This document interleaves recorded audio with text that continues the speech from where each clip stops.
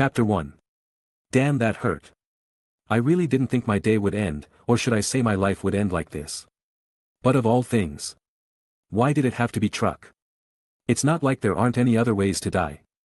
I am not even Japanese or from Japan, nor was I there or have ever been there. So why a truck? Going back a bit as a form of introduction, just to be polite. My name is or was apparently Michael Folster, above average in most things in my life, good family with some loving and supportive parents. The ever-annoying sibling that as the elder I must never admit to actually loving and constantly protecting, good grades in school and active enough in physical activities. Aside from that, my hobbies and interests were pretty varied from literature to martial arts, with a little bit of the anime thrown in there I am unashamed to admit. Though if I had something to admit is that I was a bit too much into online novels of a lot of genres. I read everything from some of the gritty anti-heroes and straight-up villains to the fluffy romance ones with some drama thrown in to face-slap some people. I was recently indoctrinated into the world of fanfics and I have to say it ate a lot of my time. Star Wars, Naruto, MH Bleach, but for some reason the ones that made me lose myself in the world they recreated over and over again were the Harry Potter ones. I just enjoy the characters and how some changes or points of views could change the way everything ends. Now that you have a basic grasp of who I am, let's get back to how I die because it just made me curse at the cliché of it all. I just finished high school with good enough grades to enroll into the university of my choice and with my parents supporting the path I was trying to follow in my life. I took a long time to really think about what I wanted to do in life and I come up with something no one envisions for themselves as a child I wanted to teach. On my way back from the university to fill out some of the last forms and get my student ID. I stopped to get some of my favorite snacks as a reward for everything going well. As I stepped outside and got to the corner of the street, I saw a young mother and her child crossing the street. We know where this is going. She looked like she twisted her ankle due to her heels and was hurting pretty badly, so I stepped up to help. I got to the kid who looked like she was almost about to cry and said, "Hey there little one, my name's Michael, I'm going to help your mommy get out of the street, so can you go to the bench right there and wait for us?" As I pointed to bus stop at the corner. The little girl nodded and ran over to stop, turned around and stared at her mother. "Thank you for the help, these are new shoes and I just misstepped," said the young mother on the ground. I extended my hand and replied, "It's no problem at all, let's just get you out of the street first." I got her up, picked up her purse and started to make my way over to the sidewalk. And that's when I heard a loud honk. Then I saw a light coming towards our direction. Problem was that it was coming towards me and the hurt women, but swerving out of control towards the bus stop which just so happens to contain one frozen little girl. "Millie!" The mother yells in horror as she realizes where the truck is heading towards. In that moment I don't know what came over me, but I let go of the mother and sprinted towards the girl. As the truck got closer I jumped and pushed the girl out of the way. And it was just in time for me to get hit by truck, and boy did that not feel great. Even if it was just for a short while. I don't think I can forget the sound of pretty much every part of me snapping and crunching at the impact. I did see that the girl was out of danger the moment before I got hit, which is nice to know since I'm not getting up from this. I know this, everyone who saw this knows it, and I honestly couldn't even feel much of anything at that point. Everything was simply getting darker and darker as my brain was shutting down, until I closed my eyes and just let myself go into the darkness. That is until I realized I was still thinking. I couldn't feel my body, so my first thought was that I lived but somehow ended up completely paralyzed. But after a few minutes I also noticed that I'm not breathing or feeling any sort of pain. Which I assumed that being paralyzed doesn't stop from feeling pain. This made me think of a lot of possibilities. One is that I'm a soul and I'm being judged right now, 2 is that this is limbo.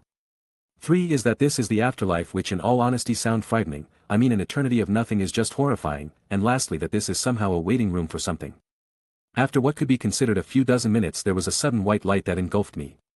A few seconds later I'm standing or floating or whatever I doing in front of 2 people. One is a man seemingly in nearing middle age, judging by his salt-pepper hair and neatly trimmed beard on his sharp face made him look like stern man. He had the red eyes which almost seemed to glow with how intense they were, and was wearing almost blood-red robes kinda similar to what Jedis wear. The other was a woman, she had pitch black hair and eyes looking like darkness itself, but her features were gentle like a mother waiting for you to fall asleep, wearing a similar robe to the man but black as her hair. They were looking at me until finally the man opened his mouth to say, "Michael Folster, you are now dead." "Well fuck," I reply as that last bit of hope to still being alive just crashed. I thought of my parents and even my little brother. My friends. My dreams, everything that I thought I could do in my life.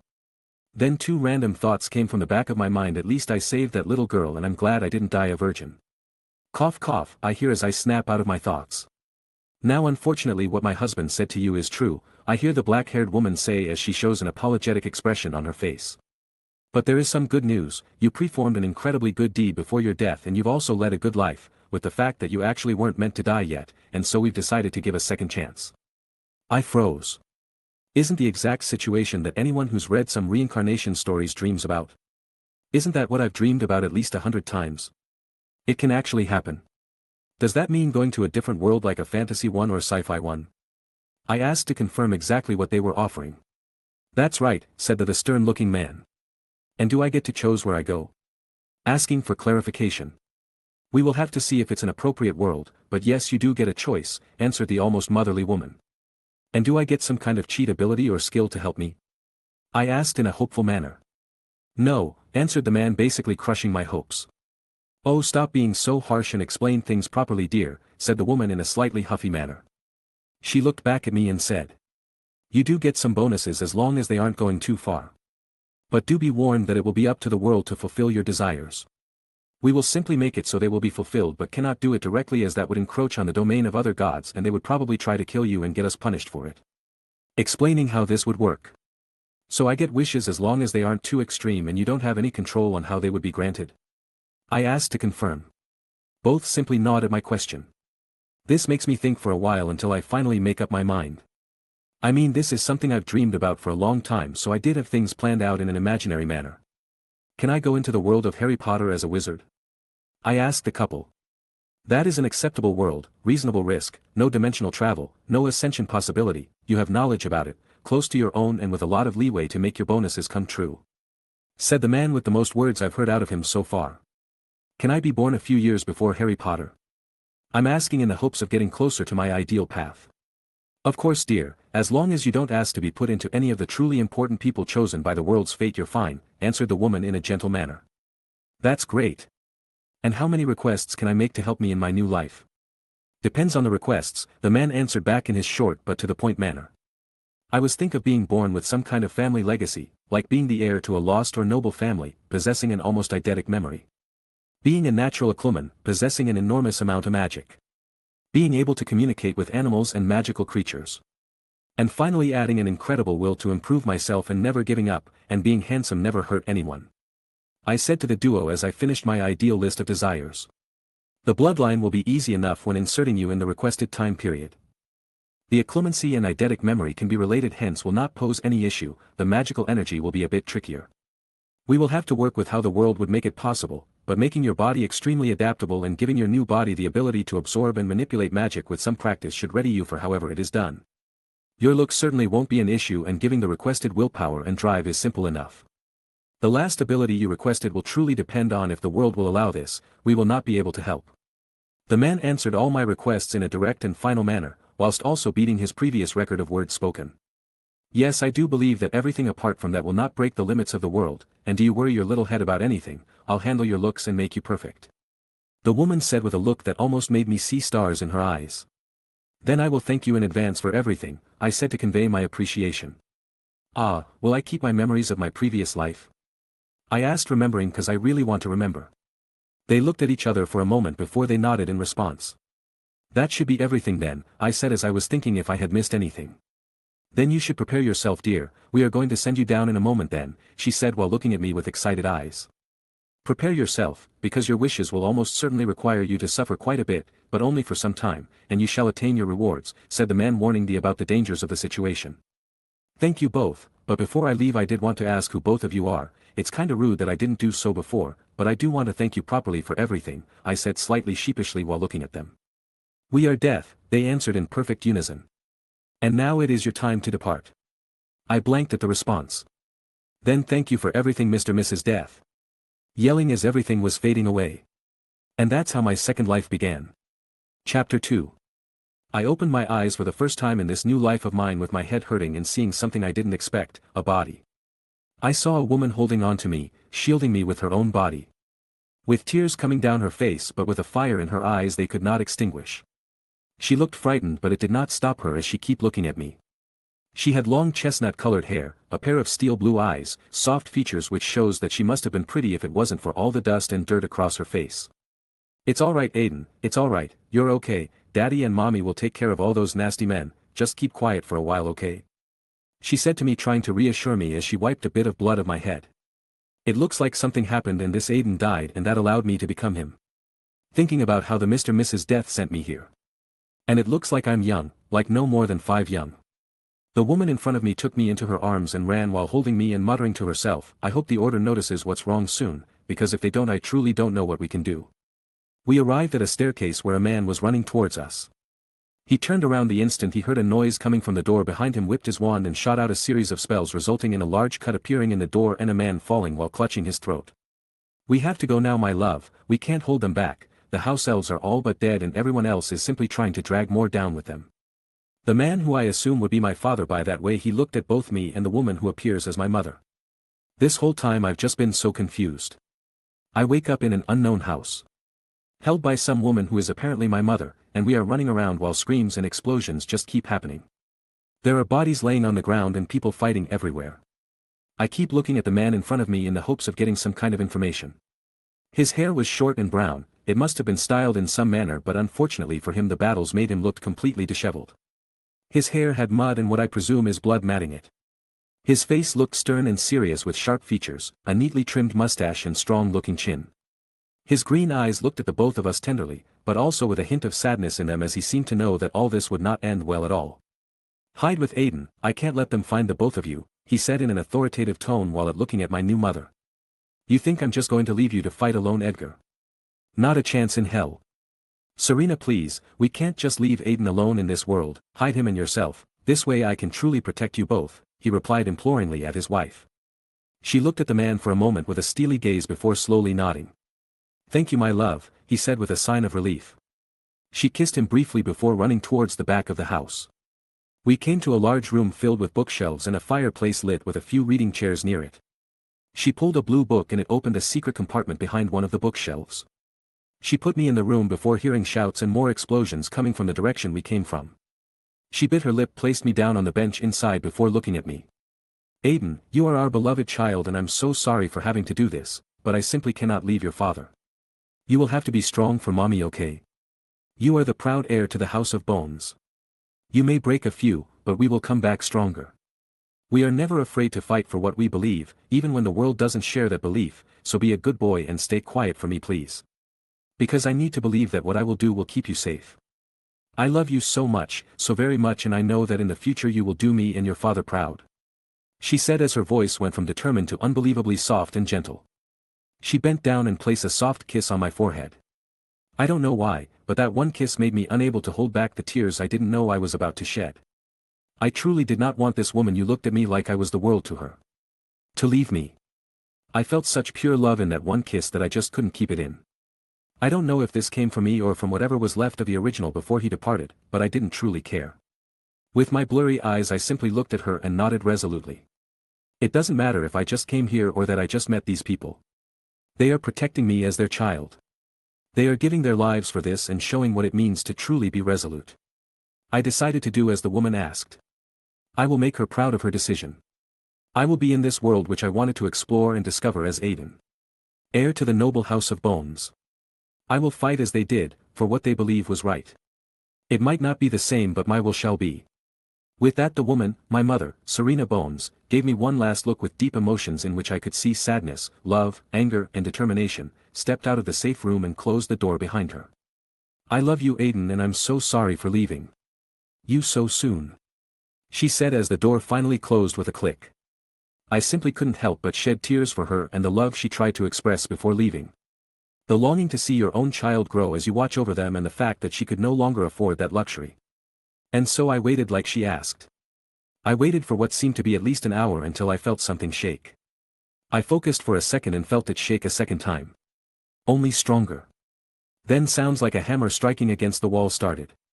It got louder and louder until I finally heard. Confringo. And the wall in front of me exploded.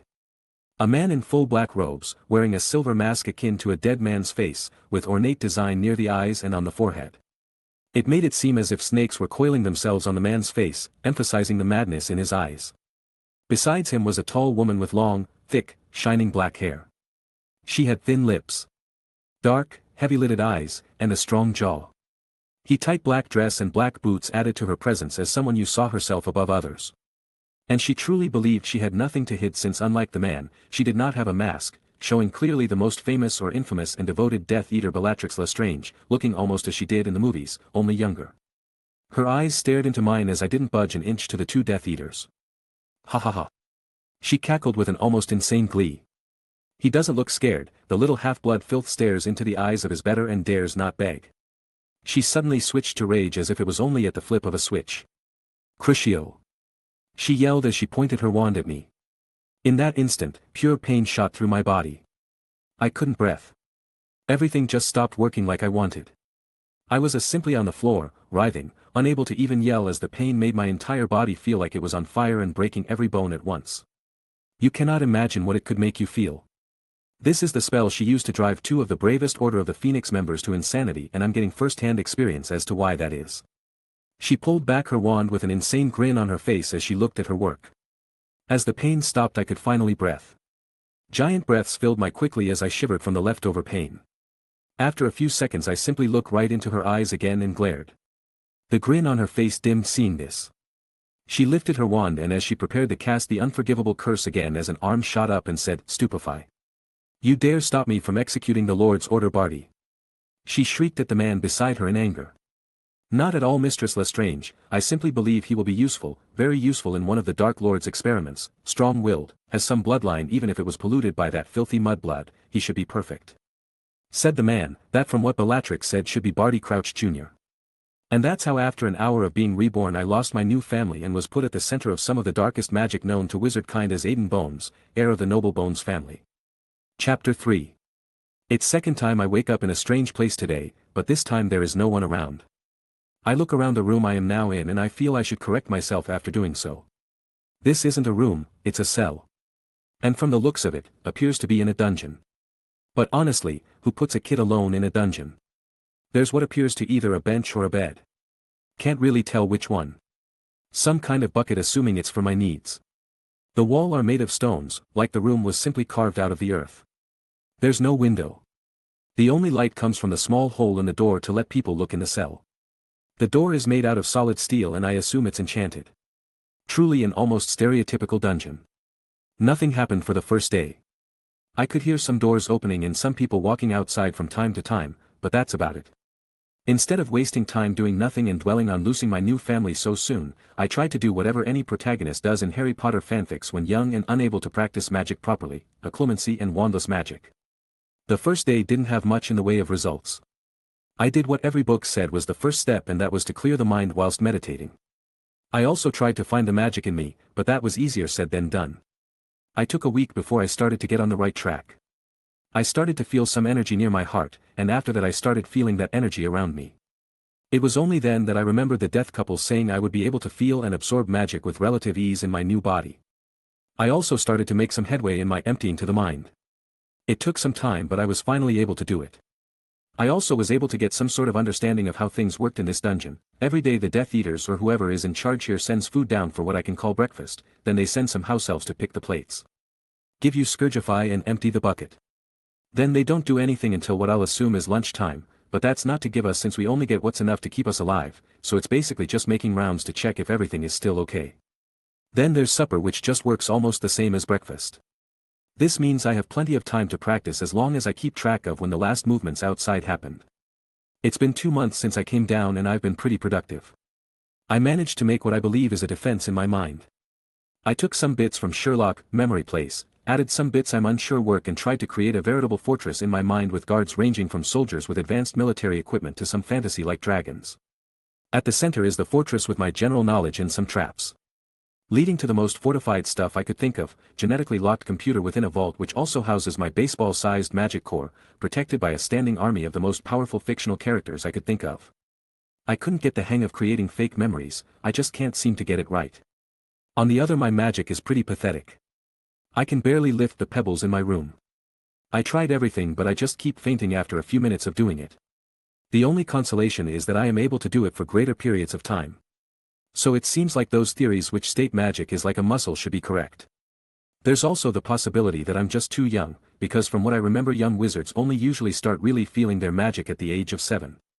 My routine of training my occlumency and magic kept going until 2.5 months in my cell door opened. Two men wearing identical plain silver swath-eater masks stepped into the room. The two looked like towering mounds of either fat or muscle compared to my small stature and weak body. "It's your turn now, kid, try to last longer than the last kids that were up there. I hate having to come down here with you low-breed filth," the Death Eater on the right spat out. The one grabbed me while the other cast Petrificus Totalis and then levitated me out of the room. Once in the hallway I saw maybe half a dozen cells which seemed to be identical to mine. The halls seemed to have been dug out of the earth just like the cells. The only things that looked like they had been made instead of carved are the doors and the torches. They brought me down a level, at least I now know where the stairs are, to different hallway. This one seemed better, they at least made the walls look like bricks, but there was a bunch of weird odors on this level and most of them bad. We went into a room which was lit properly unlike my cell. On the ground was a weird set of circles with a star in it, surrounded by drawn symbols in what I have to presume, judging by the redness of it all, is blood. If it's human or not I don't know. And even if I could know I don't want to. There were pieces of what looked like a lion beige-colored legs with great claws, 3 pairs scattered at different points of a star within the circles. A tail and what looked like fangs on the other 2 points, and above the center was held a pair of eyes floating in a liquid held by a glass container. In the middle of all this was a table with what looked like straps. All I could do was watch and try to figure a way out of this situation which did not look like it would end well for me. The problem was that I was completely stuck both magical and physically. My wandless magic was laughable and I don't know how to even leave this place or how many people are here. In the end, all I could do was watch in horror at what I could guess would be a ritual and one involving blood and sacrifices, something which pretty much all fantasy worlds would call dark magic. "Try not to die too quick, kid, it's annoying having to dispose of you filthy brats," growled one of the men who as he strapped me down. "All yours, sir," they said to a man standing in the corner observing everything. "Leave us," said a raspy voice which sounded almost inhuman. As both men left he turned towards me and said, "You will be a step on the path to create the ultimate weapon for the Dark Lord, you filthy half-blood, be grateful for this chance or die for his glory." He turned around and walked to his own position just above my head. He pulled out a silver dagger and started a chant which I couldn't recognize as he was murmuring. Until finally he used the dagger to slice my wrists. Pain exploded and my mind started going into overdrive trying to think of something. Trying to stop myself from panicking. "Iti tandem intrat sanguinem predonum," said the hooded man in an excited manner. The blood circle started to glow as it became liquid again. It came towards my slit wrists and started to crawl its way into my body. I felt like my arms were on the verge of bursting. Like every vein and artery were stretched to their breaking points. Until the blood finally made its way to my heart and spread throughout my whole body. I tried to use every little bit of magic I could to try and stretch the blood thin as to not explode like an overinflated balloon. It took all my will to not scream out in agony until it finally started to calm itself. "Oculi tandem intrat rapax," said the bastard holding the knife as he did something no one could truly be prepared for. He slashed his knife across both my eyes. In that instant I froze. It just didn't compute. And then came the pain, the horrifying pain. Followed with the horror of the situation, and it finally made me scream. I could only feel the despair at the situation until new sensations were felt on my face as a cold liquid was poured on me. Then I felt a new sort of pain, like my eyes were being pulled out and shoved into my skull at the same time. I yelled and screamed until it felt like blood was coming out of my throat. All I could hear in response was that fucking bastard who stabbed me. The piece of shit who took my sight and put me through this pain. And he was fucking ecstatic. It was like his fucking birthday was happening and he got everything he asked for. I don't know how long I was in this limbo from hell, but it finally stopped. And I could only cry with no tears after I felt them untie me from the table. He lived. The boy lived. He's the first to make it this make far, You two idiots outside. Get him cleaned up and send him back to his cell. He is now the most important subject in this place. I heard the door opening and the sound of footsteps neared me. I felt the blood on my body leave and then followed the same procedure as when I was brought up. Only this time I was simply shocked already. I didn't know what to do anymore. So even if they didn't full body bind me I still wouldn't have moved. I was dumped back into what I assumed was my cell and felt around for my bed. After I got my bearings, I climbed on and simply curled up and trembled at how everything just happened so quickly. I kept asking myself questions. Thinking about how could even learn magic while blind. Thinking about what these bastards will put me through next, cause from what that dick bag said I'm sure he's got more planned for me. The only way I could fall asleep that night by forcing myself to using occlumency. I entered my mind happy to still be able to see it. I went to the deepest parts where my core memories of my past life dwelled and my magical energy which powered everything within me lay. And when I got there I had to double check if everything was alright because my magic core, the which was responsible for containing, distributing and absorbing the magical energy for wizards, well it now had a twin and both of them were at least 4 times the size of what my previous one was. If my previous one was basically a baseball containing mist, these were 2 basketballs containing incredibly dense mist. This now reminded me that the death couple said that they could grant my requests. But it was up to the world to make them true. This event made me realize that there is no such thing as a free lunch and that one should always be careful of what you wish for. Chapter 4. I finally woke up. But I don't really know what time it is, or more accurately I don't know what part of those shit-eaters' work is coming next nor how long till it happens. I also realize that my eyes are bandaged and I'm not in a hurry to take the things off. I mean I don't want an infected wound on top of being blind now. I felt outrage at what they did to me. They just used me and dumped me back into my cell. Experimented on me and left me to rot again. But anger has to wait. Because my body needed to be taken care of. First problem is that I need to use the bucket. After feeling around for it with my feet as I was walking towards what I think is the right corner, I can finally take care of nature's call. And apparently I really need a cause. From what I can hear I think I almost filled half. Next up was a complaining stomach. I head towards the opposite direction from where the bucket and try to feel for the door and by extension the tray of food which is supposed to be on the floor near it. Thankfully there was some, although not nearly enough to feel my massive hunger. I guess it's gonna be a rough couple of days. After I was done, I did my best to walk back towards the bed and started meditating. I needed to understand what changes and how having 2 cores is going to affect me. As I tried to understand them I noticed that they were constantly feeding of each other when not being used.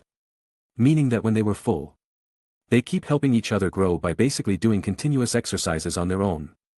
That was a really great piece of news and I really needed a piece of good news to cheer myself up, because not to beat a dead horse here but it really sucks that I got blinded by some freak who probably wants to blow Volt Hitler. Now what was also interesting is that I started to feel magic as I used it.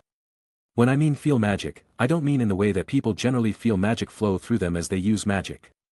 No, it's different than when I used wandless magic before. I felt it all around me, felt it caress the pebble I was levitating after I found it, felt it move around and through me as harnessed it. 'Tis as when my wandless training really started to pick up.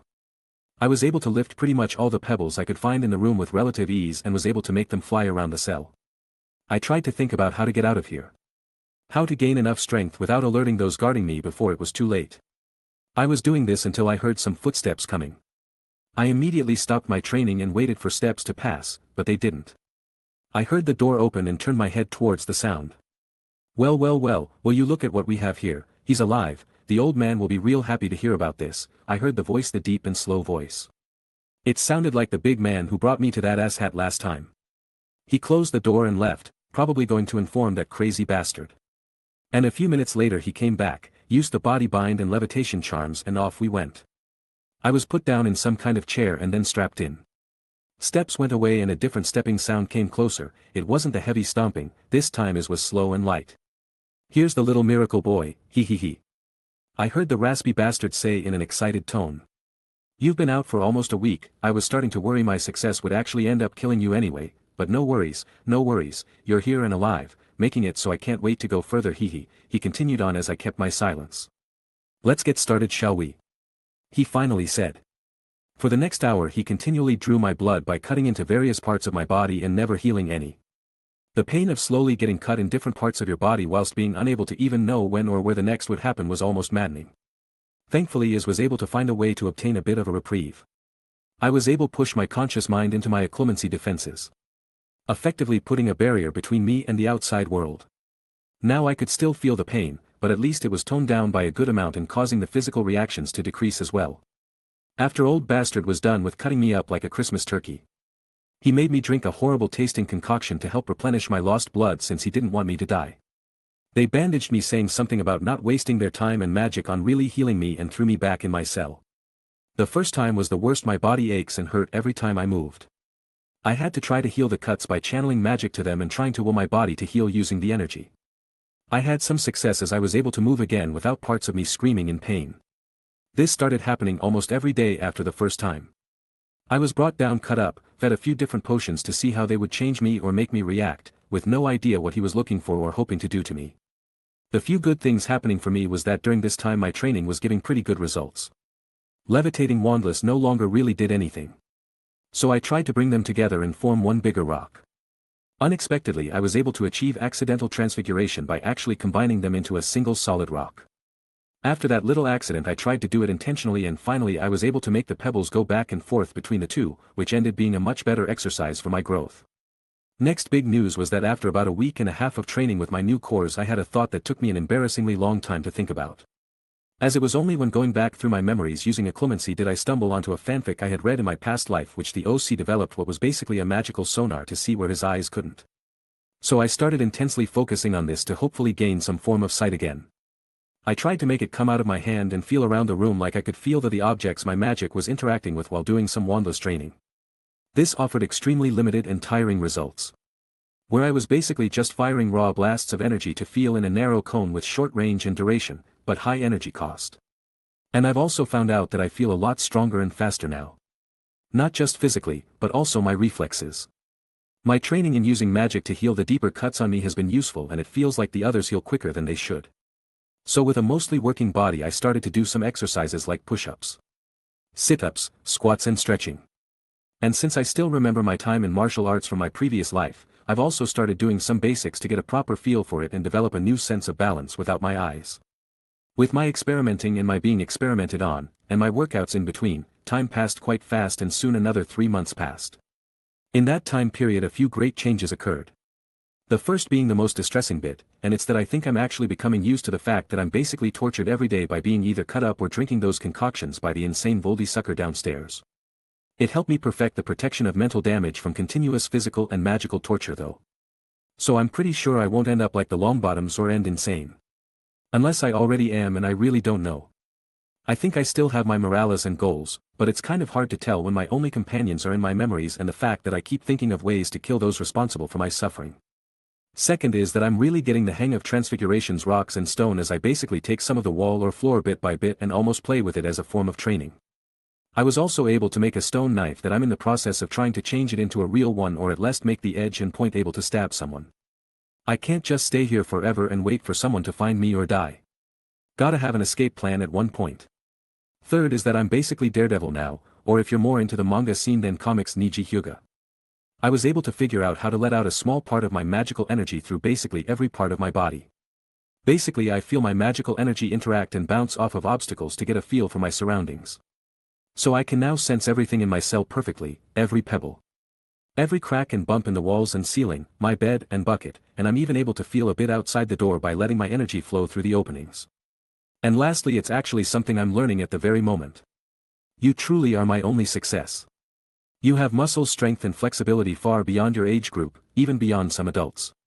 Your reflexes are almost instantaneous and you possess some innate resistance to magic. Truly a marvel of my ritual. Said the Voldblower sighing at his own work.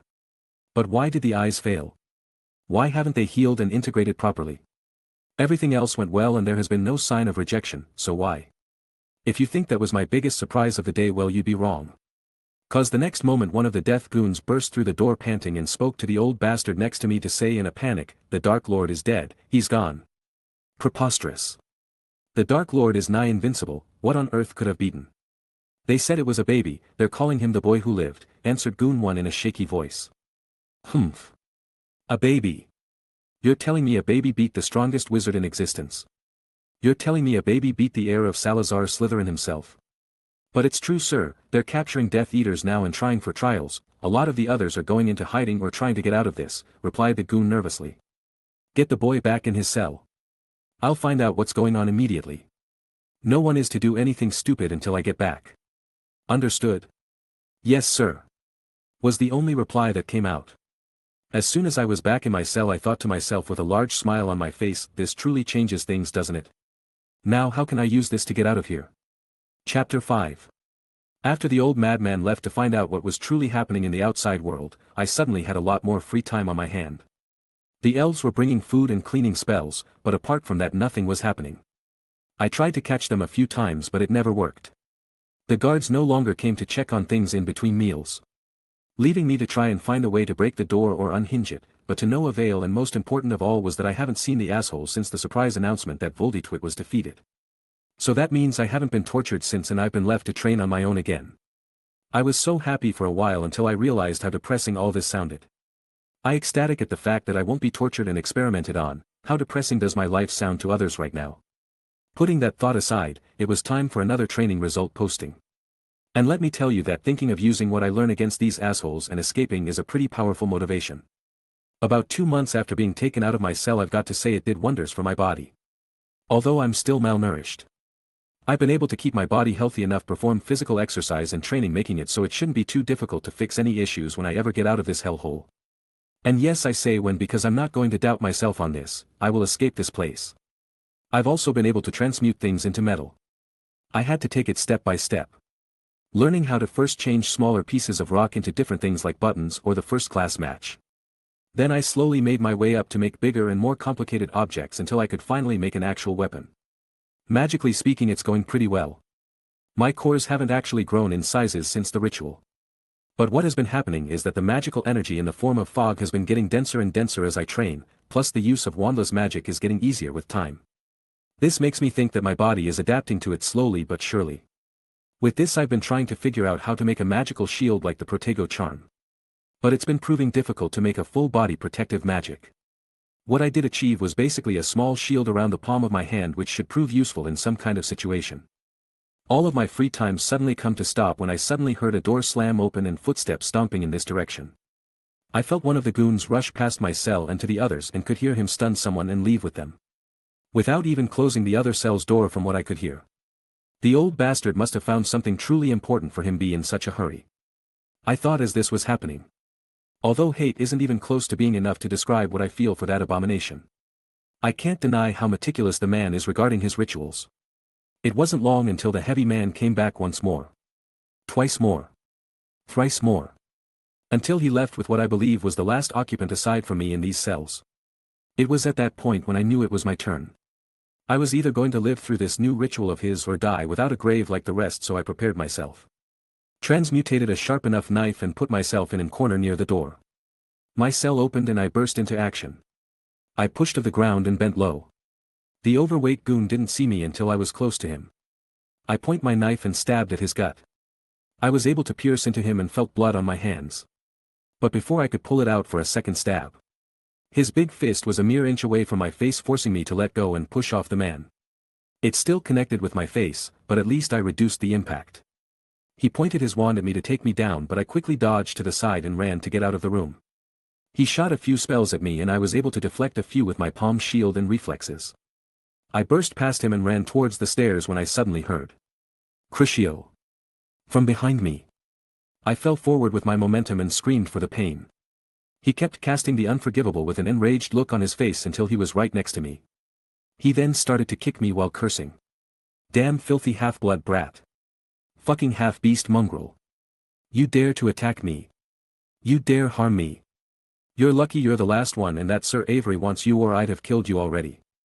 I was woken up by talking between the old bastard and the overweight goon, and being strapped onto a table with the old bastard again was not going to end well. This is the last one, sir. The fucking mongrel tried to escape. He fucking stabbed me in the gut. He's lucky we don't have anyone else. We have to leave after he dies and start again somewhere else. After we stole that egg, the Aurors are hot on our tail and can find us at any moment. Said the goon, and his heavy voice sounded quite worried and angry about the situation. I know. You don't have to keep telling every single time. I know it'll succeed this time. I calibrated it properly after the other trials just to get this one shot right. He's the perfect test subject for this. If this succeeds, the Dark Lord can regain his power almost immediately and take his place at the head of a new world. He continued, will sound completely insane. He was moving around writing things on the floor in blood saturated with magic. It felt like the blood was almost bursting with it. But what really drew my attention was what was in a small box near me. The thing was almost like a small sun in terms of magical energy. It felt almost limitless. Like there was no end or beginning for it. I had to stop trying to probe into it, or I felt like I would dull my senses. The old codger was done whatever he had been doing and got into his position above my again. Not the most pleasant memory. I heard him unsheath his small dagger and open the box and lifted something above me. I could now feel the little sun above me. He started chanting in a low voice. Until he built up his momentum, raised his dagger and stabbed me in the chest while shouting. Quod est ad coniungere cum sanguine. I was going into shock. screaming at this fucking old man in my mind. It wasn't enough that they took my new family and shoved me into a dungeon. It wasn't enough when he took my eyes and almost made me explode the first time. It wasn't enough when this motherfucker tortured every day for months. Now he wants me to die for this bullshit too. As all this was going through my mind, the crazy bastard yelled, "Quat est ad coniungere cum flamma immortalum," and shoved the little son in the stab wound. Suddenly my whole body felt like it was on fire. Everything was burning. Even my magic. And it was at this moment when I felt something enter through my mind's defenses. It didn't tug or test anything. It simply went in. I did what I could do best when faced with old demon's crazy ideas and went in to defend myself in whatever way I could.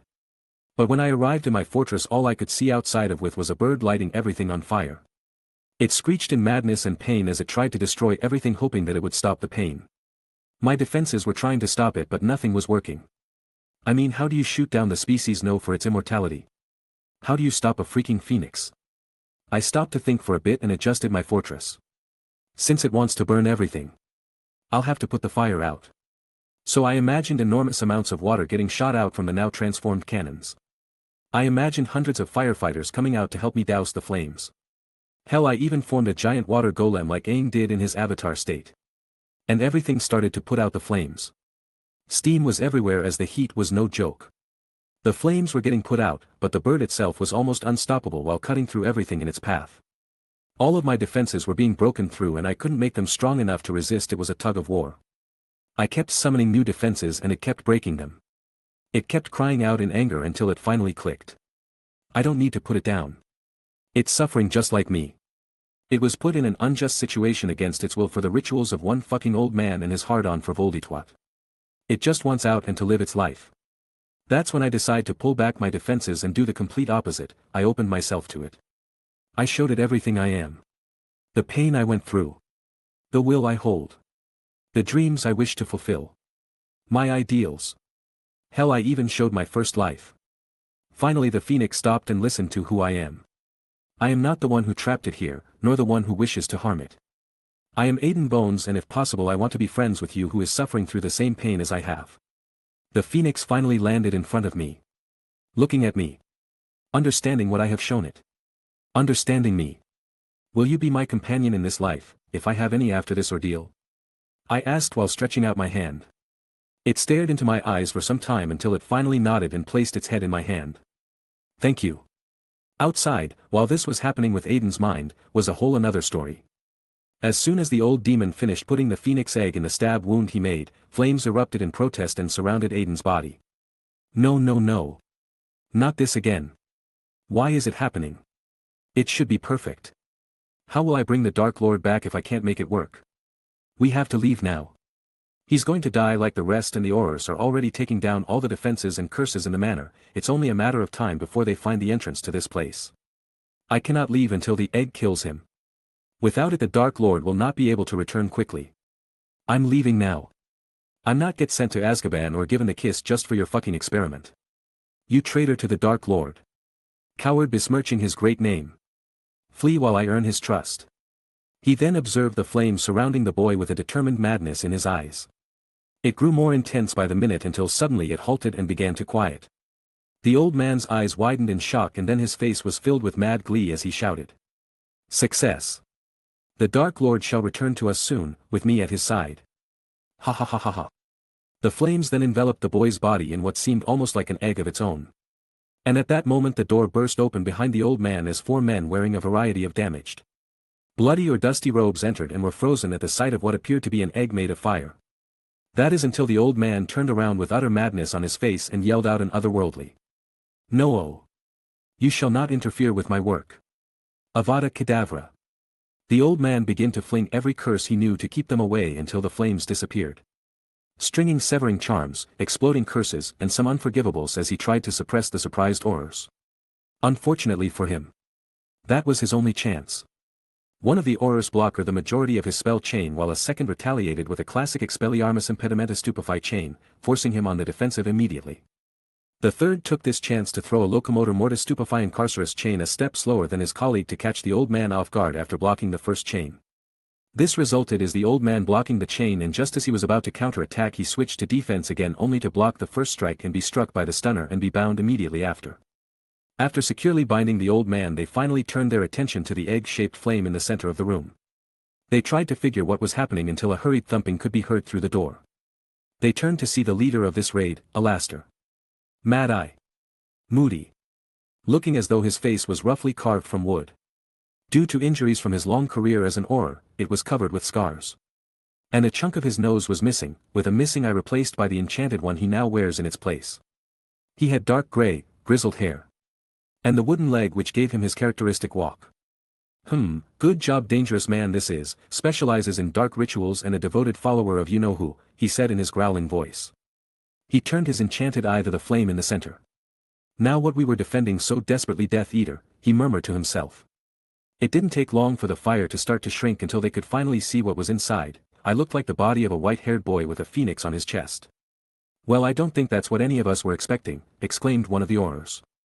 And that's how Aiden Bones, formerly Michael Folster, experienced a second rebirth. Chapter 6.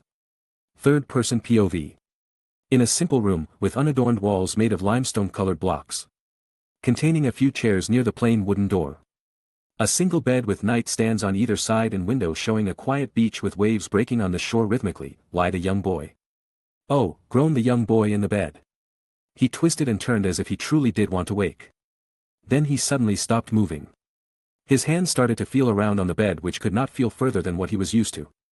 Then he sat up straight like ruler. Opening his eyes in shock to look at where he was. And shock was an understatement. He didn't recognize the place. It certainly wasn't his cell. It wasn't any place he knew. It didn't resemble any place from his previous life either, so that took the option of. Everything was just a dream. Away. He then froze as his eyes widened. He brought his hands in front of his opened eyes and began to wave them. He started looking at everything in the room as they turned his head around crazily. He then started staring at the beach and the water outside. Until he heard a small screech behind him.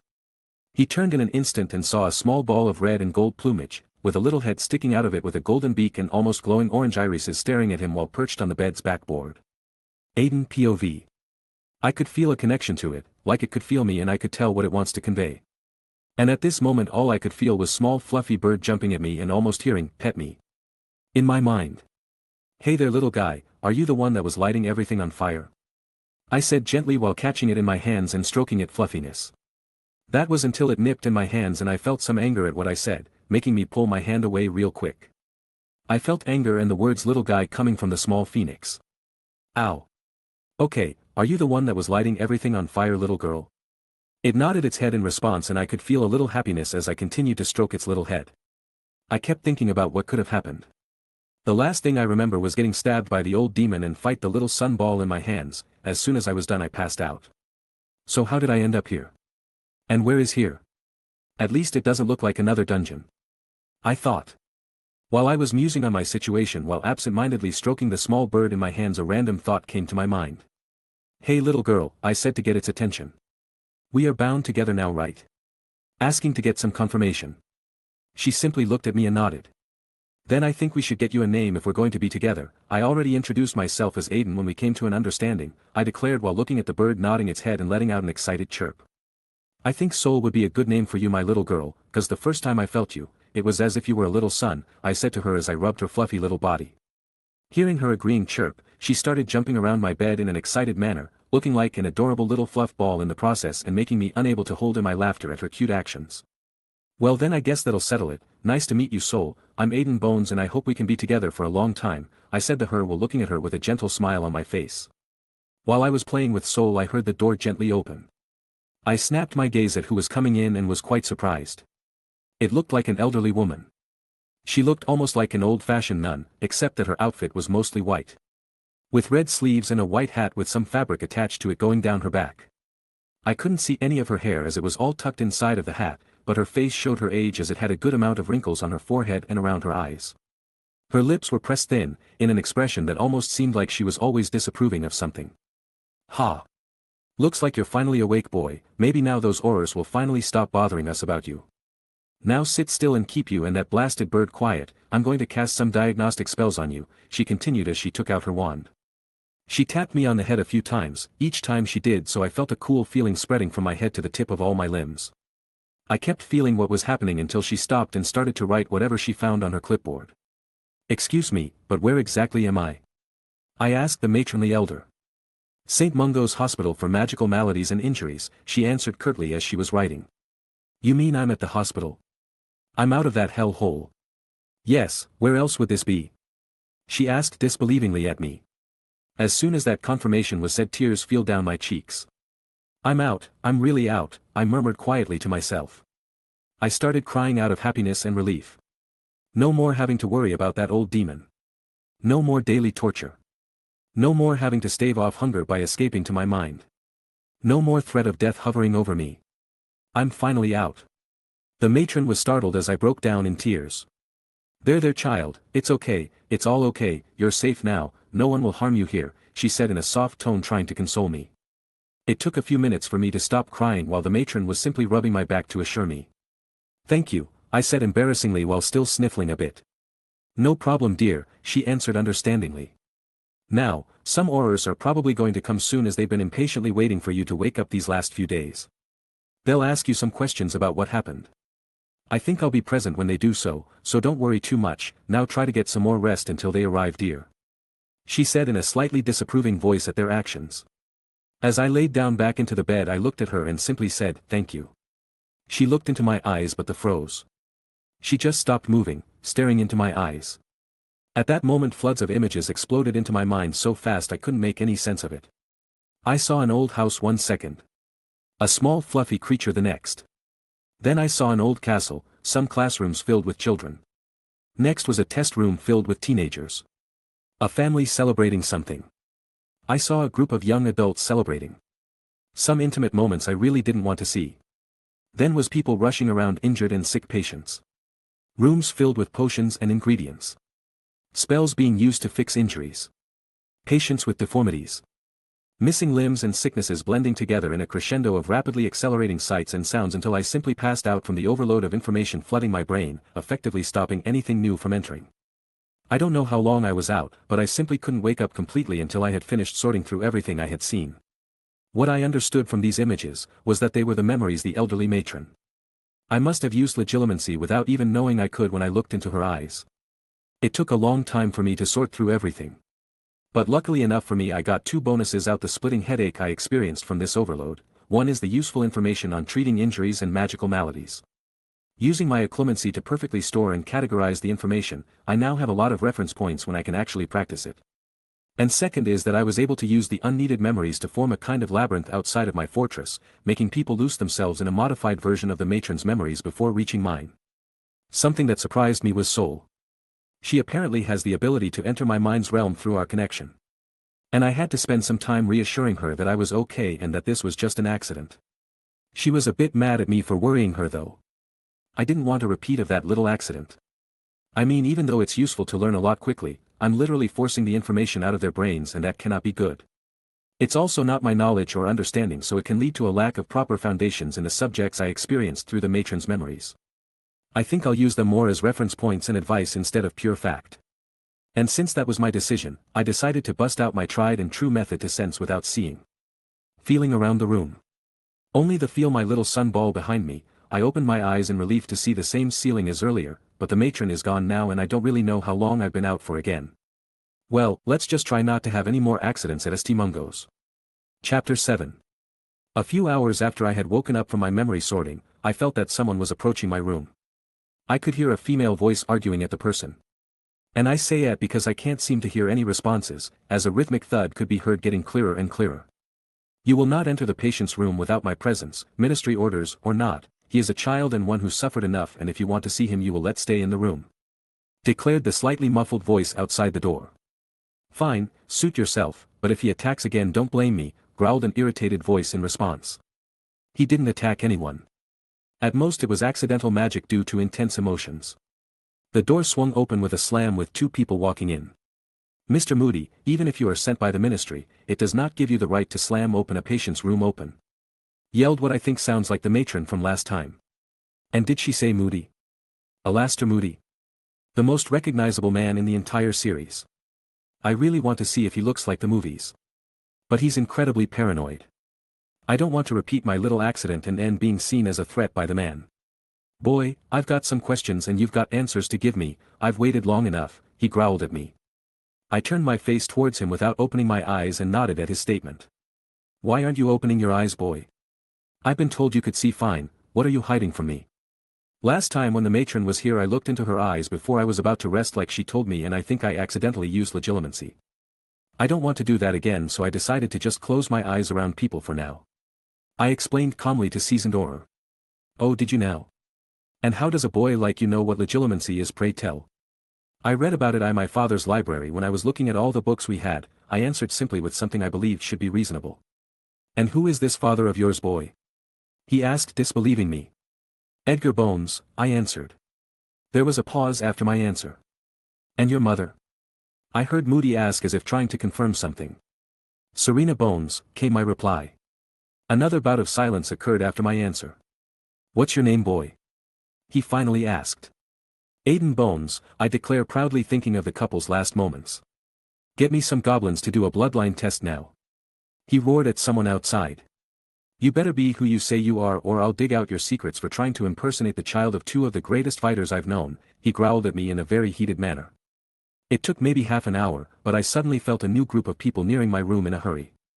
Two of which felt very short compared to those I usually sense. It's a shame, 'cause I really want to see what goblins truly look like. Is that him? I heard a voice almost sounding like a croak. I heard Moody confirm. I heard small steps come towards me and ordered, hand out, we need some of your blood for the test. I held my left hand towards the small being. I felt him grab my index and swipe a knife and drawing blood. Interestingly enough, the wound seemed to heal almost immediately afterwards. Aiden Michael Bones. Date of birth, 7th of July, 1977.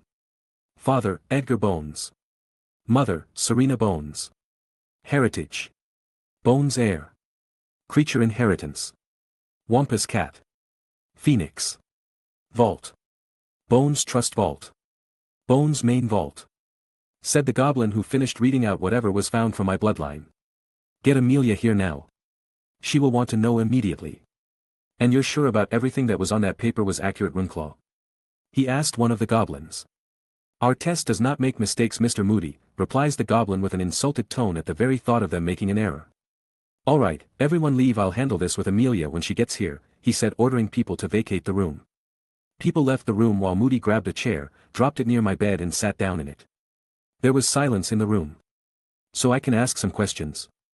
I asked Moody in an unsure tone. Yes, was the growling response. Are my parents alive? Was my first question. No, came out the answer with a sigh. We weren't able to get to them or you in time. Who is Amelia? I asked, trying to sound like I didn't know the head of the Department of Magical Law Enforcement DMLE in the future. Your aunt, also the only member of the Bones family confirmed to be alive, except for a cousin of yours named Susan, was his answer. What's a wampus cat? I heard them say I had its bloodline, but I don't really know what it is. The phoenix doesn't surprise me too much because of how I bonded with my little soul here, but a cat. So that's a phoenix, hun? Said Moody. You're going to need to be careful no one targets you for it. Easy target you are, young, no wand, carrying a gold mine with you. Thanks for the advice, was my only answer. Back on the topic, a wampus cat is no kitten. It is a XX-rated magical creature more commonly found in America. They resemble mountain lions, but with an additional pair of legs. They are extremely deadly, capable of legilimency and hypnosis with a lot of strength behind them using their eyes. They're magic resistant and almost impossible to kill.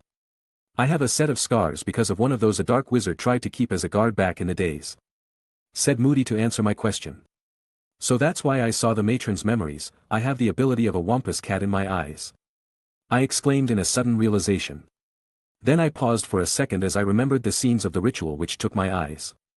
3 pairs of lion legs, a tail, fangs, and a pair of eyes preserved and floating above the ritual formation.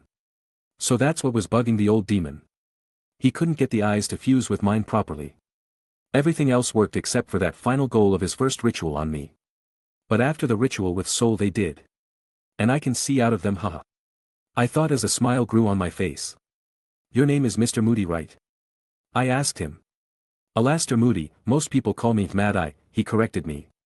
Okay, I'm gonna open my eyes to play with Soul until my aunt arrives, so please try not to look at them. I have a feeling your memories are not something I want to see, I informed the man. Ha, like you'd be able to get through my defenses, boy, he grunted at me. And so time passed as I pet the cute and warm little ball of fluff. After about 15 minutes I started to hear hurried steps coming towards my room. Does Aunt Amelia have strong enough acclimacy to resist me looking at her? I ask Moody. Try mine, he replies. I turn and look into the man's remaining eye. And I gotta say, they did a really good job portraying him in the movies. The only differences seem to be his nose. With the visible chunk missing, less wrinkles, and the grayness of his hair not having been complete. The result of me looking into his eyes was a few random memories of his office or of some time he was traveling, until I was shut out completely. Well, it's pretty sudden, I'll warn her and tell you when you can look, he said in an almost impressed manner. That's good, 'cause I think that's going to be her, I replied with a small sigh. He raised an eyebrow questioning what I just said until the door to my room swung open abruptly. Wow, a lot of people are really rough with doors here, I couldn't help but say with a chuckle to myself. Aiden, is that really you? I heard a woman ask. She came closer. Yes, I'm Aiden, I guessing you must be Aunt Amelia, I answered her question. I felt her hand touch my face, turning it in many different directions to get a good look at me. What happened to your hair? And why aren't you opening your eyes? And what is this scar? Alastair, what happened to him? Calm yourself, Amelia, he said slowly. You're going to need to prepare yourself for some very sudden legitimacy before the kid opens his eyes. He's been changed, he tried to explain to my seemingly very high-strung aunt. She paused for a few moments and declared, all right, I'm ready. I opened my eyes and finally get a good look at the famous Amelia Bones. I saw a square-jawed witch with close-cropped gray hair and a monocle attached to her collar. This gave her an appearance of being a serious person. With appropriate robes for the head of such an important department. She looked at me with the same green eyes I remember my father having the first and last time I saw him. A few memories of what I think was her and my father when they were young floated to the surface, as well as a wedding scene in which I can only assume was his and my mother's. I understand what you meant, Alastair, she said without turning her head. How did this happen to you, Aiden? How did you get that ability? And where have you been this whole time?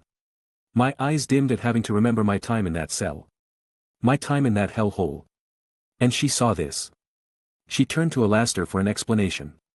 What we know so far is that Aiden was probably captured when they attacked the Bones Manor. They took him away after killing everyone they could find. He started off with the beginning. He was taken to an underground facility found dug out under the Lestrange family home.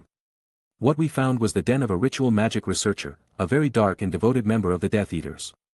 He was researching ways to use dangerous magical creatures to empower either his comrades or you-know-who himself. We caught their trail when a phoenix egg was stolen and smuggled into the country and a few aurors tracking it got attacked. We finally found their base of operations, swept the place clean until we found a hidden entrance. We found a half-dozen cells with almost nothing in them except buckets and what we assume was a bed, with no light sources and metal doors. Then we found a second floor with multiple rooms. One was filled with tomes about different magical beasts, ritual magic, blood magic and human transmutation. Another was full of preserved beast parts and ingredients. The next was a room with a chair with straps and a good number of instruments, almost looked like Muggle medical tools. Last room held a table with straps where we found the boy undergoing what we assumed was a ritual. And at the end we found a hole filled with what we believe are the cremated bodies of whoever they took for their experiments. Moody explained to Amelia. Dear Merlin. And you're telling me my nephew was trapped in that place for over 8 months? Her face suddenly lost all traces of emotions, as if she couldn't feel anymore, but her eyes were different as they almost screamed her intent for retribution. Tell me what happened to you, Aiden, and I'll make those people responsible feel the punishment they deserve, she declared, looking me. Chapter 8. It took me a few hours to tell her everything I knew about what happened to me. I talked about Lestrange and Crouch Jr. About what the old demon with the last name Avery did to me and the rituals they used on me. It wasn't much that they didn't already know. But it helps whatever case they're going to build against those that captured in the Lestrange case. After I was done, Amelia looked at me to say, thank you for telling me all this, Aiden. I'll make those animals get the kiss for this. They think they can do whatever they want just because they're pure bloods. Then they have another thing coming. Alastair, go back to the ministry and make sure they charge the captured Death Eaters with the right charges. I don't want them on trial simply cause they're Death Eaters. Too many are getting away with the imperious defense, she ordered. Aiden, I'm going to check with the matrons on when you'll be fit to come back with me. I'm now your guardian since I'm your closest living relative, who is both willing and able to support you, she then said while looking at me. That's okay, Aunt Amelia, I'm fine with coming with you. I answered back with a smile. As long as Soul is coming with the bird? Well, that's fine. Both left the room in a bit of a hurry. As I was left alone, I decided to go into my mind and study those memories I got from the matron. She's been a healer for a really long time, and I have no doubt I could teach myself a great many things from going through her memories properly this time. I was focusing my attention on some examples of what kind of potions one can use to fix different injuries, maladies and accidents until I heard Aunt Amelia talk as she opened the door. They said there is nothing physically wrong with you. They are worried about your mental health because of what you've been through, but I convinced them that getting out of this place and being with your own family would be a better environment for you. So you'll spend the night here so that they can clear you, and I'll pick you up tomorrow evening, okay? She said, explaining what was going to happen regarding my stay. All right, Aunt Amelia, I'll wait for you to pick me up tomorrow, I answered, trying to be polite. You don't need to be so polite when we're alone, but I will need to leave soon, she said to me, trying to correct me a bit. She approached my bed, extended her arms and hugged me. That act made me freeze. My eyes started to water. She must have felt my body becoming rigid because she squeezed me a bit harder. I tried to hug her back. But it was like my body was fighting against me. All I could manage was my arms mechanically raising themselves and mimicking her action. As soon as I did, though, it was like a dam burst and I kept on crying. She didn't say anything or do anything else. She just let me cry as much as I needed. I don't know how long I was crying for, but I know that I felt lighter after I did so and very tired. Aunt Amelia let go of her hug and laid me back on the bed. All right, now get some rest. I'll come and pick you up tomorrow. I'll get you some new clothes too so you don't leave the hospital in their gown, she said as she was standing up. Good night, Aiden. I'll get someone to get you a dreamless sleep potion, she said, and with a wave of her wand turning off the lights in the room. After receiving said potion from the matron in charge of me, I could finally rest. No occlumency training and no thinking about that hellhole. Just rest. I woke up feeling refreshed the next morning to a knocking sound at door and the matron from last time coming in. Time for breakfast, Aiden. You have to be hungry after the past few days of constant rest and all that happened yesterday. Eat up. I looked at the plate filled with eggs, sausages, bacon, toast and beans. Like a ravenous beast I start eating like the starving boy I feel like, only pausing to breath and take great gulps out of the glass of orange juice offered on the side. It took no time at all to finish the food and feel full for the first time in a long while. Well, it looks like I was right. You did finish everything. That nosy Margaret will eat her words now, she said in a triumphant tone. Sorry about that, and thanks for the food, I said rather sheepishly. No worries, dear, I'll come by later for another checkup and bringing lunch with me. Just relax for a while, she said with a hint of a smile on her face. She did a quick wave of her wand to clean my face and simply lifted the tray as it followed her out of the door.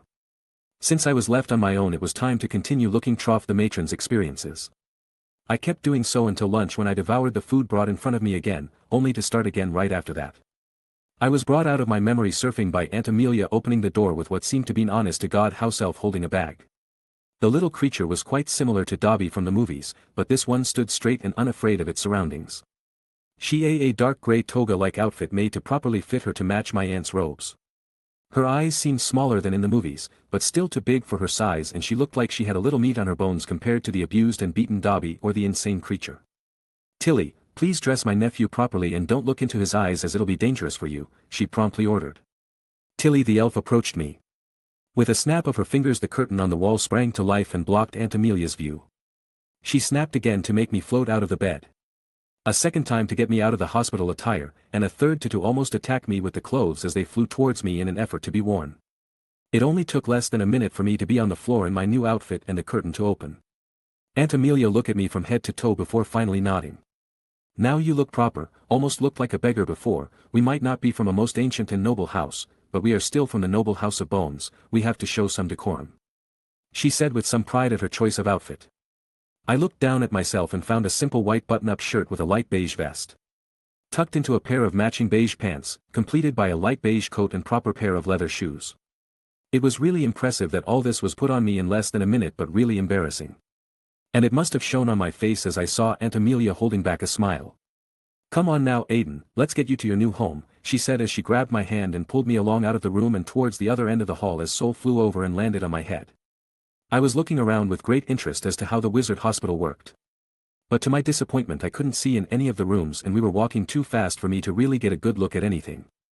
The only interesting part was when we reached the lobby and a bunch of weirdly dressed wizards and witches were waiting while reading newspapers, or books with moving pictures. I could see some panic as some were trying to explain to the matrons what was wrong with them. We arrived into a hall with about a dozen fireplaces with small green fires in them with people coming in and out of them with a flash of that emerald flame. "Alright Aiden, just a handful of flu powder and yell out, Bones house. Nice and clear, also keep your arms tucked in and your eyes closed, don't want any ash in your eyes." I grabbed a handful like she said, stepped into the fireplace and onto the small green flame at my feet and yelled out, "Bones house." As clearly as I could while throwing the powder at the flame. The flame flared as the powder came into contact with the powder and swiftly enveloped me. I could feel myself zooming through something, but kept my eyes closed as Amelia told me to. I also held my breath just in case. I suddenly felt myself land somewhere, and due to the abrupt nature of the landing I was forced to stumble forward. At least due to my quick reflexes I didn't fall onto the floor. After a few steps I opened my eyes. Took a few deep breaths and felt that soul was still with me. I looked around and seemed to be in an old-fashioned living room. I saw Victorian couches in some darker colors, beautifully engraved coffee table in the middle. I found a few interesting devices on the shelves to my left, a cabinet filled with a variety of tea sets and boxes, and the wall to my left was filled with bookshelves living up the name. I heard the fireplace roar behind me and found my aunt stepping out gracefully and with full control, followed by Tilly behind her. "Well, this is my home, which means it is now yours as well. It is smaller than the Bones Manor. But due to the attack and the ministry being extremely busy dealing with the fallout caused by you-know-who's fall, I haven't had any time to deal with the issue. Your room will be upstairs next to Susan's. She should be sleeping already, so I'll try and explain your situation to her tomorrow morning. For tonight you can just use the pajamas waiting for you in your room. I'll leave some money for you and Tilly to go shopping tomorrow as she knows what will be considered appropriate. Now off you go, we will all talk in the morning." She explained to me how everything would work. I follow Tilly as she guides me my new room. We pass by a few sleeping portraits in the hall and I spot a few cabinets with a variety of interesting decorations, but that's all.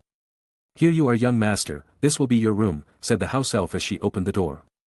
"Thank you Tilly, but you don't have to call me young master, Aiden will do," I responded while giving her a smile.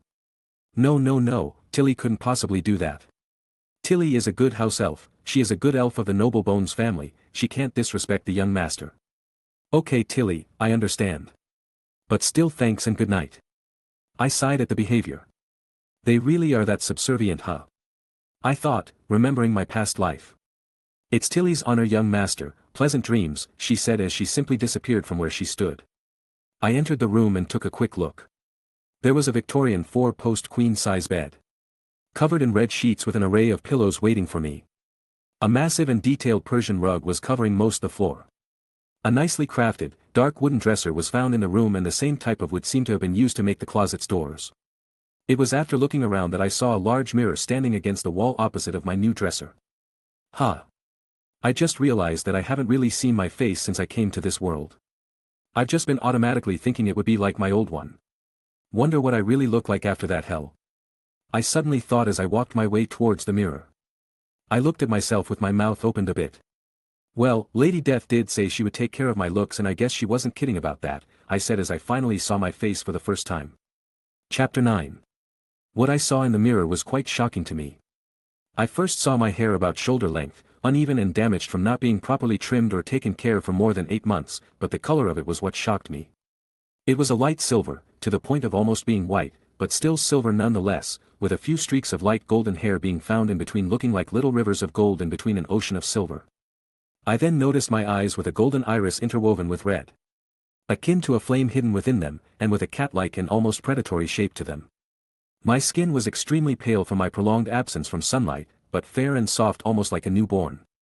The only mark on my skin was a light, clean and straight scar visible from one side to another where I was slashed and blinded. I looked at my new face from every angle before noticing that my ears had also changed a bit. They had become slightly more pointed than what you usually see, not like house elves, but like a leaf. Why does it feel like Lady Death likes Lord of the Rings right now? I thought after getting a good look at myself. I put my thoughts away and proceeded to remove the outfit forced on me at the hospital.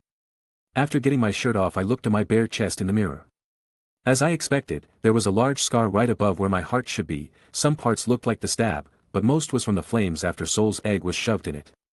I noticed that aside from scars on my wrists and a few in places on my biceps and forearms, the rest of the places the demon sliced me didn't seem to have left scars. I started scanning my body to see it having some light muscles, which is impressive if you think about my age, but I could also see my ribs rather clearly, showing the signs of being malnourished during my abduction. I stopped staring at myself and put on the pajama. And jumped into bed. The only thing I could say when my body was finally in it was that it felt heavenly. So soft and accommodating, with just the right temperature and resistance. It had to have been enchanted cause I've never slept on something so perfect. I turned my head and see Soul getting comfortable on one of the pillows besides my head. "Good night, Soul, I'll see you in the morning," I said with a smile. With a happy cooing as a response, I closed my eyes and left towards dreamland. The only problem was that dreamland seemed to want to shove me into some unpleasant memories. I kept thinking of my time in captivity. Of when they sliced my eyes or stabbed me in the chests while I couldn't see. I kept twisting and turning in my sleep. Sweating and breathing hard, unable to wake up and still forced to have the nightmares. Until I suddenly saw a small light come towards me. It was warm and gentle, forcing those bad memories away from me. I flew around me and finally went into my chest where my scar was. "Thanks, Soul," I thought as I could finally relax and drift off to a peaceful sleep. I was woken up early and still groggy by an energetic Tilly. "Wake up, young Master Aiden, Mistress wants everyone downstairs for breakfast before she leaves," she announced in a voice that I think should be illegal so early in the morning. It takes me a while, but I finally get out of bed and make my way downstairs. I enter the dining room to see a fairly long, polished red wooden table, with finely crafted engravings on the legs, with silver plates on the table holding a plethora of foods. There are 8 chairs around the table matching it. An elegant chandelier above, a fireplace seemed to have been lit behind Aunt Amelia as she sat at the head of the table. With a little girl to her left who I assumed should be Susan Bones, one of the members of Harry Potter's class and future Hufflepuff. And since I noticed the small child, I decided to close my eyes before she could look into them due to curiosity. Don't want to break my cousin's mind on our first meeting now, do I? I approached the table on my aunt's right and chose to sit in front of Susan. "Good morning, Aunt Amelia, you wanted to talk before you left today, right?" I said, stifling a yawn. "Yes, Aiden," she simply said. "But first introductions, since I doubt you've met, and if you did Susan would have been too young to remember. Susan, this is your cousin Aiden, he was your Uncle Edgar's eldest," she introduced the small child. "And as I've said, this is Susan, your 2-year-old cousin and daughter of your Uncle Thomas. Both of you are going to be living together from now on, so no fighting. Because of my duties as the head of the ministry's law department, I'll be very busy and out of the house a lot, so you two will be together a lot. Tilly will stay home and take care of the both of you." She explained to the both of us how living in her home would work. "And Susan, I want you to not look into Aiden's eyes for now, since it would be very dangerous for you to do so. Don't annoy him with this or it could harm with permanently, is that understood?" She then declared as she stared at Susan intently.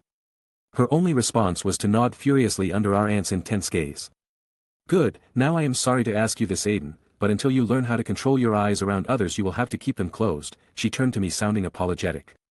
"It's fine, Aunt Amelia, I really only need my eyes open to really see things in detail and read. I'll be fine rest of the time, especially if someone is there with me," I answered without thinking too much as I was filling my plate with some of the food on the table. "What do you mean you only need to open your eyes see details?" she asked, wanting an answer.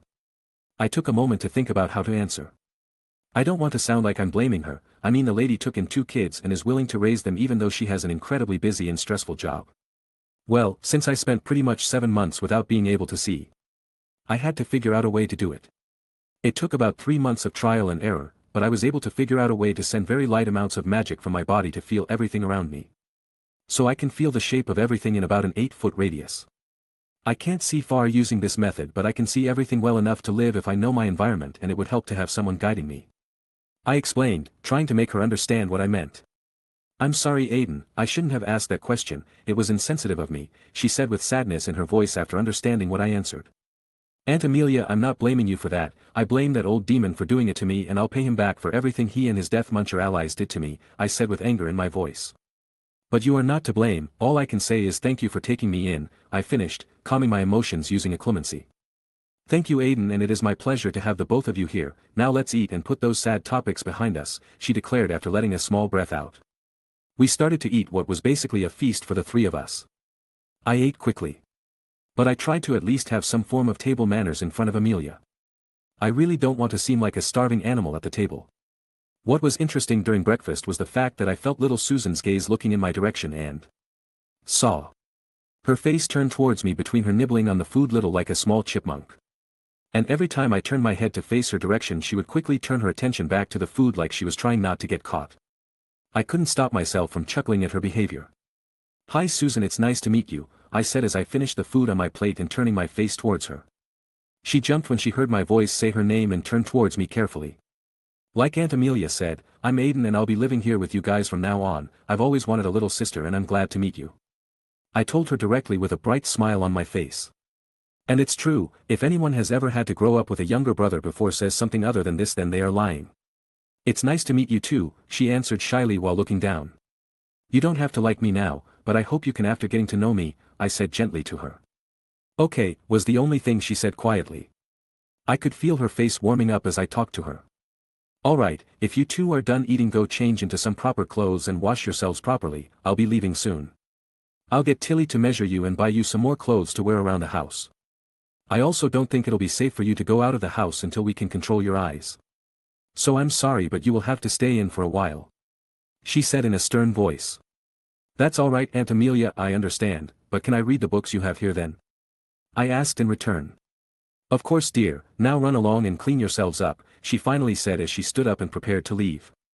I headed upstairs with Susan right behind me and entered my room to see a ball of fluff still sleeping on one of the pillows. I smile wryly at the sight and proceed to head to the bathroom down the hall with yesterday's clothes, which seemed to have been washed and folded before I woke up. I enter and see a large bronze bathtub waiting for me, filled with warm water already. There's a bunch of bottles on a small table besides the bath and a chair with a towel on it, which I decided to put my clothes on. There's a large window with the dark gray curtain drawn over it, a table with a mirror filled with a variety of bottle. So even a strict witch like Aunt Amelia likes to pretty herself from time to time. I mused to myself as I undressed. I entered the bath carefully, and as soon as I was in a good position it simply felt heavenly, even making me let out a moan at the pleasant feeling. You really don't know how it feels like to have a warm bath after months with any. I didn't realize this before. But the bath helped me relax my tense and battered body. I proceed to clean myself thoroughly, using the present shampoos and soaps, until I was done and simply relaxed for a moment. "Young Master Aiden," I suddenly heard Tilly through the door. "It should be young Lady Susan's turn soon, so please prepare yourself quickly," she said in her squeaky voice. I got up, started drying and dressing myself. A few minutes later I came out of the bathroom and headed downstairs to finally start my new life in the wizarding world of Harry Potter. Chapter 10. It's been 2 years since I was taken in by my aunt. I am now 7 years old. I've grown and filled out quite a bit due to being able to eat enough food and my constant exercises, now being 4 feet 6 inches, and yes, I'm keeping at it. Never know when a well-trained body will come in handy. My hair has grown with me to stop around my shoulder blades, but it's now well groomed and so smooth that I've heard both Susan and Aunt Amelia protest at the injustice. 3 big pieces of news happened in the family in the last 2 years. The first happened about 6 months into my stay at the Bones house. It was when the trial against those responsible for my imprisonment and torture was to be held. My aunt was spearheading the trial and had gathered enough evidence to make half the Dementors of Azkaban give them the kiss at once. In her words, there was just one problem: the current chief warlock of the Wizengamot, Albus Percival Wulfric Brian Dumbledore. He screwed over the trial like it was nothing. The first thing he did was remove my aunt from the proceedings. The reason for this was apparently that she was too involved in the case and victims to permit for a fair trial. Let tell you, I've only seen her that enraged twice in my stay with her. The second time came a few days after and the verdict was announced: 20 years imprisonment in Azkaban for one Ignatius Avery, stating that due to his age he would be unlikely to serve it fully. She was livid at that one, frustratingly drinking the entire evening while complaining about Dumbledore and his stupid ideology of giving the worst criminals in modern history a second chance to correct themselves. That old demon better die in that place, because if he escapes with he who I can't take seriously, I'll make it feel like a fucking vacation, I thought as my eyes glowed with determination at the thought.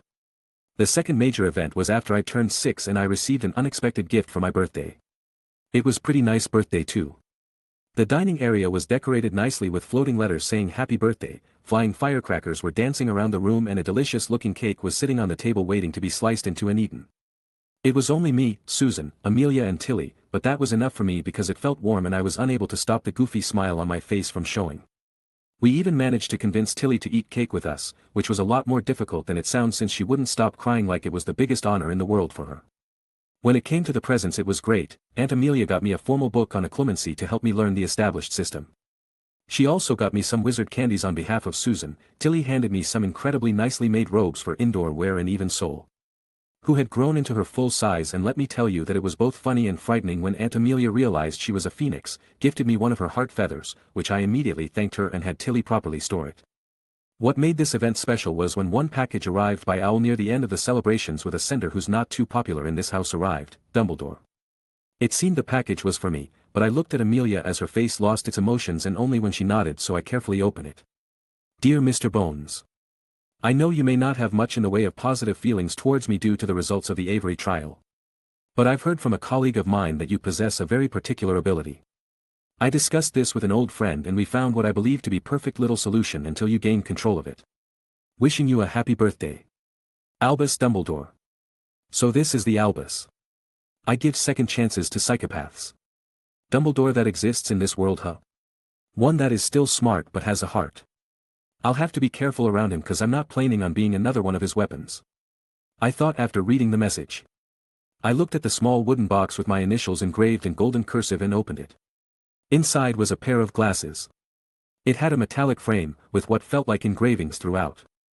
I'll have someone in the ministry look them over before you try the on, we can't be too careful as it might be a fake sender or a cursed item, said Aunt Amelia. A week later she came back with them. Wear them and look me in the eyes after. She simply ordered. I put them on as instructed and look into her eyes. They really do work. She exclaimed as her eyes widened. I didn't feel even the hint of a tugging on my defenses. You can finally go outside without worrying, Aiden. My eyes widened at the time.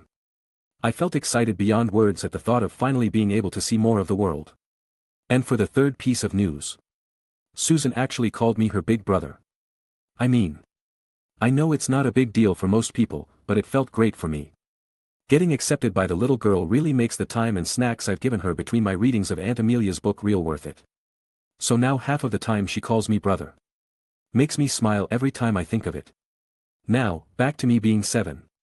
I knocked on the closed door in front of me and waited patiently for an answer. Come in, I hear the occupants answer. I open the door and walk into Aunt Amelia's home office. It's a place Susan and I aren't really allowed into when she isn't there. There's her large and sturdy desk, with a few bookshelves into the room and behind her chair, on the wall, are moments in her life she is proud of. Her graduation, first position in the ministry, notable captures and successfully sentenced individuals, and the day she became the head of her department are all behind her in moving photographs. She looks up from her work and realizes it's me. She takes off her glasses and looks at me. Aiden? What's wrong? How come you came here? Aren't you usually reading stories to help Susan sleep right now? There's nothing, Auntie, I just wanted to ask if it was possible to have some tutors come in and teach me about subjects that won't require a wand for. What? She said, asking for a clarification. I want to study things like potions, herbology, history, astronomy, arithmancy, and ancient runes. I said with stars almost coming out of my eyes. And I also want to read about the charms, jinxes and curses I'm going to learn at Hogwarts, to at least know the words and motions. I also want to learn how transfiguration works. Wait a second, Aiden, you want to learn all those subjects now? She asked, confirming my requests. I nod quickly. But if I can't get tutors, can I get the books instead? I've finished all the books downstairs, I asked, trying to put an alternative on the table. You finished all the books downstairs? She exclaimed in disbelief as she abruptly stood up. I have been reading them for a while, I even made some corrections in some of them based on the collective opinions of other authors and my own research, I proclaimed with my chest puffed out a bit. You did what? Almost screamed Amelia. Come with me, she said as she dragged me downstairs. Which books did you make your corrections? She asked me with narrowed eyes. Well, I looked at the 7-volume work on Harry Potter's life and the Second Wizarding War, but most of it was completely ludicrous. Do people actually believe this nonsense? I started by questioning some of the materials spread in the magical world. Then there was a study of recent developments in wizardry, which I found that they didn't properly reference similar spells and developments from either earlier wizards or modern Muggle breakthroughs. Most of the Muggle studies books are out of date by almost a century. The Dark Arts, a legal companion, had many loopholes that I found and listed a few possible solutions. Laws of conduct when dealing with Muggles was similarly ridiculous.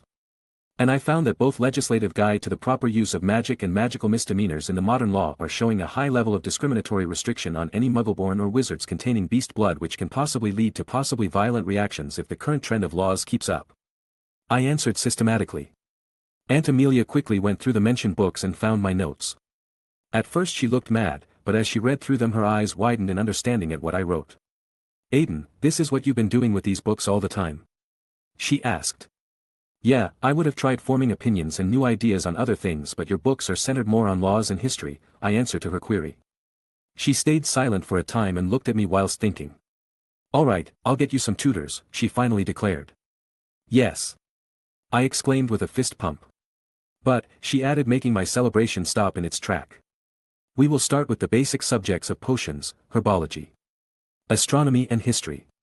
You will also be getting proper etiquette lessons and penmanship classes to deal with the horrendous scribbling you call writing. You must also spend some time with Susan as you have, without neglecting her. If you can't handle this, then your lessons will stop until you get to Hogwarts. If you succeed, we shall see if we can add the other subjects you requested. She stated her deal, and it was take it or leave it. Alright, Aunt Amelia, I agree to your conditions, I stated resolutely in response. Starting my fruitful years of pre-Hogwarts studying. Chapter 11. That was how the next 4 years of my life started. My aunt set up 2 tutors for every day, divided to before lunch and after it. With some time after my lessons to look after Susan. To her credit, she was very well behaved when the tutors were around, but I think it did help that I also took her out to Florian Fortescue's ice cream parlor as a reward. With permission from Aunt Amelia, Tilly as a chaperone and Flo Powder as our means of travel. On those little trips I sometimes get permission to buy myself a book or 2 from outside my tutors' requirements. Speaking of my tutors, I'm very proud of my progress with all the subjects I was allowed to study. It was really great to learn about so many magical things, even being able to create potions and handle magical plants. But I really underestimated the etiquette and writing lessons included into that deal. They were simply horrendous. I can deal with being taught how to properly act in wizard society, what to do in certain situations and how to present myself, but the hours upon hours of continuous writing in the proper style was making my hand want to jump off my wrist, this coming from a guy who's literally been tortured. It took a whole year to be done with both of those classes and let Aunt Amelia hold up her end of the deal. So arithmancy was added first. She wasn't sure how to feel about an 8-year-old learning how to do a 3rd-year level class, but I took it in strides. It wasn't until ancient runes was added that my pace slowed down a bit. But I'm happy I powered through. And now for my results, and let me tell you that some tutors were left almost in tears and others were trying to cram me with everything they could near the end of my tutoring. Not because I was a horrible student, but because they couldn't believe how much I got done. Ancient runes, it was an interesting subject, like learning a new alphabet. Only this alphabet could make things invisible, or fireproof. I started this one a year and a half into my tutoring, so I was not able to get as far as I wanted, just finished L level.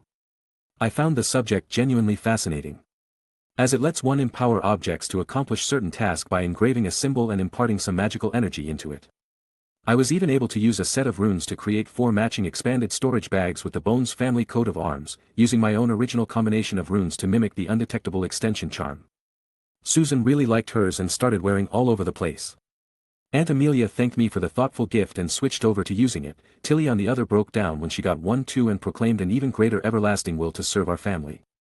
It was really hard to stop her from being overzealous after that one. Arithmancy, like ancient runes, I didn't get as much time on this with me losing a year before I could study it. What did help was finishing high school in my previous life and knowing how math works. 'Cause apparently wizards only actually learn about if they take the subject in their 3rd year, and not many people do. This gave me a fundamental understanding on how spells worked. It was really interesting breaking down spells and seeing what changes would happen. Of course I didn't use any of them, that was left to my tutor. It did also allow me to properly write down the math necessary behind my other site. With that done, I believe I'll be able to improve it later on. Got past L and near N T for this one as I got a little too into it. Astronomy, although it's not a subject I'm particularly fond of or see much use in, since I'm not like the centaurs, who hold a close relationship with the stars. Nor a seer which can see the future. And the fact that ritual magic is considered illegal as dark magic doesn't help reduce its uses. But still, I made it through 5 years of school material and even had some interesting bits of research on the side about how lunar energy can affect certain spells and potions depending on its waning and waxing cycle. Herbology, I was actually really into herbology. There's just something about being able to grow living, moving, sometimes attacking magical plants which makes it rewarding. I was able to convince Aunt Bones to let me grow some plants in the back, like some puffapods, leaping toadstools, and I was actually able to recreate the environment necessary to grow some aconite, also known as monkshood or wolfsbane. It goes without saying that I went beyond L level in this one. Even got Susan to join in, and she seemed to really enjoy it, especially when playing with the toadstools. History of Magic, this one was not too bad since it's mostly about memorization. But the hard part about any history is taking the individual parts and linking them to the larger whole to form one's own opinion on the subject. It'll hopefully help me avoid having to listen to the notoriously sleep-inducing Professor Binns and let me focus on different pursuits in class. I was able to finish up to L level on this subject by the time I was 10, but one must always improve when given the chance. Potions, he. I'm sure that I'm ready for Snape after this. I mean, I respect the guy quite a bit. He made many mistakes in his life and he knows it. He's also suffered a lot from when he was young, to his school years. Until finally losing the love of his life to another and then to death itself. He is one of the only truly repentant human beings I've ever read about. But he's a shit teacher. As my response, I got to almost T level in potions. My tutor was so enamored with me that she tried to beg Aunt Amelia to let me be her apprentice. Guess brewing a bottle of Felix Felicis will do that to a potions master. During this time I also didn't slack off on my wandless magic training or physical efforts. I kept trying for the spells I remembered and of those the ones that wouldn't break or damage anything.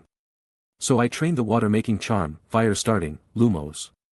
Locking and unlocking charms, summoning and banishing, focused intensely on protection and even tried to disillusion myself, but that one didn't work so well. All in all, it went pretty well as I improved my magic control and abilities in secret. Now that all that was out of the way, time for a recap on some more profitable adventures. Did you know that Phoenix tears are incredibly rare and valuable? 'Cause I seem to have found myself in a position of having one. Did you also know they love to eat magical plants? Which I happen to grow myself. Did you also know you can kinda bribe your Phoenix with her favorite treats and extra care in exchange for a tear about once every 2 weeks? Well, I certainly found out after quite a bit of negotiations. To explain why I'm talking about this is pretty simple. I figured out a way to sell some and get some cash to invest into other places and start racking in the cash. About a year and a half ago I decided to act upon a plan of mine. This plan was involving Gringotts Wizarding Bank. Remember when I said it was really hard to get Tilly to calm down after I gave her that pouch? Well, I did this by getting to bring me to Gringotts one day. After I promised Susan to bring her back some bribes from Sugarplum Sweet's shop in exchange for keeping quiet about me leaving. Now we had been to Diagon Alley before, but this was my first time heading to Gringotts itself. Tilly operated us in front of the imposing building. It was truly grand, made from snowy white marble and towering about the other shops. As if to proclaim its superiority, and announcing itself as Gringotts Bank in golden letters above the door. The bronze doors themselves held their famous warning in silver. Enter, stranger, but take heed. Of what awaits the sin of greed. For those who take, but do not earn, must pay most dearly in their turn. So if you seek beneath our floors a treasure that was never yours, thief, you have been warned, beware of finding more than treasure there. Stepping through the door and walking up to the stairs, I come to see a vast marble hall with long counters stretching along its length. With doors leading off to the vault passageways and with around 100 goblins sitting at them. I receive a few inquiring glances from the working goblins and some more intense gazes from some of the guards for some reason, but I take them in stride. I reach the head teller and wait for him to notice me. After a minute he looks up at me and gives me a sharp-toothed smile, making me feel a bit off. "Welcome to Gringotts Bank, little warrior, how may we be of service?" he said in his grating voice. "I have a business worth quite a few galleons to propose and I would like to request a private room to continue further. Also, what's this about being a warrior?" I stated, and he asked. "It's in your walk, the way you walk steadily and with confidence. Your eyes as they look around your surroundings, your body language as it seems ready to explode at a moment's notice, and your overall feel. Every goblin has experience as a fighter, even if we are not guards," he answered proudly. "But why, pray tell, would you need a private room, young one?" he then asked, getting to business. I reach into my pouch and place a vial containing a small amount of clear liquid. He takes it, uncorks it and takes a small whiff, immediately freezing after that. I give him a smile in response to the look of surprise he gives me. "Follow me, young warrior, it seems like you do have some business with Gringotts," he said with another toothy smile on his face as he got up and started walking towards his own office. We reached his office as he sat down behind a desk and I in front of it. "Well, tell me what you wish to accomplish here," he started us off. "I wish to sign a few contracts with your bank. I give a few samples of what I offer to sell for me, you get a nice cut of the sales, and I wish to keep my information hidden," I answered with full honesty. "An interesting proposition, young warrior, and what do you believe will make our bank do this?" he said as if to test me. 10 cut of the finale selling price for every unit," I answered, giving them the best cut they could actually receive from such a deal. Because although they are the most legit option, I can find other means to get what I want. I few magically binding vows with some people in need of money and some disguises and aging potions to throw them off make selling them through other channels is very doable. Annoying but doable. You do know your stuff, don't you, little warrior? He asked, chuckling at the response. I think we can arrange a suitable deal for that much, he stated as he started to write some things on a piece of parchment. As he was done, he handed it to me. This contract states that I, Ragnak, head teller of Gringotts Bank, am to serve as middle in the sales Phoenix tiers provided by, add your name here, in return for 10 of each unit's final sale, and that all information about the seller and buyers shall become confidential. It shall become binding as soon as it is signed and a few drops of blood from both parties are added onto the contract. He stated, explaining the procedures. I passed the contract to Tilly to see if there is any hidden magic I missed by feeling it. She simply hands it back, indicating it was good. I sign and add my name, then use the knife Ragnak hand to me to cut my finger and let 3 drops fall on the contract. He does the same and it disappears with a flash of blue flame. Now that everything is in order, I say as I reach into my pouch and started taking out the stockpile of tears I had amassed since I thought of this plan. I would like to do 2 things in Gringotts: open a new vault under my own name to store these new earnings of mine, and ask if you are able or willing to invest in a few Muggle businesses. I said with a large smile on my face at the shock on Ragnak's face and the greed in his eyes. Ahem, opening the vault will simply take a few papers, some blood, a contract and a new key. We will have to discuss this investing of yours, he answered after snapping out of his daze. I wish to change most of my earnings into pounds and invest into overseas companies. I have 4 in mind at the moment who I believe will succeed. In returns, Gringotts will receive 5 of the money they invest on my part and 5 off the earnings, without having to be involved in any losses I incur. You get paid again if it works, and lose nothing if it doesn't work out. How's that for a dream proposal? I asked with a perfect smile. Ha ha ha. You truly know how to tempt us, don't you, young Master Bones? You have yourself a deal. Now which companies will you invest in? He then asked to confirm my choices with his toothiest smile possible. Microsoft, Apple, Nike and Walmart, I replied. After another hour all the paperwork was done for my request and I left the bank a very happy customer. I stopped by Sugarplum Sweets shop like I promised Susan and headed back home. I was broken out of my musing on the last 4 years by the arrival of an owl in front of me holding a letter. A letter addressed to me, with a seal containing a lion, snake, badger and raven. Chapter 12. Hogwarts School of Witchcraft and Wizardry. Headmaster, Albus Dumbledore. Order of Merlin, First Class, Grand Source. CHF. Warlock, Supreme Mugwump, International Confeed. Of Wizards. Dear Mr. Bones. We are pleased to inform you that you have been accepted at Hogwarts School of Witchcraft and Wizardry. Please find enclosed a list of all necessary books and equipment. Term begins on September 1st. We await your owl by no later than July 31st. Yours sincerely, Minerva McGonagall, Deputy Headmistress. On the second page in the envelope. Hogwarts School of Witchcraft and Wizardry. Uniform. First-year students will require 3 sets of plain work robes black. 1 plain pointed hat black for day wear. 1 pair of protective gloves dragon hide or similar. 1 winter cloak black, with silver fastenings. Please note that all pupils' clothes should carry name tags. Course books. All students should have a copy of each of the following. The Standard Book of Spells Grade 1 by Miranda Goshawk. A History of Magic by Bathilda Bagshot. Magical Theory by Adalbert Waffling. A Beginner's Guide to Transfiguration by Emmerich Switch. 1000 Magical Herbs and Fungi by Phillida Spore. Magical Drafts and Potions by Arsenius Jigger. Fantastic Beasts and Where to Find Them by Newt Scamander. The Dark Forces, A Guide to Self-Protection by Quentin Trimble. Other equipment. 1 wand. 1 cauldron pewter, standard size 2. 1 set glass or crystal phials. 1 telescope. 1 set brass scales. Students may also bring, if they desire, an owl or a cat or a toad. Parents are reminded that first years are not allowed their own broomstick. Yours sincerely, Lucinda Tomsonicalpocus, Chief Attendant of Witchcraft Provisions. It really came. My Hogwarts letter. The thing that every child who saw the movies or read the books dreamed about when they reached the age of 11. I thought after reading over the letters twice. He. I excitedly laughed to myself. I can finally do it. I can finally start to learn real magic. I can finally get my wand. Ha. She looked at me from her perch and let out a melodious chirp as if to mimic the happiness she could feel from our bond. It took me a few minutes for my excitement to die down, letting me think properly. I'll ask Aunt Amelia to let me go get supplies on my own so she won't know about my other vault. I love her. I do, but this needs to be kept secret until I can defend both myself and my family. Too much money can also be a curse. I thought to myself. I ran upstairs to her home office and knocked.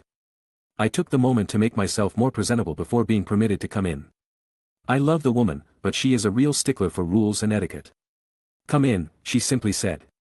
Hey Aunt Amelia, my Hogwarts letter just came in, I sent my reply confirming it already, so all that's left is to go and get my supplies, I informed her with a straight and to the point explanation. Good, I'll trust you to get your things with Tilly as your chaperone. You've shown enough maturity to handle that on your own. But I want you to hold off on getting your wand until the weekend. It'll be better to get it after your birthday and I wish to be there for it. I also think it's about time we make you the official heir to the family. You have met and far exceeded my expectations during your studies. She replied, surprising me. I was all ready to fight to be able to go on my own, but she's going to let me anyway. I mean Tilly is coming with, but that's not an issue at all. Thank you for your trust, Auntie, I will do my best to maintain it, I answered with a determined look on my face. Alright, now go off to bed Aiden, you will be going out in the morning, she said with a small smile on her face. Good night Aunt Amelia, I answered as I was leaving the room. The next morning was pretty exciting for me. I had a quick breakfast, bath, and I was ready to go. We got to the Leaky Cauldron through the FLU network. It was apparently a little bit of tradition to go through it when buying your school supplies. I headed off to Gringotts first. Because I'm going to need more money than what Auntie is allowing Tilly to use. We walk into the bank and reach Ragnarok in his usual spot. Hello there Ragnarok, may your vaults be full and your enemies pray to never encounter you. I said with the proper respectful greetings of goblins. It usually just involves them having lots of money and people they fight against dying, so it's pretty fun to try different combinations and there's never any harm to making more friends. And may your gold keep piling up at your feet like your enemy's young master bones, he replied with a nod and toothy smile, which I've kinda gotten used to by this point. Now what can Gringotts do for you? He said getting down to business. I wish to buy a bottomless pouch connecting to my private account and to inquire if my previous order has arrived yet, I answered. We shall simply take the 10 galleons required for the pouch with your permission and your order certainly has arrived, I am sure you will find it to be exactly as you required. He stated with another smile as he waved his hand, sending another goblin to fetch my order. A few minutes later I received the pouch and a small package, which I immediately put into my storage pouch. You know how the pouch works, you can only take out the money in your vault and only you and those permitted can do so, he said offhandedly. Thank you Ragnarok, may you find gold wherever you go and your enemy's broken bones form your path, I said before taking my leave. The first store I visited after leaving was the trunk shop, since I want to make a custom order. You should have seen the look on the store owner's face when I listed my requirements, dragon hide on the outside, with my initials AM. Be engraved, featherweight charm, unbreakable charm, anti-muggle charm, blood bonded so that only I can access and summon it. Shrinking charm with a chain attachment to wear it as a necklace, vastly expanded book compartment, ingredient and potions compartments, and a lot of additional space to use as I please. The whole thing cost around 9,000 galleons, but money is not an issue and this will be a piece of equipment I'll use for the foreseeable future so it is well spent. Unfortunately it won't be ready until August, but the finished product will speak for itself. Next was Madame Malkin's robes for all occasions. A place where I'll also get a custom job because if I'm going to be wearing something for an entire year I'll make damn sure it's the best I can buy. What's the point of making money if you don't spend it? I make my way over with Tilly and enter the store, seeing a squat, smiling witch who was dressed in mauve clothing and grey hair styled in an interesting upwards fashion. Hogwarts, dear. Well come in and set yourself up in the room on the right, I have to finish up with these two girls first. So I walked over to the fitting room and wait for a few minutes. The short witch comes in and wastes no time getting started measuring with gusto. I order the 3 sets needed made of acromantula silk, because of its minor spell resistance and comfortable feel, self-ironing and repair charms. As well as a minor self-adjusting charm to keep up with my growth during the year. I also asked if it's possible to mix a bit of dragon hide into the robe, but unfortunately not. The total still ended being about 450 galleons after everything was said and done, and the order would be ready in a few days. Although I do need to say that she tried to throw in a discount if I would be a model for her designs, and it was really hard to keep turning her down due to her persistence. Next was scribulous writing instruments. I entered the shop filled with display cabinets with beautiful quills of every color and feather I could think of, with finely engraved tips to complete them. I stepped towards the counter and found an elderly wizard in brown ink-splattered robes waiting there. I placed 2 custom orders. One is to turn 3 of Soul's feathers into properly made quills. And let me tell you, he was ecstatic to be able to work with phoenix feathers. To the point that he swore it would be some of his best work, and I also ordered 2 self-writing quills with enchantments letting me input the information I wished to write on it to free myself from the constantly looming wave of homework written about in the books. He said it should be done by the end of the day and that he would send the quills to my home. Slug Jigger's apothecary was quick. I ordered 2 of the standard pewter cauldrons required. I mean, it's really unlikely and mess up any potion taught at Hogwarts, but better safe than sorry. I got 2 sets of ingredients, some not required in class. But I didn't overdo it cause I can always order more through the mail. And finally a set of custom potions equipment, with a reinforced cauldron and goblin-made vials and tools, stuff that would give even Snape a hard-on. Now, I've been to Flourish and Blots before, but it's always been as a reward for doing well during my tutoring. But this time I had no reason to hold back. I bought every book that caught my attention. Standard Hogwarts material years 1 to 7 for every class, books on more mundane spells, party spells. Lesser-known potions, magical theory, care for magical creatures books, and I even found some dueling books hidden in the shelves. I may have also headed to Borgin and Burke's quickly to buy some older and more, shall we say, difficult to obtain books. And my final stop of the day was Elop's Owl Emporium because although I had Soul, she was my friend and partner. So I'm not using her as a delivery service. Plus if she can get friendly with the new owl, she'll have a friend to fly around together with and be able to have fun even when I'm busy. And so I purchased a wonderful white and beige female barn owl, which I named Artemis. With everything I was permitted to buy ordered or obtained, I stopped and got Susan a treat because we left her home alone and headed back. Chapter 13. The rest of my week after the shopping spree was done was greatly fulfilling. I spent my time going through the first and second year textbooks and understanding the basics of magical education in the theoretical aspect. The clothes and supplies I had custom ordered also arrived and I was pleased by the finished products. Finally I also inspected my order from Gringotts. The package contained a perfectly forged goblin-made knife. A year into my deals with Ragnarok, I decided to order a weapon for my own self-defense in case I am unable to use magic properly or have my wand taken from me.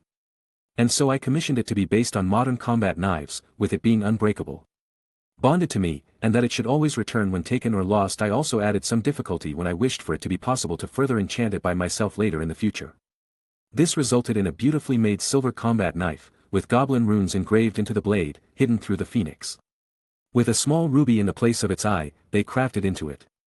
The note that came with the knife said that to bond with it I simply needed to cut my palm with it and let it absorb some blood, and that if I want to further enchant it I can do so by targeting the handle or the ruby itself. They also made sure to state that the blade would return to the goblins after 3 generations as promised, unless I, or those I pass it on to, pay for an extension. It was exactly what I had requested, so I immediately strapped the dragon leather sheath to my forearm, which is enchanted to shoot the knife into my hand with a thought as per ordered. I am not ashamed to admit I played with it for a long time. It's now July 7, 1988. 3 years before the Harry Potter plot starts properly, and the reason I'm mentioning the date is because I forgot that something important was going to happen today, my magical maturation. The reason why one must be 11 years to properly practice magic. If that was all that would happen, then I'd be happy to gain more strength and control like my peers. My only problem is that, according to all the magic theory books I've read on the subject, I've already gone through my first maturation as a result of my first ritual, and it was refined to the extremes due to the second. So from my understanding, what I am currently experiencing inside of myself right now is the transformation of the incredible condensed gas changing into its phenomenally more potent liquid form. Something which is only supposed to happen in the properly magically endowed witches and wizards, basically aura or skilled hit wizard level. This is why most wizards are just basically useless in real combat anymore, they've got nothing to back up their spells. And so I was meditating, focusing on the representation of my core within my mind. Trying to aid my cores in their transformation. This is when an issue occurred. My twin cores were striking each other in their agitated state as they constantly attracted each other. I felt pain in my heart every time they did so, as if the energy would explode from within it. I had to do something, or at this rate I might become a squib if they break or die. I thought and thought as I forced the two energies away from each other. The tug of war between me and my cores kept going for I don't know how long, until I realized that this wasn't going to work. It was at that moment that I had a flash of inspiration. If they want to go towards one another, why not redirect their trajectory slightly to make them chase one another? Instead of forcing them apart, I let them head towards each other only to divert them off their courses slightly so they would miss. And so the process repeated itself countless times until they were in contact with each other, but were also constantly moving as they were chasing one another. They resembled magnets in a way. And as they chased after themselves, they started merging. Slowly but surely they became a single entity. I don't know how long this process lasted. I felt mentally exhausted by the trial, but I stayed awake because I had to see this through. Soon enough the two spheres slowed gradually until they found a comfortable pace, not too fast nor too slow. It was quite shocking to see the results. My two cores had almost fused into one, but kept a small barrier between the two. With both filled with different colored liquids, one golden and the other silver. And well, it basically looked like yin and yang, with the whole thing being around the size of a large softball and the liquids inside moving with their rotations. And then I simply fainted. Don't judge me. You try and keep your heart from exploding due to magical energies, see how it feels. I woke up with the sun directly in my face. I got up and heard a yelp coming from my left. I turn around and see a really nervous Tilly. "Hey Tilly, what's wrong? Oh, and what time is it?" To which her reply was to run out of the room yelling, "Mistress! Young Master Aiden is awake!" In her squeaky voice. What the? I asked myself in confusion. Until I heard the sounds of people rushing up the stairs in a great hurry and my door burst open with the 8-year-old Susan in front and Aunt Amelia behind her. "Big brother, you're okay?" Susan said as she tackled me back into my bed and started crying. "Well yeah, I'm okay, why wouldn't I be?" I asked while trying to soothe the crying little sister. "You've been unconscious for the past 3 days, Aiden," Amelia said, dropping the bomb. 3 days. I yell out in surprise. "Yes, we even had a healer come in to check up on you, but all they said was that you were keeping yourself asleep and couldn't force you awake in case it made things worse," she explained with a bit of anger in her voice. "So what happened?" she finally asked. "Well, because of the rituals that I went through, my core is somewhat different from most people my age, and when it was going through its maturation some issues happened, so I went inside of myself to make things work properly." I tried to explain. Her gaze softened, like it always does when I mention my time in that place. "All right dear, as long as you're okay now," she said softly. "So you're okay?" Susan asked while looking up at me from my chest with tears threatening to fall out of her eyes again. "Yes, I'm all okay, I actually kind of feel great right now," I replied with all honesty. "Well good, unfortunately for you though, you missed the weekend and I even took a day off to make sure nothing wrong would happen to you, so you'll have to wait until Saturday evening before we go and get your wand," said Aunt Amelia back to her normal tough but fair self. "It's alright, I understand, thanks for worrying Auntie, it means a lot, you too Susan and Tilly," I said with a smile and warm feeling in my heart. "We are family, all that we have left, and I treasure you both," she said as she walked over to me and Susan and hugged us. It was really nice. But since I had to wait another week for my wand, I went back to studying and testing spells out wandlessly. It really shocked me. It takes less magic. For a stronger effect, quicker execution, and the magic was recovered at a pace incomparable to the previous one. So I ended up spending the week spamming spells like it was going out of style. You know, until I just fell asleep due to the exhaustion that came with it. That was until Saturday came and it was time to go to Ollivander's. Aunt Amelia took me and Susan to Diagon Alley through the Flo network. We reached the narrow and shabby shop with peeling gold letters over the door of the shop read, "Ollivander's, makers of fine wands since 382B. Go on Aiden, everyone goes through this little initiation, we will wait for you a Florian Fortescue's," said Amelia as she held Susan's hand. I nodded and stepped into the shop. It was a tiny space for the shop, empty except for a single, spindly chair in the corner. Thousands of narrow boxes containing wands were piled right up to the ceiling of the tiny shop. And the whole place had a thin layer of dust about it. With an old man with pale silvery eyes, should-length grey hair and white skin, who I assumed was the famous Garrick Ollivander. I did not expect to see a new customer this late in the evening, but no matter, it is always a pleasure to match a child to its wand. "I hope you make things challenging for me," he chuckled to himself. "Now then young Mr. Bones, Aiden Bones," I finished for him. One of the survivors, a shame about what was done to them, sold the whole family their wands," he basically muttered to himself. He then spent the next half hour handing me wand after wand, containing all of the Ollivander classics of unicorn hair, dragon heartstring and phoenix feather, but nothing was fitting properly. "Well, I've asked for difficulty and you've certainly provided, Mr. Bones," Ollivander said quite happily despite all his failures. "It seems I might have to make a custom wand after all years," he mused. I was kind of prepared for this situation. I mean, I have the essence of a wampus cat and a phoenix in my body. It would be strange if any random wand would bond with me properly. Mr. Ollivander, I said to get his attention. If you can take a vow of silence I can probably help with why the wands aren't working properly, I said to him. He raised an eyebrow at the request, but I know the man's curiosity will get the better of him. It's just who he is. And just like I thought, he pointed his wand upwards. I, Garrick Ollivander, swear on my magic that the information given by Aiden Bones shall remain between us and that I shall tell none, so I say, mote it be, Lumos. He recited, and with the lighting of the wand signifying a valid oath I was relieved. Basically, due to events outside my control, I was imbued with the essence of a wampus cat and deeply bonded with a phoenix. I also currently have 2 magic cores, I explained to the man. My word! He exclaimed. No wonder none of my wands bonded with you. Do you happen to have any feathers of said phoenix? He asked in an excited and hopeful manner. I had a feeling that I would be difficult, so I prepared in advance, I said as I took out a few boxes from my bag. This box contains a heart feather of my friend, freely given.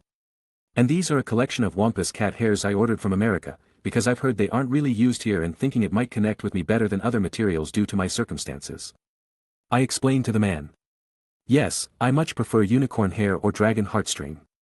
But a good wand maker should strive for the best match, not the preferred material. If these are what matches you, then it is what you shall receive. Now come with me, I need you to choose a wood and which of these hairs truly resonates with you. He said as he guided me towards the back. He laid out a bunch of different wood samples and said to close my eyes and feel which one was calling me. Quickly doing so, I focused and felt a piece draw me in strongly as I moved my hand towards it. I opened my eyes and found myself grasping a jet black block of wood.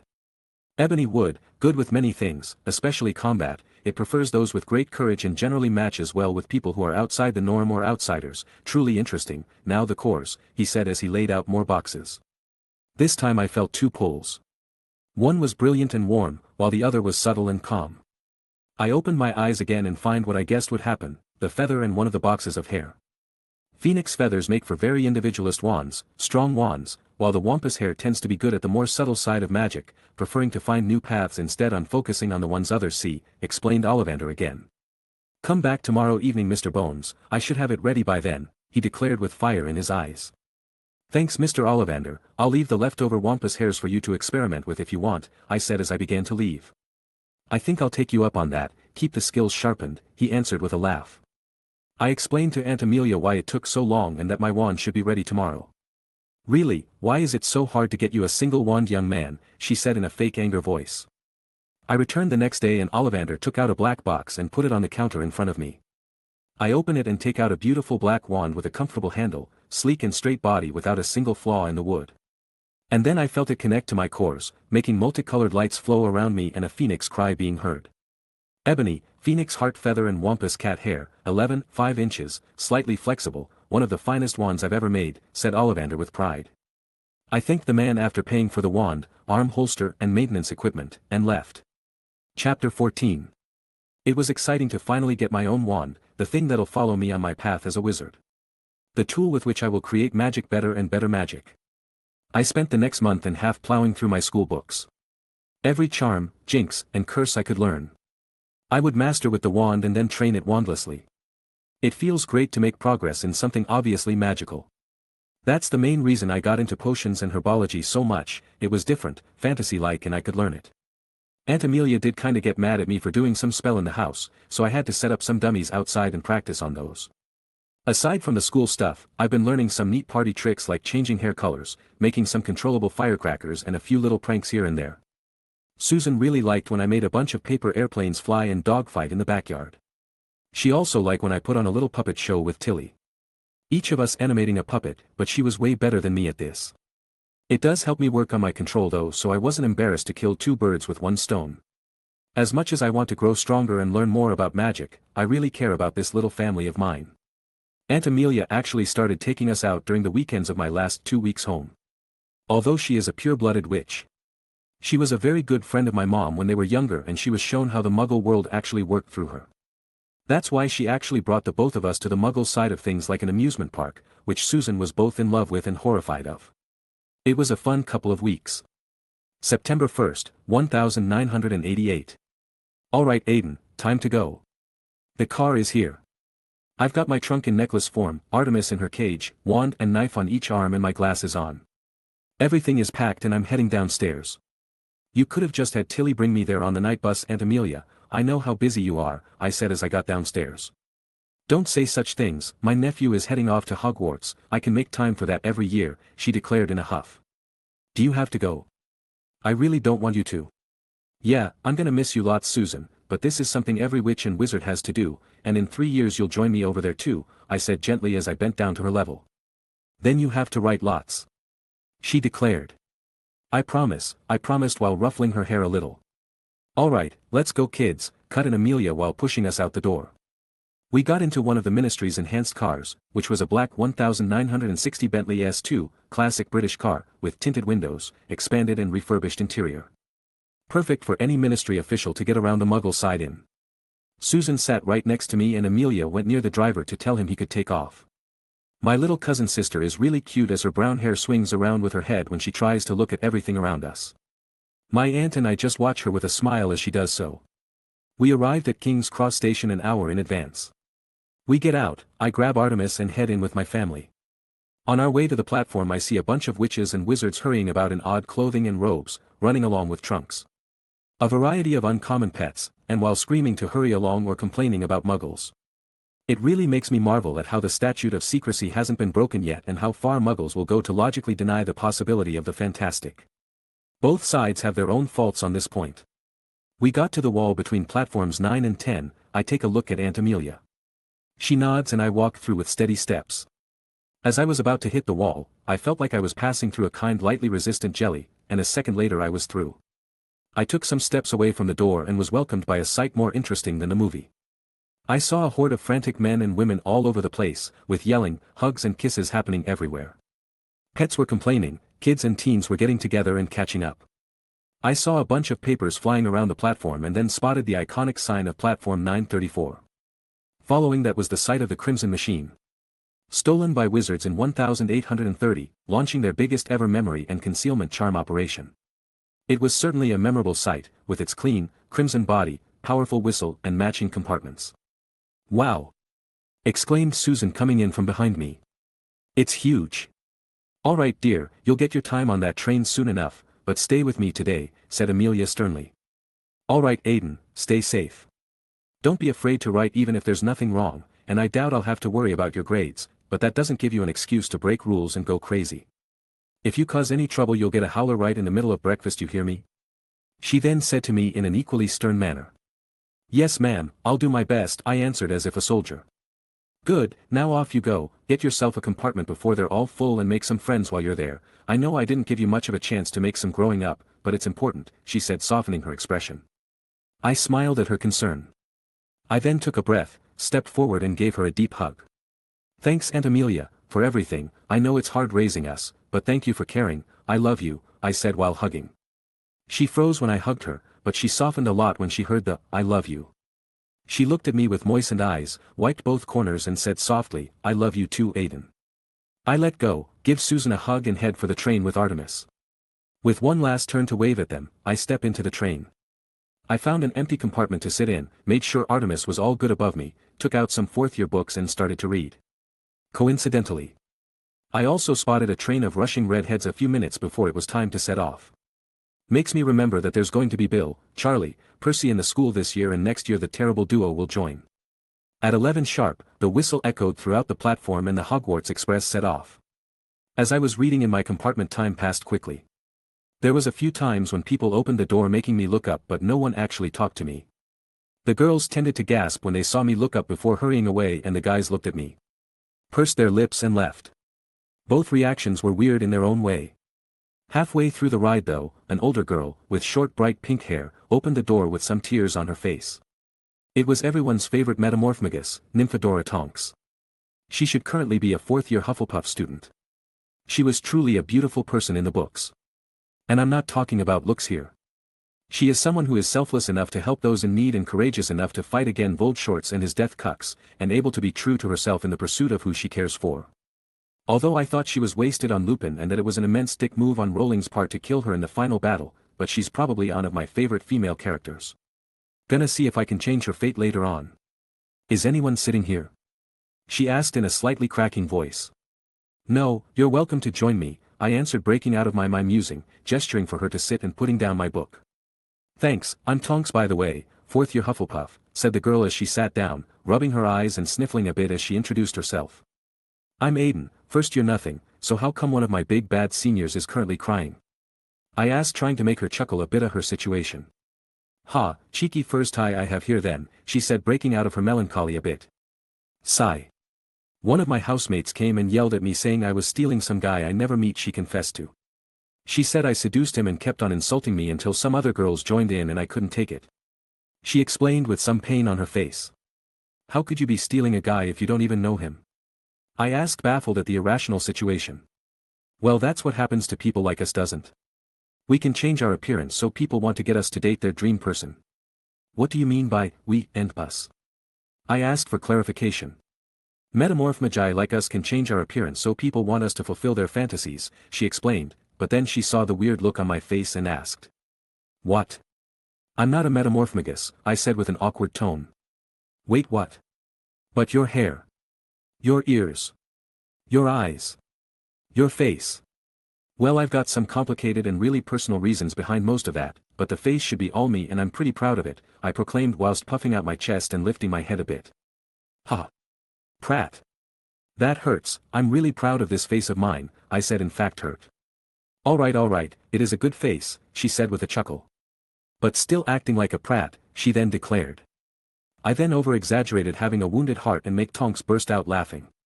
It takes her a few minutes to calm down again. But seriously, you look like that and it's natural? She asked incredulously.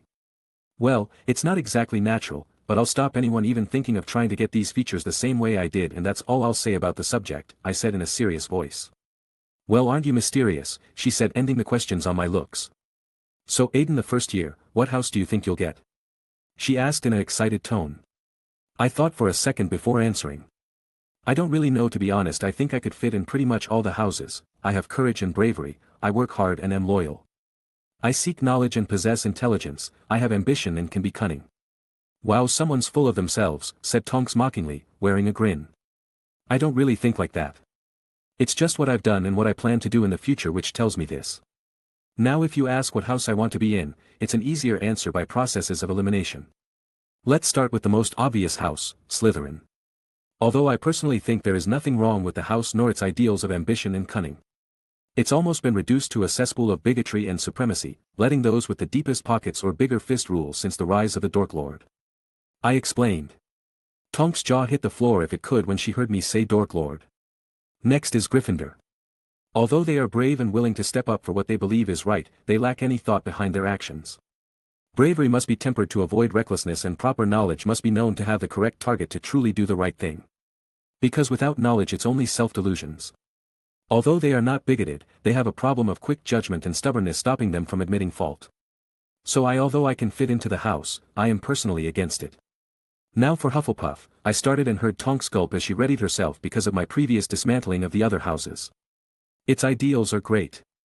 Hard work and loyalty should be things all wizards should truly aspire to. The problem comes from the mentality students have regarding it and people's general opinion of it. And that comes from the single phrase, and Helga Hufflepuff took the rest. It brings down the students' opinion of their own house as the house of the leftovers and the normal without them even realizing it. There's also a problem with being too united, as it makes everyone on the same level, and if you're not you get ostracized. Leading to a lack of outstanding students. Although these problems are there, I still can see myself grow in it, making friends and proving myself through hard work. I concluded about the house and Tonks had a thoughtful look after I was done speaking about her house. And lastly, the house I personally think I'm most likely to get into, Ravenclaw. It prizes knowledge and those who seek it, something I've had since young. The problems with the fact that students in the house have come to only strive for grades as proof of their intelligence, instead for truly understanding a subject. They simply memorize it and regurgitate that onto tests and homework. They also forget to spread that knowledge, as Rowena herself decided to do when she helped found the school. Now they lord the knowledge they think they have over others and believe themselves superior without even being able to apply said knowledge properly. I said, finally finishing off my long-winded explanation. Well, you're definitely a Ravenclaw. No other house is gonna take someone who had that much to say on a single subject and a simple question, Tonks simply answered with a mocking look on her face. That makes me burst out with laughter at the response, cause I actually agreed with it. Can't see anyone who gets into any other house say that much on such a simple question. You do make good points though, she added after she finished laughing. Thanks, I answered. We then started talking about some random things about Hogwarts she knows and some funny spells I'd learnt. It went on until we heard the announcement that we'd arrive soon. It was nice talking with you, Aiden, you were fun, and thanks for the advice about those girls. I'll head back to change into my robes, she said as she got up to leave. No problem, Tonks, it was really nice to meet you, you're a blast, Az replied. She then left and went back to her stuff. Well, time to get changed. I thought to myself. Chapter 15. Since we were arriving, I took a set of robes from my trunk and put them on. Although it's impractical, it was galleons well spent to make them this comfortable. And I've always wanted to wear these, so I'll make it work. I thought to myself after getting dressed. Alright Artemis, Auntie told me that they'll bring you to Ullery, so I'll see you later, be a good girl, okay? I said before feeding her a few treats and receiving an affectionate nip in return. First years this gather air. First years over air. I walked over with my peers and find Hogwarts keeper of keys and of the grounds. The heavily bearded half-giant stature was even more obvious next to a group of 11-year-olds. He stood near 12 feet tall, with his untamed beard and hair, arms and legs thicker than our bodies. Physically speaking, Hagrid is very intimidating man. I know that he's basically a big teddy bear unless you insult Dumbledore, but still. And the man doesn't seem to realize the differences between himself and others. It's fine to be different, but you have to understand it. I mean, who keeps an acromantula as a pet, or raise a Cerberus and name it Fuffly, tries to raise a dragon, and from what I remember he later tried to get students to raise some weird crossbreed he made. First years follow me. He yelled out, seeing that no one else was coming. We followed him like we were baby chicks. It was a little bit funny thinking about that comparison, and reached a bunch of docked boats waiting for us. No more than 4 a boat, he announced. I simply hopped onto a boat. 2 others joins me on it. One was a girl with long black hair, dark green eyes. Lips on the thinner side, high cheekbones. The other was a very nervous-looking boy. He had wavy sandy blonde hair that reached just under his ears, clear blue eyes and a gentle look to his features. The girl was very confident in herself while the boy seemed to not trust the boat as he jumped slightly and grabbed onto the sides of it as soon as we set off. I look at the both of them and decide I should introduce myself. Hi, I'm Aiden Bones. It looks like we'll be spending the next 7 years seeing each other, so it's nice to meet you, I said smoothly and with a smile to the both of them. Bones? Like Amelia Bones, the head of the DMLE? That's right, she's my aunt, I answered in a slightly guarded manner. I love my aunt, but I know some people would do a lot to get to her. She holds a lot of authority and is responsible for many people going to Azkaban. It makes you enemies. The girl is slightly shocked but introduces herself anyway. Victoria Travers, heir of the most ancient and noble house of Travers, she said in a proud tone whilst puffing her chest out. A sacred 28 heir, is it? I responded with a raised eyebrow. A what? I hear the nervous boy ask. I'm guessing you must be Muggleborn then. I asked in response. That's right, name's James Calloway, it's nice to meet you both, he said looking at us. I see Victoria frown at his introduction. It looks like she's been fed that pureblood supremely crap. I thought quickly. Well, James. The Sacred 28 is a title given to 28 families in the Pureblood Directory, a book listing the so-called truly pureblood wizard families left in Britain. Meaning all wizards with no Muggle or Muggleborns mixed in. The Travers family is part of said book, and with Miss Victoria here being the eldest daughter or only child, she is the heir of it. I explained to the boy. Humph. And from your tone you seem to dislike it, I see. Not dislike, just don't see the point of being pure-blooded if it forces inbreeding and short-sightedness, I said with a shrug. What did you say? Screamed Victoria, getting some looks from other boats, before noticing and sitting down with a red face. I have nothing against the concept, but if it ruins the possibilities and abilities of the next generation, then I frankly don't see the point of forcing things, I said with another shrug. Victoria herself was looking like she'd explode any second, until we heard Hagrid's booming voice yelling to keep our heads down. I watched everyone else and just laughed. Why are you laughing? Asked James with a weird look. He's a half-giant, of course he has to duck, but we're 11 and not even half his size, I said with a big grin on my face. James looks around sheepishly and noticed I'm right, while Victoria is just giving the stink eye. We passed that bit and we can finally see it. Hogwarts. The movies just can't do the scene justice. The magnificent ancient castle, with every window light up with an orange glow and all of it reflecting off of the Great Lake as we slowly approach. Simply breathtaking. We disembarked and followed Hagrid up to the castle. I could feel the magic in the air here, it lightened my steps and made my cores quicken their pace. It's no wonder Dumbledore stays here all the time. The magic here is insane compared to anywhere else I've been. I thought to myself after feeling its effects. We finally reached the doors to the great hall and were instructed to wait. And as that was happening, the ghosts of the castle started to head into the hall through the walls. "Oh, hello there, new students, it's a pleasure to make your acquaintance. I am the Fat Friar, hope you can come to Hufflepuff." "My old house, you know," exclaimed the portly ghost before being on his way. I felt a tug on my sleeve and turned to see James being the culprit. "Were those ghosts?" he asked with some fear in his voice. "Yeah, but there's no need to fear ghosts in general since they can't interact with their surroundings. Plus, most ghosts in Hogwarts are supposed to be quite friendly apparently. The only exception is supposed to be Peeves, a pranking poltergeist.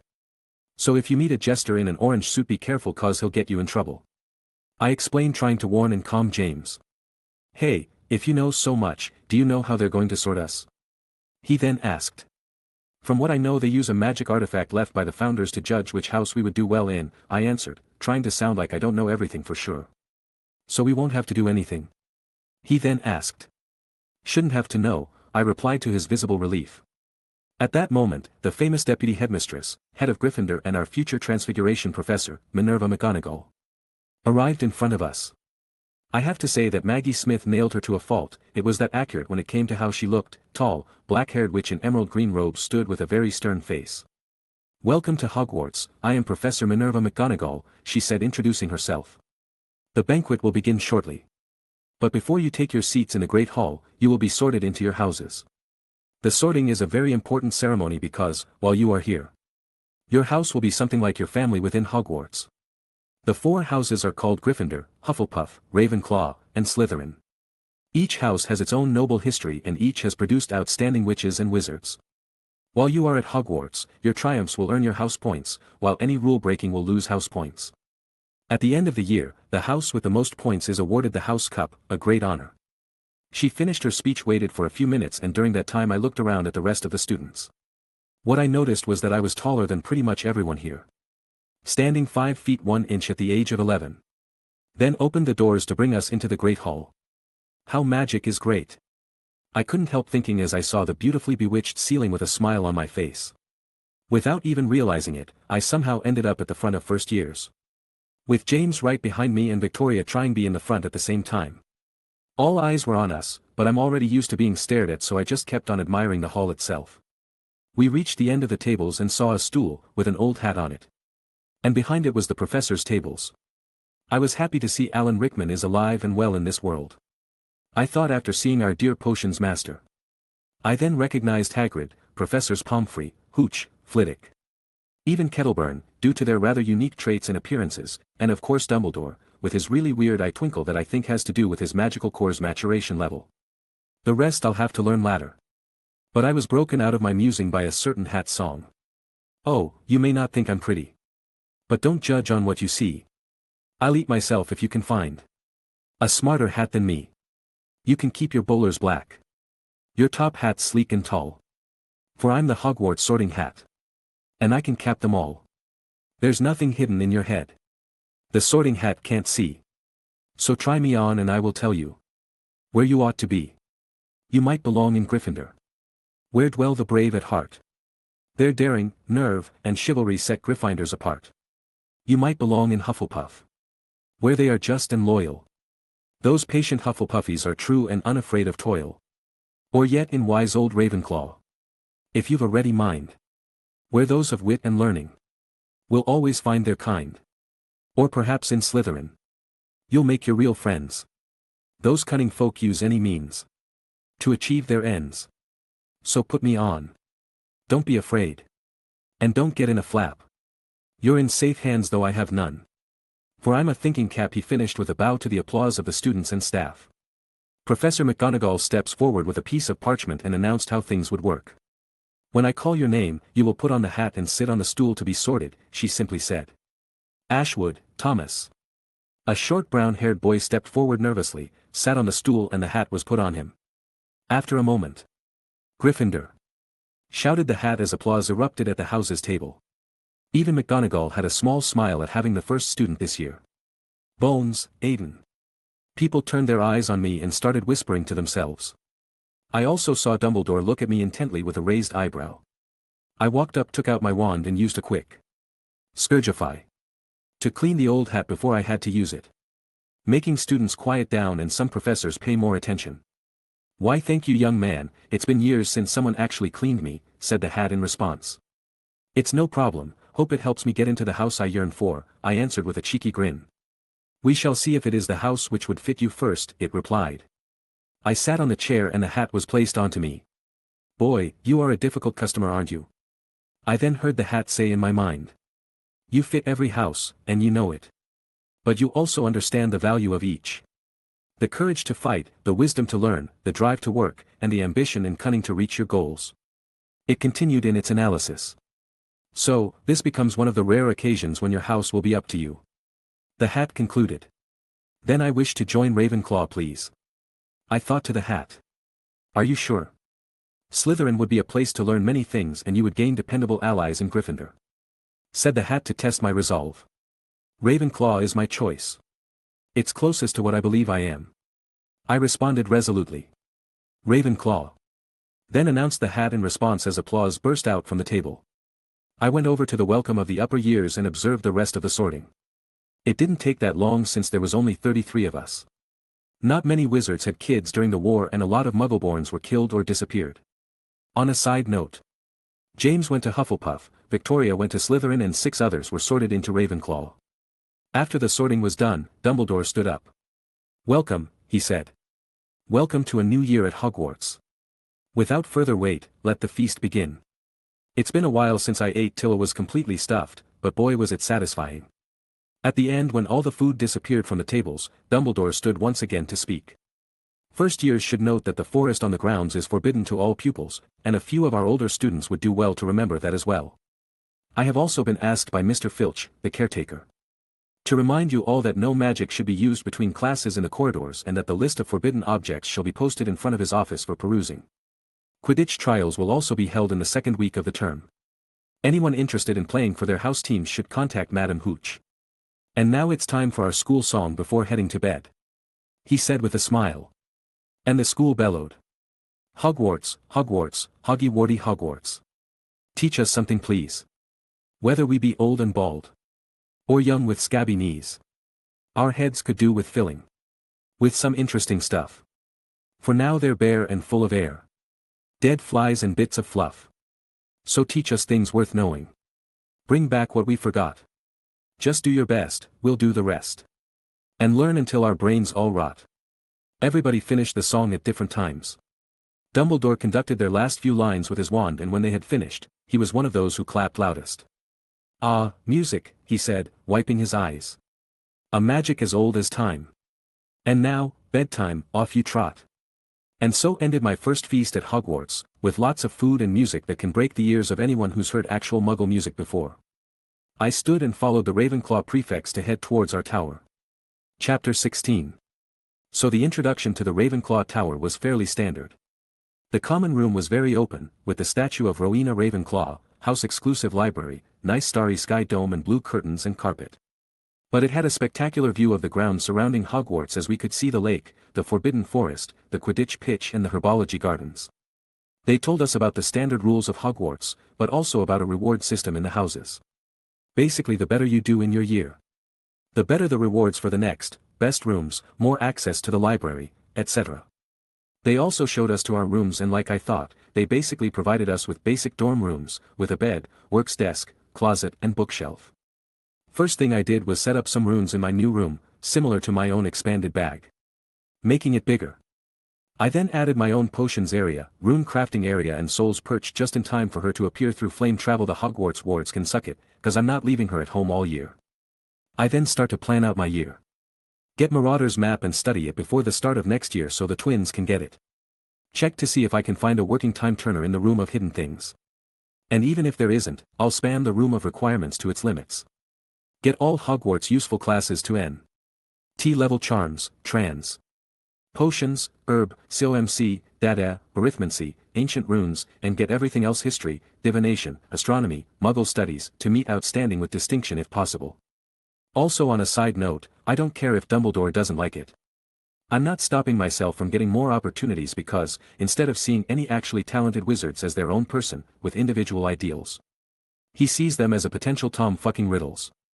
I mean honestly, the man has a lot of issues letting go of things. It's why he fought Grindelwald, one of the reasons he taught at Hogwarts, the reason he doesn't teach Harry shit except show him memories, hell it's also why he's dying during Harry's 6th year. If it comes to it I'll give him a magic oath so he can quit being annoying because of one asshole who looks like a moldy egg now. Okay, I'm good now, time for bed. I want to knock the socks off my professors. First week of class gave some mixed feelings. In the morning we had our first herbology lesson with Hufflepuff students. Professor Sprout started us off with proper safety when handling magical plants and warned everyone about the venomous tentacula, as they tend to be grabby. As a precaution she taught everyone the fire starter charm Incendio, which I could even do wandless and silently, so it was only a flick of a wand away from me. She then introduced the class to Puffapods, a fairly safe bet to start people off with. It was one of my first plants too. But I've since learned about them inside and out. So I started working with mine as I hummed. I was done so fast that the professor had to check my plant to see if I did it correctly, which resulted into 5 points for the house. On a side note, another student by with the last name Ward, I couldn't hear his first name, from my house got points in that class. I saw James on the other hand get attacked by the venomous tentacula behind him, not great. We then had lunch, followed by defense against the dark arts with Gryffindor. It was average. A teacher which seems to have based class on guidelines instead of experience, but what can you expect from someone who's going to be gone in a year? First class of charms was great though, even if some of the Slytherins with us were a bit annoying. Professor Flitwick knew how to keep kids entertained with his cheerful demeanor and occasional colorful use of charms while he talked about the theory behind the magic. He started us with the basic Lumos, which me and Victoria did at the same time as soon as permitted. Only difference being I did mine silently and without wand movement. Flitwick gave us both 5 points. I then started playing with my own little variations of the spell, making a rainbow of colors come out as I had fun, and you should have seen the look on Victoria's face cause a wall had more emotions in it. The professor was extremely pleased to hand out 10 points for that. With nothing else to do I just helped out a few housemates for the rest of the class. But after excitement must come its enemy. Boredom. I really underestimated the ghostly history of Magic Professor. I swear what Binns considers a class could be used to break powerful occlumency defenses, it was that bad. Pretty much everyone was passed out. I just isolated myself in a Muffliato charm and read whatever I pleased. Pretty sure that's how my time in this class is going to be spent for the next 5 years. Our first Transfiguration class ended up being with Slytherin, with McGonagall doing her 2 iconic bits at the start, Animagus transformation and threaten everyone that if they fuck around she'll kick us out.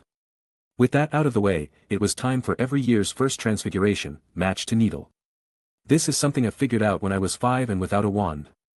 So I just looked at the match and transformed it into a golden needle with petals engraved into it, then looked away. I looked around and found Victoria looking in my direction smugly, until I just ignored her and started helping my desk mate. I was encouraging the girl and giving her pointers when McGonagall came over and was surprised at my work, rewarding me with 10 points since she had given Victoria 5 and mine was a lot better. Potions was interesting to watch. Snape came in with and gave his little speech about the subtle art of potion making, which it is, but you don't have to be so dramatic about it. And about most people being stupid, which isn't helped by constant bullying, intimidation and shit teacher. I actually partnered up with James for this class cause he looked like he did on the boat and in herbology. Nervous and uncomfortable. We were then told to make the cure for Boyle's lesson. I didn't look at the written instructions, just went to grab the ingredients under Snape's disapproving scowl until he noticed I was taking the right ones, with a few extras. I proceeded to whip up my modified version to help with pimples and warts too, while cutting down on time. Even helped James with his since it was such an easy potion for me. Wasn't even looking most of the time, just waved my wand when I knew I had to make the potion do things. Snape couldn't say anything to me, but kept yelling at James and taking points away from others for the slightest missteps. He ended class with a lot of homework. We had astronomy during the night to understand the stars. Now, the actual science behind the wizard version of the subject is fucked. They still kinda consider the Earth as the center of the universe. Which makes it really weird when they accurately divine things or how rituals based off the stars actually succeeded. But oh well, I knew everything Professor Sinistro was saying already, so I was testing my modified version of the subject using modern theories of the subject and mixing the two together. Always fun to try new thing. Last class of the week was the one most were excited for, flying. I do have to admit I'm a bit excited to properly fly in this world. I mean people can just fly using a broom. Heck Voldemort could fly without one in the movies. Nothing too extraordinary happened because Madame Hooch made sure everyone was well aware of the dangers. When it came time to summon the brooms to our hands, I simply commanded it with authority and up it came. A few others succeeded into doing it as well. We then proceeded to mount and practiced lifting off. Only a few people with experience were comfortable with the last one, but all I felt was the desire to shoot off into the sky. I also took note that the ward guy did very well in this class as well. I think I'll try and see what he's like. Might make a friend. And that's pretty much how all of my first classes went. Everyone pretty much got into a groove, getting used to classes, the castle, all the living portraits, ghosts, and the nightmare of all students. Homework. Well, all students except for me, 'cause I had my specially prepared quills for that. You're not allowed using them for test or in class, but no rules against using them for homework. Wonder why no one thought about this loophole before. And so I input what I wish for it to write and off it goes while I can study and practice whatever else I want. Also, since Snape was being a git in class and with homework, I decided to take a page out of one of my favorite fanfics in the old life and bury him in it with every bit of knowledge I have on the subjects. For the other professors I give them the required amount, but with the complexity kicked up about 6 years ahead of my peers. Time passed quickly. I've been holding back on starting most of my goals this year to accustom myself to Hogwarts and perfect my concealment abilities. It's a combination of disillusionment, muffalato, and scent erasing charm to cover all my bases. It was finally time to get the Marauder's map from Filch's office. And so, during the weekend, when students were coming in and out of the common room regularly, I concealed myself and left at the same time as some older Ravenclaws and made my way to Filch's office. I then waited for him to leave, and according to what I've observed of the man, he'll leave soon for a duration of between 30 to 45 minutes with his hated cat. As soon as he does, I make my way in carefully, making sure to not move or disturb anything. I then found where he kept confiscated goods, and in it was my prize. I quickly placed the box back to where I found it and triple-checked if I had left any evidence of my visit before leaving and heading back into my room, with none being the wiser and one new piece of parchment. Chapter 17. With the Marauder's map successfully acquired, I could really start fulfilling my goals for the year. Although I am confident in my abilities to conceal myself, the map will help eliminate any possibility of being caught red-handed. I have a feeling Dumbledore will find some ridiculously convoluted way to find out when I'm sneaking around. But there's no way for him to know for sure what I'm going to do, rendering him a non-factor in my books. The next day was the weekend, giving me the free time necessary to find the room without breaking any rules. After carefully concealing myself and heading out of my room, I headed to the left corridor on the 7th floor to find the funny tapestry of Barnabas the Barmy trying to teach trolls ballet. I really have to wonder if wizards are that lacking in common sense, that one of them would try to teach the incredibly difficult and precise dancing of ballet to a race of moronic, carnivorous and violent giants, and that no one doubts this happened. Well, I did find the tapestry. I waited and made doubly sure that no one was near or had the possibility of passing by any time soon. I then proceeded to do the necessary steps to find a specific setup of the room of hidden things. The room in which Tom Riddle hid Ravenclaw's diadem. Where Draco found a way to bring Death Eaters into the castle, where Harry held the practices for Dumbledore's army, and the place where many forgotten things can be found. I walked in front of the tapestry 3 times thinking, I want to find something simple but should work. Where else would the room take someone who wants to find something other than a room full of lost things? And so, after my third pass, a door appeared, causing me to get quite excited. I stepped through it and found the mother of all disorderly messes, with furniture pilled to the ceiling. Books in various states randomly dumped everywhere, broken items lying around, skeleton models and so much more. After taking in the fact that I'd found the right room, I began my first goal, finding a time turner if possible. So I tried the quickest and easiest way, Accio time turner. And nothing. I also tried to summon a book not far from me to see if the spell was working or if it was just that no time turners were in the room. Seeing the book stay immobile confirmed a theory about the room of hidden things, stating that the summoning spell doesn't work in here, forcing anyone to find what they seek manually. No one is sure if the feature was built into the room or if Riddle added some kind of spell to protect his Horcrux. Welp, it looks like I gotta do this by hand, I said with a sigh. I can't spend that much time doing this. I have plans for what to do with a time turner. It'll slow me down, but I'll be fine. So, yeah, a week, that's how long my search window is for. After that it doesn't matter, I said to myself with a plan. Having made up my mind, I then close my eyes and start to feel everything around me through magic. Feeling for enchanted objects. Feeling for intricate things.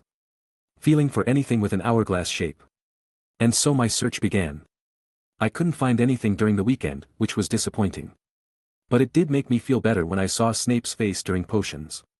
His eyes wouldn't stop twitching when he saw me, all due to the magic of homework. I mean, the man asked for a lot of homework and he received it, not my fault. The next day I thought my search in that mess was over, but after checking out the time turner I had found, it turned out to have been cracked. And when I'm about to mess with a fundamental part of reality, I want everything to be in order. I did use it to get a feel for the magical signature of these things though, allowing to filter out a lot of my finds. After another 2 days I found 2 more damaged ones and a straight-up broken one. This made me seriously consider using the Felix Felicis in Maid that broke my tutor. But no. It should only be used when absolutely needed. I can do without the time turner, so there's no need to take it and be unable to for the next decade. So I persevered. And so, on Thursday, after 6 days of searching, I finally found a fully functional time turner. This one seemed to have been made in the style of a pocket watch, with an hourglass in the middle.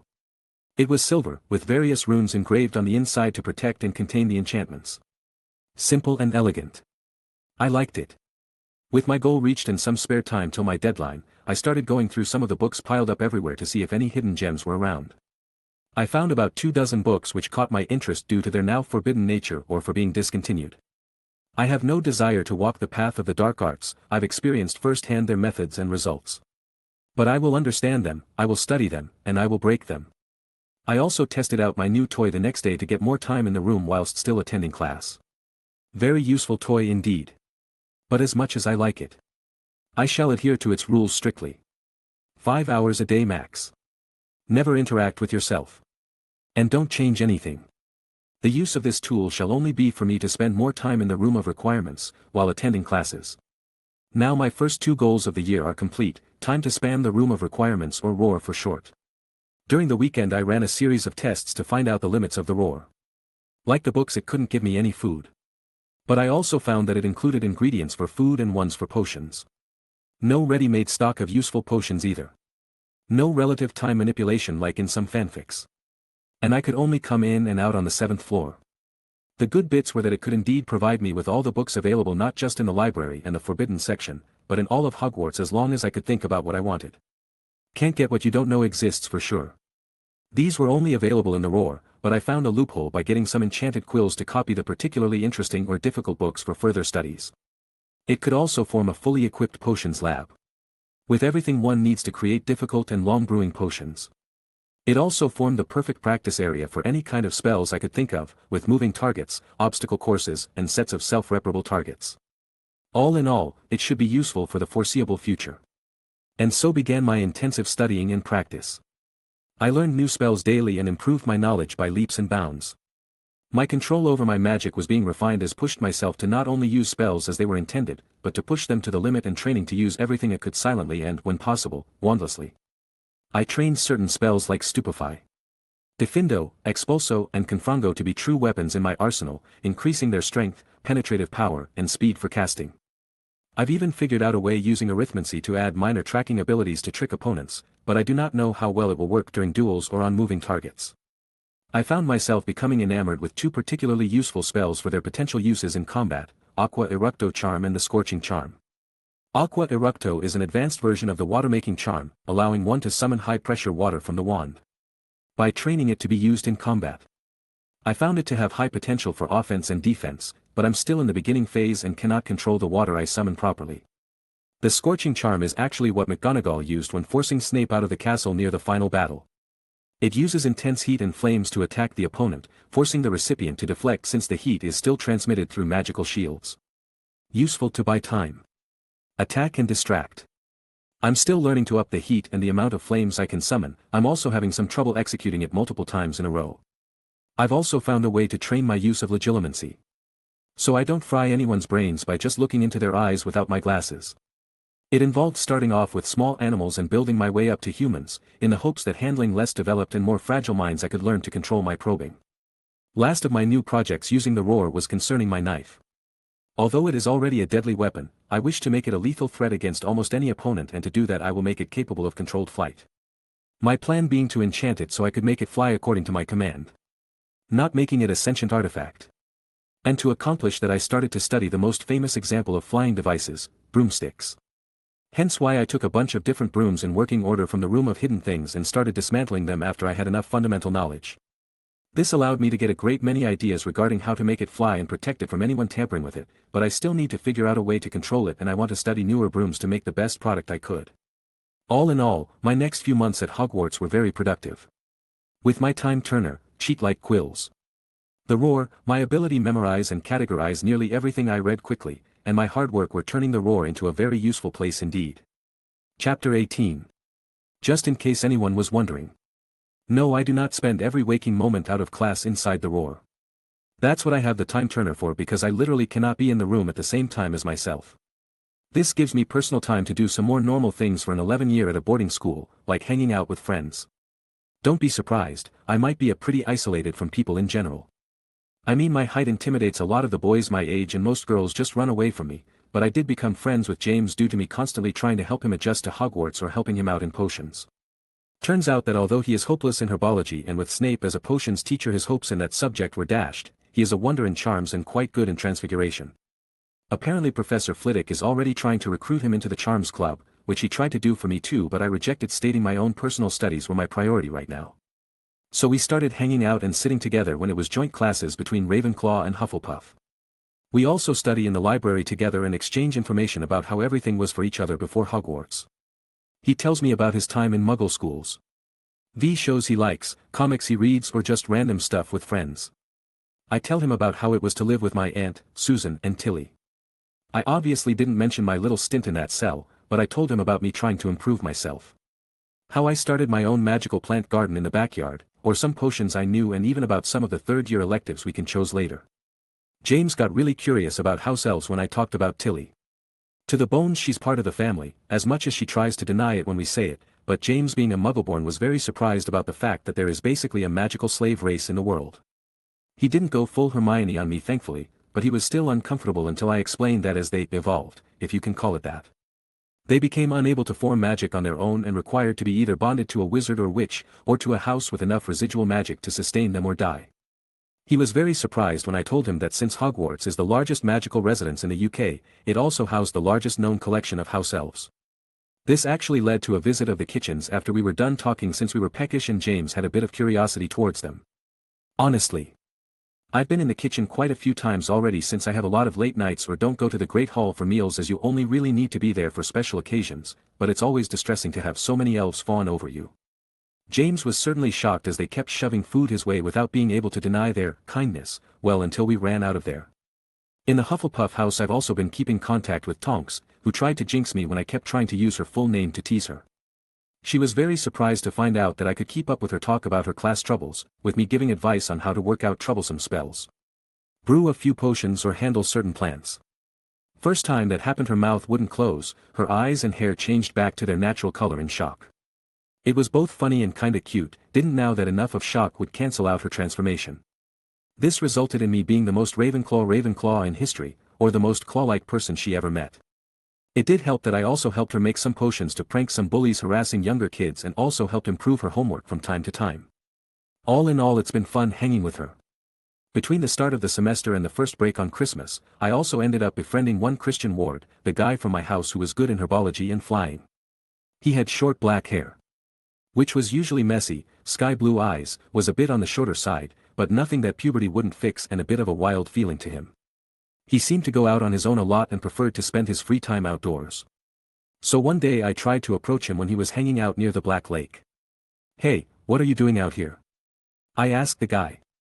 Trying to spot creatures in the lake, he just answered nonchalantly without even looking up from the water. "You curious about the squid?" I then asked with a smile on my face. "A bit, but I heard the lake has mere people in it and I wanted to see if I could meet them," he answered. "Wouldn't it be better to play some music to draw them up? They are supposed to be fond of it." He then looked at me with a surprised look on his face. "Wait, you know about them?" he asked incredulously. "I've been trying to get a chance to talk to them for weeks now. I can see two problems with that. First is the language, 'cause I'd be surprised if you knew Mermish, and second is that they don't come to the surface when people are near usually. Since like most intelligent magical being they aren't exactly fond of wizards. But the tribes near Hogwarts are supposed to have agreed to not harm students and help if they are truly in danger." I explained to the guy. Didn't think about the language, also didn't know anyone else in our year had an interest in things like this, especially the famous silver star of our house," he said with a chuckle. "The what?" I asked the guy with a really confused look on my face. What, you didn't know?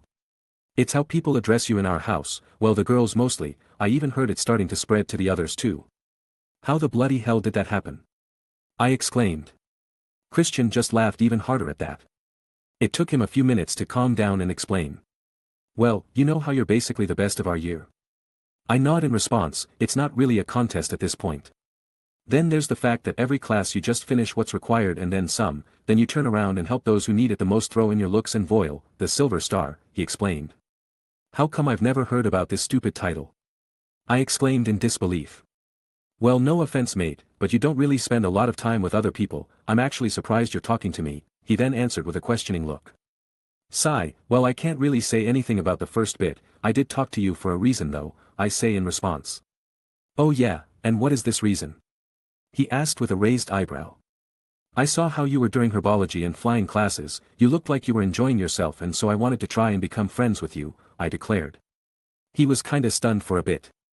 You want to be friends with me? He asked incredulously. Well yeah, that's why I approached you, I said while giving him a weird look. But everyone in the house looks down on me for not being Ravenclaw enough and for liking being in the fields playing with plants and animals, he said not understanding. And that's exactly why I want to be friends with you, I proclaimed. You're different from most people. Ravenclaw has turned into a house of bookworms instead of the place where researchers are born. They worship the books they read instead of trying to look beyond them. That's what's wrong with the house and why outside of succeeding academically they can't find paths for themselves. But you're already doing that. So I'll ask you, Christian Ward, to be my friend instead of any of those boring stick-in-the-muds any day.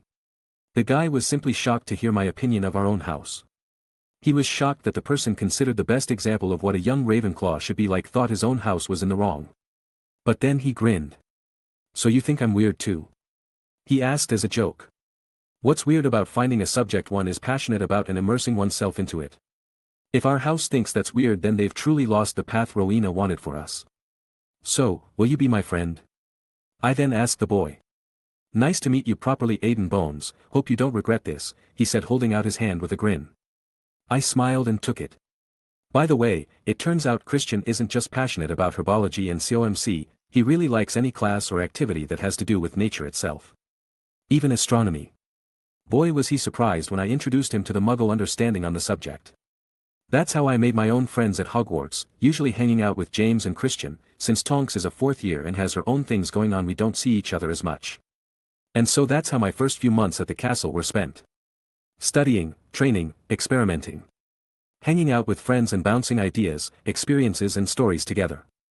James started to get used to magic with my and Christian's help. James brought us to some hidden spots he found while exploring the grounds. And I was mostly helping them find interesting bits of knowledge in their areas of interests or showing some new spells I was learning, even teaching them a few of the simpler ones. The rhythm continued until the snow falling around the castle announced the arrival of the winter holidays. Chapter 19. Third-person POV. Well, now that our FIST term is concluding I would like to announce our usual meeting in session. How has everything gone so far? Asked Dumbledore as he spoke to all the professors. They begun talking about the day-to-day events and activities in the castle for a while until a Professor McGonagall brought up a more serious subject. We have had a few examples of bullying gone too far already. Some Slytherin students took for granted the light punishment you have implemented Albus and caused real harm to a few students, said Professor McGonagall. Humph, I was told that on the first occasion the other party casted the first spell, said Snape in response. Because the poor child was getting physical harassed by the students of your house Severus. Replied Minerva angrily. Minerva, you know why this policy was put in place, I cannot just let the other houses attack those in Slytherin because of what the Death Eaters have done in the past, said Dumbledore cutting into the argument. McGonagall wanted to argue, but she respected the man too much and held her tongue. How have classes been then? Said the headmaster diverting the subject. Oh, it's been a delight. I have a small group of first years who are just brilliant. I've only been able to get young Mr. Calloway to join the Charms Club, the others didn't seem to have much interest in it sadly. Yes, 2 from your house Filius have shown a remarkable aptitude for herbology, young Mr. Ward and Bones are simply in their element when in the greenhouses, said Professor Sprout in a delighted tone. Yes, Mr. Bones seemed extremely adept at transfiguration and Mr. Calloway as well. Miss Travers seems to hold some kind of rivalry towards Mr. Bones, but he seems to have little interest towards it as when he finishes, he helps those around him who accept it. Said McGonagall. Oh, he does the same thing in my classes. I'm very proud to have such a student in my house. He does not seem to discriminate between houses as well, added Flitwick excitedly. He does seem to spend a lot of time guiding others in my class as well. Shame he wasn't put with my badgers, then said Sprout. Humph, Bones is an arrogant child. He never reads or follows instructions, believing himself above the matter. He does as he pleases and simply shows off by assisting others instead of focusing on his work. Then added Snape with displeasure on his face. Then why have I not seen deductions of points Severus? Asked Dumbledore with curiosity.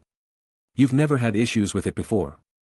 Snape looked like he ate a fly at the question. He appears to be a competent potions maker as he constantly adjusts them as he pleases, said Snape with an even more pronounced frown on his face. And they are valid improvements making it impossible to take points from. Oh ho, a boy his age modifying potions, truly a talent. Said Flitwick almost squeaking due to excitement. But in the corner Dumbledore's eyes seemed to focus a little. He does seem awfully distracted during my class though, said Professor Sinistra while thinking of the boy. But his homework and answers are always superb. Yes, the boy has a knack for melding advanced theories and ideas into simpler spells. His homework assignments truly make you think at times, added McGonagall with a slight smile. Snape on the other hand grew even more upset at the thought of the Bones child assignments. He does not follow simple instructions and writes whatever he sees from books as a means of showing, I assign 3 feet and he gives 8 on the subject. He seems to be particularly enthusiastic about your class Severus, said Flitwick with a chuckle. Thank you for your reports everyone, said Albus with a small smile on his face. Let us hope everything continues to function well during the following term. Minerva, Severus please do stay behind. The other professors then took their leaves to prepare for their winter break. What is it you wish to discuss Albus? Asked McGonagall. How has Mr. Bones been outside of class? Suddenly asked Dumbledore. Surprised at the question, but she still answered. I've heard he spends a great amount of time studying on his own. And the rest of his time is spent with Mr. Calloway and his housemate Mr. Ward. They seem to either enjoy looking for things that pique their interests in the library or exploring the grounds. He also seems to be helping Miss Tonks to prank other students and has been actively participating in some cases, added Snape. All right, I wish for the both of you to keep observing him, you both know what he's been through and I don't want him falling onto the wrong path, ordered Dumbledore. You can't be serious Albus, Mr. Bones has shown nothing but a positive attitude towards those who do not reject him and is actively helping others, she McGonagall in disapproval. That is precisely why we must watch over him Minerva, he has experienced the dark side of our world, he cannot fall to its temptations due to what he has gained from it, stressed Dumbledore in response. It will be difficult Headmaster, Bones possess extremely powerful acclimatic defenses, he is also cautious, he will know if we pay too much attention to him, said Snape carefully. I know, this is just a precaution, nothing drastic, no need for anything serious, said the headmaster to reassure the two. Now I have wasted enough of your time, said Dumbledore standing up. I hope you both have pleasant holidays. Back to Aiden POV. Brother. You are back. Yes, I'm back little sis, and I've got treats, I said with a smile while pulling out some candies I bought on the train. You're the best. She replied with starts in her eyes and snatching her treat. Hi Auntie, hi Tilly, it's good to see you too, I then said while giving them a hug each. It's good to see you too Aiden, answered Amelia with a warm smile on her face. Young master. Squeaked Tilly in shock at getting a hug too. Let's get you home Aiden, Aunt Amelia said with an almost motherly smile on her face. Yeah. The holidays served as a good break for me. I paused my studies to spend some time with my family. I checked in on the garden that Susan has been taking care of with Tilly for me and found that they've been doing a pretty good job since this is a registered wizard home I'm allowed to use magic without any trouble. And use magic I did to entertain my precious little sister by enchanting some snow to dance or make a snowman come to life. Christmas itself was a very warm affair, just the 4 of us. Since Susan really took an interest in herbology because of me, I got her a nice Didney plant to grow on her own. It's an expensive plant due to its restorative effects, and a delicate one. But Susan looked at it with shining eyes and hugged me from the happiness. Tilly seemed to be very fond of objects related to the Bones family, understanding that it appears to be an honor to receive such things for a house elf. So I ordered a badge with our family crest and motto she could pin to her cloths, needless to say Tilly fainted from happiness. And for Aunt Amelia, I was able to find very old book of wizard laws from Merlin's era and when she understood what she held I saw how a giddy aunt looked like for the first time. She looked like she tried very hard to maintain her image in front of us, but she kept fidgeting and looking at the book in her hands making it really hard to hold in my laughter. As for me, Aunt Amelia actually got me a copy of the Aura Training Manual. which I didn't expect from my straight-laced aunt. Susan got me a book on phoenixes and Tilly brought out a new set of winter clothes she had made herself. With hugs all around and happiness in the air, it made for a wonderful time. Outside of the family I received some gifts from my friends. James sent me some of the Sherlock Holmes series, which I had found out that I quite liked. In response I had sent him a small book of useful and interesting charms I had found and learned in my studies. Christian sent me a book on lesser-known magical creatures and their habitats signed by its author, even I never heard of some of the creatures in it. I actually sent him a homework quill like mine. Because I know how much the guy absolutely loathes homework since it takes away his freedom, truly made to be wild. Tonks sent over some prank objects from Zonko's and I sent her personally created potions recipes and samples for her to use as she wished. The only weird part was that there was a bunch of packages with my name but no sender's name filled with chocolates. It took Tilly a while to check them all, but nothing harmful was found, so I ended up just getting a lot of chocolate and some weird looks from Aunt Amelia. And so I spent my break in relaxation and warmth around my family. The only matter of importance was that I checked how my investments were going and moved some money around. While I was there I also took my chance and ordered a ring made of the same materials as my knife because I had learned that by linking them together I could control the flight through the ring. And resonance between the two would be easiest when they are made of the same materials. And so my small break was over and it was time to head back to Hogwarts. Chapter 20.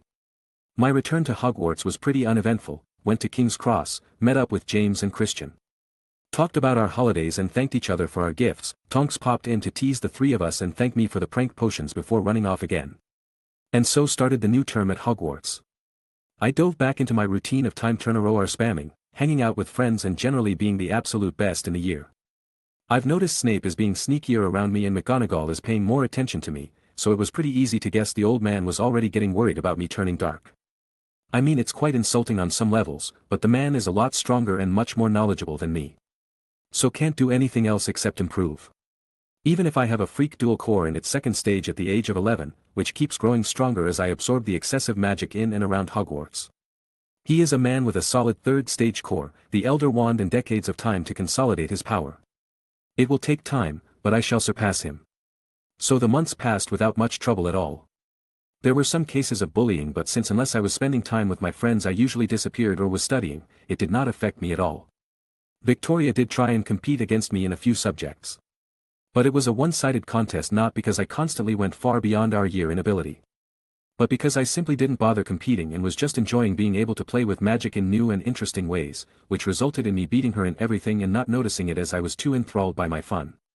Which, as the Chinese would put it, almost made her vomit blood due to anger.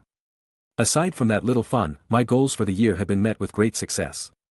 The time turner helped me save invaluable time in my studies, giving me months of extra time.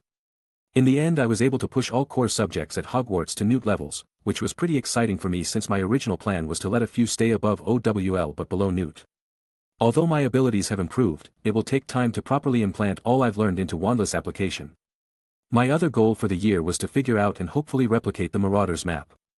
I found that it uses a modified application of the Hominum Revelio charm empowered and supported by the Hogwarts wards. It's basically a display of what the ward sense within its borders, but with the prankster's spirits added to it. This explains why the Roar and Chamber of Secrets aren't included. One is unplottable and the other should be outside of Hogwarts wards, and add to the fact that those four probably didn't know about either.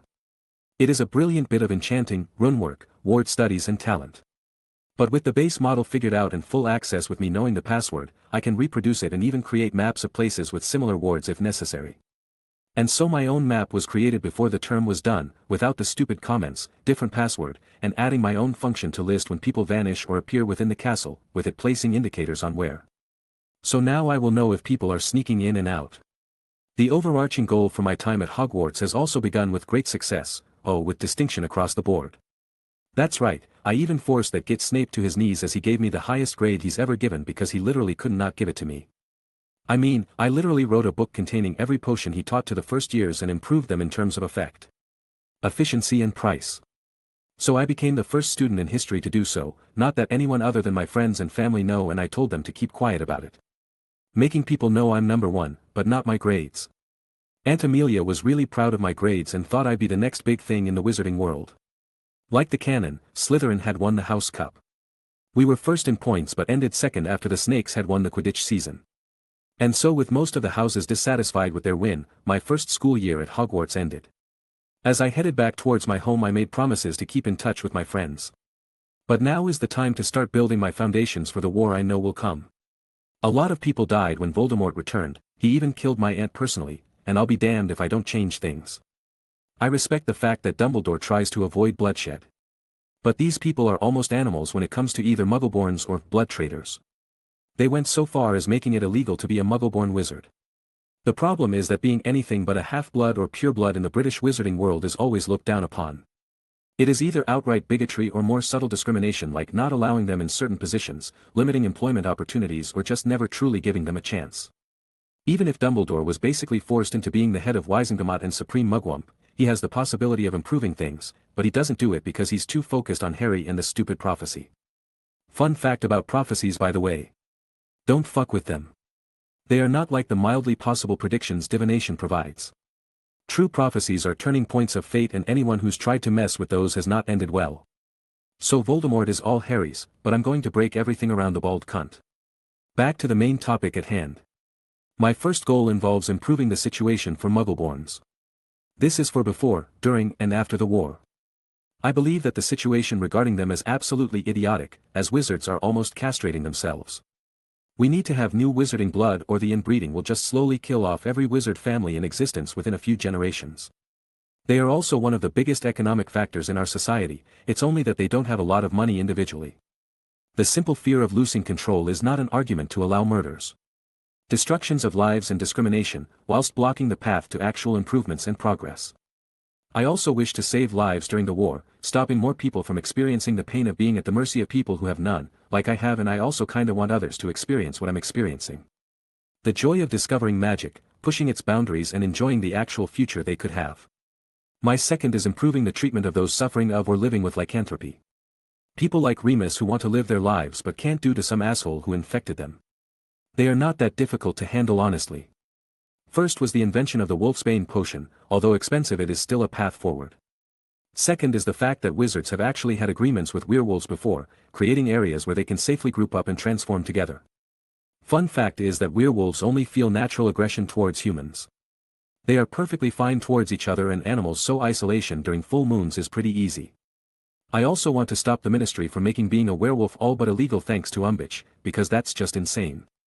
You're telling a bunch of people who are already having a horrible life because of how the world treats them, and then you tell them to be treated like animals and become unable to get jobs. Literally forcing them to do illegal acts to survive and pushing them towards animals like Fenrir Greyback to influence. Honestly, it's a disease that only affects people on an average of 3 to 5 days a month, and it prepared it extremely manageable. And my first step was to correct one of the biggest problems in this magical world, the lack of proper fucking information. People just believe werewolves are animals, but most aren't. They have been forced to walk the only paths they can. And no one informs Muggleborns or their parents of anything regarding the wizarding world. A letter shows up saying you're accepted into Hogwarts, a professor shows up saying, you're a wizard, which insert your name here, and bam, in what is basically a different world with its own laws. History and culture as an 11-year-old. This leads to a good amount of them being unable to effectively develop in the magical world, hitting dead ends, losing everything because of some stupid bigoted law, or just being forced to make a living in the Muggle world. And so I wrote 2 books of information, one regarding each topic under the name Michael Folster.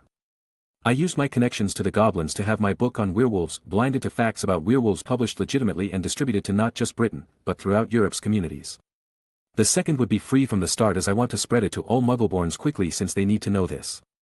And so I decided to pay the goblins for every copy they managed to give to Muggleborns or Muggle parents learning about this world as they come to exchange their money. I mean, I have a friendship with the goblins, bring in a lot of money for them through my investments and my use of their services. Coupled with my respect for them and their culture, and the fact that they respect me as a warrior. They are great allies, and I question all wizards who look down on them. I mean, they've never lost a war against wizard kind, so why piss them off? Wizards are just trying to destroy themselves in Britain was a thought that has crossed my mind a lot as I learn about how they handle things. But yeah, that's how 2 books which would spark some of the most needed changes in Britain came into the eyes of the world. Chapter 21. As summer break ended, it was time to return to Hogwarts for my second year. And so, like last year, Aunt Amelia got us a ministry car to get there in style and comfort while Susan was getting in all the hugs she could. I really love my cute little sister. We got to platform 934 with plenty of time to spare. I gave everyone great big hugs as I said my goodbyes and headed to find myself a compartment and wait for my friends. Hey man, how was your summer? I heard the laid-back voice of Christian ask. Pretty good, I had lots of time to create a few interesting little potions and play around with some spells, I answered my wild friend. Huh, sounds like a summer for our silver star all right, he said teasing me. Ha. And what about our famous baby Hagrid? I've been great. The family went to visit a Welsh green sanctuary, it was wicked. Must have been cool, I've always wanted to see some dragons in the wild, I said feeling a bit jealous. I've finally found you too, we then heard from the compartment door. Wonder Boy. We exclaimed in unison. Oh, when are you two gonna drop that nickname? Said the newly arrived James. When we both lose ours, answered Christian with confidence. Ha ha ha. You know we care, so how was your summer? Sigh, it was good. Since I don't see my parents much they decided to take a family trip, so we went over to Paris to see the sights. They also got curious about the magic side there, but we couldn't find it. Still an interesting city to visit, magic or no magic. Also you have to thank your aunt for me since she let me stay for a week. Said James. Oh come on I told you it's fine, Auntie loves having you over and you also helped me take care of Susan, I said waving my hand and shaking my head. Alright I get it, he answered. Then James looked like he thought of something and rummaged through his bag for a few seconds and took out a book. Have you guys heard about this book being given out at Gringotts? Asked James holding out the very book I wrote. Yeah, supposed to be some sort of guide for Muggleborns no? I answered after giving it a quick look and then passing it to Christian. Heard the info in this thing is pretty accurate and up to date too, added Christian handing it back to James. I was actually more interested in the fact that the author wrote another book and published it at the same time about werewolves. Yeah, heard that one is causing an outcry from a lot of people, but it's also been heavily supported by people affected or related to those affected by lycanthropy, I responded. Really? Said a surprised James. Well it's no surprise you didn't hear of it since you'd be out of the loop during summer. But there's basically a hidden manhunt by some families who aren't too happy with being called out and that the ministry wasn't pleased as well for being criticized. But the man made valid, fact-based points, with historical documents and events to back it up so they can't do much. Explained Christian before looking over to me. Yeah, my aunt even said that some rich families tried to force these books onto the forbidden list as they were disrupting law and order, I added with a chuckle. Yeah, it may not seem like a lot to publish 2 books, but they pointed out a lot of issues with how things are currently going in a subtle manner, there's no outright criticism or blaming, just highlighting of issues, continued Christian. Wow and that one guy started all that, pretty impressive, sighed James in admiration. That it is, I said with a knowing smile. We chatted until we got to Hogsmeade and it was time to get changed. Since we were now second years we headed towards the carriages and yes I could see the thestrals clear as day. And I get why people don't like these guys. But they still look pretty cool. I mean they look like the horses of the Grim Reaper. My favorite senior also joined us for the carriage ride and we all got to chatting. She even put her pride down and asked for help this year since she's going to go through her OWLs and hopes to become an Auror, which I fully support her being badass. And needs good grades for it. I never say no to helping my friends so it was pretty easy for her, but I still teased her by calling her Pinky Puff. So with laughter and good cheer we arrived at the Great Hall to wait for the first years to show up and be sorted. The Hat sang a different version of his song, which he does have plenty of time to come up with, and began sorting. Everything ended up being like the books, twins in Gryffindor. Edward Cullen in Hufflepuff where he can shine all he likes. Angelina Johnson future Weasley was a lion and Roger Davies joined our house, but all I could remember of the guy was that he was Quidditch captain and acted like an idiot as Fleur Delacour's date during the Yule Ball. With the end of the feast that horrible song was sung and the Weasley twins got a bit too into it. Then it was time to retire. But do you remember when we were introduced to Ravenclaw Tower that the better your results, the better the treatment? Well remember who was the absolute best last year? All I'm saying is that I just got a bit more motivated to stay at the top and Christian got real jealous when I showed him room I got. This year I had a few different goals. My plan is to focus on the electives offered at Hogwarts, COMC, Divination, Arithmancy and Ancient Runes. Fuck Muggle studies. I know more than the damn teacher and the textbook is missing the biggest technological boom in history saying the last big invention was the goddamn horseless carriage. Makes me want to introduce wizards to nuclear bombs. So instead I focused on healing since my charms, herbology, potions and transfigurations are all beyond newt level and I have the memories of the matron from St. Mungo stored away in my mind. I've also added wards since my future plans require it and the sooner I learn them properly the better. And so my routine began once again, but with different subjects. I wanted to be well versed in all subjects, both theoretically and practically, and this is why it takes time for me to learn so much. A lot of time is saved by the fact that my arithmancy was already kinda monstrous. Why else do you think I can modify and play with spells like I do? Because I can transform them into equations and change certain parts to gain different effects. My rune studies were equally monstrous. You're looking at the guy who recreated bottomless pouches using only runes before he ever got close to a wand. My COMC and divination studies were almost purely theoretical at this point, but since I do not possess any seer's bloodline, I am planning to keep it that way for divination and just not taking the class. To learn more about magical creatures, on the other hand, one just needs to look for Hagrid and he'll be real happy to share whatever he knows on the subject. The man dreams about teaching the subject after all and is genuinely interested in creatures, albeit only the dangerous kinds, but still. Although he loves Dumbledore too much for my taste. Which is understandable since the man was able to get him a job and a place to live when he was left without any parents and kicked out of school as a half-giant. We still found a common passion for the subject. Christian was very happy to join the two of us in our talks. James felt a bit odd being there since he was more scared of magical creatures than curious about them. And so I became a friend of Hagrid's during this year.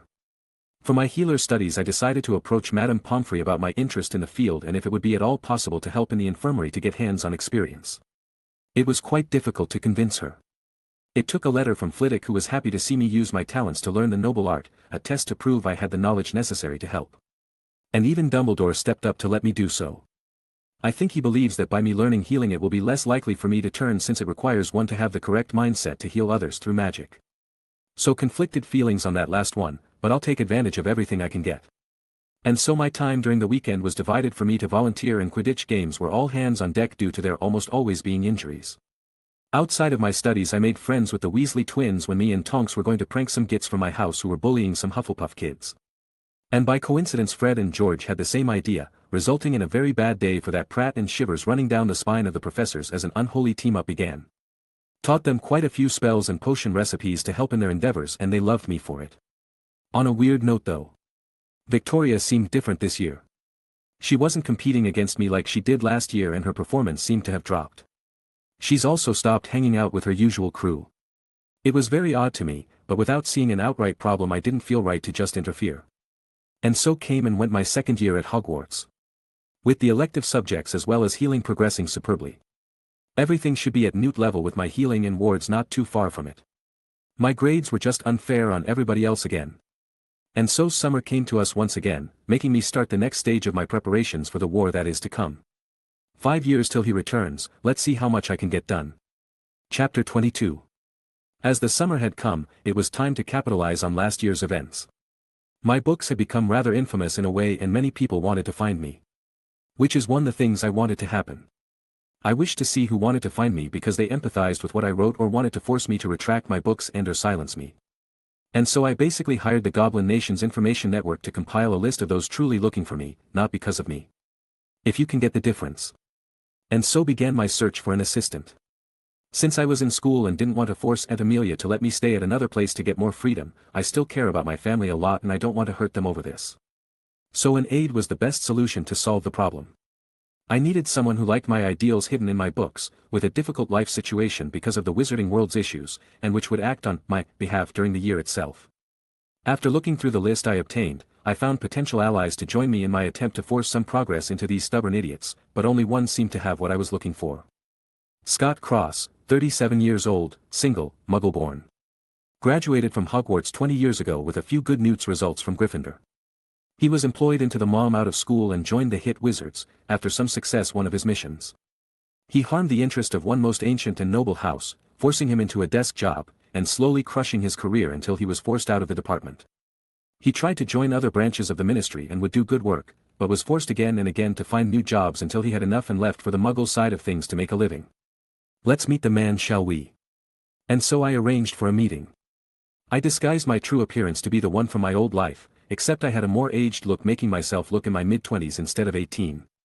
So I had neatly combed brown hair, green eyes, strong jaw, and an overall pretty good appearance if I do say so myself. I had rented out a restaurant and ordered for everyone to leave after the meal was set on the table. What is the use of money if you don't use it from time to time? I was waiting at the table when Mr. Cross had arrived. His hair was dark brown, unkempt, but he seemed to have tried to fix it to no avail. His beard was unshaven, his eyes, although blue, had some reddened due to fatigue and stress, and his clothes looked well worn. The man gave off the air of being beaten down by life, but still struggling. I stood up with a smile to greet the man. Mr. Cross, thank you for taking your time to accept my invitation. It's a pleasure to meet you. I mean, it's hard to hate a man who appears not to judge and welcomes you with a smile. Yeah, it's nice to meet you too, Mr. Folster. Sorry about my appearance, I'm not used to coming to places like this, he answered, feeling surprised at my behavior and slightly embarrassed at his own attire. It's no problem at all, as you see no one else is here, so act as you wish, I answered, keeping my smile. Though if I have to be honest, I find it strange that you would want to meet me. I mean, from what I see you don't lack money, you don't know me, and I'm pretty sure a lot of people want to know you right now, he said straightforwardly. This makes me smile even more, because I want him to question things and think for himself. This is good. I will explain everything soon, but first let's enjoy a good meal. The wizarding world has its charms, but the food is not exactly my favorite part of it, I say with a smile. The meal was a rather quiet affair. I could see the man wanted to eat the food quickly, but restraining himself. During the meal I was able to catch some thoughts using my very subdued form of legitimacy to learn a bit more of the man. He has quite the pride, we shall see if he can bend it a bit. And so as my utensils were put down the talks began. So what is it you want from me? You don't bring a guy like me to a place like this just for a meal, especially if you have money like it looks you have. With a broad smile I decide to answer the man with honesty. I am looking for a man to do a job. A job? He said with a slight frown. Yes, due to my personal situation I cannot participate in the world at the moment and I find myself in need of someone who can help me with that, I answered with a calm smile. If you need someone to do something, house elves would be more than happy to do so, he answered, narrowing his eyes a bit. True, but I don't need a servant, I need an aide. Someone would be me, my arm when mine are tied up, someone I can trust to do my business on my behalf and do it right, I said to the man. And you think that's me? We've just met and you don't know anything about me. In response I tossed him the file I had on him. You believe I would meet everyone who wishes to find me? No. I have carefully investigated those after me and analyzed who would suit the role of my aide. You, Mr. Cross, are the best I saw in that very long list, strong, determined, hard worker, adaptable and experienced. You have what I need. You have experienced what I wish to change in the world and I wish for you to help me do so, I explained in a serious manner. He looked over the file with some shock. He was silent as he mulled over what I've said to the man. So I would listen only to you? He asked cautiously. Yes, aside from my assignments and the management of my assets. You shall be free to generally do as you please. I will be providing a house, your pay shall be in whichever currency you wish it to be. But you shall be sworn to absolute secrecy during, and if you ever wish to leave, after your employment. I explained to the man to make sure he understood what would be required of him. House and pay? He asked curiously. The pay would be 2,000 galleons a month due to the nature of the job, and the house would be where I would be staying in the public's eye. And since I am busy most of the year, it will basically be a house to yourself, I explained to the man's utter shock. It took the man some time before he could talk again. Why me? He said in a strained voice. Because seeing a qualified wizard such as yourself, being forced to live as you do, is the epitome of foolishness our world offered, and I wish to change that. Will you help me, Scott? I asked, extending my hand. He looked at me, then my hand for some time. Yes, sir, was the answer he finally gave, taking my hand with absolute determination. Good, this will be the contract which states the conditions of your employment and my duties as employer. Give it a read. If you find this acceptable, we shall sign it here and now, I said whilst handing him the contract. After he checked and was satisfied, we both signed, and so it burst into flame as we received a copy. Aiden Bones? Then exclaimed as the man saw the signature at the bottom and looked at me for an explanation. Well, that's the reason I need you, I said, removing my disguise as his face turned to shock. This is my first secret. I am too young to do many things and need an agent in my stead. You were the perfect man. Ha ha ha. Doesn't matter now, you're my boss, and as long as you do what you promised it'll be fine. I mean, even with my experience I couldn't tell it was a fake appearance, so you have skills and power to back it up. Thank you, I answered with a smile. First job is to get you cleaned up, here's some money for that. Then we will go to Gringotts tomorrow afternoon to set you up with access to my personal vault so you can act in my stead. Then comes the buying of the place, which will serve as Michael Folster's home, its registration as a wizard home, the proper wards, and getting some house elves. I then listed his first assignment. No problem, I'll hand in my resignation in the morning and get myself cleaned up. I've still got a few friends in the ministry, even after all this time, so I'm sure getting some house elves won't be too hard after the house is set up, he replied. That's good, I hope that everything shall go well between us in the future, Mr. Cross, I then answered. I hope so as well, Mr. Folster, he replied with a grin. As we left and separated, I let out a relieved sigh with a smile on my face as Michael Folster That turned out exactly as I'd hoped. With Scott as my aide, my plans can really start moving along as I stay in the shadows. I thought to myself, feeling excited. But then I turned my eyes to a note and address I had received when I went to get information from the goblins. You say that we are hated for manageable reasons and that we can live perfectly well as people in this world instead of as animals. Prove it. Help us. We need help from someone who is not afraid to speak out as you have. Please help us. If you agree to do so, come to the place written below and ask for Jerry. White Wyvern Pub. Well now, how to deal with this? I'm confident in my skills. But I think I'll hide soul on myself to have a quick means of escaping. I don't have time to learn apparition, or create a port key, so that's my only option. I thought coming up with contingencies. It's risky, but I believe this letter should not be a trap, but someone desperate. Let's see how this goes, oh desperate werewolves. I then thought as I made up my mind and started walking to Nocturne Alley. Chapter 23. On my way to Nocturne Alley, I put on a proper cloak and added a glamour to my face so that no one would know even my fake appearance. Add in a notice me not charm and you're ready to visit the seedier side of the wizarding world. I also got Soul to let me shrink her to be in my chest pocket just in case, in exchange for her favorite food and some pampering, of course. She'd do it without the rewards because we both care for and want each other to be safe. But she's my friend and I also want her to be happy, so in exchange for things that make her uncomfortable I give her things that make her happy. I made my way through the leaky cauldron and Diagon Alley to reach Nocturne.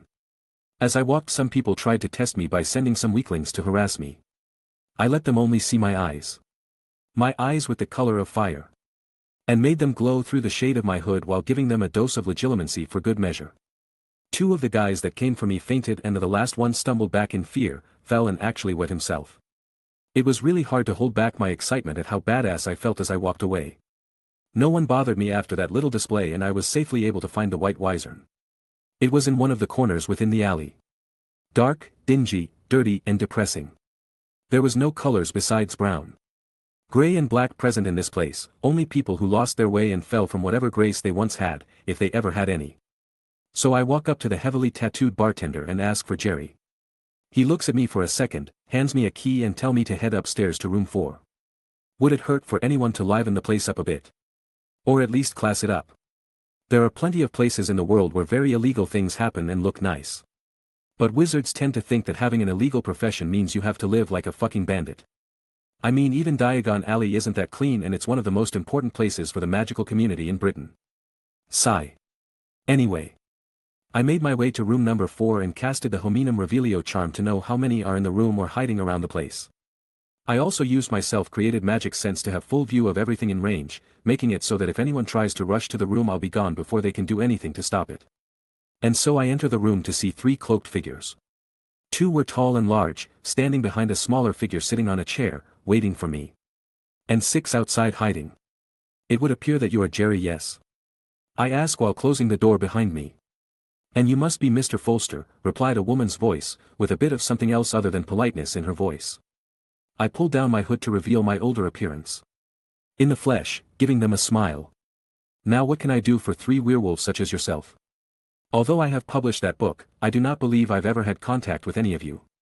It was just a belief and a lot of researching, never met many werewolves. I continued, getting straight to the point.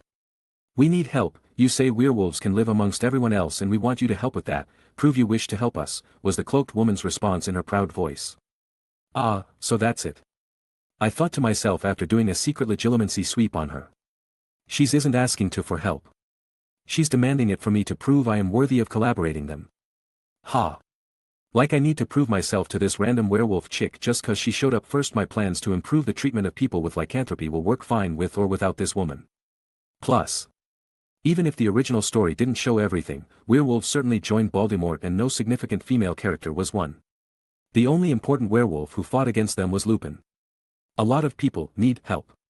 So why should I help you? Someone I know nothing about, whose face or identity I do not know, with motives unexplained. Goals unmentioned. And I won't mention the place you chose since I understand that you have limited options, but I will mention the other people you have hidden around the place and the fact that those 2 behind you seem to be ready to pounce any second. While I came alone as a show of trust, I replied, dropping my smile and answering her in a purely business manner. You dare speak that way to our lady, you fucking dash, and that was as far as the brute on the right got before I raised my hand and slammed him into the wall. Be quiet when I am speaking to your so-called lady. She asked for a meeting to acquire my help and has shown me nothing to encourage me doing so. You are giving a worst impression of anything that would be mentioned. I say with clear venom in my voice. The magic coursing through my body started to leak out and made the entire room feel heavy, making it hard for the three of them to breathe, as my eyes became like true flames again. I am not the one here who is supposed to impress, you are the ones who were supposed to impress me. I declared in an absolutely cold manner. I released the man, turn around as I let my pressure return to normal, hearing gasps for air. I reached the door, grabbed the doorknob and without turning around spoke 3 words in a voice devoid of emotions. And you failed. With my declaration done, I pulled my hood up and headed out of the pub.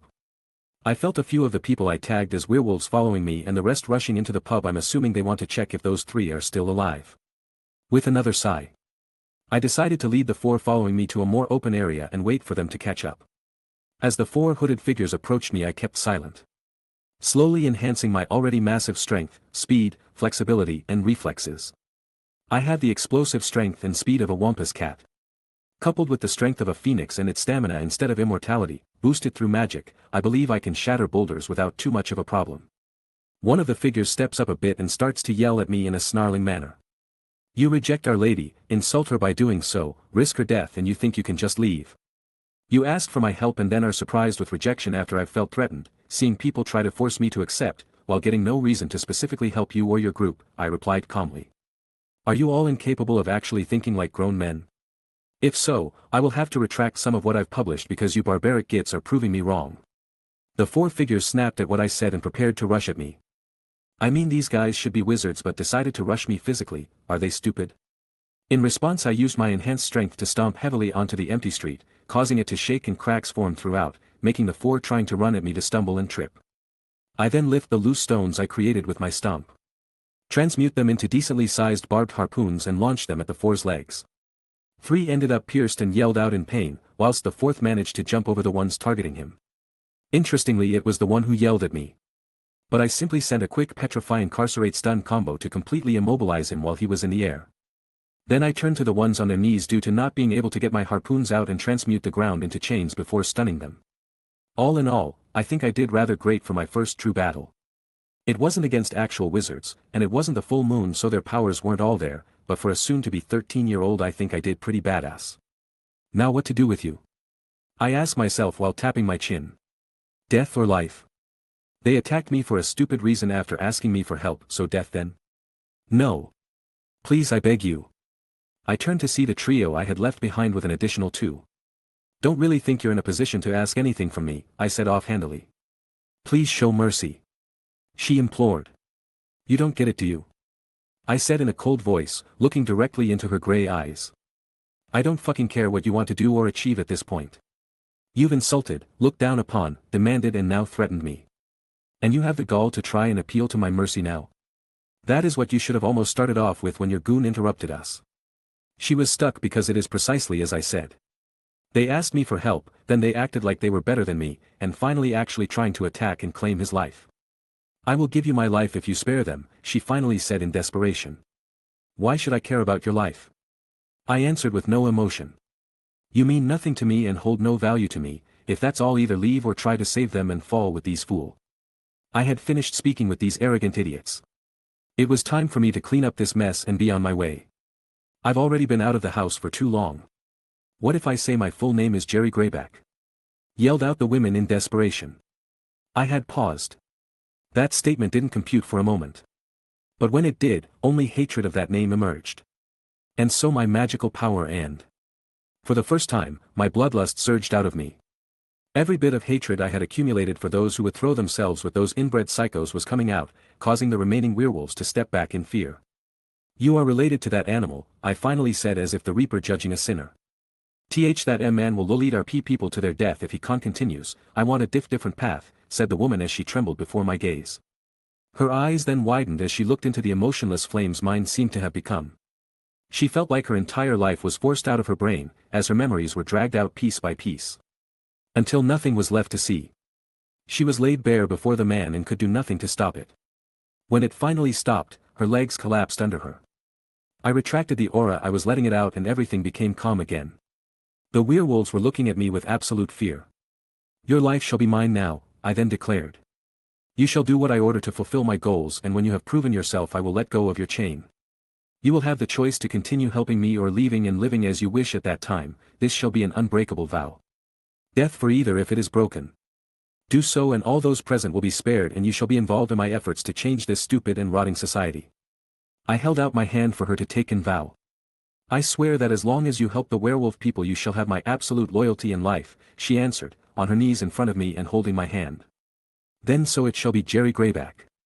You shall meet me at the time and place specified on this paper tomorrow. No one else will come with you. My aide shall be with us. We will get you cleaned yo and looking respectable before my true business starts. Do you understand? I ordered and confirmed. She put her hood down, revealing a stoic woman, with messy and unkempt raven black hair, steely gray eyes and determined expression. I understand, master, she then declared. Good, I simply answered. I removed my magic from and healed those I fought, then I left for my home. It was a busy day, I thought, as my head was finally able to hit the pillow. Chapter 24. The next day came. Although I was still feeling tired from last night's events, the day must still come. I spent the morning with Susan, helping her with the self-studying she's been doing on plants and potions. Although she likes to learn, it's not nearly as bad as me. She just likes learning about what interests her, but she has no desires to be tutored like I had been. Auntie and I actually encourage her to learn like this instead, because enjoying the process of learning is much more important for a child. You cannot force things. She will already have a great head start in the subjects she likes. No need to push anything more onto her. It also helped that I will be the heir of the family instead of Susan, and that I've completed all necessary lessons for it, making so my little sister can just enjoy herself.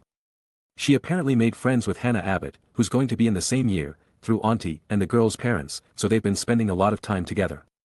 Coincidentally, this has freed up a lot of my daytime to do as I wish. After lunch I had dropped off Susan to the Abbott family household and thanked them for having Susan over. I got some stares due to my looks. But after 2 years of getting lots of those at Hogwarts, I'm basically immune. I then headed towards my own meeting. I decided to meet the two at a place I bought to do potions experiments in Diagon Alley. It's a bit away from the main shopping area. But it's also easily missed. I reached the place and found my two new assistants, one staring intensely with suspicion and the other wearing her cloak to conceal herself. They both turned to look at me when I entered. Glad to see you both made it safe and sound, Scott, you clean up nicely. I say in greetings. He is looking good since he shaved his beard, got a neat and proper haircut, new day-to-day suit and a re-energized look on his face. So instead of looking like a man chewed up by life, he now seemed to be a businessman. Thanks, the cash helped. So what should I call you right now since you look like that? He asked. Michael Folster. When not in a completely secure location, that'll be how it is until properly built facilities are up and running, and when I won't need to hide anything, I answered the man, knowing why he was asking. So who's this? Didn't tell me there was anyone else. This is Jerry. Her last name will stay between me and her until she decides to say it to you herself due to familial issues. She was actually a surprise gain from after my meeting with you finished. And since the both of you will be work for me, hence together, I will tell you that she is a werewolf and that her duties will be different from yours. I informed the man. Werewolf, had a few scraps with them in the past, but if you say she's a colleague then it's fine, boss, said the man, reminiscing a bit. If that is what you wish for, master, answered Jerry, speaking for the first time in front of Scott. Whoa. Master. What did you do when I wasn't there, kid? Like I said, surprise gain, her life is mine for now. I offer protection, employment, and help in bettering the situation regarding lycanthropy. She gives me temporary servitude, and if I truly gain her loyalty she will become my aide. But for now I need to get her cleaned up and dressed like a person. So we will be heading to the Muggle world for that, since wizard fashion just makes me shiver at times. I explained to the both of them. I will skip the fashion montage. But it was surprising that Jerry ended up really wanting to participate after seeing some of the results. She apparently never had the chance to experience more normal life, as she has always been within werewolf communities. It did take a few hours. But it gave me time to run some things through Scott. I gave him one of my Muggle credit cards and asked him to go check into real estate and land outside of any cities or towns. Places far away from anyone so that I can do almost anything I wish with them. They will be the places where I shall build up my resources. He actually returned before Jerry was done with her makeover. He handed me some documents about which pieces of land he's purchased, and I must say they fit the criterias nicely. The development of the lands will have to wait before I perfect my warding skills, since I went them completely off the grid. No one but those I will choose shall know of their existence. He also brought along with him some options for the official home of Michael Folster. But before I could start going through them we heard that Jerry's makeover was done. It was shocking to see the result, to say the least. Scott's mouth was hung open with wide eyes and I was impressed at the work they did. Honestly, I knew that she would look pretty good from what I could tell about her face and body. Since it was her lifestyle that had caused her to not know how to dress herself stylishly or how to apply makeup, take care of her skin or use a variety of products. Apparently her potential was one of the reasons why it took so long, but with results like what I'm seeing it has been worth it. They turned what was basically an almost Viking-like woman to freaking Yennefer of Vengerberg. They took her long, unkempt hair and turned it to lightly curled raven locks resting on her shoulders, with her steel gray eyes, somehow smooth-looking white skin even after living amongst werewolves almost her whole life. Thin lips with light amount of lipstick. Her new outfit gave her the look of one of those beautiful, but strict CEOs from fictions, with her black jacket and skirt, white inner blouse, her now incredibly smooth, long legs were bare and finishing her outfit was a pair of black heels. She stood looking at herself in the mirror with a bit of a daze, not believing that this was her. She even touched her face and pinched her arm to see if she was dreaming, earning a chuckle from me and making her turn towards me with wide eyes. Well, now you certainly look the part. I now feel like I'm the one who needs a makeover or people will think you're the boss, I said, teasing her a bit and elbowing the gawking man beside me. Cough, yeah, you turned out great, guess that time was well spent, he said with some embracement. After hearing our feedback Jerry stood upright, snapping out of her shock and regaining her prideful aura. Thank you for waiting, master, and for all of this, I shall strive to meet your expectations, she said with all seriousness and a bow. There's no need for you to bow in public, if you want to do it in private it will be up to you, but you will be my assistant out in the open, I corrected her on what I'm expecting. Also sir will do if you have to use respectful terms. Understood sir, she answered, almost like a soldier. Alright, at least I know what your official name shall be in the Muggle world now. The paperwork shall be done at Gringotts, at the same time you both shall gain access to my rather massive amounts of money, I informed Jerry, who simply nodded. Scott, you will be in charge of my new properties once this is done. I want you to keep an eye out for places up for sales in Diagon Alley and keep track of your other assignments. I also want to construct a greatly expanded underground space as soon as possible for werewolves Jerry trusts enough to invite. I want them to have a place they can spend the full moon in peace. We will also modify the house that will be chosen for my official residence to have a similar space underneath so that she can spend her full moons there if she should choose to do so. Aside from that I will see how things shall progress with my other plans, I ordered the man as he took note of what to do. Got it, boss. Jerry, for now I'm guessing you don't have much informal education or training, correct? I half asked and half knew. Yes sir, my father and some of the people try to teach the younger ones in what they know, but it leaves us lacking in many things, she answered a bit sadly. Alright, I'll hire tutors for you and trainers. You'll be formally trained in combat, both magical and physical. I have a meeting with the goblins next month and I'll see if they can train you as a warrior. So you shall be more of my guard than assistant. But I will still ask to see if you can learn management from them, as it will be useful for me and for you if you ever leave, I then informed Jerry. Thank you sir, says Jerry with some emotions in her voice. She knows that this is a good opportunity for her, making fire burn in her eyes in determination. With their orders clear, we finally arrived at Gringotts. As usual I went to a private room with Ragnarok. We set up Scott with a limited access to my accounts to purchase things on my behalf since he will be my main manager. I've also hired trainers from a list provided by goblins. They would have to sign a privacy contract. But they get paid extra for that. And as a fun note, Jerry was registered within the Muggle world as Jennifer Roth, really tempted to go with Yennefer but it'd be too weird in England. With my current business done with the goblins, it was time to leave and let my two aides get to work. On that note, I have decided to build a custom manor 30 kilometers from Little Whinging, where Harry Potter was currently living. I had bought the land within an isolated forest and construction started according to my specification. Anti-Muggle, apparition and portkey wards would be put around the house with the use of a reinforced wall and gate. With a variety of defensive spells, enchantments and wards added into it. The house itself will be in the style of a two-story manor, containing everything a multi-talented wizard like myself can wish for. Library. Potion lab, rune carving room, reinforced practice room, an expanded greenhouse in the back and a small fully stocked infirmary. It would be magically protected as well and no one could enter without the express permission of either me or Scott. I also paid a lot of extra money to make sure even house elves not keyed into the wards would not be able to enter, just in case someone was actually smart enough to try and send some. It's also being registered as a legitimate wizard's home under Scott's name. The FLU network will be connected in a protected room able to lock in anyone trying to sneak in, or lock out people to give a chance at fleeing. Everything should be ready before the summer ends and the house elves requested will come once that is the case. Everything needed for a man to feel safe. I won't make it go under Fidelia's charm or become unplottable because it is supposed to be a place people can find Michael Folster in the future. But if the place is still standing by the end of the war, the investments will make it worth it. Chapter 25. Now that both of my new aides had their duties handed to them, it was time for me to work on my other plans. Using a list of people who wished to meet Michael Folster, and with the help of my goblin allies, I was able to have a good amount of information on them. I filtered out the obviously hostile ones. Removed the ones who were bought to meet me, shady individuals with unclear motives. And was left with a modest group of mostly muggle-born witches and wizards who had either been forced out of the magical world to make a living, or are all but homeless in the magical world. And so I started to organize a meeting with those I had screened.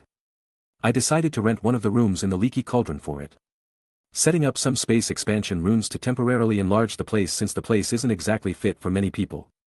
A few hours later the 28 men and women, with ages varying from 27 to 62, arrived one after another. And with a few galleons to the owner Tom, it was easy for all of them to find the right room. I waited until the appointed time for the meeting before starting speaking, making sure no last-minute arrivals would appear. Hello everyone, my name is Michael Folster, the author of those two rather infamous books currently trendy around our communities, and I've called you all here because you had an interest in the points I had weaved into them. I started off with confidence as I addressed the room.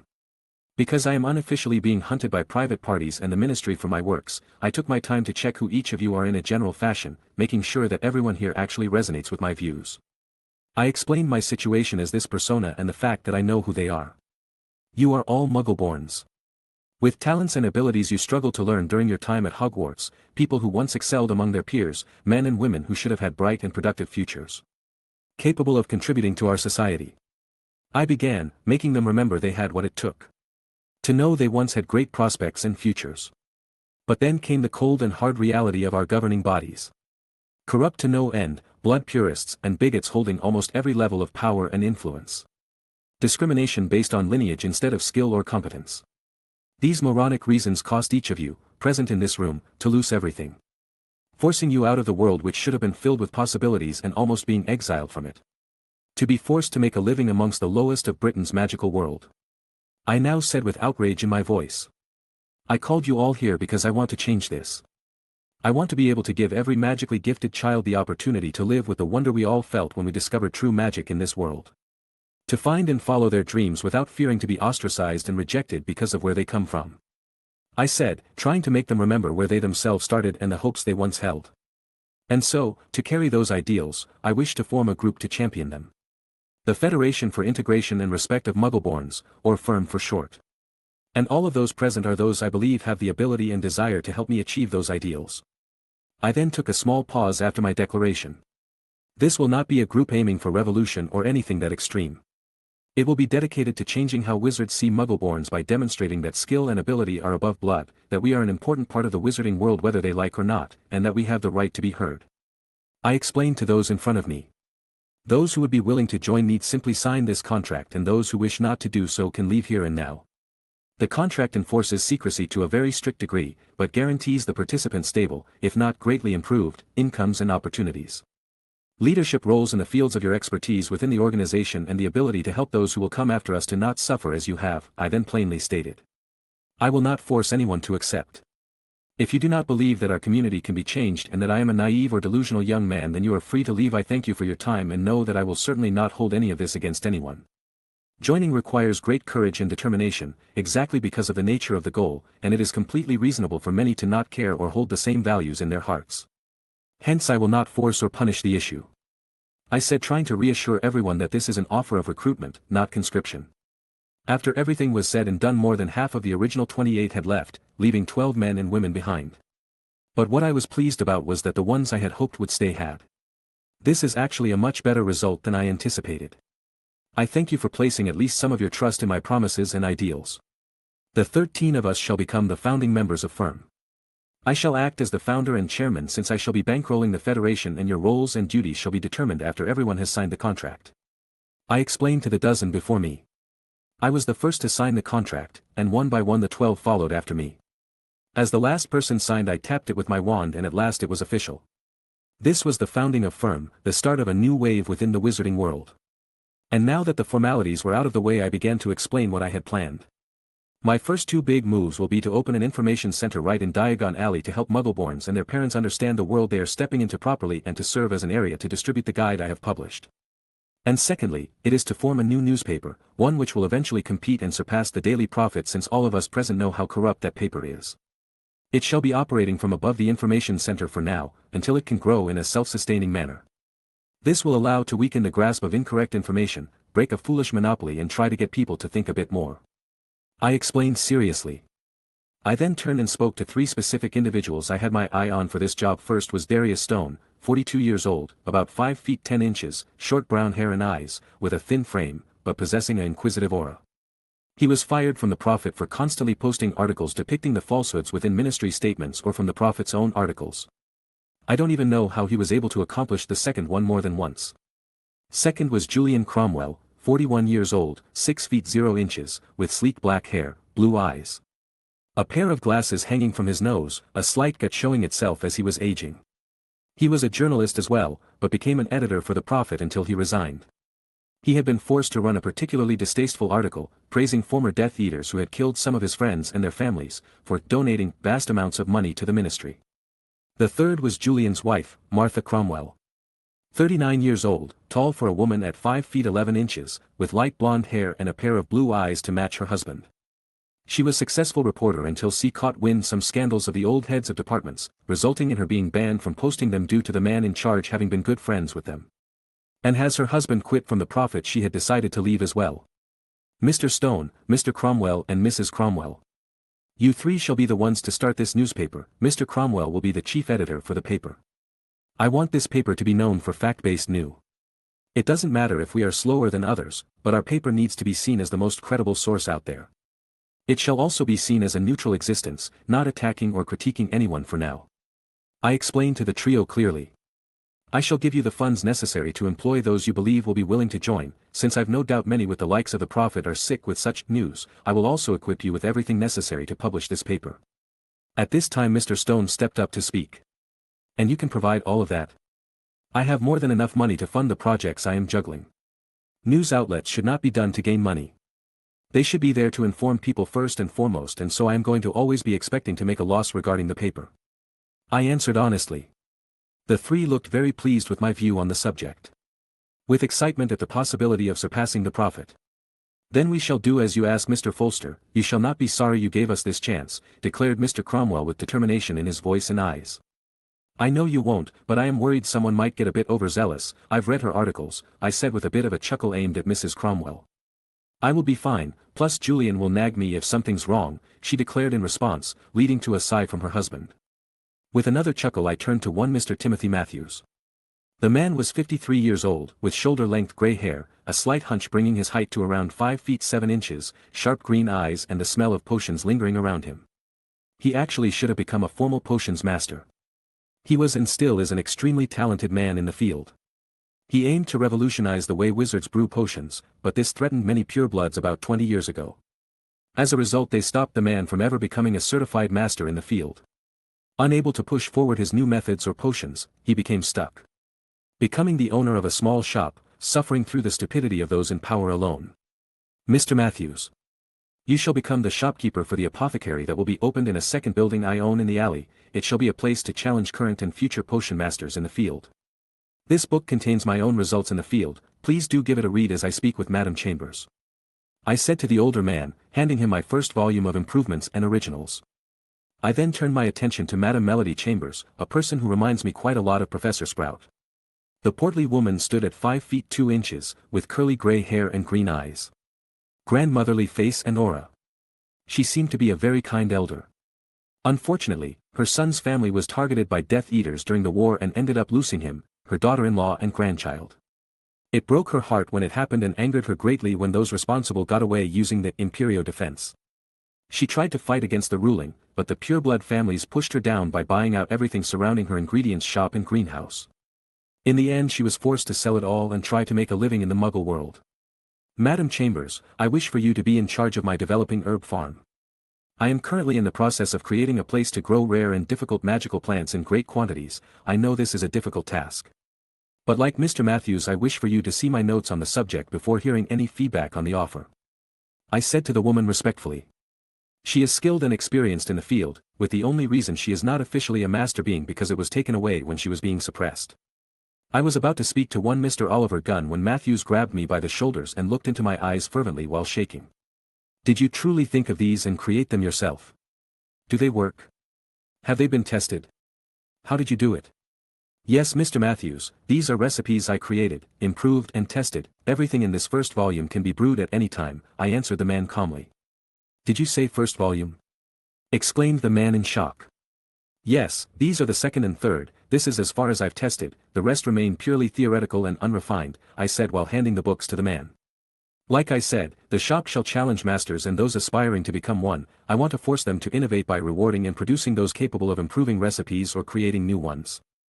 I'll do it, I'll make it into a holy ground of potioneering. No one in the field will not know Breaking Ground's apothecary, he proclaimed with what almost seemed like fanaticism and suddenly coming up with a rather fitting name for the shop. I will have to agree with Mr. Matthews' enthusiasm as well, came the polite and happy voice of Madam Chambers. If this information is true, you have basically revolutionized the field of herbology with this book alone, Mr. Folster, not even counting the fact that it says it is one in a series of 4, proclaimed to short woman. I shall plant every single one and shove the results in those pathetic old men's faces, they shall rue the day they took my title away. I am very happy to welcome the both of you aboard then. We shall use Mr. Matthews' innovations regarding the brewing process to help improve efficiency. But we will also recruit some individuals after the name spreads. As for the farm, it has been named Natural Cultivations. And it will be used to supply a vast amounts of herbs. It shall be a place for those muggle-born struggling to make a living SND find a steady work. It will be advertised in the information center and the paper. So it shall take more time to truly get it off the ground since they will require training. I said as I explained the beginning stages for both and properly shake their hands. Next up is Chapter 26. With my 2 new heads for my potions business and farms, I turned my attention back to Mr. Oliver Gunn. You Mr. Gunn, I will have to meet you later to discuss a rather sensitive subject regarding my proposition for you, I said to the man. He simply nods in response. I then turn my attention to one Elaine Summers. 27 years old, long blonde hair with slight waves, striking green eyes, tall and well-trained body giving her the impression of a graceful predator, a true beauty. She is a bit different from the rest of those present, since she is currently working as a hit wizard the ministry. But has been heavily suppressed within her department. They have her constantly doing desk work, pushing her achievements to others around her, forcing crap assignments onto her and just generally trying to make someone almost as good as some Aurors hate working there. The reason for all of this is because some rich guy from a noble house wanted to marry her, but she flat rejected the man, to which he believed that her job was the reason she rejected him. So he started bribing her superiors to force her to quit. She now hates him and strives for success to spite the man. She also has a good sense for what is right, but can act flexibly. You Miss Summers are going to be a bit different from the rest of these ladies and gentlemen, because I actually would love for you to get a promotion, I said with a growing smile. Huh. Was the only noise that come out due her surprise. You see, I want Muggleborns to be involved in the ministry. It won't do any good if we just push from the outside in order to get some reforms. Thus I will help you obtain results so unquestionable that they will fight to promote you. I declared with a smile. It might take a bit of time, but I will help train you to the next level regarding your magical power and provide training tools to improve. Opportunities will also come forward after all preparations are done, I explained to the woman. And you think you can teach me? She said with a raised eyebrow, sounding challenged. Alright, looks like you don't believe me, how about a small duel then? I offer the woman. Oh, that confident are you? She said, trying to test me. Honestly, I believe I am still a bit green, but my knowledge and magical strength help me cover for it. I know my strengths and my weaknesses, the only thing left is to improve upon them, I answered. With a wave of my wand I conjure some chalk and make it draw the dueling ring, with another I set up multiple protective barriers around said ring, and finally I use the chalk to set some wards to strengthen and stabilize the protection. Those present couldn't believe what they just saw. Jaws hung open and eyes were nearly popping out. Even Elaine showed shock on her face. Now that the dual ring is set up, I do believe we can begin. I would like to ask for us to keep to less destructive or damaging spell, as this is a rented space and only a duel to show my competence, I say with my smile still on my face. Yeah, sure. Then shall we? I said with a slight bow. Ready when you are, she answered, finally focused and bowing. Mr. Gunn, please do be the referee. I know you will be suitable for the job, I say to the man. All right, answered the stern-looking man as he stepped up. As both parties agreed, this shall be an incapacitation duel. with the loser determined by disarmament or submission, no lethal or damaging spells. This will be a clean fight only to show skill, now both duelers at the ready. He said, raising his hand. We both take our stances. She raises her wand arm at the ready in stance resembling a fencer, while I stand in my own custom manner. Instead of having my wand arm in front, I actually hold it behind my left hand, while keeping myself light. Preparing myself to dodge. I've also taken my glasses off for the duel since, like some more advanced duelers, I incorporate legitimacy into my style, but I'm not overly reliant on that. Then begin. Declared Gun. Elaine jumped into action, using a quick combo of debilitating jinxes to dim my vision, slow me down or distract me, capping it off with a direct trio of stunners. The only problem for her was that I was constantly using the minimal amount of movements required to dodge each one of her spells, since I could see which would come next in her head. It wasn't her fault. She knew how to preform proper combos within the limitations of the duel, it was just that my own trained abilities. My enhanced speed and ridiculous reflexes give a great advantage when one-on-one. Just for dramatic effect, I casually swatted her last stunner with my left hand and giving her a grin.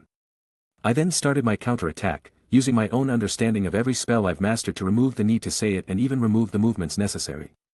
Letting cast my own combo of enhanced spells with quick gestures, forcing her on the defensive immediately. She defended what she could, but there are only so many spells a shield can block. This forced her to dodge, which was what I wanted to force her to do as I casted a quick series of leglock charms after I succeeded in blinding her for a second using a Lumos Eye shot at her face, capping it off with a stunner. With an obvious winner, I remove the protective spell and runes as I approach Elaine and wake her up. Damn, that was just downright emasculating, couldn't even get a good shot on you before you destroyed me, said the downed beauty. Don't you need to be a man to be emasculated? I ask while helping her up. Ha! I've got more balls than most of the ministry combined. She declared with a laugh. Ha ha ha. That's the best reply I've ever heard. But you are a good kid, hit me up if you want to get laid, you look a bit too wound up, she then said with a grin. Cough. Cough. Don't worry kid, it shouldn't take too long, she said with a wink and then started laughing again. Thank you for the offer Elaine, but I'm okay for now, I answered politely. I'll send you some of my modified spells and notes on the subject to give you references, I'll also teach you the way to better your magic control, I said getting back to business and handing her the book she would need for now. With that done and Oliver Gunn who is going to be last, I then turned to the last 5 in front of me. Most of them had some experience within the ministry, but were later replaced for stupid reasons due to their positions being too good for them to be in, according to some people from prominent families. And so they were forced to stagnate within their positions. Mr. James Whitcomb, a 63-year-old bald man from my aunt's department, with pale brown eyes, thin frame and some wrinkles showing on his face. Ms. Sherry Holmes, 49-year-old with shoulder-length black hair, showing signs of graying, extremely dark brown eyes, a pair of librarian glasses on her nose and a really huge chest, from the Department of Magical Transportation. And Mr. Anthony Wall. The oldest attendee at 66 years old, really starting to fit the image of a wizard, with his gray beard. Hair and robes, kinda reminds me of Ben Kenobi, but if he was more of a hippie, from the Department for the Regulation and Control of Magical Creatures. I wish for you 3 to be in charge of the firm center that will open in the alley. You will initially be in charge of it in its entirety, but when we can hire more people you will move towards management and advertisement of the center. I will try to introduce new programs and products to the store within the year. I announced to the 3. I received nods of acknowledgement from them and turned my attention towards the final 2. One is Ms. Catherine Forrest, 55 years old, with platinum blonde hair and clear blue eyes, really made me think if this was Draco's real mother for a while. She used to work for the Department of International Magical Cooperation. The second was Jimmy Kent, 33 years old, with the Weasley hair. Green eyes, on the shorter side, currently being put down, I'm guessing without my aunt's knowledge cause she's wreck anyone doing this in her department, in the DMLE. Ms. Forrest, I would like you to be in charge of the logistics involving the farms. You have experience working with many different individuals and getting what you need to do your job properly. This will be the business with the most immediate growth in terms of human resources, so please assist Madam Chambers in its management. You both will receive all the information regarding the properties and its current stage of development through my aide shortly. I said to the woman, explaining my reasoning for her assignment. Finally, Mr. Kent. You shall be in charge of the management for the current Breaking Grounds apothecary. They will need much in terms of equipment and machinery if I know Mr. Matthews' ideas as I think I do. You will also be currently responsible for its finances so that our future potions master can focus on his craft. I then in turn explained to him, getting an excited nod in return. Now, if everyone understands everything I've said, Mr. Cross. Each of these will be your work contract stating the pay and conditions of the jobs you will be undertaking and documents regarding the places you shall be working in. Ms. Summers will be slightly different from the rest, but will be basically considered sponsored by us to improve the image of Muggleborns through excellence. Mr. Gunn will have his own if he agrees later. I explain. With everyone very happy with my quite generous conditions and reasonable restrictions. They signed and will soon be considered my employees. After which they left to take care of their affairs and prepare for their new jobs. Leaving me, Scott and Oliver Gunn alone. Oliver is unique among those who came, since he was an active Auror during the war almost 10 years ago now. At 44 he still stands strong and proud, with a muscular body, scars on his exposed forearms, strong jaw. Short brown hair and steel blue eyes. The man screamed warrior. The reason he is no longer an Auror is because during said war his family was killed, with Voldemort himself present and himself being forced to watch. And unfortunately his Death Eaters were very pressed to impress their lord, making his wife suffer a lot before they killed her, but they left him alive to suffer. In return he went rogue and started to hunt known dark families supporting the madman. When he was found they couldn't give him too harsh a sentence because he made sure his targets were guilty and left evidence, making the final verdict on him 8 years in Azkaban. Now, Mr. Gunn, I would like to thank you for both your patience and time. I start off with a slight bow. I'm guessing this is going to be a rather sensitive subject then Mr. Folster, he answered in a direct manner. Yes, it has to do with the enterprise I wish to begin with you at the helm and a dangerous secret as to why I wish to do so, but first a question, what do you think about the current defensive capabilities of the Ministry? I asked the man. What capabilities? They constantly cut funding, they're planning to stop accepting new Aurors, hit wizards are corrupt to no end, and to top it off the current minister is a coward. Yes, and that is why I wish to start a specific business with you, private protection, I said delicately. You want to make a mercenary force? He asked with surprise in his voice. Why? Isn't that the opposite of what you said? This isn't related to my movement, it is about something much more dangerous in this world of ours, I answered with a sigh. After hearing that Oliver narrowed his eyes at me. Explain, he simply demanded. What if I told you the Dark Lord isn't truly dead? I simply said. Impossible, he died that night against the boy who lived. He exclaimed. True, he did technically die, I admitted. But the problem is that the man feared death the most, that's why his men are Death Eaters, why the killing curse is his go-to tool. Because it is what he believes is the greatest fear of all men, and so he sought a way to beat death. And in his search he found a way, a very dark way, he made a Horcrux. I said to the man in all seriousness. A what? He asked. Scott, the book please, I said to Scott as he handed a book to Oliver. Please go to page 82 Mr. Gunn, I say. It took a few minutes for him to read it, but a look of horror spread across his face as he understood just what a Horcrux was. You mean to tell me he did this? He asked with a shaking voice. Yes, and he will return, I answered coldly. That is why I wish to prepare a force to fight him when he returns. Something the Ministry is to corrupt to implement. If I'm wrong then all that happens is I make a new business providing security to those who can afford it, and if I'm right we can have professionally trained experts to combat those fucking bastards. I announced to the man. How's this going to work? He asked with determination in his voice. It will start with you. Get some people you trust and invite them in as executives. I'll put ads out into the Prophet and our own paper when it's up and running, also within the center. You can also recruit people down on their luck or try to poach people from the Ministry, I'll bankroll what you need. A facility is already being built in secret and no one will know where it is located. It will be the training ground. You will be the trainer and I'll give you the books I've prepared for you, Scott will inform you about everything else. I explained to the man. I'll be ready, he answered simply. And that's how these 12 people were brought in under me. Chapter 27. It's been almost a month since I managed to recruit the 12 under me. There has been tremendous progress in all of the active projects, with the firm center and the paper, officially straightforwardly called the Herald, up and tuning. Being distributed in the center. The farm is slowly coming together since new employees need proper training to handle the plants and every single one had to sign strict confidentiality agreements due to the new methods used there.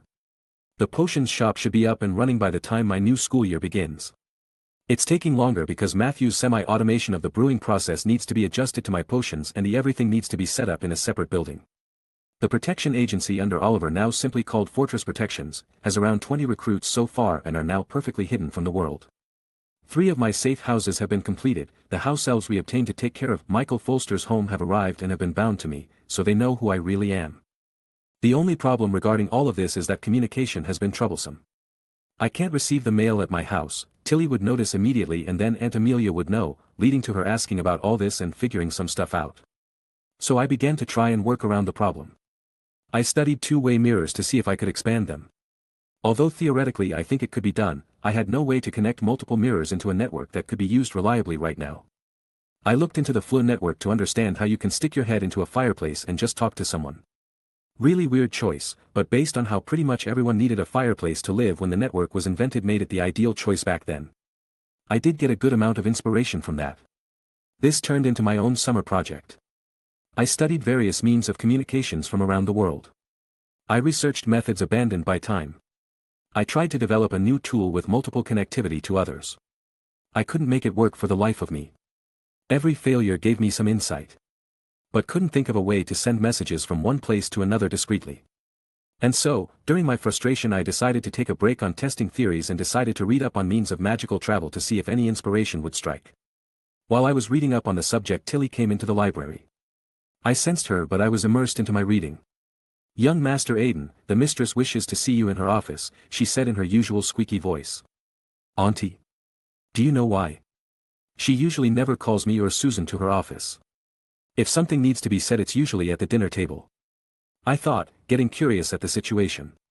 Since I wouldn't be able to figure it out, I simply got up and headed to the office. A few seconds later I stood in front the door and knocked. "Come in," I heard my aunt's voice say. "She sounds tired. Hope she's okay," I thought with some worry as I entered. "Hello Aiden, I'm sorry for calling you here. I know I don't usually do this, but I've realized we've been putting off an issue for long enough," she said seriously. "We have?" I asked with my head tilting to the side a bit, thinking about what it could be. "Yes, it's about time you officially take your position as heir of the family. Since I am currently the head of the house. I have been managing everything at the same time as my duties in the ministry and it is honestly catching up to me. Hence I will start slowly preparing you for your role as family head and handing more and more of the duties which come with it," declared my aunt. "I understand, I'll do my best to uphold the house and surpass your expectations of me, Auntie. You won't have to worry about the house, I'll make it better what it once was," I answered with determination. She has had to take on the burden of me and Susan, her job and the sudden headship. It's time I help her out and reduce her burden. "I know you will Aiden, you are fiercely intelligent, hard-working and determined. I know you will make me and your parents proud in whatever you do," she said with the gentle smile which rarely appears on her face. It always warms my heart seeing that smile. Makes me want to make sure she can do it more and more. "And so, tomorrow we shall head to Gringotts to make everything official," she declared. "Yes Aunt Amelia, I'll be ready," I answered with a little salute as a joke. I get a small smile in response and head out of the room to continue my research. It's not like this is a surprise, I've been prepared to become heir since I was 7. At that age I could have already started helping Auntie out. But I think she wanted me to have more time to pursue my interests and studies. The only reason this is really happening is because the minister is putting constant pressure on her and that her department is always under fire for one reason or another, coupled with her taking care of me and Susan, it's only burning her out. So the solution is allowing me to share at least some of her workload. The next day I got up and dressed myself properly and went down to have breakfast after our nice family meal. We dropped Susan off to the Abbott house and headed for the bank. As we walked through its halls goblins kept giving me polite nods and greetings, which confused Auntie to no end. "Dear, why are they being so polite towards you?" she asked in a low voice. "Tilly didn't tell you?" I answered a bit surprised. But then I thought that maybe Auntie just never asked since I do spend a good amount of days outside the house and I've never caused any problems, always getting back on time. No injuries, no reports of bad behavior, so Auntie probably just trusts me when I go out and doesn't ask. "Tell me what?" she asked curiously. "Well, a few weeks ago I was invited to their city to spar with some of their warriors and I accepted. There was a little tournament for hand-to-hand combat. I got first place and met their royal family during the celebration. It was really fun. They gave me this ring for my victory and to signify friendship," I explained with some excitement over the memory. This new ring actually replaced my silver and ruby ring. It is still the same material, but this one has been permanently bound to me. Never is it going to leave my side. It has also been personally crafted by the king and has been engraved with a phoenix, wampus cat and the symbol of the goblin's royal family, showing my status as a friend of the nation. It was really fun. There were skilled warriors, but goblins are more adept at weapons combat. The opposite of me, and adding the fact that my body is way too strong for a human, I was able to win over those with more experience than me. The tournament did show me where I would need to improve and helped gain experience, so it was a great choice to join in. You what? Exclaimed Auntie in shock, but soon calmed down seeing my smile and letting out a sigh while rubbing her forehead. Next time you have to get my permission for this, Aiden. I trust you can take care of yourself better than most adults, but I am still your guardian and must know when you do things like this. Am I understood? She asked seriously. I'm sorry, Aunt Amelia, I didn't think it would be a big deal. I understand, I said, lowering my head a bit. All right then, as long as you understand, she said with a nod. And so we kept walking until we reached Ragnarok, in his usual spot as the head teller. Greetings, warrior Bones Crusher, may your enemies know your name's meaning and their wealth falls to you. He greeted using the title they came up for me. I won't say it's inaccurate because during the tournament one of the goblins noticed I was holding back my strength in order to have greater control and skill. Which he then became insulted and forced me to use my all. When he took my full power punch and tried to block it head on, I broke both his arms and sent him flying from the ring. It's not my fault. He asked for it and they're a lot smaller than humans, which means lighter, so without their armor they end up not being able to take as much. If that wasn't enough, the rest suddenly decided to throw themselves at me to prove they had the strongest bodies, so I ended up breaking the bones of all of my opponents. Kinda why I didn't mention it before, it felt bad hearing all those snaps. Reminds of when I got hit by that truck. Hello Ragnarok, may your foes fear your presence and their coins join yours, I responded. Still making a bit of a game and trying to be creative with those responses. Bones Crusher. Then asked Amelia from the side with a raised eyebrow. It looks like you have some explaining to do at home, young man. I gulp at that tone. I am so gonna get an earful. I thought. Ha. The great Bones Crusher fears his aunt, the king will love to hear that one. Oh come on Ragnarok, don't do that, you'll ruin my reputation, I pleaded with the goblin.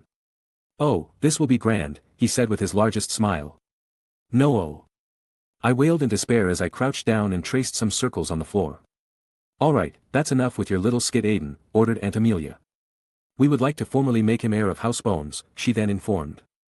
I get back up with a little grumbling. Ragnarok leads us to his office and calls for a goblin to bring the family ring. He brought and opened a box with one empty spot and one ring made of silver, with the family emblem of a shield with a wand on it, and the motto of, break, but never bow, written under it. Aunt Amelia has a similar ring but is golden. Wear the ring, it will test you to see if you are worthy, informed Ragnarok. I take the ring and put it on my right ring finger. I felt a prick as it tested my blood, then a red glow came from the ring and it then resized itself to fit my finger. Congratulations, Heir Bones. The ring will serve to warn you of legilimency, intrusion, poisons and some dangers. You will now be able to fully inherit the Bones family when the head decides it or becomes unable to fulfill the duties required by the role. Said Ragnarok. Thank you for informing me, I then answered. I am now officially the heir of the noble house of Bones. Chapter 28. After being made heir of the house I started taking on some of the work that came with the title. This involved spending more time in Aunt Amelia's office. I went through the properties of House Bones, our finances, vault holdings and allies. From what I found, the family was heavily involved with Dumbledore's order during the war, providing a good amount of funding and using some family properties as order-safe houses. I won't disrespect my parents' choices, they did what they believe should be done in order to defeat Voldemort. I really don't like the headmaster's style though. Too soft-hearted, self-destructive even, and naive. Well, as a result a lot of properties were destroyed, but I think I'll be able to get the wreckage cleared up and set up some kind of residence. I'm thinking of introducing the concept of apartments and condos to magical Britain, because from what I understand it's already being done in France and there is a great amount of homeless witches and wizards. I think I'll also set some up specifically for werewolves. Food for thought. The money in the vaults no longer qualifies the family to be a most noble house, but I think that after this year we will be getting a good influx of galleons. The reason being that I've finished studying most subjects beyond Newt level and I believe I can start properly pushing some developments into this stagnating country. I have a notebook full of things I believe can be made theoretically already and have even some bits in working order. Make them useful and popular and bam. Money starts flowing in again. I think I'll also invest into Randolph Spudmore, the creator of the future Firebolt, since I've already done so as Michael Folster. It'll be an amazing source of revenue. We have a few shares of things here and there, but I believe we can do more. But that will be in the future when the house has more in its vaults and our reputation gets better. Because as of now, Aunt Amelia is the only representative of our family. I'm unknown for now and Susan will take a long time to develop into someone who can help with that.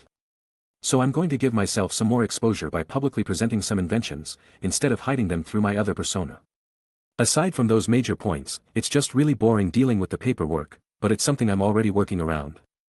I've analyzed my homework quills and recreated them for the purpose of paperwork.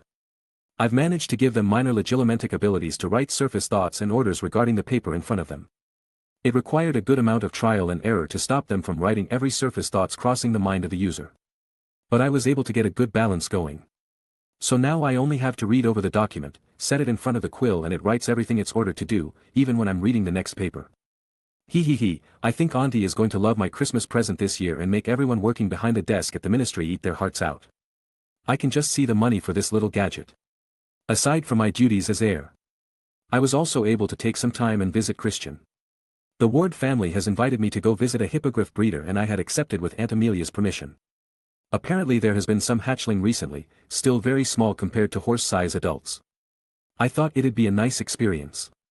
Auntie let me use our float to get to the Ward's home since they were connected as well. I arrived and was welcomed by the Ward parent and child trio. Christian takes more after his mother. She had the same messy black hair, only longer, those sky blue eyes, and the same features could be spotted on his face.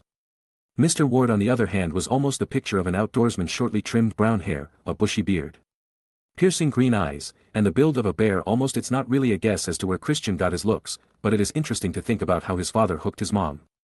But he got his love of nature from the both of them, that's for sure. His dad was basically a mini Hagrid in looks and feelings towards beasts, while his mom was an avid nature lover, always wanting to go in forests or seas to find new and interesting things. Grahahaha. You're here, kid. Good. Let's get to the port key, it's scheduled to activate in 5 minutes. Thank you for the invitation, Mr. and Mrs. Ward. I'm really excited to go see the hippogriffs, I say, taking his pats without any issues. Dear, don't hurt Christian's friend, he's always in his own world, so making this one should have been hard enough, said the missus with a smile that wasn't a smile, but a teasing glint flashed through her eyes. Mom, could you not say that in front of me? Or at least not in front of Aiden. Plus I can't take all the blame. Who were the people who took me to live in a forest looking for griffins instead of interacting with anyone who had a kid my age? He then added with some fake anger. Grahahaha. You know you loved our family expeditions, don't even try to deny it, boyo. Alright boys. That's enough joking around for now, it's port key time. Everyone left the room and went to the backyard where a used car tire was waiting for use. I mean, I get why they make port keys objects muggles won't just casually pick up, but it just doesn't feel right to grab pieces belonging in a dump. I thought with a sigh. Everyone put a hand on the tire and readied themselves. And then that familiar uncomfortable feeling of being hooked around a navel happened, feeling myself getting dragged as I keep my grip on the tire, until we suddenly land at the destination. When I could finally get a good look around, I spotted a one-story cottage in front of us. It was old-fashioned like pretty much anything wizards used, it was almost considered a hut like Hagrid's. Except that this one was professionally made and had proper roof, windows and doors. I mean, honestly, you'd think aesthetics would be absorbed even if they only go in the muggle world occasionally. I snapped out of my judgy moment when I felt something passing over us. I could see the claws and hooves of a passing hippogriff, and an excited smile spread on my face. Now, before anyone thinks I don't know how dangerous those things are or how to handle them, I gotta tell you. Hagrid has loads of first-hand experience, and I personally looked up tones of creatures with Christian. I know how prideful they can be and how to approach them, and if all else fails I'm pretty sure I can actually pin one down. Christian and I looked at each other and nodded, and then we ran to the enclosure. Ah. Boys, be careful, you know how dangerous these ones can be, especially with the newborn around. We got to the fence marking their territory and looked at the wide open space before us. It was a very large space, with lush grass.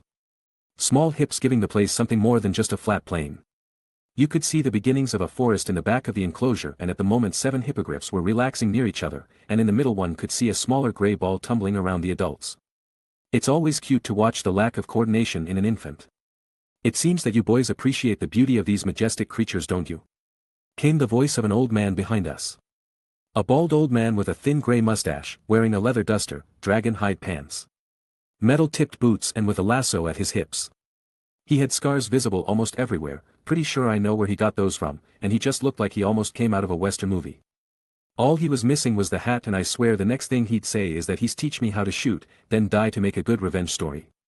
Yeah, we're both pretty into magic creatures, and hippogriff are the best I've seen so far, I say to the old man before turning to look at them again. Can we interact with them today, or will they be too protective cause of the little one? Asked Christian excitedly. I do think we can at least go near them since they know I won't hurt anyone, but we won't be able to play with Lil Whitecrown, they'll pounce on you before anyone can do anything about it, said the old man after thinking for a bit. As the wards arrived, the old man, whose name was apparently Ben Crypt, guided us slowly towards the resting beasts. We slowly and calmly approached them until Ben stopped us. "Alright, that'll be close enough, we don't want them to be annoyed at us," he said. So we parked there and looked at how they acted. When they are at rest like this, they tend to act more like horses than predators. A few on the lookout, while the others are resting or taking care of the younger ones, and in this case the hatchling. Seeing that little ball of gray jump around with energy was pretty adorable. I really wanted to play with it. Well, that was until we noticed that little one actually slipped away from the watchful eyes of the others and was heading our way. We all froze at its actions. "Shouldn't we not be getting near that one, as badly as we want to?" asked Mr. Ward. "Yeah, we need to back away," said the breeder Ben as he got up and started to make everyone slowly back away. As we make our way back, the hippogriffs finally notice the hatchling missing and are leaving. Then all hell broke loose as they saw it getting near us and they fly after it. "Shit! Everyone run!" Everyone takes off. I could actually outrun everyone here easily, but I don't want people to know how freakishly strong I am. It makes people ask questions I don't want to answer. We run towards the warded fence in the hopes of getting to safety. No one wants to be in the middle of this mess. But suddenly I hear something getting kicked, and then tumbling as sound of pain comes next. My eyes widened as I saw Christian had tripped as we ran. I stop immediately and turn around to go get him. When the others finally realized neither of us were with the group, they had reached the fence. "Christian. Aiden. Come on mate, not leaving here to become hippogriff dung," I said to my friend as I lift him up. "Yeah, now we both get to be dung," he answered sarcastically at the situation. "Episki," I chanted at his ankle. "Now run mate," I shouted after. But it seems to be too late as the hippogriffs are too close. "Sigh, mate, I'm gonna have to trust you. I'm going to do something you might not understand, but for the next bit whatever you do not look into my eyes, got it?" I asked my friend as he nods. "Good," I then say as I took off my glasses. I let my magic build up within me, quickly gathering as my cores rotate at immense speeds to give me what I need. I step in front of Christian, focus my energy into my eyes, causing them to appear as if fire is coming out of them. My silver hair starts dancing as it feels the magic coming off of me. My magic builds up and up, until it's about ready to burst, and then I unleash it. With almost an audible roar I let out the aura of one of the most dangerous predators in the wild, my aura of the Wampus cat, while forcing all of the enraged hippogriffs to look at me, making them see the image of the beast hidden within my blood. "Enough," I declared as they faltered in their advance. "You shall kneel." I keep up the pressure until both me and Christian reach the fence, where the adults are speechless at what just happened. With sadness for what I forced them to do simply because they wish to protect their young, I speak to Christian. "Let's go mate," I said in a deflated tone. What a way to end my summer, I thought as I was heading towards the port key with my friend and looking into the sky. Chapter 29. I spent the last weeks leading to my departure for Hogwarts in a melancholy mood. I really couldn't get that feeling of dominating another being out of my head, and it felt disgusting. I felt disgusted with myself mostly. I had other ways of getting around the issue, but I resorted to taking care of things like freaking Voldemort. I did what he would have done, except he would have probably slaughtered all of them as a bonus. The only thing that could take my mind off of what happened was doing research. It wasn't the healthiest option to deal with my emotional issues with the event, but at least it distracted me. At least there had been something good that came out of it to cheer me up, and that was I'd finally remembered one unofficial way people could travel from one place to another: vanishing cabinets. It involves making the cabinet from conjoined trees and linking them through a complicated set of runes and charms, creating a method of instantaneous transport between the two. With this in mind, I began to run tests on the subject, which led to the most infamous pair of cabinets in the Harry Potter series, the one in Hogwarts and at Borgin and Burke's. I simply had Scott purchase the one in Borgin and Burke's while disguised in bingo, easy cabinet to study since the one at school hasn't been damaged by Peeves yet, and away into his school whenever I want. It took a good amount of testing to find that I could form links between pieces of the same tree or its offshoots, not only between conjoined trees, which are rare. I think the fact that I'm trying to do a much simpler version of the cabinets helped reduce the strain of the bond necessary. My goal is to create a link between a great number of mini cabinets which will act as an instantaneous delivery tool, where you basically write something on paper, put it in, close it, and off it goes to the requested receiver. I'm basically inventing magical text messaging in all honesty, but without tech. The only problem I had was that I had to make sure the wood will properly connect to the other pieces. It was difficult because of the requirements of either being from the same tree or being a child of it. And so I searched for a solution. I had some thoughts of trying to use those giant redwood trees in California, but the supply won't be nearly enough and it's a protected reserve. A breakthrough occurred when I was researching and found a Japanese method from the 15th century still in use called daisugi. It uses a particular species of cedar tree and is essentially an oversized bonsai tree as it relies on a great amount of pruning to make trees sprout from the base, mother tree. It's pretty nifty in using magic, since I won't be growing anything magical.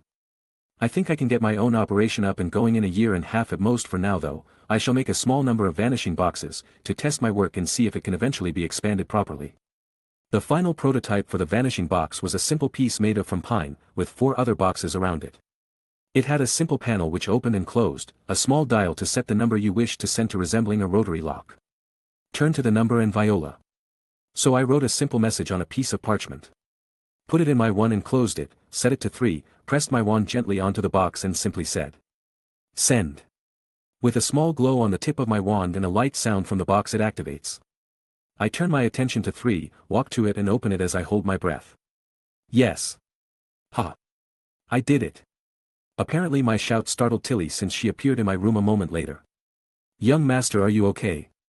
she asked in distress. "Oh Tilly, come here, I say excitedly as I drag the house elf to my prototypes. She looks at the simple wooden boxes curiously but can't figure out why I'm excited about this thing, so she turns towards me with a weird look and tilted head. "Tilly doesn't understand, young master," she said. "That's okay.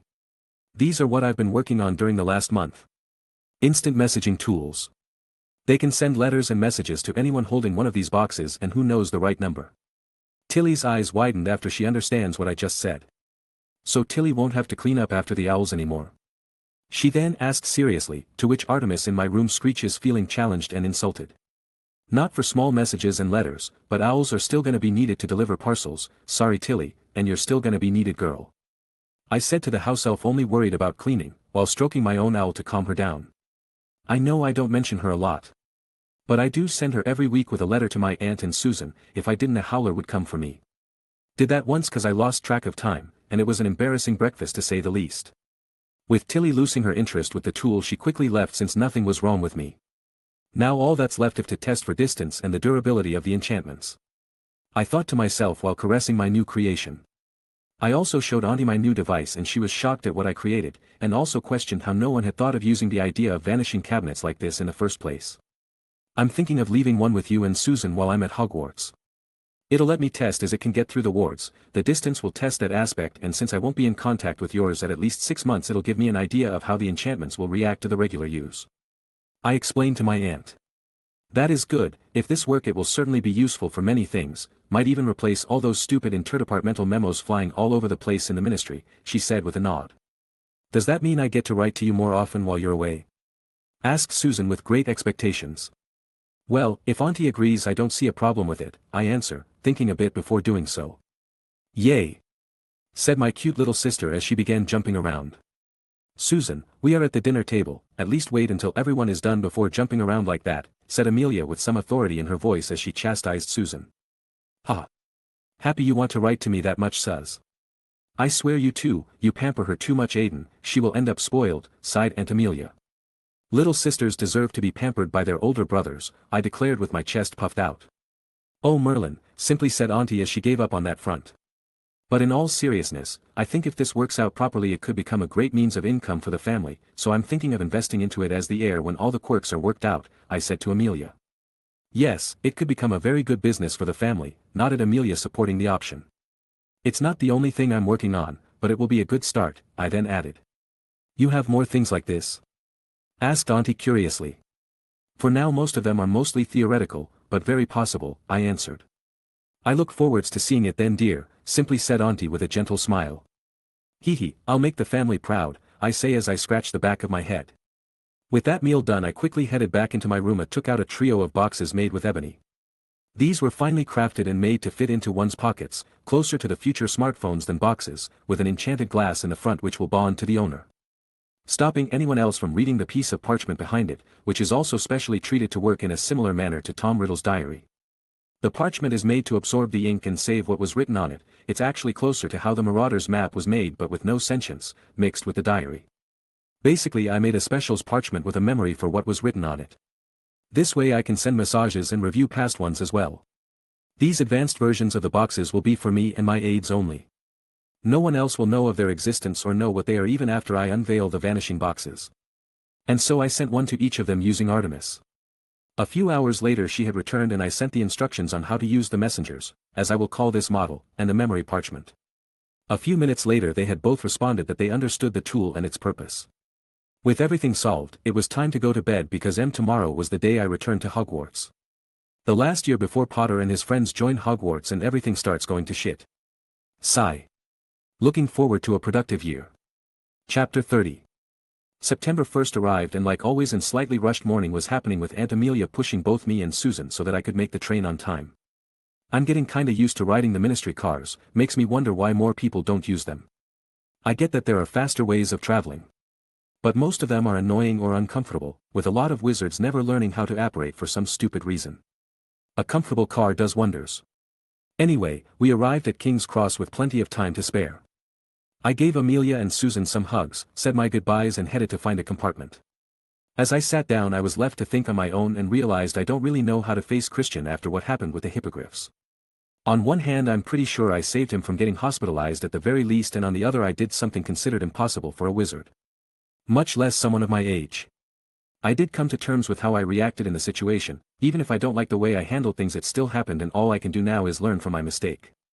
Hey mate, how's your summer been? I then hear James' voice as he enters the compartment and breaks me out of my thoughts. It's been a mixed affair, I reply with a wry smile. Really? That's weird for you, what happened?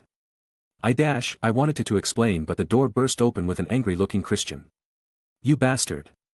You owe me an explanation. First with what happened at the ranch, and second is why you've been avoiding answering my letters or invitations, Christian said as his eyes narrowed. Christian, I'm sorry about what I did, but I can't answer the first part since I've promised to not talk about that. As for the second, sigh, I just don't know how to face you or your parents, I replied dejectedly. Don't know how to face me? Yelled Christian as he grabbed my collar. You're my best friend and you saved my life, but you don't know how to face me. He continued. Whoa. Christian, calm down, this isn't helping at all, just look at Aiden's face, it's not that he doesn't want to say anything, he's afraid of saying anything. It took a moment but he let go with a push to make me sit down. You said you promised to not talk about it, he asked with narrowed eyes. I nod. With who? He then asked. My aunt, I answered. He took a deep breath and then said something I didn't expect. Alright, I'm taking a vow and then you tell me everything, he declared. Wait a sec, Chris. You want to make a magical vow? Those are really strict, you could die. Be quiet, James, if you don't want to participate either be quiet and be the witness before leaving, or leave now and I'll find someone else to do it, answered Christian with anger in his voice. Why do you need to go so far? Then asked James, not understanding why one of his friends was willing to do something that puts his life on the line. So that silver bastard can trust me enough to fucking talk to me? Yelled Christian. That statement hit me really hard. They are my friends, the best, but I'm scared of them thinking I'm a freak because of what I've been through and become. Then I'm taking one too. Suddenly declared James. I'm not being left out because I didn't do this. But out, James, this is between me and the shiny git. Growled Christian. No.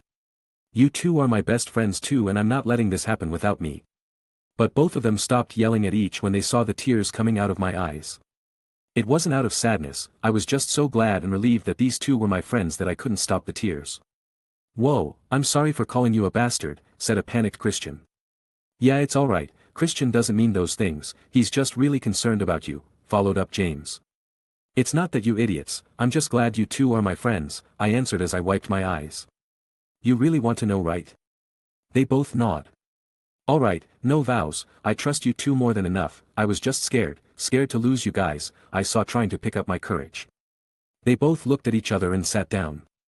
Alright, talk, it doesn't matter because we're friends, said Christian after finally getting what he wanted. I waved my hand, locking the door, casting a notice me not, muffling things even further, blocking anyone from seeing into the compartment and checking if there's anything or anyone which could overhear the conversation. This greatly surprised the two as they watched slack-jawed as I do the wandless magic. How'd you do that? You did magic without a wand. It's part of the explanation, I said as I begun. Well, you both know about how I live with my aunt and little cousin. To which nod with an obvious look on their faces. Have you wondered why that is? I asked. They look at me wondering what this has to do with what they want to know. Sigh, when I was 4 years old, Death Eaters decided to wipe out the Bones family since ours was a family standing against their lord, I said and then looked at James. You might not have heard much on the subject since most of the community is either too afraid to remember that war or too afraid of angering the remaining Death Eaters and your Muggleborn. But they were the loyal followers of the biggest, maddest blood bigot whose hunger for power was insatiable. Aiden! Exclaimed Christian. You can't let a madman make you fear him, Christian. His goal would have destroyed Britain's magical community, and who knows what he would have done after. He was mad and didn't have any actual goals except ruling over others in a bid to feel superior. That's actually one of the reasons I avoided you after that incident. I felt like I acted like him and it disgusted me. I said with a slight bow and a sorry look. Back to my family. They killed everyone in the house and found me after my mom had hidden me. Instead of killing me obviously, they took me and stuffed me into a cell in a place supposedly under a Lestrange property, after using the Cruciatus curse on me for shits and giggles. I was left alone in that cell for 2 months from what I could count, without anyone interacting with me, and the only time I knew another living being was near was when food got shoved into the cell or when some house elf came in to empty the toilet and shoot a cleaning spell at me.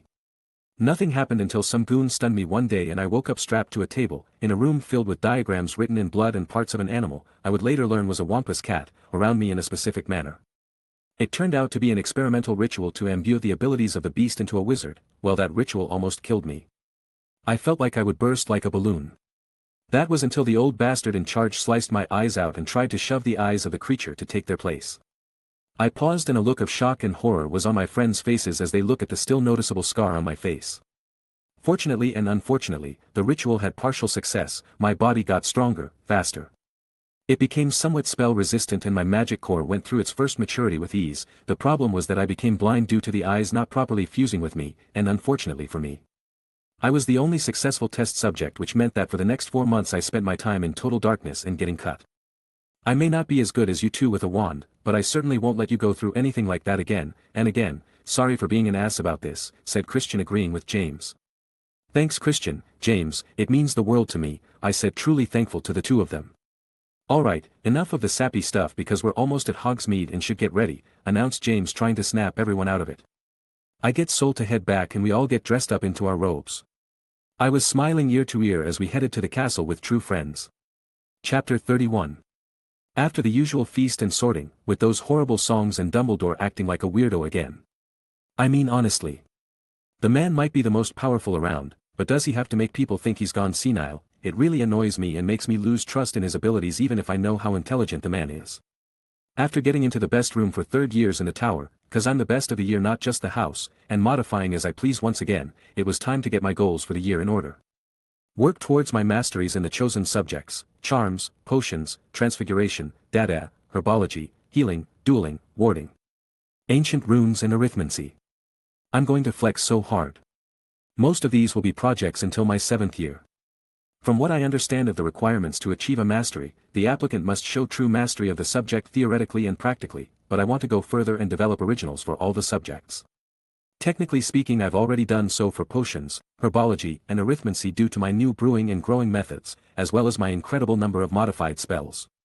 The dueling will require me to get more experience as it is straightforwardly a duel with a skilled tester, so I'll have to be able to destroy the man-woman.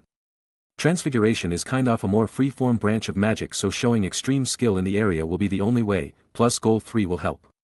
Not gonna do COMC because I can't really think of a good reason to do so, but I'm pretty sure Christian will want to, so I'll help him with that later. Become well known within the school for something other than my looks and grades.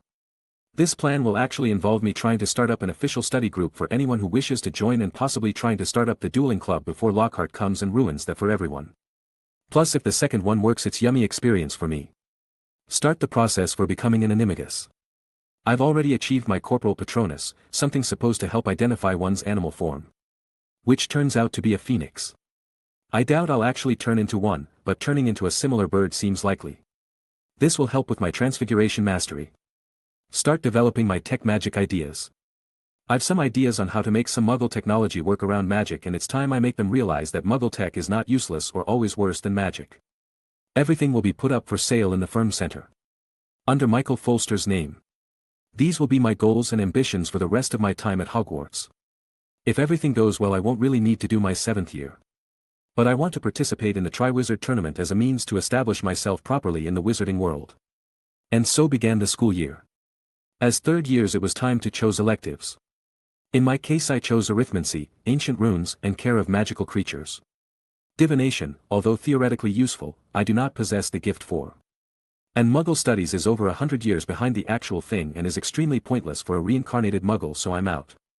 3 subjects will be more than doable since I have my handy homework quills, which I think I'll get James and Christian to help them out with the increased workload. Speaking of them, James will be taking arithmancy and runes with me since I told him how useful they are with charms and enchanting. While Christian will be taking COMC and divination as a freebie, since I told him most people can fake it and still get good grades in the subject. As usual I have to say having the roar and a time turner is a godsend since I can just put the second me in there while I study outside of it, giving me free research time. My new classes were pretty boring for me because of how advanced I am, but I make sure to use my time effectively, especially in ancient runes. My plan for both my mastery and the tech magic hybrids is to make binary code into a valid language for of runes. Since they are ones and zeros they can be minimized to have the maximum amount of space. They can easily be made to appear to be moving around or dancing together to stop anyone from deciphering the codes, and a wizard would have to learn the code itself to even be able to understand what each line will do. This is my more immediate project, so I'm putting more attention on it. Arithmancy has the same problem. But in this one I'm figuring out the proper math for my original spells for my charms and data masteries. I want to create a new form of protection and a spell truly made to go against the dark arts, something along the line of a Patronus, but I'll see. COMC is just basically a fun break for me and Christian. We've studied and he's played with everything Hogwarts could possibly provide.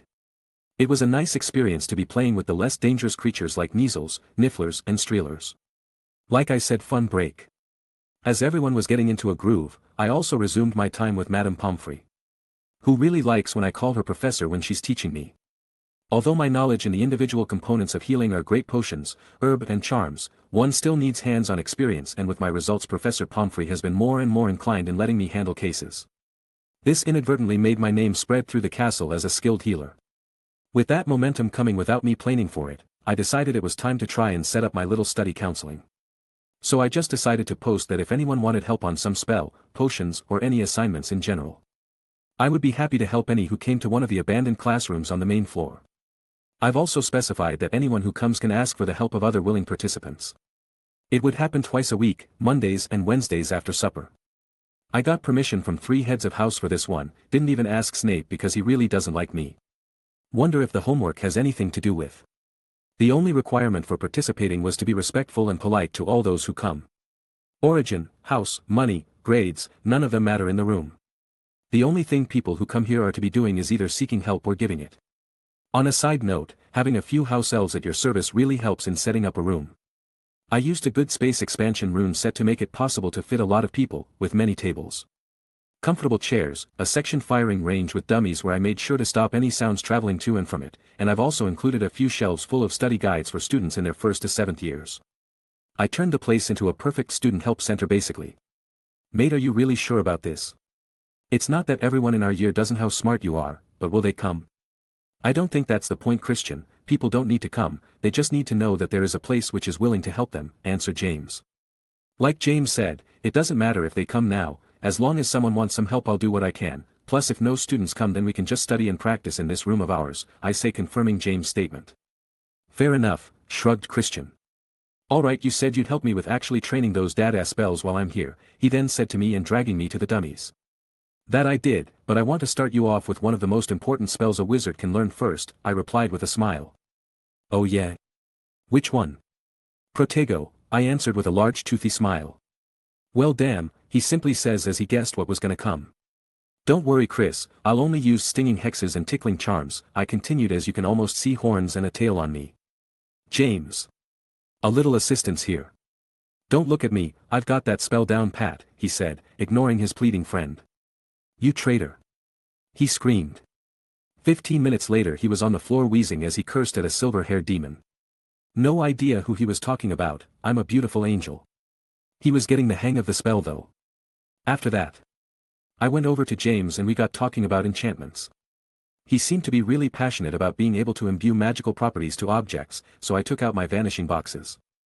I'd actually forgotten to give these guys a copy of my prototypes.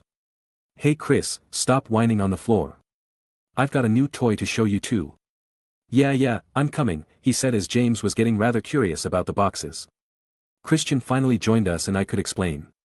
Alright, these little babies are my prototypes, I then said with a smile. For what? Asked James as he was looking at them from every angle.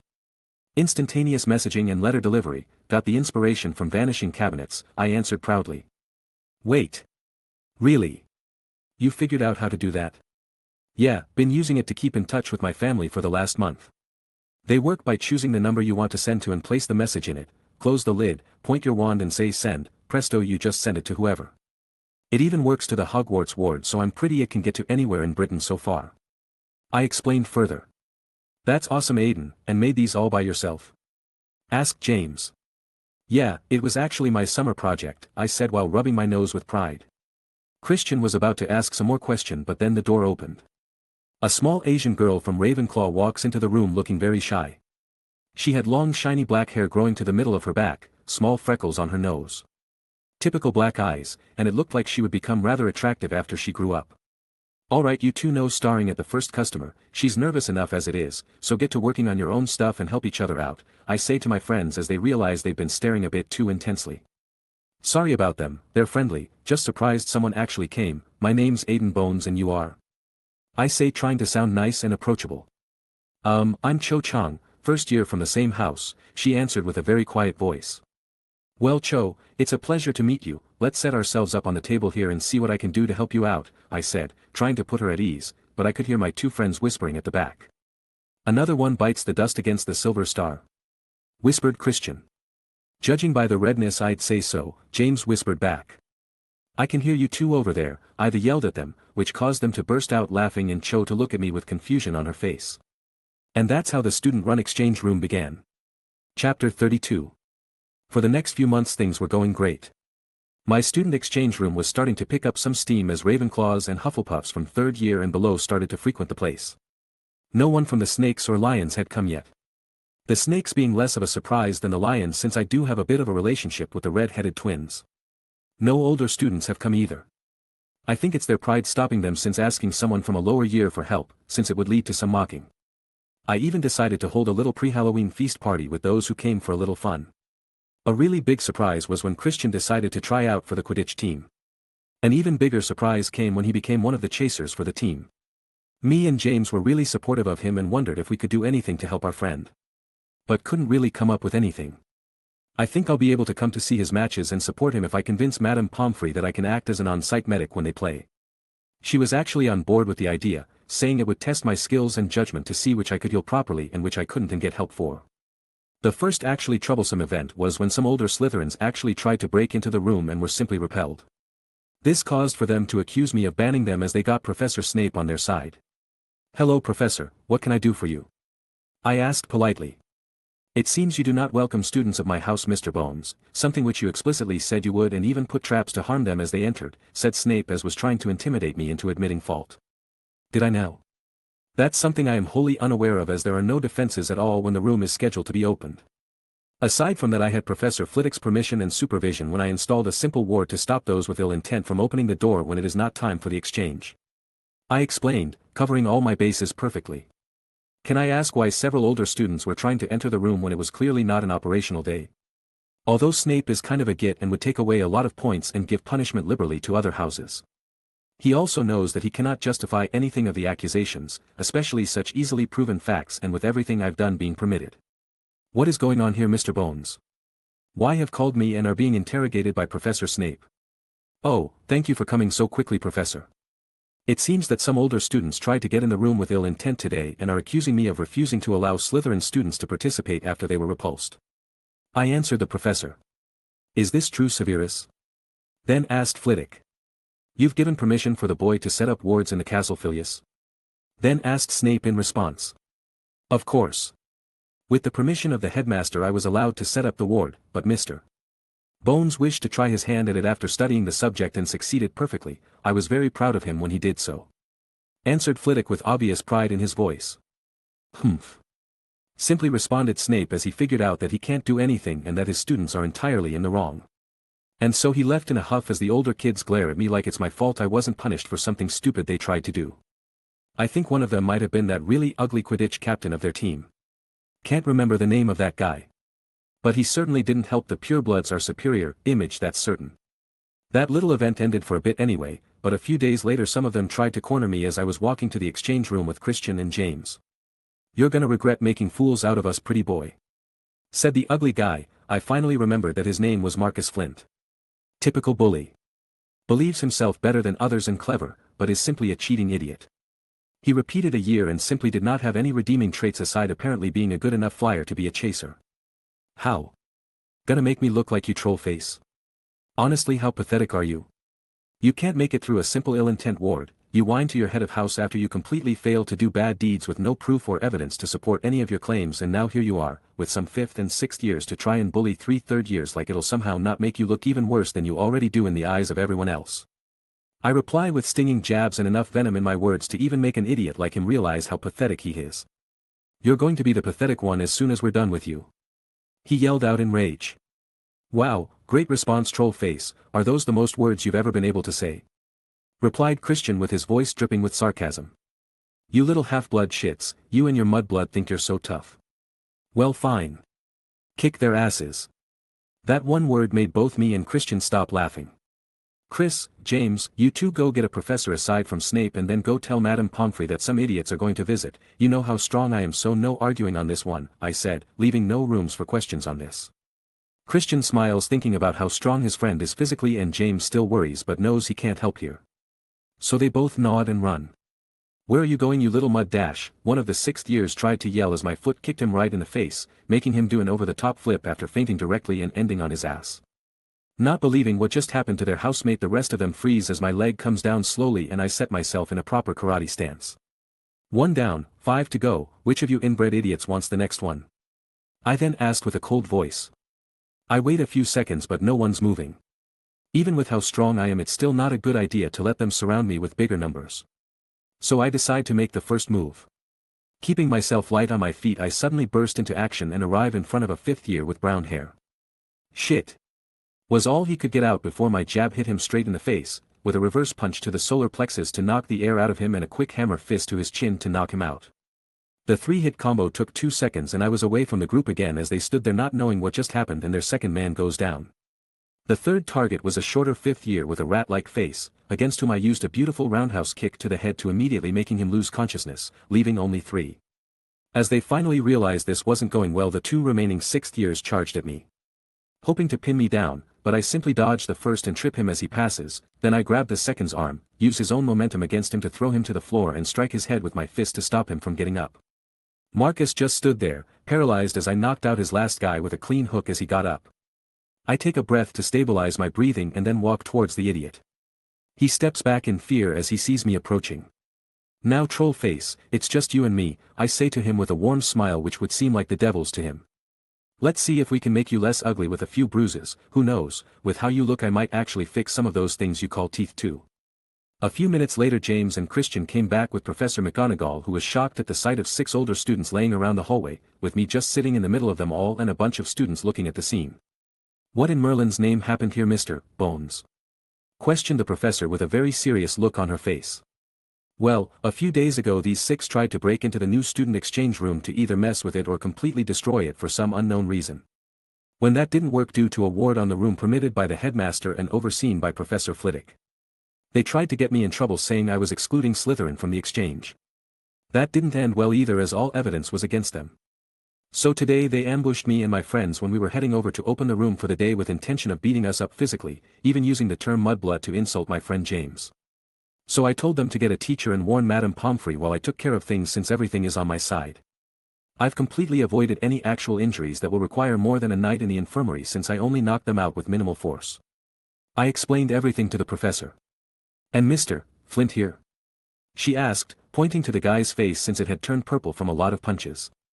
He was that ugly when I found him, I answered with a straight face. All of the students burst out laughing at that sentence.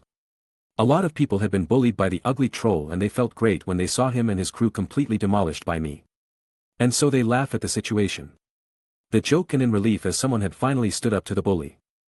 Sigh, understood Mr. Bones, if everything is how you say then you are certainly not in the wrong, you may go if there is no need for you to see Poppy as well, said McGonagall. I left in a hurry with James and Christian because I could almost feel the angry Snape arriving and I think the professor could too because as I left I could hear her say one phrase. Why is it always Slytherin? Chapter 33. So after my little adventure with those older idiots, a few changes happened within the castle for me.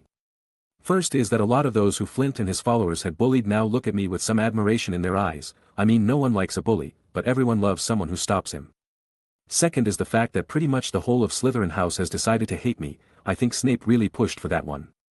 But the only result was a lot of people hit by hexes or jinxes. I reflected back at them and that when I try to help in class they continually try to sabotage or make me look bad.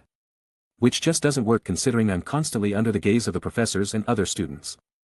Third is something which Christian and James both hate me for and tease me about constantly, that being girls started to look at me like a piece of meat and they are the hunters.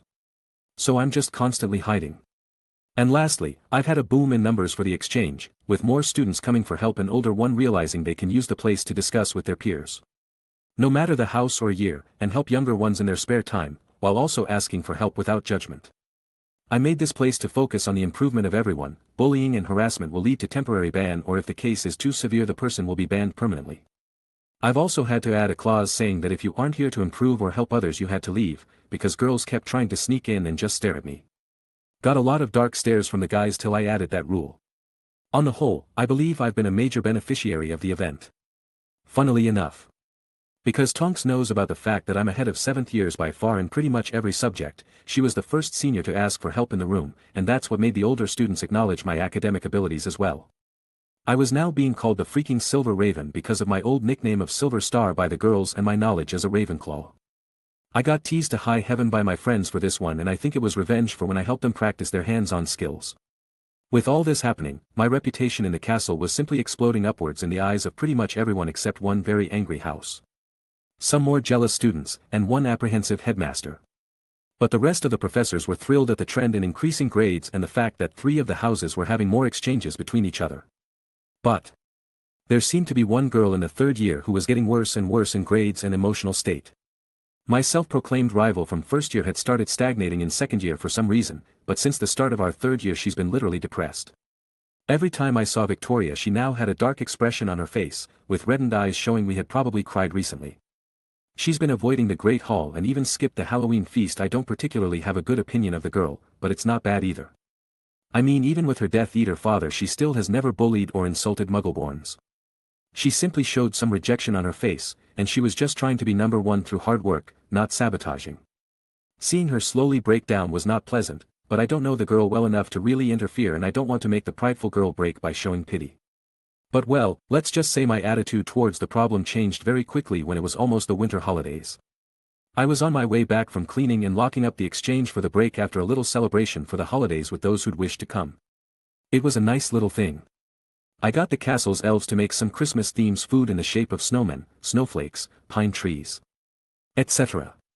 Decorated it a bit like how the Great Hall was for the Yule Ball scene in the movies and just had a few fun competitions like the best ice transfiguration. Who could make a small statue sing dance the best, or just who can destroy a dummy the best. I think it was quite successful.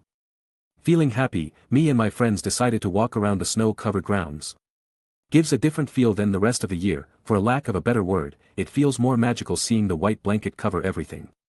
Suddenly as we neared the Black Lake, we heard some voices. Looking over, we spotted a group of students, dragging another one kicking and screaming. We looked at each other and started to run in their direction. By the time we got close enough to see what was happening in detail, they had thrown the student into the lake and were shooting spells to stop her from being able to get out. Ha! You think you're so great, Travers? You think you can be better than the star? Well, how about now? Make her learn her lesson. She is nothing, she's not better than any of us, sneered another. All 3 of us froze when we saw a mix of Ravenclaw and Gryffindor girls doing something so mean to another. With a quick look we all knew what had to be done. With my tutoring and constant training, Christian has gotten quite good at using silent casting and had a knack for the art of plant magic. He was in charge of getting Victoria out of the lake by manipulating the aquatic plants. James was going to be with me to immobilize the rest of them. Since with him following my lead, he's also far ahead of others in the areas of charms and transfiguration. So we just casted Incarcerus at the lot of them. With some surprised yells at being suddenly tied up and falling they start to curse. What slimy snake doesn't have the guts to take us on? Yelled one of the lion girls. Which bastard wants to support that little bitch? Screeched one of the claws.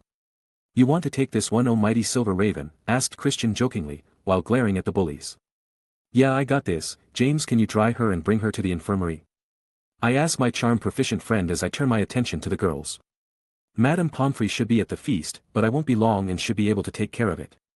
You do that, we'll get her there safe and sound. She needs to get out of the cold after being in the lake for that long, agreed James. They left me with this group of bullies as they took Victoria away. I step in front of them and look at them with a cold face. You know, I hate bullies. I start with a little pause. I see their faces drop when they hear how cold my voice is compared to my gentle and calm tone when I'm helping others or my happy and energetic one when I'm explaining something I find interesting. But this was for you. Yelled out one of my house members. That snake can't be allowed to reach you. Explained another. I have never requested anything from anyone, I abhor this type of behavior, I reply with anger in my voice, shutting them all up. You will be permanently banned from the exchange. I will notify Professors McGonagall, Flitwick and Snape of what happened, they will decide the punishment for such acts.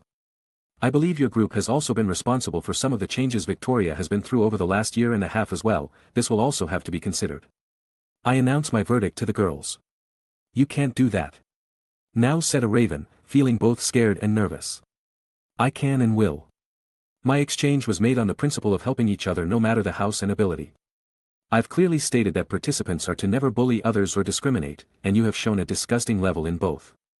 As for telling teachers, you are lucky I'm not helping Victoria charge you with actual crimes. You've all committed horrible acts of harassment against a single girl who was trying her best without harming others. I reply with a glare. With a wave of my wand I clear the snow around the fallen students, conjure a fire to keep them warm and then take my leave with them begging for forgiveness from me. I walked on without looking back at them and headed to the infirmary where my two friends were waiting for me.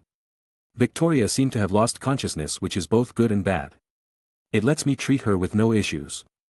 But it means her body was at her limit and her mind had been put under incredible stress for a long time. Sigh.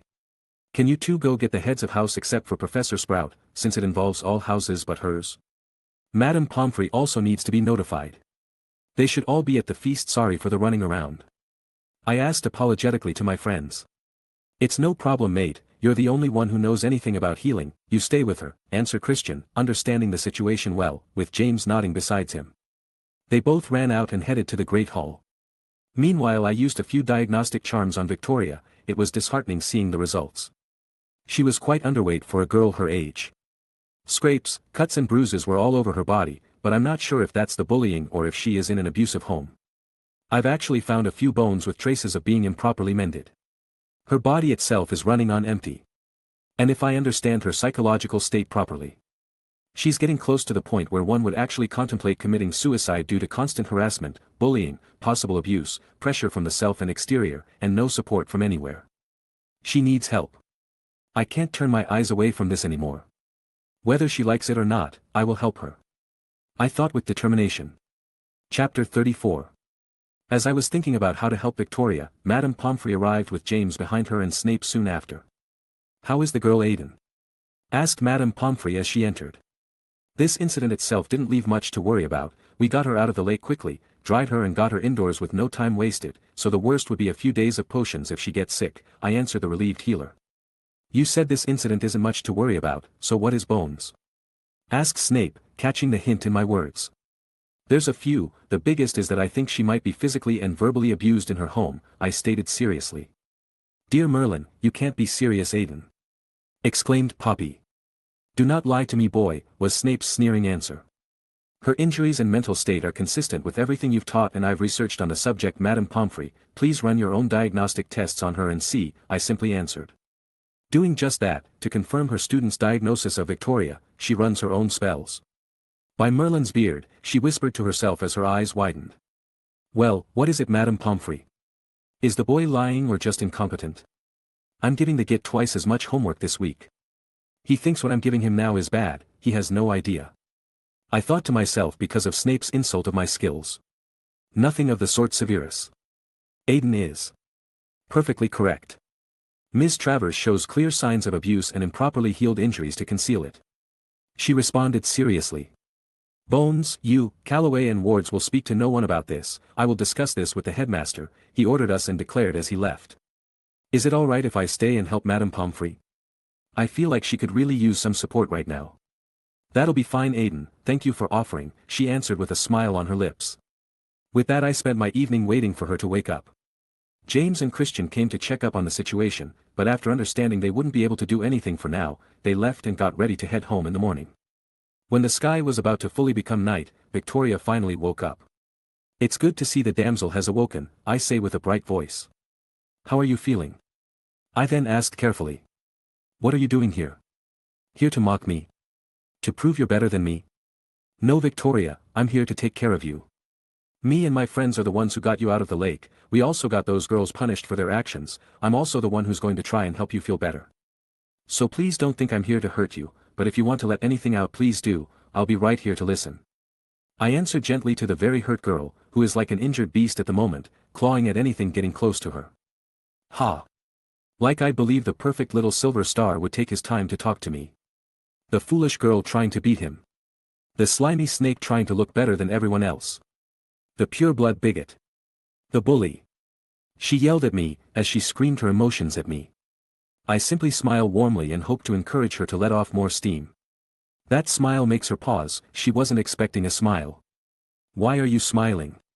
You think it's funny that I'm yelling at you? She then snapped at me. You think I'm so far beneath you that you can just brush off anything I say? I could finally see tears forming in her eyes and decided it was time to speak.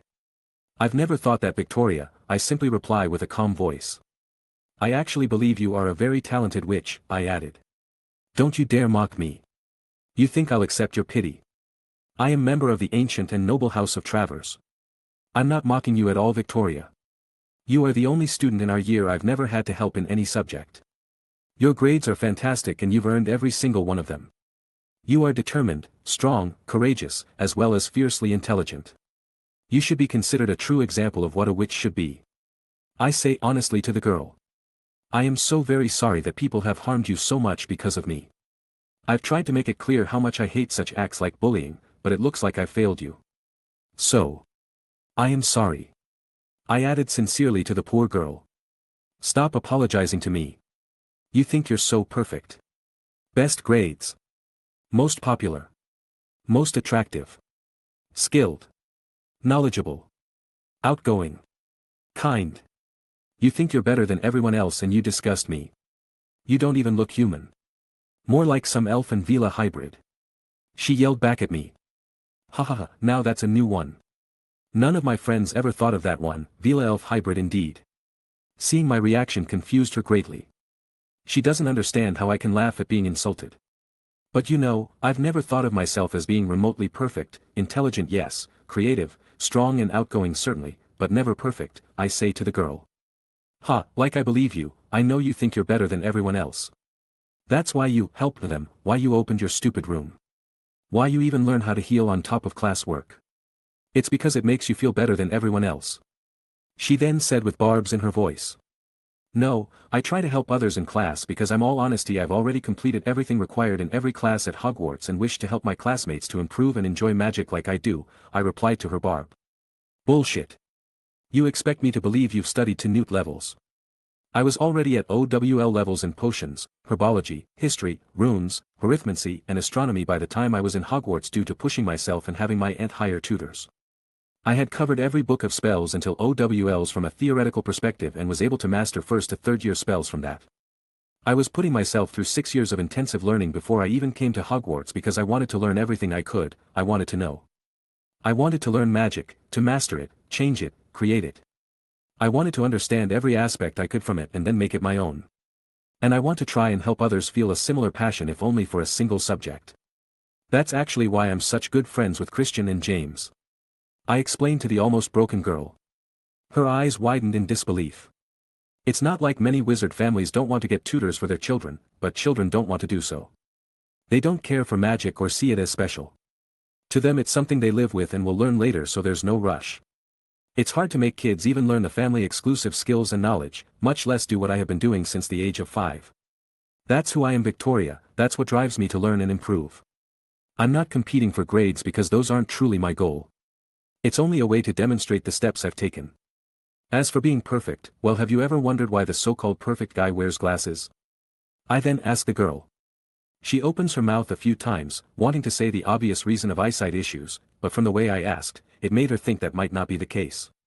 It's simple really, because if I don't and lose control, I might fry the brain of anyone who looks into my eyes, I stated directly. Her mouth hangs open at my answer, with eyes wide open. I don't see myself as a perfect person, not even close. I see myself as a monster. One who needs to be careful not to harm others accidentally or he might be collared. It still have my goals and dreams, but I'm different and I know it, so I do what I can. I said with a self-depreciating smile. Victoria couldn't really understand everything that I've said because it throws her views in the air and she wanted to find something to latch onto. Then what about the times you smirk at me when I finish in class assignments after you? She started off with. I was smiling at the fact someone else was skilled and determined to learn. What about all those girls? I had no idea they were doing things like that and hate the idea of bullying. What about you learning healing from Madame Pomfrey? Healing is something I believe more should learn and should be offered at Hogwarts itself. I didn't do it to be better than others, I did it so I could help others. Then your room. I want to encourage people to seek improvement and for people to help each other, without anyone worrying about house, age, or status. She was asking question after question, realizing that from my answers she had held a flawed understanding of my actions. And that realization led her to breaking down and crying, wondering if everything she had done had been for nothing. I didn't know how to comfort a crying girl. I mean, does any guy really know? But I manned up and did the only thing I could think of. I hugged the poor girl. It startled her, froze her for a bit, but then she felt my hug tighten a bit and she started crying even more. Letting her feelings of frustration, stress, anger, sadness, depression and helplessness flow out of her. So I stayed there and was trying to comfort the hurt girl. It took maybe 15 to 20 minutes before she was able to calm down again. My shirt was fairly wet, but it's worth it. I'm sorry about that, she said, still sniffling a bit and wiping her eyes. It's all right, Victoria, hope it helped, I said, giving her a reassuring smile. Thanks, was all she could say in a quiet voice with redness on her face due to some embracement. So what are you going to do for the break? Are staying here or going back? Why are you asking? She then asked in return as she became a bit scared.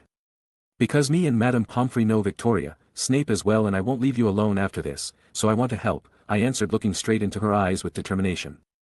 I don't know, if I don't go my father will get worse in the summer, she answered with fear and sadness. What about your mom? I asked carefully. She's an St. Mungo's, a curse went wrong and Dad took up gambling and drinking, she mumbled sadly. I'm sorry to hear that, Victoria, I say apologetically. Not your fault, she answers. How about if I invite the young heiress of House Travers to make connections for the winter break at the home of noble House Bones? I asked the girl. Wait, you're inviting me to spend the break at your house? She asked in surprise. If your dad is anything like I think he is, then he'll jump at the chance of making a connection with my aunt and it'll let you not be near him whilst also going back and making you appear useful to the man. I think it's the perfect trick. I say, explaining my reasoning. The girl is smart, she understands immediately how solid the suggestion is, but then her face turns towards me in doubt. But you live with your aunt, no? Will she even allow it? I'll ask her now, I'll have to explain some of your situation, but my aunt is a very good person and I've no doubt she'll agree, I replied, trying to reassure the girl with a smile. But how? We leave tomorrow and I can't just show up. Let me introduce to my little creation, the vanishing box, lets me send letters to a box my aunt has in her possession instantaneously, made it during the summer, I say in an infomercial voice and with a proud smile. I write a quick letter to my aunt and few minutes later her agreement came in. And voila, Victoria Travers is now officially invited to visit House Bones for the holidays, I give her the letter with a smile.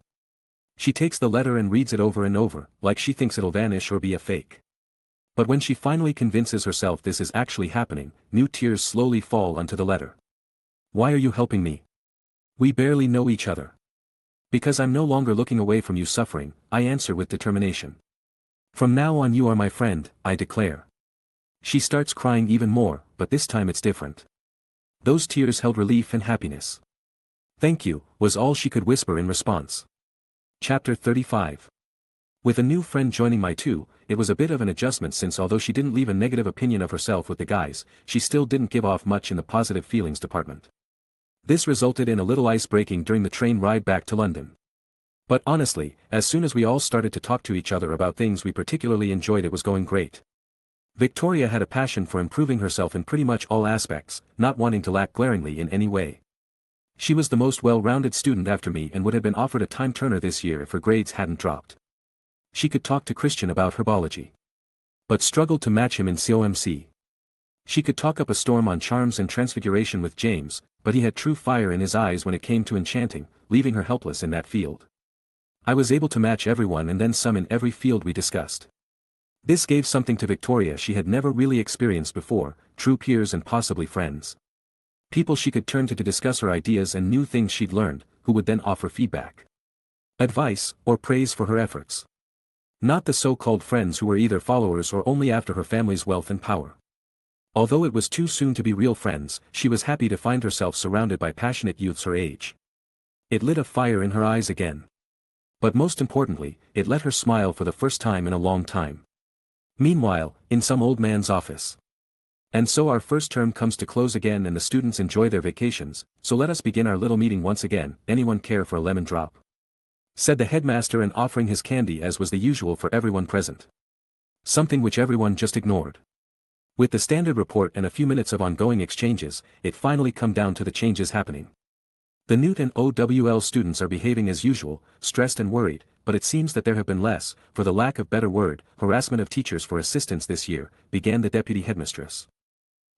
I've seen nothing indicating actual improvements in my classes, except for the rare case, most of these children should never be behind a cauldron, disagrees the ever-sneering Alan Rickman.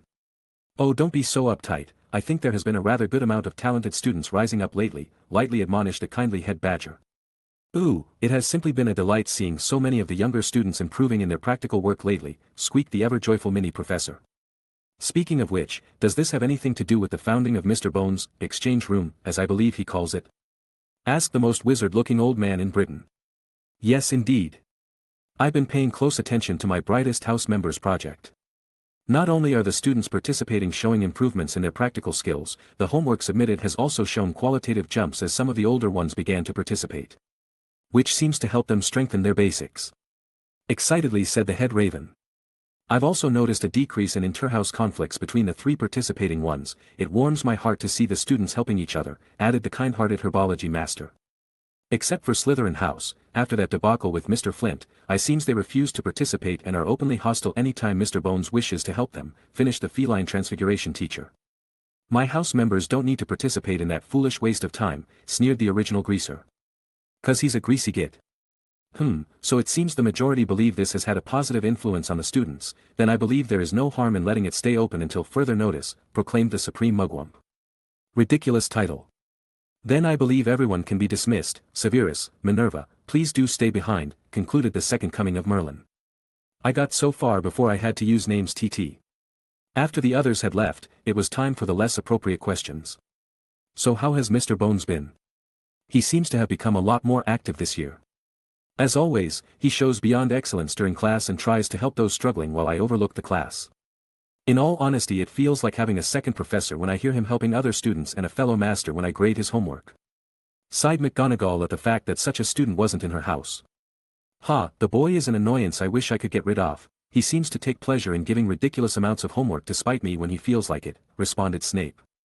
And it appears it has only happened to you again, Severus, said the headmaster with a chuckle. But how has he acted outside of class?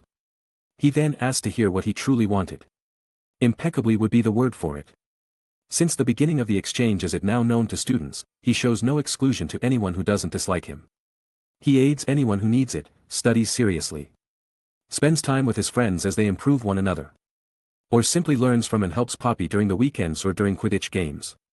Explained McGonagall. Aside from the incident with Mr. Flint and my personal feelings on the pest, he is rather unbiased. The incident with MS Travers demonstrated that. He was willing to stop bullies from other houses and his own to help one from a house which is openly hostile to himself.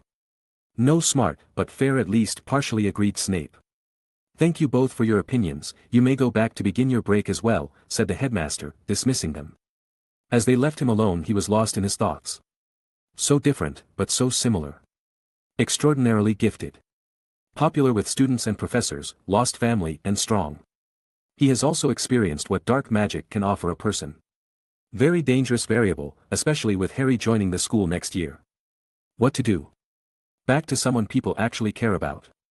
Have a good break guys, we'll see you on the trip back, I said to my two friends as they left with their families. I then noticed my aunt and Susan waiting for us.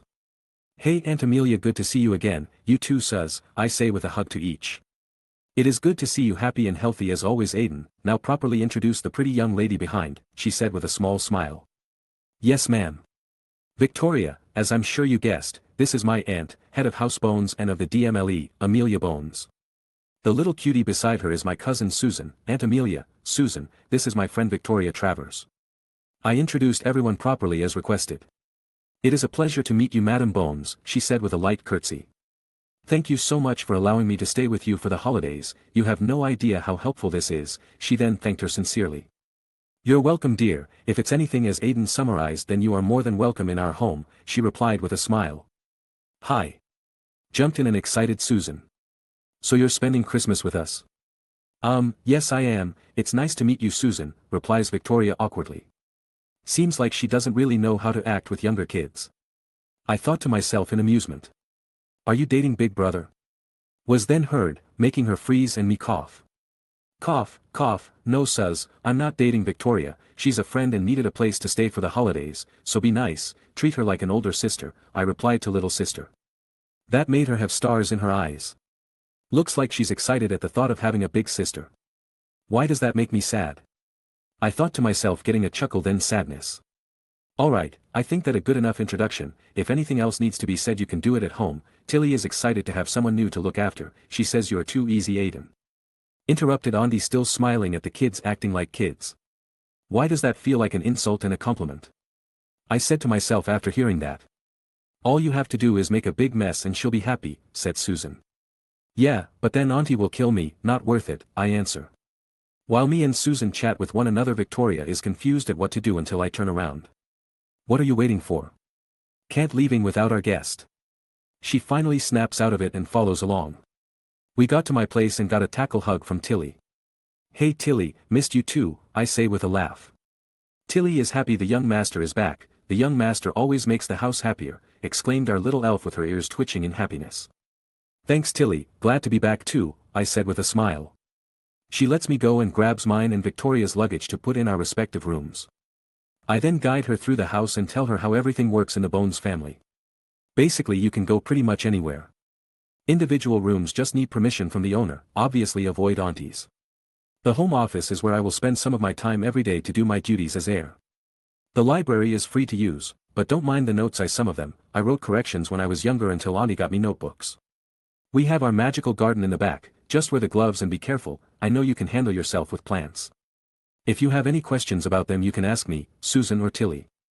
Everyone has breakfast and supper together with Auntie, with lunch being a bit looser but generally together, and if you want to go out we just need to get permission.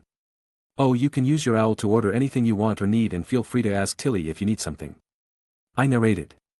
You're helping your aunt manage the house. Exclaimed Victoria in surprise. Yeah. She's been taking care of me and Susan on top of her job and lordship, so I wanted to help her out. I did a great job and she's been letting me handle a lot more as time goes on. Plus with my little box she can even send some documents over to Hogwarts. I say with a smile. And you said Susan the 10-year-old can help me if I want to go see your garden? She then asked curiously. Who do you think takes care of it while I'm away? I reply. I started the thing because I love the subject and wanted to grow my own ingredients, Susan got curious so I taught her. But since I'm away most of the year it basically became Susan's, she got really good at it too. I add acting like a proud big brother. You really care for your family don't you Aiden? Then asked Victoria with a sad smile. Yeah, I do, I owe a lot to them for taking me in, but no need for that face. You might not have the best dad, but you can find your own happiness later if you find the guy who makes you smile instead of the guy who gives you money. Hell maybe he ends up being both. I say with a grin, getting a small smile in response. Just don't give up on yourself and find what makes you happy, not for anyone, but for you, and when you find someone who accepts that, you'll be fine, I add to encourage the girl. I will try, was her answer. Good, now let's try and have some fun. I proclaimed as I took her outside. Chapter 36. As the break began in earnest for me and Victoria, it took her some time to get used to things. The eating schedule was mostly fine as she adjusted to it. She liked spending time in the library when I was busy, but was flustered by Susan when she wanted to do things together. It was funny to watch. What weirded her out was Tilly actually. The thing with living within a Deathwanker family is that they tend to treat magical creatures even worse than they would Muggleborns. So her seeing our really energetic and happy Tilly really threw her off. She was helpful, concerned, determined and proud of her work. It couldn't be further from the house elves she'd seen in other noble families' homes. She actually came in the office one day to ask me some questions about our family home. Knock knock. Come in, I say without looking up from the paper. Are you too busy to talk? Asked a slightly nervous Victoria. Nah, it's fine, this is a project I'm overseeing and I'm just making sure everything is on track, I said to relax her. That's good, just wanted to ask some questions, she said with a sigh. Shoot, I say simply. How come your house elf is so, she started asking but couldn't figure out the right way to say her question. Enthusiastic? I try to help her finish it. Yeah. She's always trying to make sure everyone's okay, looking for work, preparing food, drinks or whatever, she keeps asking if I have everything I need or if anyone needs anything done. Ah, I get it, you're not used to seeing a happy house elf, right? You're used to seeing them afraid, meek, basically broken, slightly insane, or self-harming, right? Well, it's pretty simple. We treat Tilly like family, or a friend's, or assistant, or like a maid, or pretty much a combination of all of them. We gently correct her on how we like things and praise her when she does the right ones. With some reward she likes when she goes above and beyond. So instead of a slave we take for granted, we try to provide an environment which lets her thrive. Which in turn makes the best environment for us. Do you kinda get the idea? I explained. I think so, it's basically keeping her happy and healthy in exchange for the best result, she replied. It's a cold way of summarizing it, both essentially yes, we just care for her and want her to be happy, it just so happens that she's happy taking care of those who care for her, I slightly correct her, but she's not wrong. Makes sense, I guess. My other question has to do with those notes you talked about, the ones in the books downstairs. How old were you when you wrote those? She then asked curiously. I think it was around 5 or 6, right before I had started formal tutoring.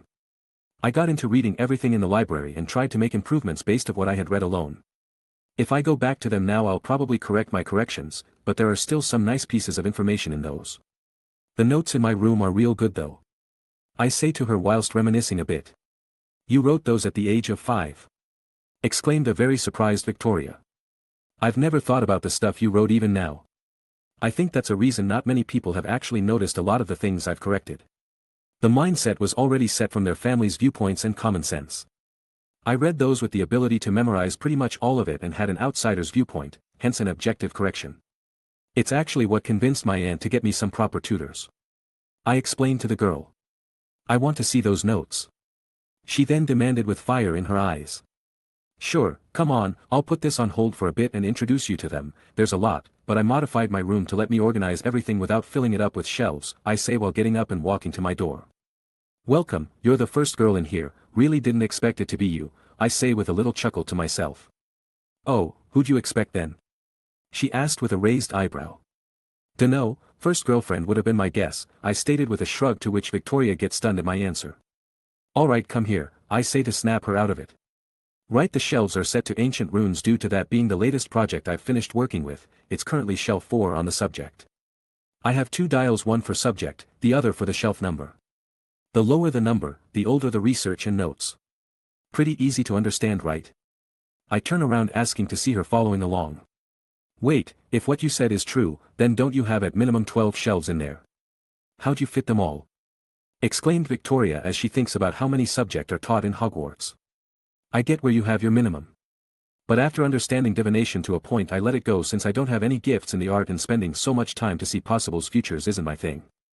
I also don't have anything on Muggle studies since I decided to simply experience it firsthand and study their own knowledge.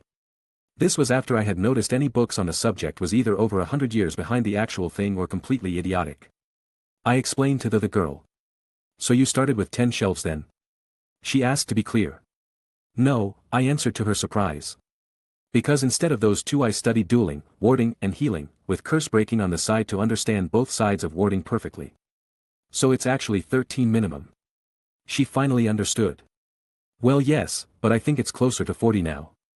It's not just filled with my notes, but also with good books on subjects, with solid information or theories, practical advice or to serve as good reference points to understand my own theories.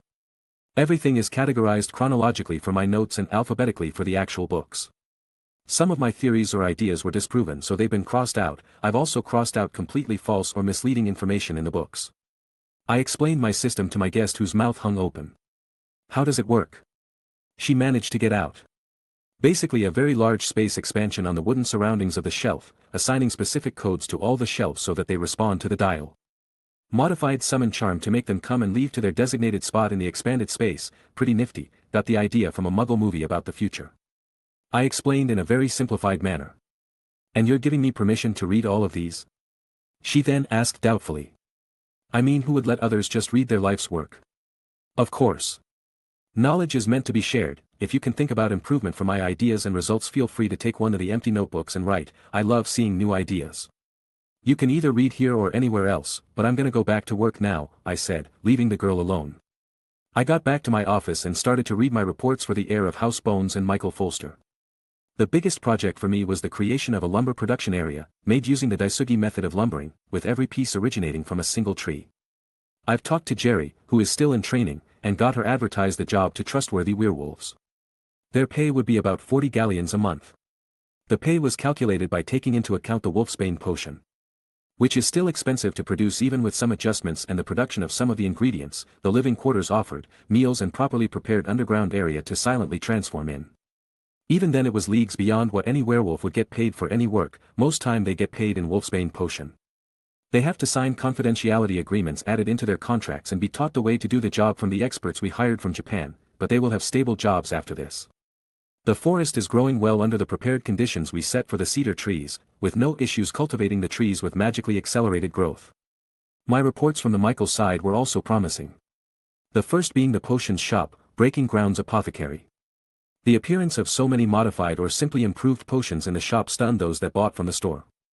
The ministry had a field day to test every one of them, and when the news broke that everything worked as was indicated, well, it sent waves across the potions-making world, the market and the ministry itself as they doubled their efforts to find the elusive Michael Folster. Due to our outstanding product at very reasonable prices, it had been approached to supply potions to St. Mungos, which was accepted, but it would take time to set up the proper production line, hire and screen new employees. People were trying to argue against so many new potions being introduced into the market, but they were simply drowned out. Some important families were trying to make trouble for the shop, but everything was taken care of by greasing some hands. Two can play this game, and even after all my investments on this side of things, my bank account is quickly growing to be the largest in magical Britain. The Herald is slowly getting its name out there, with extremely accurate news, reliable coverage, credible sources and fact-based reporting. It's not nearly as popular as The Prophet, but it is building its own influence. I've planned to make the bigger expansions of readership when the Harry Potter canon begins properly. My ingredient farms, natural cultivation, is finally up and running.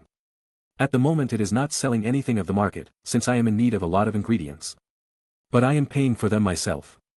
The employees have been trained in the growing of a single type of herb for each plantation, spreading the knowledge out. Even without counting on the magical contracts they've signed stating that even if they leave, they can never use or spread that knowledge without mine, Scott's or Madam Chambers say so. Fortress Protection added another 10 recruits to their roster. After some proper training under Oliver, 3 were considered to be at hit wizard level, and they were assigned in the vicinity of the firm center and the breaking grounds as protection against potential property damage or harassment. Oliver has been very happy with the facilities I've prepared. Ms. Elaine Summers' training has been doing very good as well.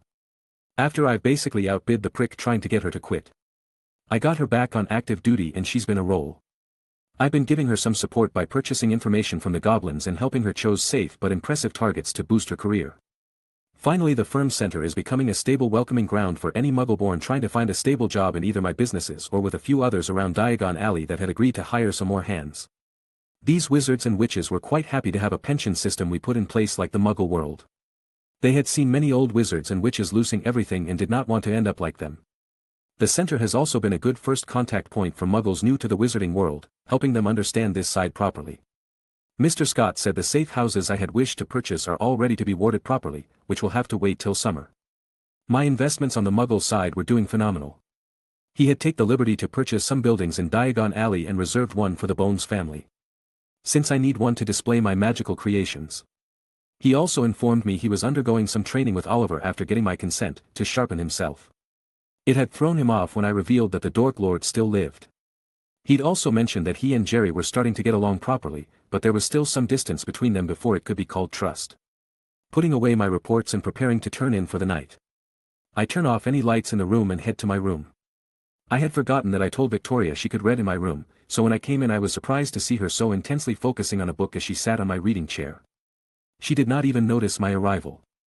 So with an evil grin I decided to startle her. I crept closer until I was next to her. "What are you reading there?" I asked in her ear. You should have seen her jump and heard her yelp. It was priceless. "Don't you knock, you bloody git!" she yelled in anger and embarrassment. "It's my room, didn't think you'd still be here," I replied, trying to keep a straight face. "Doesn't matter if it's your room or not, you knock next time someone might be in it." She fired back angrily.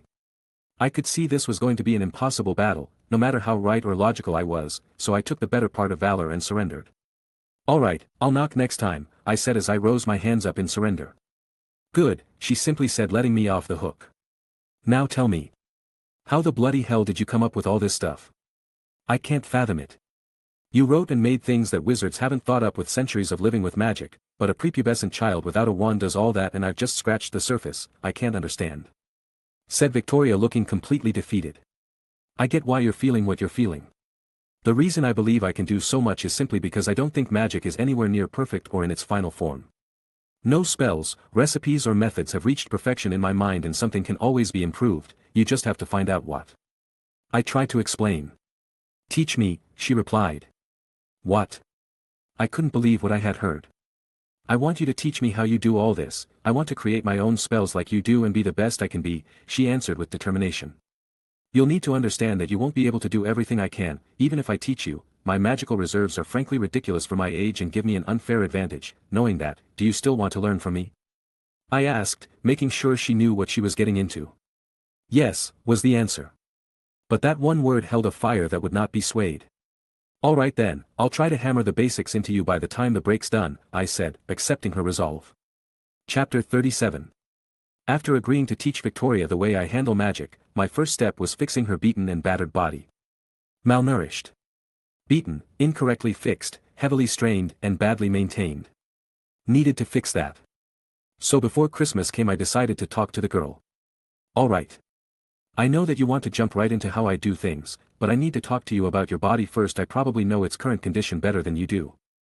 I don't know how or when the injuries happened, and they are for you to know, but I know how bad it is at this moment, so I want to fix everything. Without the strong body you will have a lower cap for your magic. In the end it's your decision," I say calmly to my new friend. "If I agree to it, what is the treatment course?" she asks to understand before agreeing or rejecting. "I'm going to start on the fractures, incorrectly healed bones and sprains in your body. This will take a day as I will selectively remove the bad bones, followed by Skelegro. I'll also fix the areas of concern. You would be unconscious for a whole day in order to not feel the pain. Following that I believe a month of nourishment potions will fix your issues in the area suitably.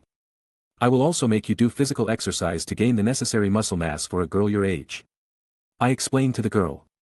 "So I sleep for a day, drink some potions and exercise? Sounds easy enough, let's do this." "Easy but tedious," I replied with a small smile. "So let's get started. We'll do it in the guest room. I'll inform Aunt Amelia, Susan and Tilly you'll be out for the day and that you'll begin treatment," I informed the girl. "All right, I'll trust you to do this just because I know how pervertedly brilliant you are. If you mess up I'm getting revenge though," she declared as she laid properly. "I promise you'll feel better than ever after you wake up," I said with a reassuring smile. With a wave of my hand she fell into a deep sleep. I quickly got to work by specifically vanishing the damaged bones in her body, and unlike that idiot Lockhart I'm almost a master in the field. With that quickly done, I used my wand to finally control the potion down her throat to avoid her choking on it. I then quickly moved to heal the various surface injuries, sprains, scar tissue and any other injuries I could find on the girl. I did my best to make sure not one scar from the abuse remained. She didn't need the reminder. With all of the immediate treatment done, I let out a breath of relief and let myself relax. It took a good amount of focus and energy to fix everything in a single day. But I think it'll be quite worth it. The only problem left was the malnourishment she had suffered, but after a month that'll be fixed and with exercise she would experience a good growth spurt. A day later, an excited Victoria came downstairs for breakfast and actually rushed me. I was startled because I didn't expect it. Leaving me unsure about how to react because I wasn't feeling any negative emotions from her and I was sitting at the table, so if I tried to react quickly I would either tumble to the floor or flip the entire table, so I was stuck in indecision. But surprisingly she hugged me. Thank you. Thank you. Thank you. I haven't felt this great in I don't know how long, thank you so much Aiden. No problem Victoria, I say with a wry smile at the situation. I catch Susan giving me a wide grin and Auntie looking at the scenario with a smile. Now come on, take the potion Tilly has for you and grab some food, you're going to want to eat something after drinking it, I say in my best doctor voice. I didn't lie, potions never taste good. They can smell or feel good due to their effects, but don't taste good. So after chugging it like a champ, she had a weird look on her face and immediately sat down to eat. A few minutes later I spoke up. Now that you're done eating I'll explain a bit how things are gonna go. Until after Christmas. Which is tomorrow you will be recovering from the heavy burden your body was under as you were healed. This will be a time to let your body and mind unwind, so no intense studying or exercise will be done. This is my order as your attending healer. I say seriously. But you promised to teach me how you do magic, replied Victoria with reluctance in her voice. I did and I will, I reply. But you need to understand this well Victoria, you are human. And humans have limits, wizards and witches are not exempt from this. We can push the issue back or mitigate it for a time, but all humans will snap after a certain point. Your body and mind at this moment are very close to that limit. You need some time away from stressful thoughts and let your body recover by using less magic for a few days and doing something fun. For that I invited James to go out with us and tour the Muggle entertainment venues today, something I'm sure you've never done. It will do you good and let you bond a bit more with a member of the group. Christian will not be joining us since his parents took him to Greece in their hunt of older creatures living there. I explained to the girl patiently. All right I get, she sighed not hiding her disappointment. Don't you worry, I'll properly drill you in my ways after Christmas and we have another 3 and 12 years to learn from each other, not even mentioning after since we are friends, there's no rush for this, I say with a smile. Okay, you can stop with the convincing, she said with a small chuckle. You're going to love the Muggle games. They're so fun. And those movies are so cool to watch. You have to take me with you, please big brother. She begged with her eyes turned at me. I gotta say she knows how to get me to go along with her. Only if Auntie agrees, I answer deflecting the cuteness to the big boss. Alright fine, Tilly will chaperone while hidden to protect you all, I know you can take care of yourself very well Aiden, but this is for the safety of others as well, relented Amelia, but was laying down her own deal. That's perfectly fine Auntie, I answer with a smile. I had to get Tilly to buy some proper Muggle clothing for Victoria quickly because as a born and raised pureblood, those were not things she owned. I wore a simple pair of jeans, grey winter boot, white long-sleeve shirt. With a nice shearling jacket. But when Victoria came down I did have to do a double take. Tilly got her nicely fitted jeans, with a pair of knee-high boots, warm-looking white shirt and long black winter jacket to match her hair. It really gave of the feeling of, I'm better than you. It was impressive. Well now, Tilly really knows her stuff. That look actually makes me feel like you could be nobility. Don't know why we still have to wear those robes all the freaking time. So impractical and it's hard to take someone in bright purple robes, fumbling around in them seriously. I said, trying to make her smile for 2 reasons. Huh, thanks, now you can see my greatness. She proclaimed in fake haughtiness. And I know it's fake, because although she has pride in her lineage, she doesn't like rubbing in the faces of others. She wants her results to prove she's better. Yes noble lady, now will you let this lowly peasant accompany you? I asked in an over-exaggerated manner. You may escort me and Lady Bones, she said continuing the skit as my cute little sister runs down the stairs in her fluffy white jacket and boots, looking very much like a bunny. Let's go big brother, I can't wait. She exclaimed very energetically. Yes, don't worry we are going, I say with a laugh. See you later Auntie, we'll be back a bit after supper because of the movie, I tell her. I know, have fun and be careful, I know you're used to the Muggle world, but Victoria is not, if she get into trouble out there, you get into trouble in here, understood young man? She said with a glare, but I know it's 'cause she cares. Yes Madam Bones, I reply with a salute. We left and met up with James at one of the malls not too far from the Leaky Cauldron. It made it easy for everyone to get there.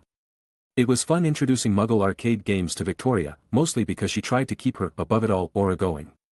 But after we got her to play she quickly became very competitive in many of the games like air hockey and overreacted quite cutely to some of the video games when she lost. She also demonstrated that witch or not, every woman has the instinct to shop for clothes, shoes and makeup. So I let her do as she pleased with Susan as I chatted with James.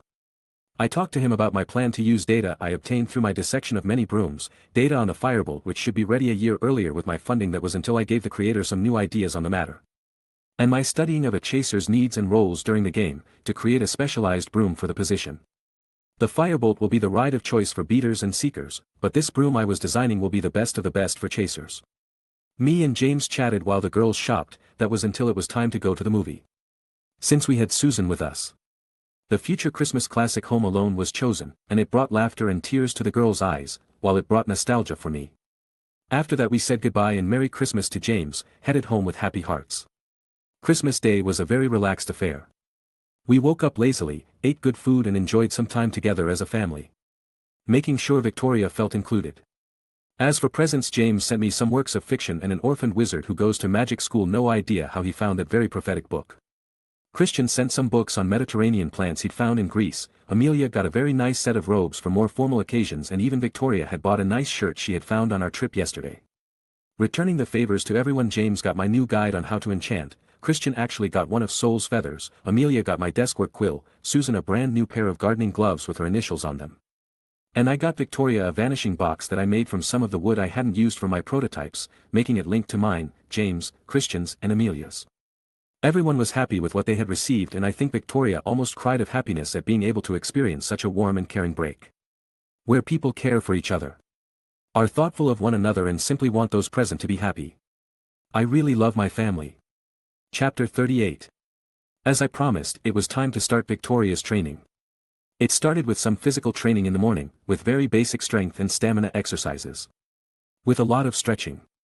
Of course her starting point was very low, considering she'd never actually done anything similar, but she still ended wheezing on the floor covered in sweat. So a nice shower and breakfast with her potion to satisfy the girl, and we began her studies. Victoria did take arithmancy as an elective, so at the very least she has some basic in the subject, the problem being aside from that most pure-blood families are shit at math, because no one teaches the subject. I don't want to target just pure-bloods on this, because no actual wizard family teaches anything remotely close to Muggle schools since it is deemed unimportant. Makes no sense whatsoever. Getting children into elementary schools or kindergarten would have many benefits, not having to take care of them during the day. Learning about the Muggle world, getting some freaking common sense and actually getting some basic education. Enough ranting, back to Victoria. But I gave her work to complete, books to read, notes on the subject I'd made, as well as homework to be completed on her own by the next day. She was taking it like a fish in water. I was able to make her reach 4th year level in arithmancy by the time the break was over. I'd given her a copy of my list of modified basics for her to study and understand, basically the list of first-year spell I used to have fun in class. With clear instructions and indicators on what parts were changed. I'm actually thinking of publishing the book before the next year, as it would serve as an excellent foundation for those truly trying to learn how to use the subject. It'll be fun to see the reaction of people if someone as young as me does it. You know what? It's a good foundation for my future. It'll give the image that the Bones family has a genius, and I'll be able to give a light push in the direction of progress. Coming out of my thoughts, I looked at the panting Victoria on the ground, drenched in sweat from the drills I put her through. Ha, ha, ha, how, are you not even sweating? She said between deep breaths. I've been doing these exercises since I was 4, of course I'm ahead of you in them, I answer with a grin on my face. Prat. She then proclaimed. But honestly, I looked at the exercises you're doing and I can't picture many people can do them. It's because people can't, even very determined muscle enthusiasts will not be able to do my regiment, I answered truthfully. Wait, what? The surprised Victoria said. I'm not expecting you to do what I do, that's my own decision. I'm just getting to healthy levels of stamina, strength and muscle mass for people our age. It would do wonders if you continue to exercise all year round, moderately of course. Helps you stay healthy, strong and slim. I explained, turning away from my training standards. Yes, healer know-it-all, replied the exasperated Victoria. Alright, after the shower, potion and meal, I have a little gift that I think you'll find extremely useful in arithmancy, I then say with a smile. You came up with something ridiculous again, didn't you? She asked with a sigh and a raised eyebrow. Not me this time, someone I invested in came up with it and think it'll be a very popular thing, even if some families try to block the thing, answered with my slightly evil smile. Ah, you're smiling like the devil again, she commented with a sigh. No idea what you're talking about, now shower time. I replied with an innocent face. After said shower and meal I took out a small rectangular device. What is this thing then? What you were talking about? That, my dear Victoria, is a calculator, a muggle device which lets you do easy or complex equations through the pressing of the buttons, I answer while turning it on. You see, you enter the formula like so, and use the commands here to add the variables you wish to use and voila, an answer to your quandary, I demonstrate. I didn't even have a chance to react as she grabbed my collar. Why didn't you give me this thing before? And how is it working? I thought muggle artifacts couldn't work around magic. Good questions. The first answer would be that I needed to give you a certain level of knowledge in mathematics and arithmetic for you to actually learn the craft and not be over-reliant on the little beauty. The second is that the creator used runes to protect the device and power it, letting it operate in the magical world. I actually added some features to give a list of almost every basic spell's numerical representation into the calculator as a crutch for beginners. I explained to the curious girl. I'm not going to tell her I created this thing during the first part of the school year, that'll give away my secrets when Michael Folster reveals them at the firm center today. Plus I didn't use my binary runes. Only currently existing sets, so it won't be traced back to me. It was honestly pretty straightforward to find the right runes to form miniature wards to protect the tech and power the device. I think the only reason no one's done this before is the "Muggle things are beneath us" mentality and "Muggle tech doesn't work near magic" one. Both easily proven false. This is really going to help Aiden, thanks, but where did you even find the inventor? She asked curiously. You know that new information center in Diagon Alley? I questioned her back. Yeah, some kind of Muggle-born help center, or newspaper vendor, or bookseller or something, she answered using a vague recollection. Well, the founder wants to improve the image of Muggleborns, so he was working on bringing some of the tech to the magical side. I found out and invested in it because I think it's a brilliant idea. I explained using a plausible story. Not fun lying, but it's not a bad one. Wait, you found that Folster guy? She said surprisingly. Well, it did cost a bit, but I'm pretty good friends with the goblins and they helped me find out, and since I actually wanted to help the guy it went well, I say with a shrug. She just stared at me with wide eyes. You're friends with goblins? Was her next shock. Yeah, their king gave me this ring as a token of friendship, I answer simply. I honestly don't get why wizards are always thinking they're better than everyone. Goblins have all their money, they are the best artifact smiths, they never truly lose during their wars and they are strong warriors with their own magic. Seeing no response from the malfunctioning Victoria, I simply put the calculator in her hand and went inside to start doing some air work. It took her a few seconds to realize I was leaving and followed inside the house to begin testing her new tool.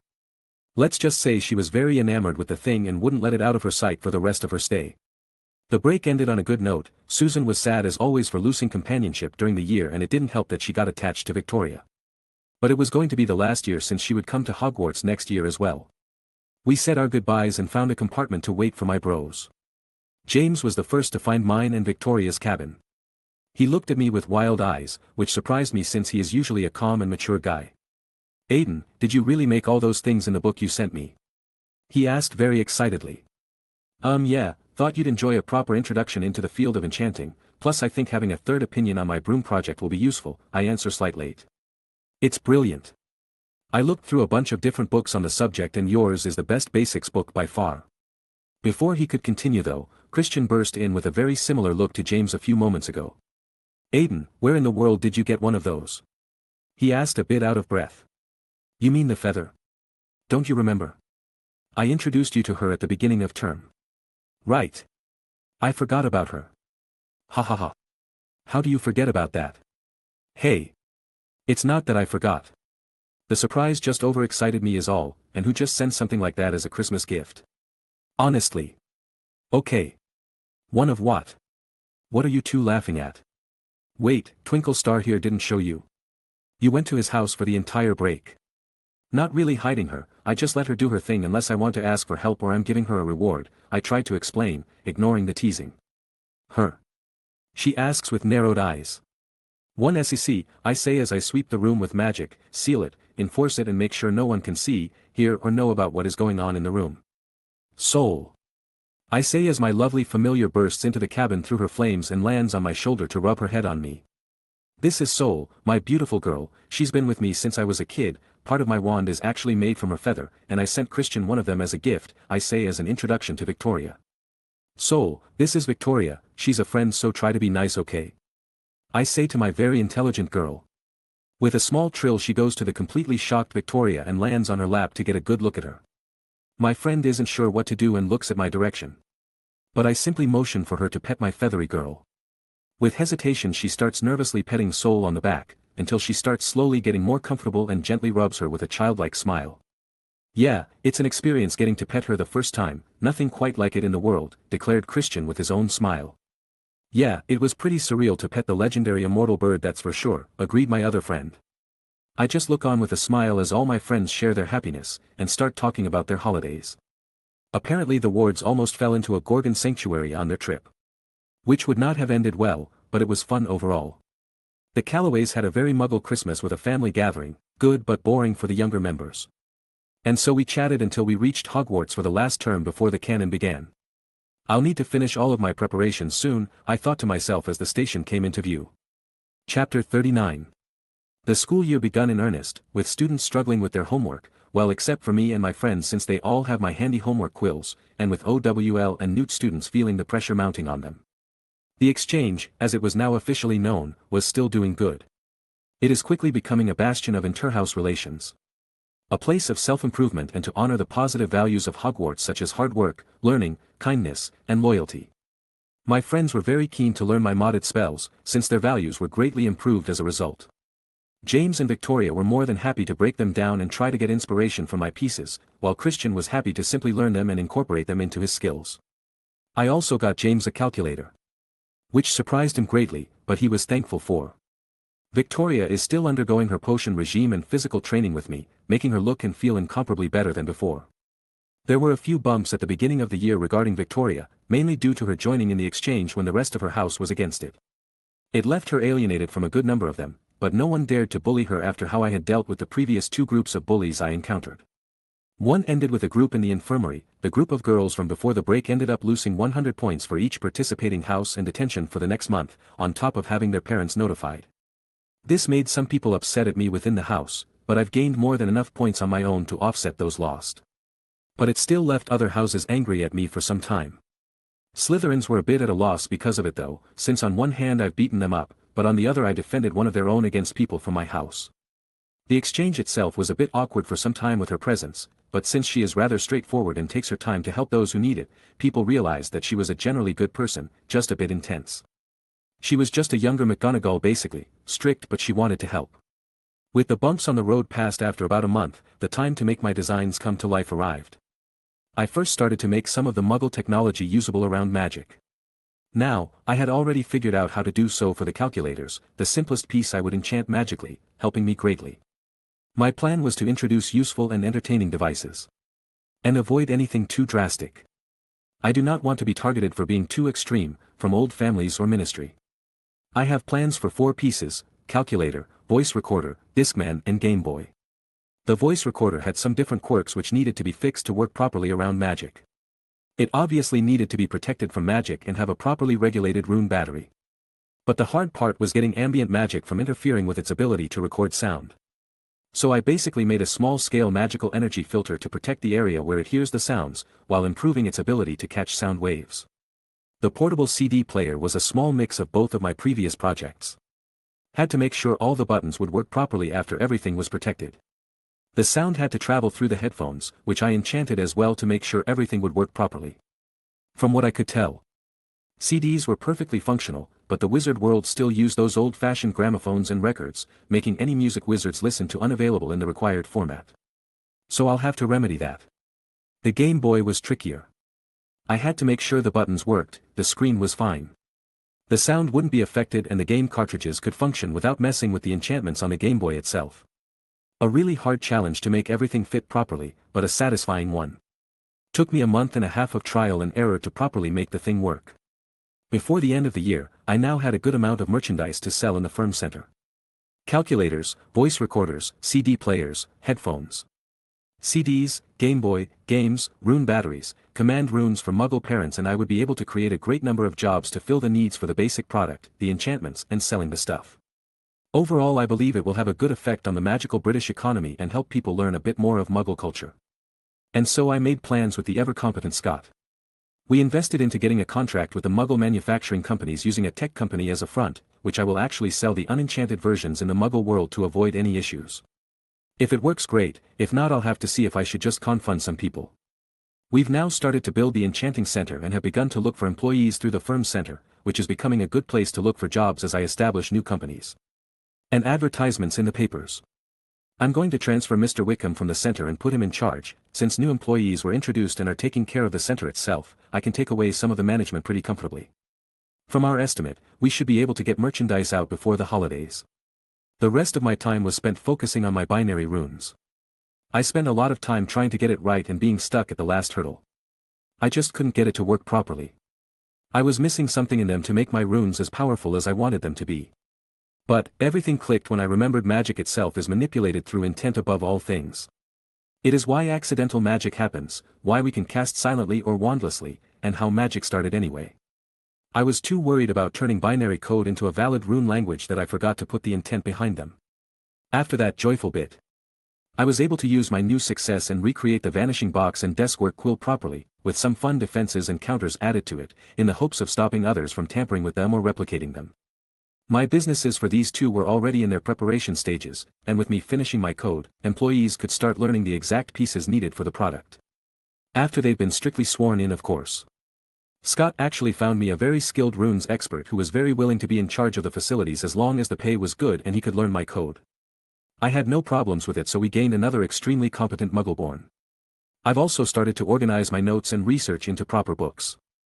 I think I'll publish them after the Basilisk debacle, when I've finished my OWLs. My results will give me quite a bit more legitimacy to my work. Being too young does attract problems, but aside from that, I've decided to call the store where I'll sell my two inventions Bones work, after the family and all. The vanishing box will have different models. Basic will be a simple one with limited protection from tampering or wear and tear, advanced which will be bonded to the user or permitted individuals and with good protection plus a warranty. And deluxe which will be finely crafted and inlaid with either gold or silver, nearly impossible to tamper with, great many protections and everything the advanced does. That way normal families can get one and the snobs can feel superior with theirs. The quills will simply be similar how the quill stores work. The better the feather, the more expensive, and the more expensive the better the enchantments. My friends had progress of their own as well. James was quite surprising since he's being nominated as one of the leading figures within the Charms Club. His skills and creativity towards the subject have worked wonders for him. And this will basically guarantee his presidency for the club in the following years. He was really excited and our little group of 4 had decided to celebrate his success by treating him in Hogsmeade, with butterbeer and food aplenty. We did find out that our dear James, along with a lot of boys, was rather fond of Madame Rosmerta and would blush constantly around her. Ammunition. My wilder friend Christian was fitting in quite well as a chaser and making a good name for himself as a natural in the wizard sport. Although our team did extremely well during the cup this year, we still found ourselves in close second as Slytherin team was able to crush Hufflepuff with a point difference we couldn't make up. Although he was down at not being able to win, we still tried to cheer up the guy, and with a phoenix helping comfort a creature manic, it was very quick. Victoria has changed drastically since returning from the break. Due to her new routine of exercising in the morning with me, she's been able to start building up more muscles and improving her energy and positivity as it makes her feel good after finishing. This coupled with her finishing the potion regime I had her under, she's hit quite the growth spurt and was able to start filling out areas a girl undergoing puberty tends to fill out. Her height was quickly passing others, well except for me since at the age of 13 I stand at 5 feet 7 inches, but it made her very happy to be growing like she was. She stopped pressuring herself to surpass me in everything after seeing, in her words, just how perversely brilliant and dedicated I was towards magic, but instead she has made me a sort of goal. Something one should aim to become as a witch or wizard. Being with friends also helped her come out of her shell more, as she jokes around with us, participated in our debates, becomes active in our studies as we help each other out. I am overall very happy with her progress. And so the school year came to a close. I was monstrous as always with O across the board. Victoria had a good amount of O's as well, but her performance at the beginning of the school year dropped her grades. James was good as well, getting himself O in charms and transfiguration, but potions, herbology and astronomy were giving him some troubles. Christian was nailing herbology and COMC as he got O in those and EE in his magical classes, but almost failed history and potions. The Ravenclaw table was very happy this year, because we had finally stolen the house cup from Slytherin. Even with the lost points from the bullying accident, we were still able to squeeze by to win the house cup. It was interesting to see so many bookworms celebrating the event in the common room, the night before departing. I decided to have a bit of fun and put on a light show using Lumos in ways that left my housemates speechless. Even Christian was a little surprised at what I could do with it. And so ended my final year of studying without anything going wrong in the castle, except for the new data professor every year. But that's besides the point. A few more months and the golden trio will arrive. Well, the golden boy, the one who knows what to do, and Ron. Chapter 40. As the school year ends and everyone heads to the Hogwarts Express, me and my friends are walking together and chatting about summer plans. Christian's parents usually just kidnap the guy for the summer and go wherever unusual plants and creatures may be found. He says they're going to Australia this year, but from what I know, normal Australian creatures dangerous enough, can't imagine the magical ones. James will be spending his time at home mostly, but his family will also be taking a trip abroad, apparently to America. But Victoria is nervous about her summer as she will be stuck in her abusive home. So as we found an empty cabin, I lock and conceal it. Alright, Victoria, I have a few things to give you and say before you head home. I turn towards my friend. I know the situation sucks, so I will leave you with a goodie bag, I say as I pull out a pouch from my pouch. This contains various subtle tools which can help you during your stay. The first is for when your father drinks. It's a set of candles designed to lull to sleep person or calm a person, an enraged one. With its pair to be used in your own room in order for you not to succumb to its effects. You can light the sleep-inducing one anywhere and the scent will spread throughout the house, hence stopping any acts before they can even happen. This necklace is a personal ward stone I've been working on. This side is made to send healing pulses when magic is consciously supplied and simply saying, comfort, to it, while the other side serves to give a very sneaky protective layer on your body to protect you from harm. So if you fake it, he won't know you aren't hurting. The third is that we've temporarily given you the authority to call for Tilly when you need food or supplies. Fourth is this, a modified book to store what you need to hide. And lastly, I've gotten permission from my aunt that if anything too drastic occurs or you feel something very bad is about to happen, you can use this letter to escape to my place. I explain very seriously. Thank you, Aiden, she says as she wipes her moist eyes. Thank you for worrying so much, it means a lot. Oh come on, you're making us look bad for not helping her out too, lamented Christian. I do feel bad, but I can't give you a letter to visit. I'm from a Muggle family and it could make things worse. But if you need to escape and have nowhere to go, here's my address. We'll be gone for the last 2 weeks of July, but I'll be home all summer after. Said James, ignoring our wild friend's lament. You traitor! Exclaimed as a result. Thanks you guys, it means a lot, and I know you won't be able to help because of your parents, Christian. Don't worry, she answered with a giggle at Christian's actions. I'll just hold it against you for a year or so, she added with a deadpan expression, to which he immediately overreacted. But this lifted the heavy air in the cabin and we could talk and laugh until we reached King's Cross. We said our goodbyes and separated. I went home with a happy Susan and a lightly smiling Amelia. When we got home, there was the overexcited Tilly and a wonderful meal to celebrate my vacation and outstanding results. Auntie couldn't be prouder that I've been an O student since I got there. After a well-deserved night of catching up and rest, it was time for my summer to begin. I have a lot of management to oversee and projects to begin. My official projects, regarding the opening of Bones Works and its current products, are well underway. Everything has been done to the book and through ministry approval. My 2 original products have been certified by the ministry's testers, and my personal wards are being reviewed later this summer due to its recent development. I mean, I know it's good, but this is under the Bones family name, so I will follow the law and respect my aunt's authority in this area. I do feel guilty keeping her in the dark about the Michael Folster stuff. Especially since I'm bribing people to certify my products without alerting some wealthy and important supremacists. The Cedar Forest is now functioning extremely well, a second and third have been started to meet expected demands for the Vanishing Box. The werewolf communities were incredibly thankful for this opportunity, where they can get respectable jobs, under an honorable family, with proper pay, care and respect from their employers. Word quickly got out and many wished to lend their skills which are ignored because of their conditions. This led me to hiring many for the production of my quills and the procurement of materials. Because of all this, Jerry was crying tears of joy and gratitude while repeatedly thanking me the last time we met up. I was told that her name was also getting some more value since this has happened. It hurt her prestige when she swore to follow me. But with the results of her decision being so overwhelmingly positive in trend, her name is becoming respected again. For my other Personas projects, I decided to summon the original 12 people who have been in charge of the various businesses and have a luncheon at my house. With a letter to Mr. Scott Cross, everything has been arranged. It was organized to be a simple meal, where people in charge could discuss various bits of information, brag to each other, get to know one another more. Everyone showed up to it, I mean why wouldn't they? I'm their boss, benefactor, supplier and founder, it would mean something very happened if they didn't. It is good to see you all again after a very productive year from everyone. I want to thank you all again for agreeing to create so many projects with me and not dismissing me due to my age and lack of true experience. And I must also thank you for managing the parts all of you have been assigned to magnificently. I opened after everyone had finished with the excellently cooked food. Please Mr. Folster, it should be us thanking you. Thanks to you, me and my wife can work in every journalist's dream, a newspaper they can publish the truth in.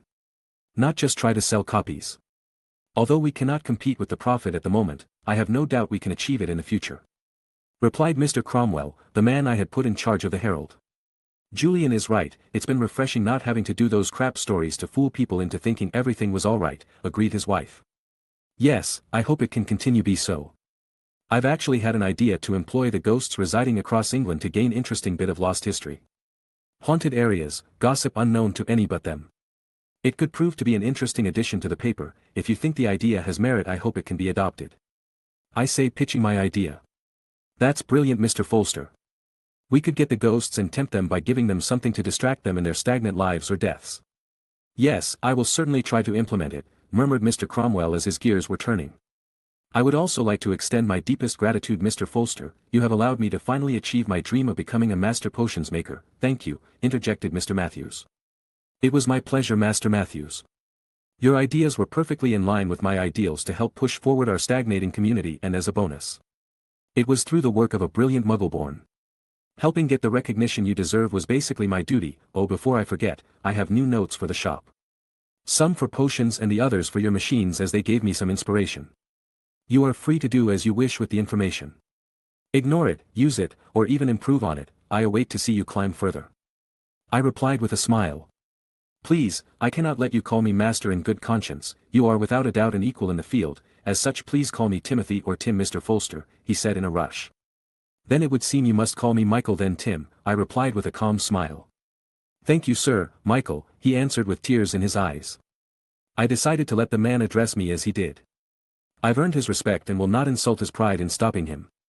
Although Mr. Matthews is more emotional than me, I must still express my deepest gratitude, Mr. Folster. You have given me my title back and let me be at the forefront of new herbology, unseen in the world yet. The farms you've given me to manage are soon to be running at peak production, and we will begin to sell our harvests into the market, and if you would permit it, I would like to call you Sir Michael as well. Although young, you are certainly a genius without match and have earned my respect, said the matronly Madam Chambers. I would be honored to be called such by you, Madam Chambers. You are a woman I admire greatly. I've also gotten a new set of notes for some rare plants. I'm sure you'll enjoy them and possibly use them to reach new heights, I say to the woman. And I do genuinely admire her. She has been through a lot in her life and still, she is here, moving forward. Oh, I adore your notes. And please, I cannot let you call me Madam, Melody will do. You are certainly impressive, Sir Michael. The facilities you've built for me are beyond top-notch. You're also supplying top-of-the-line equipment to every employee to ensure maximum efficiency. With your help and Miss Jerry's, we now have almost 50 men trained properly. Although the minister is continually cutting the aura department, with the help of Miss Summers, we've been able to get 19 people into the enforcement divisions. And they are reporting that they have been greatly productive, added Mr. Gunn. He was actually the first to call me sir. It has to do with the fact that he knows what I'm trying to prepare for when V-Dog comes back, and the fact that I was able to best him in combat, not duel. He was impressed and I earned his respect. That is very good, Mr. Gunn. I wished we could get more people into other departments, but it has been hard. I will also be setting up a second training ground, in a more public manner for you to use with less secrecy. It should help you recruit more members, and you can simply bring those you believe are trustworthy to the secure site for in-depth training, I say to the man, which gets a nod to show he understands.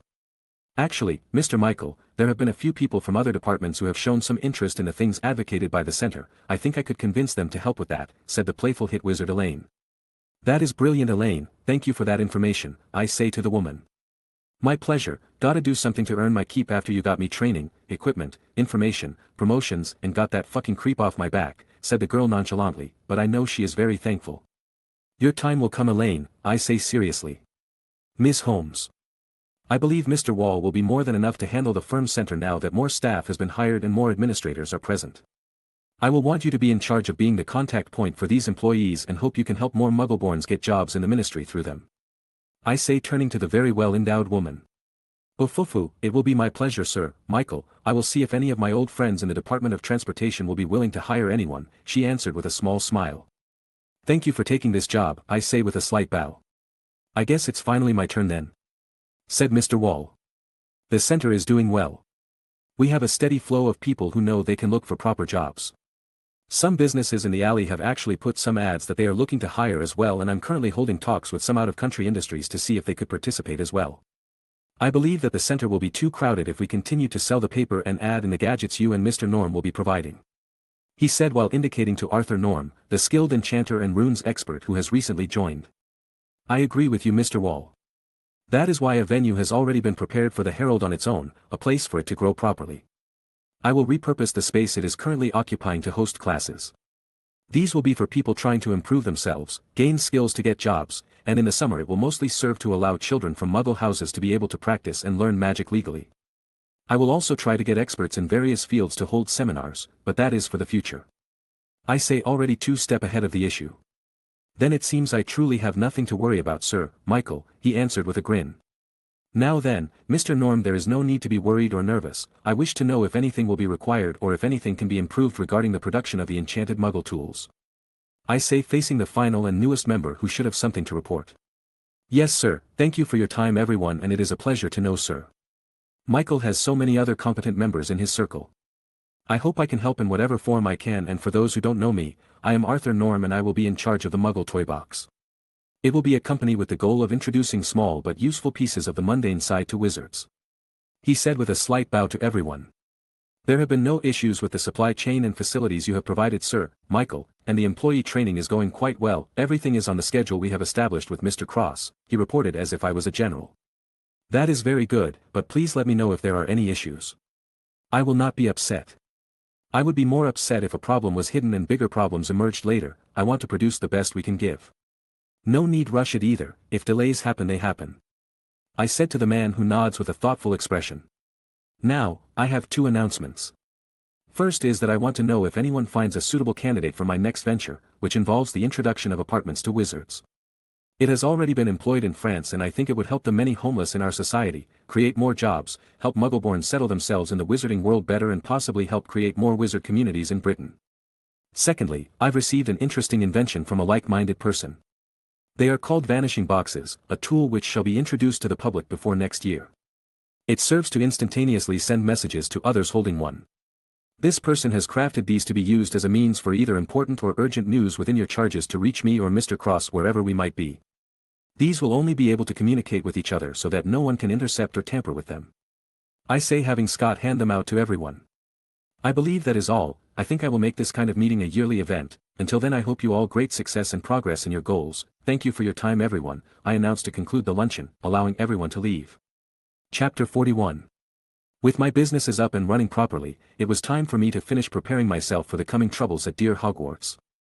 My magical cores surpass McGonagall and Snape's in amount of energy stored, produced, and the speed at which I can wield. My final estimates being at nearly double of theirs in those departments. The magical strength is equal to them though, and that limit will not break until I find out how to go through to my 3rd magical maturity, to step into the domain of Dumbledore and Voldemort. With my cores not going to progress for a while without a good catalyst, I believed it was finally time to add 2 new options to my ever-growing skill set, becoming an animagus and finally enchanting my knife, which I've put off doing until now for 2 reasons. The first was for me to do proper research into flight enchantments, and second was to plan out how the enchantments would meld with the pre-existing magic of the knife itself. The animagus process is long and annoying, but I didn't have the time to go around the world in search of groups famous for their skills in the subject. So I'm stuck with the British one. My skills and abilities are more than enough to make things work. I was just wishing for a less time-consuming method. And so, on the next full moon, I stuck a mandrake to the roof of my mouth with a small sticking charm so it wouldn't move and lose my progress. Everything else was already prepared, just needed to keep the leaf in my mouth for the next month. Yay! During that month I decided to spend some time helping Susan prepare for Hogwarts, since she is quite nervous about the upcoming year. It doesn't matter who you are, going at a boarding school at the age of 11 is something you'll get nervous about no matter if you already know a lot about it. It's just how children are. They worry about making friends, fitting in, missing their families, not wanting to disappoint or fail. These are thoughts most children will have until they experience it for themselves. But I'll be there until she's 14, so if anyone bullies my sister they will suffer. Aside from that, I had plenty of spare time to work on my knife. The beautifully crafted combat knife, with its phoenix engraving, ruby eyes, and comfortable leather-wrapped hilt. As perfect as always, and I expect nothing less from a goblin-made product. My plan at this point is to link it to the ring I received as a sign of friendship from said goblins I received when I got the name Bones Crusher from them. It's made of the same materials as the knife, goblin silver and ruby. This will allow me to form a very strong link between the two objects, since they even went the extra mile and used silver of the same vein and pieces from the same ruby. The knife will receive some of the enchantments typically found in brooms, such as the flight, acceleration, brakes, control system and anti-tampering protections. I have already modified them for the knife itself, taking into account the weight, aerodynamics, center of gravity and material. I will also add enchantments not typically found on brooms as well, such as Notice Me Not and Shrinking Charms. I tried to test the Fidelius charm, but I couldn't make it work. Imagine a knife people can't see or remember unless told about it by a single person. It was sadly not meant to be. Everything regarding the magic was calculated beforehand, and all that truly remained was to make and adjust it. The ring will serve as the controller. I used a base of the Firebolt's extremely sensitive response charms, mixed in some of my Quill's minor legilomantic abilities, to make a hybrid system that is linked to my mind on a minor level. I will not allow it to have true access to my mind, since that would leave a backdoor into my defenses. It will simply activate when the thought command, Bolt, is directed at it and receive orders from there. To make sure nothing was rushed or done wrong, I spent a week slowly weaving the layers of magic into the knife, interconnecting everything into one perfectly enchanted hidden weapon, to serve as one of my aces when danger truly arrives. It took a few tries to get the flight working perfectly, since knowing how something will react in theory is very different from the real thing. But after it was done, I was able to put in my add-ons one at a time. Until a week later a knife hovered in front of me, awaiting my command. It stably floated, no fluctuation, no unwanted rotations or tilting. It was waiting in the air perfectly. I made it go back into its sheath on my left arm, headed downstairs and out to the backyard. Auntie was still at work and Susan was at the Abbott's again, so I could freely set up some targets and make them float. With but a thought, my knife flew out of its resting place without a sound. If I wasn't expecting it, I might have actually missed it. It was that quick and subtle. It was simply cutting through the air as if it wasn't there, as it pierced the centers of all my targets in quick succession, all hitting the bullseye. Yes. Ho ho ho, yes. It feels so good when a project like this gets such magnificent results. Almost no better feelings in the world. I yelled out in satisfaction. I mean, can you blame me? Everyone's felt that wave of relief after a paper or exam. Imagine that, but times 50 at least. Tilly just took a glance out the window and returned back to her work. She's seen this kind of scene a lot with me around. I create or improve things so much that she's gotten used to it. But she did notice that I'd seemed more excited than usual. After a few more rounds of testing for control, speed, accuracy, long-term use and power, I finally let the knife return to its home. It had an almost instantaneous burst of speed of at most 90 milliseconds, for which I added a modified cushioning enchantment to the sheath to offset, but it's hard to control at that speed, so I will most likely not use the max often. Its piercing power is ridiculous, and I used dragon hide and leather to test it out, as well as a variety of magical creature parts to thoroughly understand its strength. But nothing could stop it and only slowed it down a bit at most. This is not even mentioning that there isn't a scratch on the knife, and that after I'd figured out my limits in controlling the knife perfectly, it was a result that could bring tears to a weapons fanatic. I am not ashamed to admit I was very giddy for a while because of my new toy. I still had some time before my month with a leaf in my mouth was over, so I decided to buy a few things as Michael Folster. Nothing too weird, just a few creature reserves. You know, like the one with dragons in Romania and a few around the UK itself. A few hippogriff breeders and some acromantula farms. I'm also currently negotiating with some villas to set up a protected territory in Britain, and I tried to talk to some proper vampire families, but nothing came out of that one. Centaurs are too prideful and reject humans because of the constant oppression they have to deal with and their own beliefs, so no go there. But an interesting little project started brewing in my head as I talked to a colony of mere people open to setting up a home near the Isles of Scotland. In exchange for the area and help in legitimizing it, I'm hoping to have them farm aquatic herbs of various kind and form an exchange system. Look. I like creatures and non-humans, don't judge me. Plus I'm sending my acquired creature homes new wards and protections for them to set up. It'll stop muggles from finding the places and the creatures they hold. This will help slow the overkilling of magical creatures for ingredients or because they were spotted. I'm also trying to sponsor laws to help the protection of creatures through ministry officials. So that's how I spent my month. After the month was over I could finally move on to the next steps of the animagus process, involving me putting the leaf in a crystal vial that bathed in pure moonlight and adding a hair. Then I had to add a silver teaspoon of dew from a place that neither sunlight nor human feet have touched for the next week.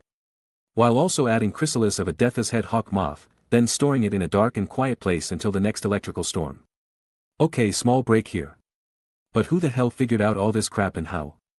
I mean, it's ridiculous. It's a thought that comes in my mind a lot when I work with potions with long brewing times, but this is still weirdly specific. Sigh. Back to the process, I started to get up at sunrise and say, Amato animo animato animagus as needed before exercising, doing it at sundown as well, and I felt the recorded second heartbeat, so at least I'm on the right track. I had to wait for half a month before an electrical storm arrived. I used soul to flame us both over to it in a rush and took out the now blood-red potion for its container. I placed my wand's tip over my heart and chanted, Amato animo animato animagus once again, then chugging the potion. The fiery pain spread through my body as I could feel it trying to change me. It was painful to be sure. But I looked down on this amount of pain as my heartbeat doubled. I had suffered through much worse and remembered every moment. I stood proud and resilient in the face of this transformation. I suddenly felt a third heartbeat in my chest and grinned at what this signified. But suddenly my body started to change. My clothes started to meld into me and hair started to grow out of me. I was forced to bend down as my hands and feet changed into large paws, with strong claws accompanying them. I felt my head and bones change as I slowly became the predator I seemed to be. As I stood on my new paws, I felt the strength in my legs. The sharp claws in the earth, my eyes being improved even further. I took everything in and let out a victorious roar, since I had become a mountain lion. Not only that, but my wampus cat parts influenced this form as these eyes boosted my legilimency and my spell resistance was enhanced. After feeling the changes in my body, I reverted to my human form flawlessly. I then focused of the third heartbeat and started to change again. This time wasn't nearly as violent as the other. I became smaller, my arms slowly turning into wings as my clothes turned into feathers. My feet becoming claws, my mouth into a beak.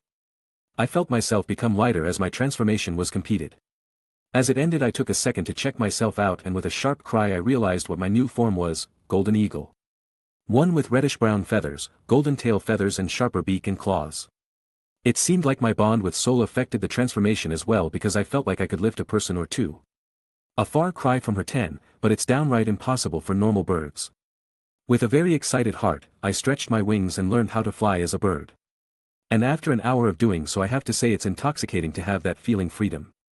I've flown on a broom sure. But this is so much better. You feel the wind through your feathers, let yourself be carried by the breeze and control your flight through minute changes in your wings. It was brilliant. So I returned to my home with a wide smile on my face and a happy heart at my achievement. Chapter 42. After obtaining my animagus transformations, I spent the rest of the holidays training or researching. With my arithmancy, herbology, potions, runes and transfiguration projects for mastery finished, and the books I plan to publish for all of them except the last are ready to be copied and printed, I feel quite happy. I decided focus on my projects to get my name out as a healer and warder next, while working on the broom project. I've actually got sketches and enchantments written down already, but it's going to take a lot of time and testing to get everything right. Aside from that, I was handling my duties as heir very well. With Aunt Amelia handing out most of the work for me to take care of, letting me gain experience as a lord as I do. In addition, the impending opening of Bones Works and the introduction of my creations to magical Britain was making me feel a bit busier than usual. I was spending time between home and the store in Diagon Alley to get as many things ready before I had to leave for the school year. I'll have to see if I can get permission to leave for a day or two in order to attend the opening. It was during this time that Aunt Amelia actually brought something which surprised me. Aiden. You will be attending a gathering of ministry officials with me this Saturday, empty your schedule and prepare yourself properly for the event. You will be introduced to society as the next head of Noble House Bones. She plainly said during supper. Cough cough cough. Wait, what? That was rude to do at the table, be sure to keep your manners properly during the evening, she simply said. Why now? I've been the heir for a year now and you've never even mentioned anything like this. Sigh, I honestly don't care for these matters. I would rather you continue as you are now. Simply taking care of the house in peace and building up your projects. But the nagging of those old houses has passed the reasonable threshold and are almost harassing me to engage Susan to one of them. So they can absorb our family. They've all assumed she is the next head because we've never announced you or the fact that you're almost the head already. Explained Amelia. She looked both angry and tired at the thought of this annoyance. Those bastards want to take my little sister and steal our things, do they? I then said while narrowing my eyes and coming up with some nasty surprises. Aiden. Interrupted Auntie. Oh right. Those respectable lords and ladies wish to discuss the possibility of keeping the blood of Britain's wizarding world strong, whilst also aiding in the strengthening of the position of noble families in our dear community by pooling our assets together. How's that for political speech? I responded by saying exactly the same as before, but politely so that everyone can smile at the fact that they want our money and to have one of their inbred idiots impregnate my sister in the future. Aiden please, she said with her hand massaging her forehead. I will play nice with the slimy gits, don't you worry Auntie, I will not give them any means to harm or harass our family, I say to the woman. Alright, I believe you and know you will be able to act properly, she said after a bit.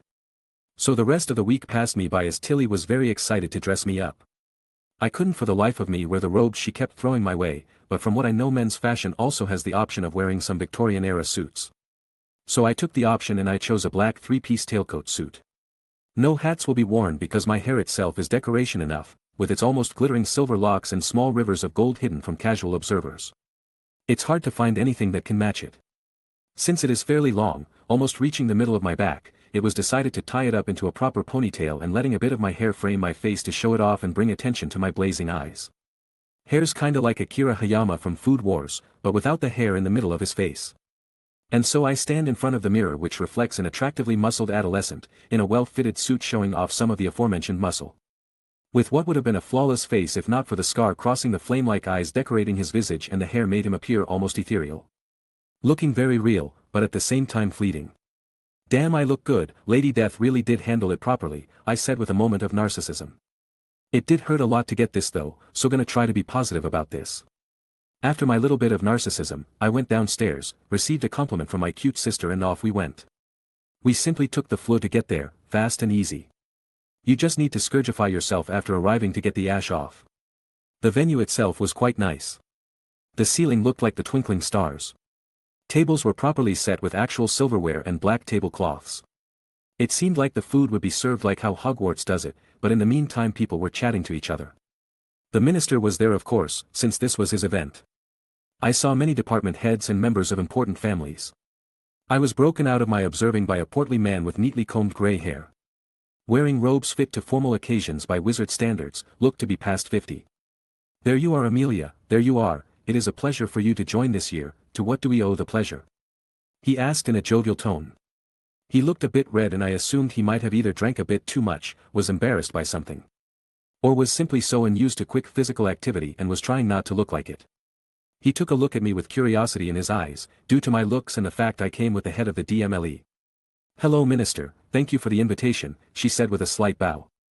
I am mostly here tonight to introduce my nephew Aiden to the more influential members of our society. He is the true heir of the family as he was Edgar's son and has been recognized, she then answered to fill the man's query.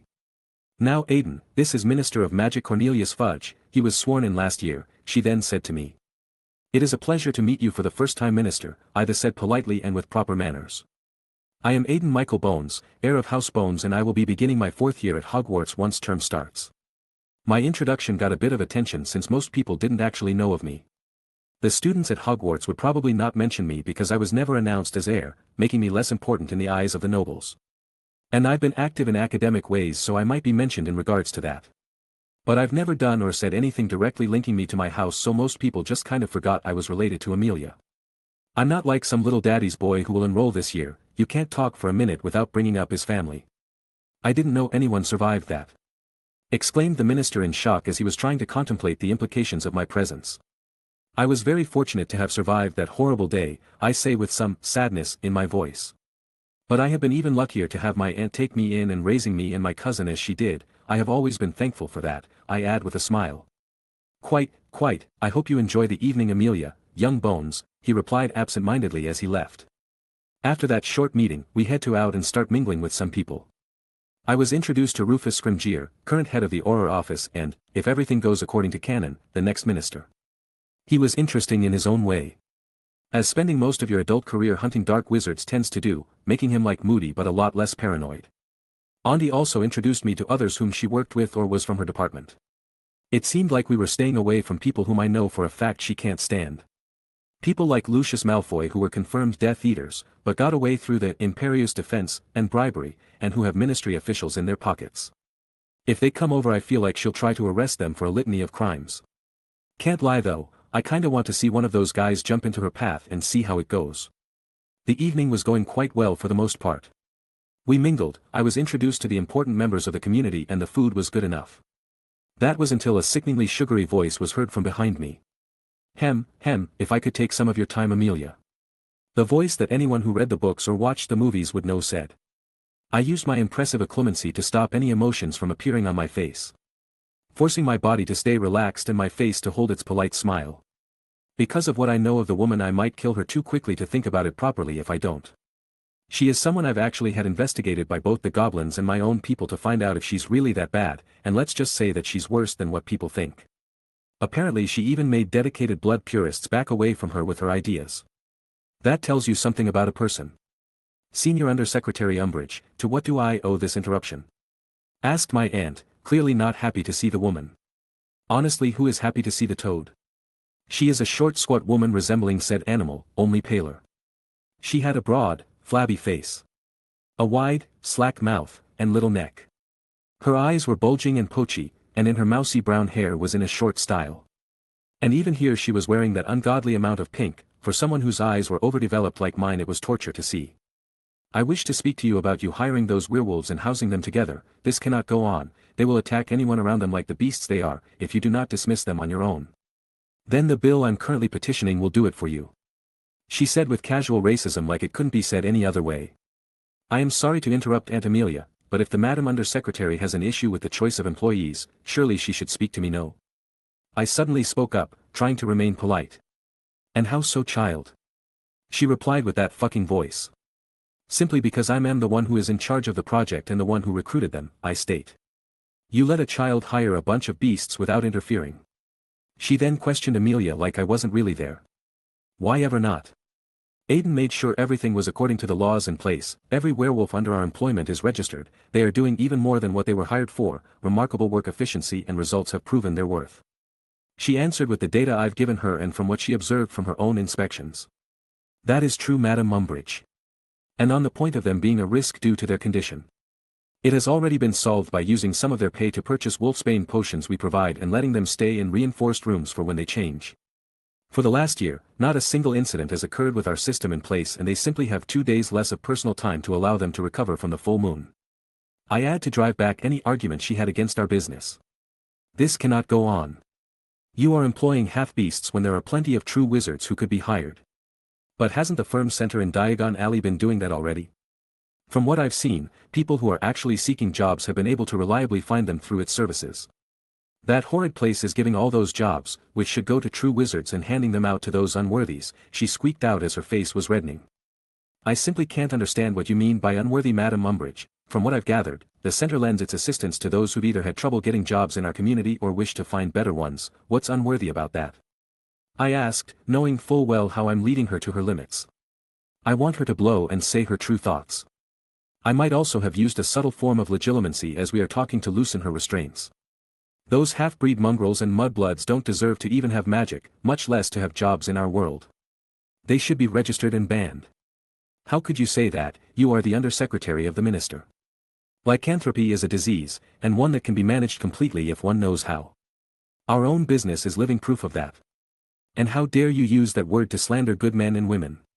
My own mother was a muggleborn who bravely fought against you-know-who, and from what I've been told your own mother was a muggle, so how could you just insult these women?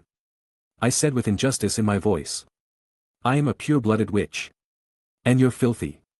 Take the undersecretary away. It would seem like she's had too much sherry. Let us go as well, Aiden, this evening has turned distasteful, said Auntie as she walked away.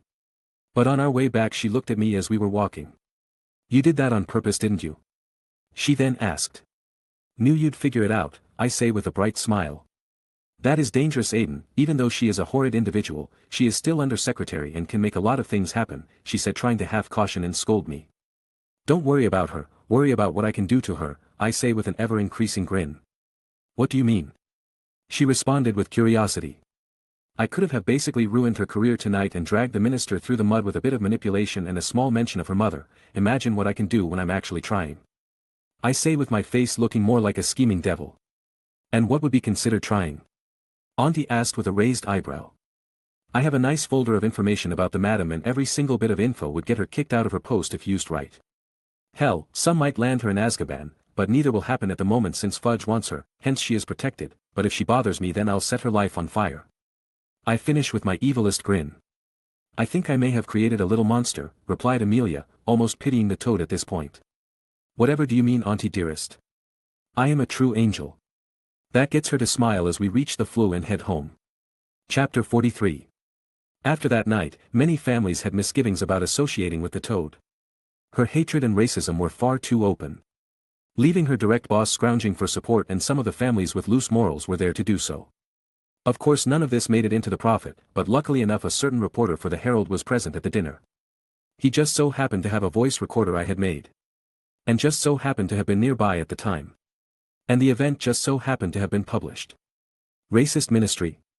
By Darius Stone. Being the reporter selected to cover the ministry ball, hosted by Minister of Magic Cornelius Oswald Fudge.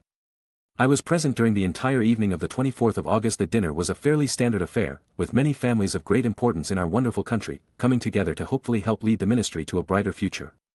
It was going well, until the minister greeted one Amelia Bones, current head of the Department of Magical Law Enforcement. And she introduced her young nephew, Aidan Michael Bones, currently recognized heir to noble house Bones and student at our very own Hogwarts. This seemed to shock the minister as he soon left with a distant look on his face. I am sure, dear readers, that you do not need to be reminded of those dreadful years before the boy who lived defeated he who must not be named. Truly horrible times. But in my humble opinion, it would seem that the minister was shocked that the son of the previous head of House Bones, Edgar Bones, a noted and respected man, acknowledged as one of the best in his generation, known resistor of Death Eaters and their master, and who unfortunately fell alongside almost all of the Bones family half a year before the celebrated fall of he who must not be named, lived. Some time later, Madam Undersecretary of the Minister, Dolores Umbridge, approached Madam Bones about her family's new and anticipated store, which has already been covered by both the celebrated Daily Prophet and this very paper, for the innovative products which will be revealed in a short time and their progressive hiring of people afflicted with lycanthropy. Madam Umbridge seemed worried about the potential risks the afflicted employees could represent for many.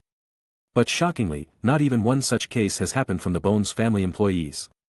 Even more shocking was the fact that 14-year-old Aidan Bones was publicly admitted to be the creator and head of the project known as Bones Works and its products. That's right.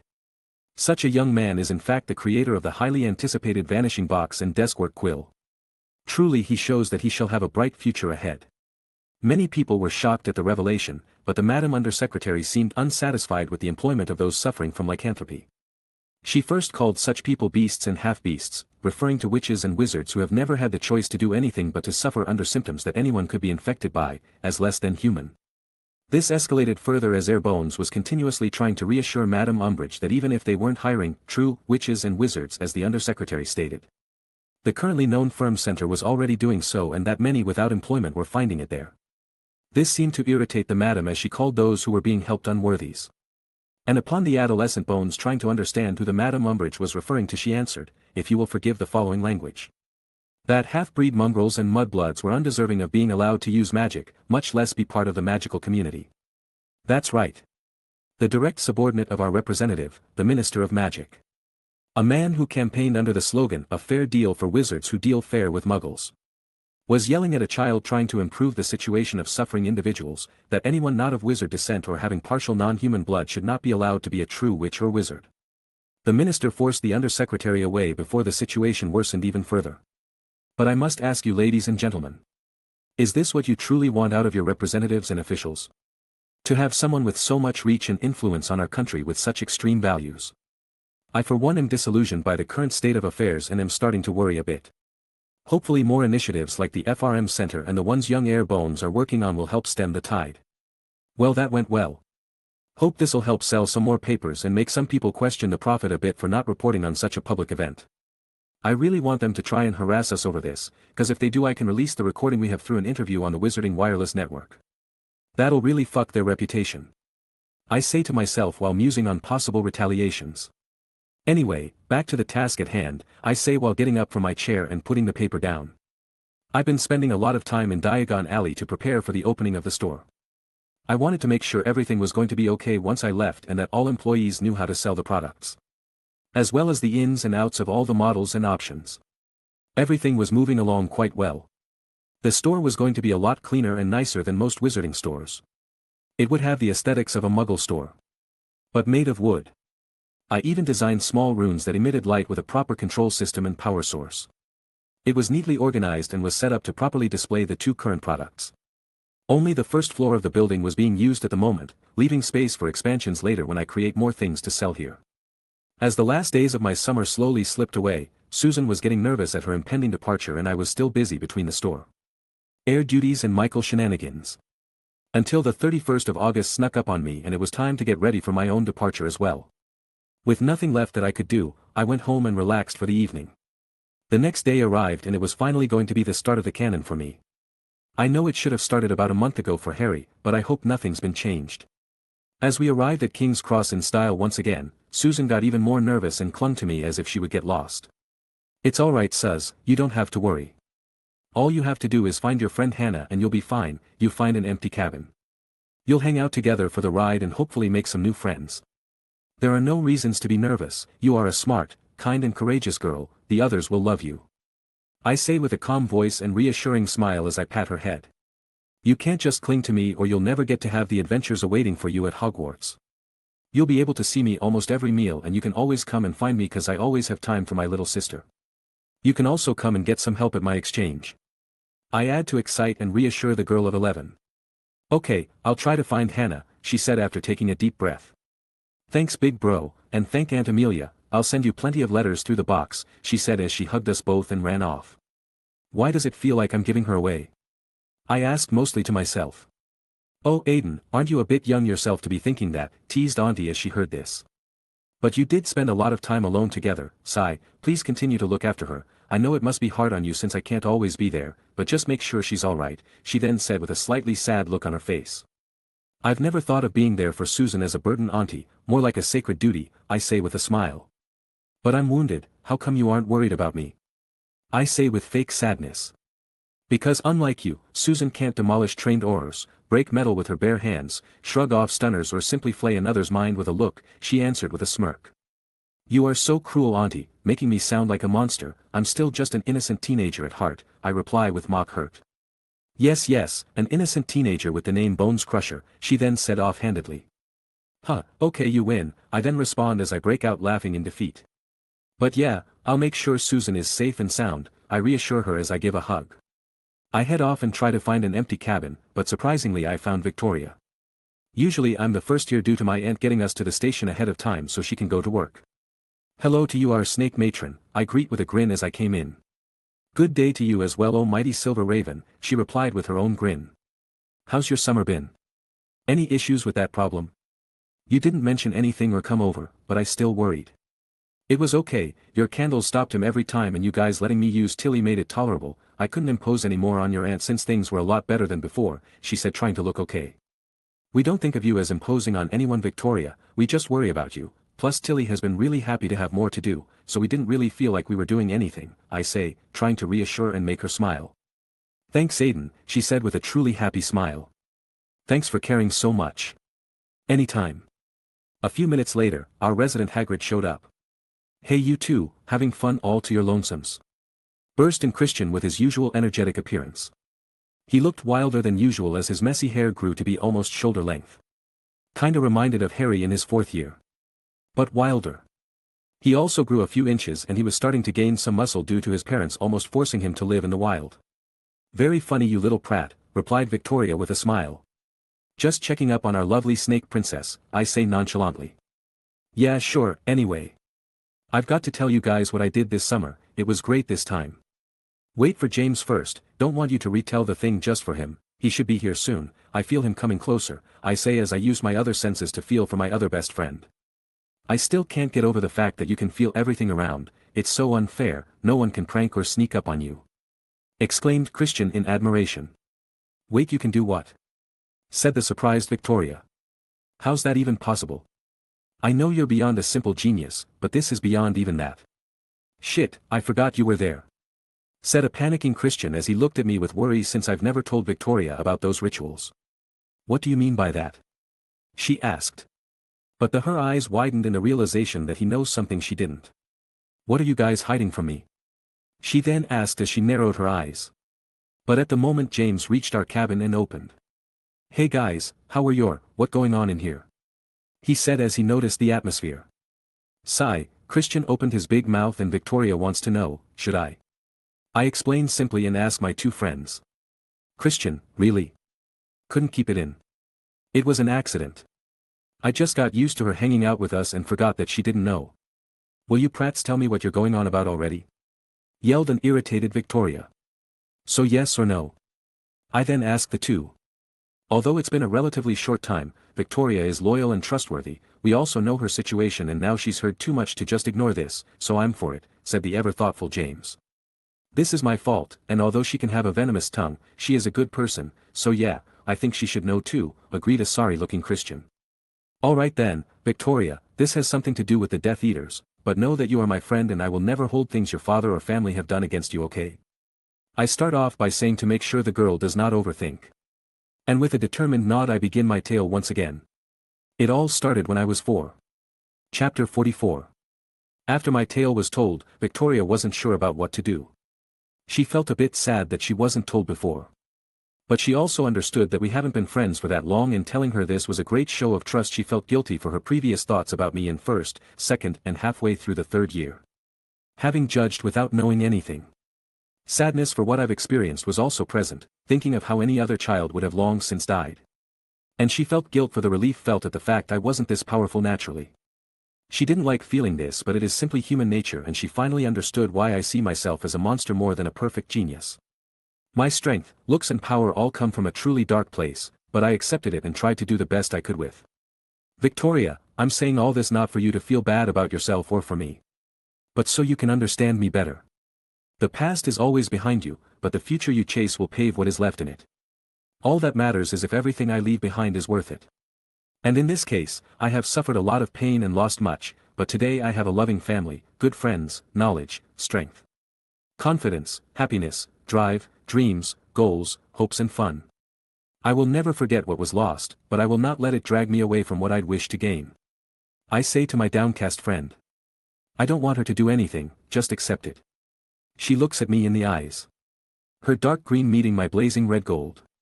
For a minute we simply stare in each other's eyes, neither wavering, before she slowly closes hers. Alright, thank you for telling Aiden, then from now on, you guys can call me Tori, she declared to our confusion.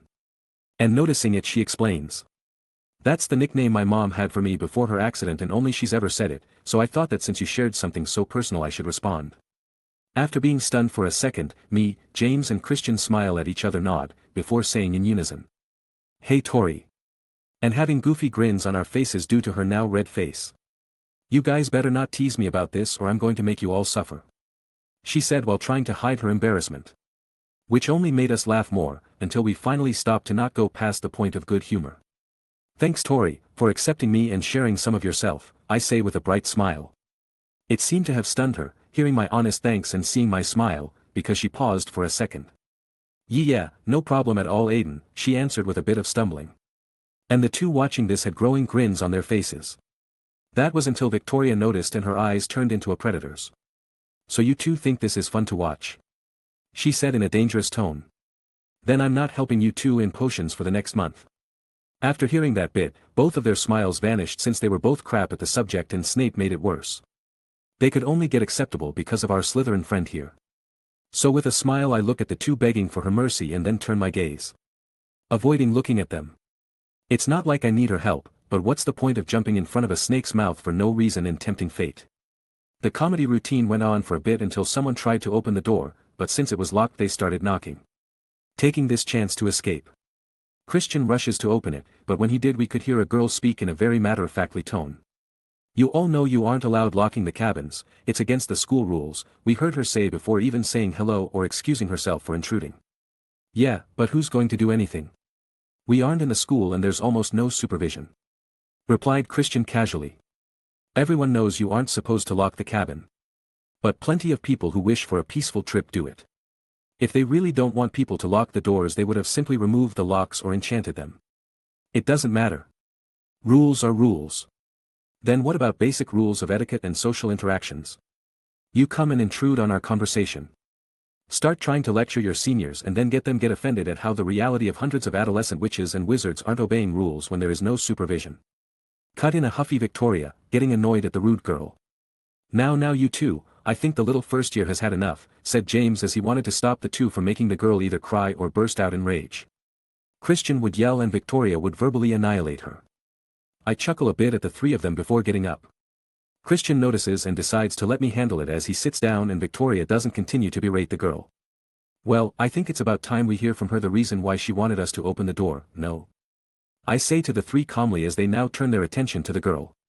It was interesting to see one of the main characters from the books and movies alive in front of me. Hermione Granger, greatest witch of her year, would have been the generation, but I'm here. There was the long mane of brown hair. Looking as uncontrollable as written, her clear brown eyes, slightly too large front teeth, but she looked like the young Emma Watson too. And so I give the calm and patient smile I give to all those who either ask for help or wish to learn from me. So young miss, to what do we owe the pleasure of you seeking to enter our cabin with such an entrance? I say, teasing her a bit. But to my surprise she wasn't embarrassed, she was simply staring with an open mouth and wide eyes at me. And my friends noticed. Yup, she's gone, declared Christian after taking a look. Did you really have to ruin the poor girl? She never seen you, so you appearing with that smile is just unfair to her. I must admit that you do forget that you are very attractive to women. Aiden should have taken it easy on the girl, finished off James. It wasn't on purpose, I was just trying to help out and know the reason as to why she came in the first place. It's weird that a first year is knocking on doors in the first place, even weirder is that she's so far away from the first year cabins. I try to defend myself. During our little exchange Hermione finally snaps out of it and blushes heavily at the fact that she was so openly stunned and staring. I was wondering if anyone had seen a toad, one of the other first years lost one, she finally said through her embarrassment. See. Actual reason and solvable problem. You've still broken her, replied Christian, hitting where it hurts. Cut me some slack, man, I cried out. You must suffer for your crimes, corrupting such a young girl, tisk, responded Victoria in a chastising tone. Sigh, anyway, do you know the toad's name?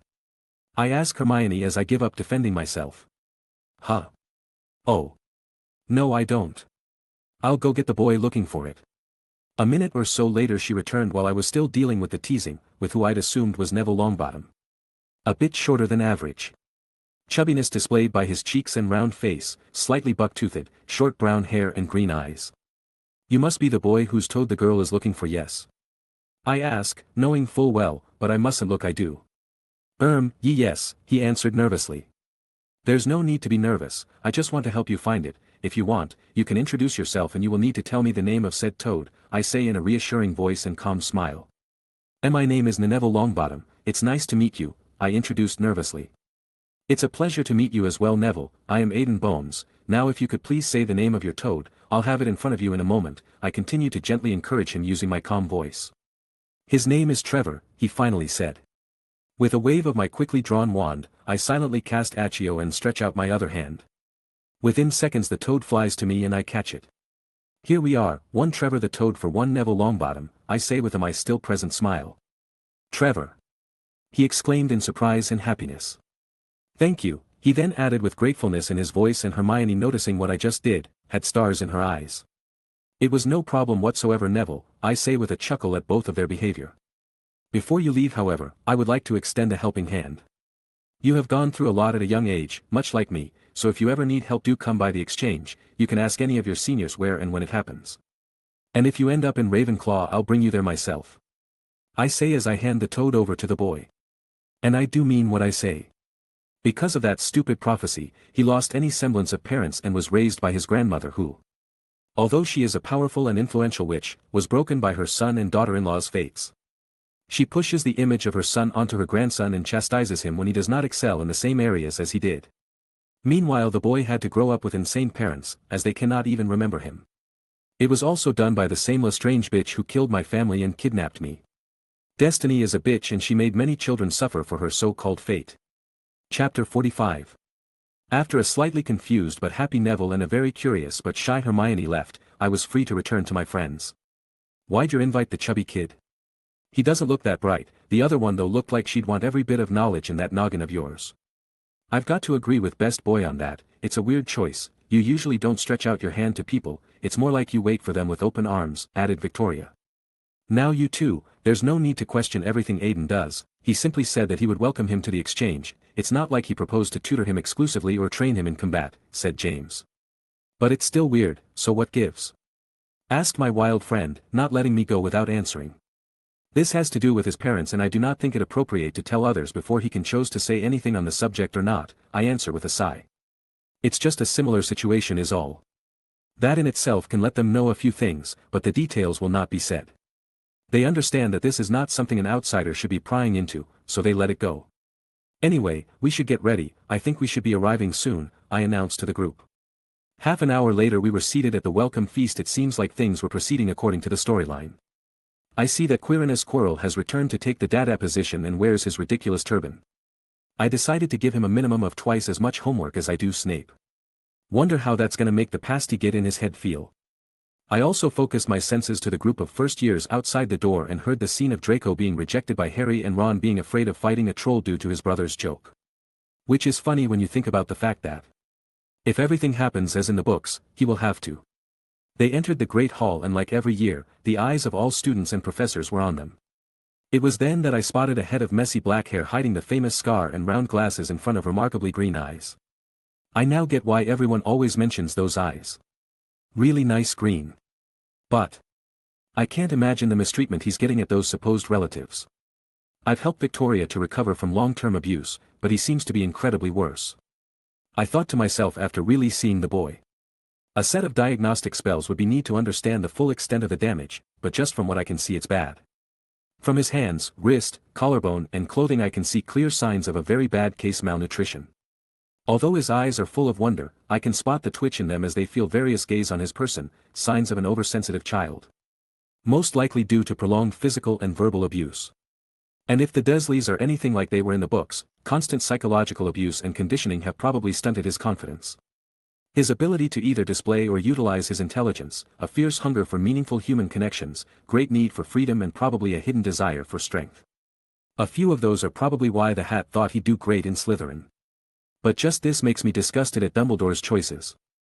So many other options could have been taken, but he chose this. If everything I've guessed and observed are true, then it's already a freaking miracle he didn't develop an obscurus. I had to activate my occlumency to stay calm, mostly because I empathize with the boy. His life is so full of loss and pain until he comes of age. But I cannot interfere too much. I need the story to stay as it should. This is the only way for me to know exactly what will happen and how to take advantage of it.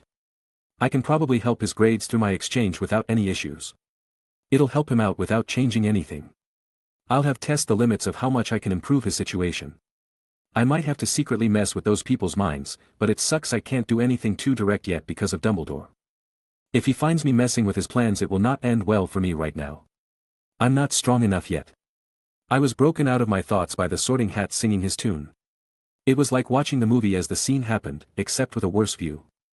First up was Susan's best friend Hannah Abbott, who ended up in Hufflepuff like the canon. Susan was second. But I'd wondered if my being here would change her too much, or if she'd still go in Hufflepuff but be better than the original. She looked over to me as she sat down and I gave her a reassuring smile, which relaxed her. My answer soon came as she stayed true to the original and joined her friend at the Badger table. I'll have to get James to look out for her. I then thought to myself. Everything went well, Draco in Slytherin with his two imbeciles, the two of whom I've genuinely wondered how they passed each year. Hermione and Neville in Gryffindor, and when Harry was called forward the hall fell silent to let the whispers be the only thing heard. As everyone looked at the small boy stepping forward. As Gryffindor was announced the entire table went mental in celebration as the twins chanted about getting him, a visibly relieved Harry hurried over, McGonagall had a small smile on her face and Snape had an even deeper scowl than usual. The sorting ended with Ron following the rest of his family into the lion's den. I honestly think the only reasons Draco and Ron are in their respective houses is because their families basically brainwashed them into believing they had to be in those houses. But what can you do? There exists many forms of discrimination, and it doesn't matter at who it's targeted towards, since it is almost always providing destructive results. Dumbledore stood up and said things which made people wonder if he was completely senile. Although he tries very hard to give off that impression and I do really believe he's missing some things in there at this point in time. I know that isn't the case for his 4 words this year. Nitwit. Blubber. Oddment. Tweak. Each word represents the less pleasant sides of the houses. Nitwit for Ravenclaw's sense of intellectual superiority. Blubber was for Gryffindor as the house of the strong looks down on those lacking in the area. Oddment for Slytherin's rejection of anything that isn't Holy Wizard. And Tweak for Hufflepuff as they look down on themselves and fail to see their own worth. These mostly represent my own issues with the system in Hogwarts as a whole, but without thinking about it this way. He gives off the air of a weird but friendly grandfather figure. I know he cares about people, but this man is so lost in the future and his own plans for it that he almost loses the present. After that, the feast truly began. New housemates introduced themselves to each other and to some of their seniors. I seem to be getting a lot of curious gazes from our new first years, but I simply give them a smile and a nod, making them look away in a panic from being caught staring. During the feast, I spotted Harry rubbing his scar in pain as he looked at Quirrell, confirming the presence of that egg-looking dipshit in his turban. On a side note, does Ron really have to eat like a complete animal? Even the twins know how to eat better, so how the hell was this allowed in the Weasley household? It's like Rowling hated the kid, until she married him to Hermione and the girl never divorced him after getting hitched. As the feast ended, the food disappeared from our plates and satisfied students were rubbing their stomachs. Dumbledore stood up and gave his usual speech, until he said his famous line. And finally, I must tell you that this year, the third-floor corridor on the right-hand side is out of bounds to everyone who does not wish to die a very painful death. You know, 'cause making hundreds of magically gifted teenagers and children curious about some supposedly deadly part of an ancient castle. With defenses a talented first year could break through is a splendid idea. Yes indeed.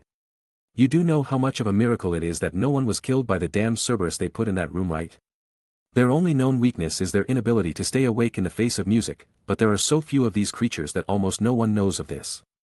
Not even Voldemort knew about it until he got Hagrid drunk and gave him a dragon egg.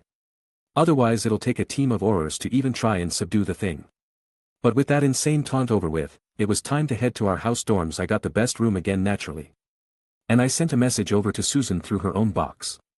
Congratulations on getting into Hufflepuff, Suz. I know you'll do great there and make many friends in the years to come.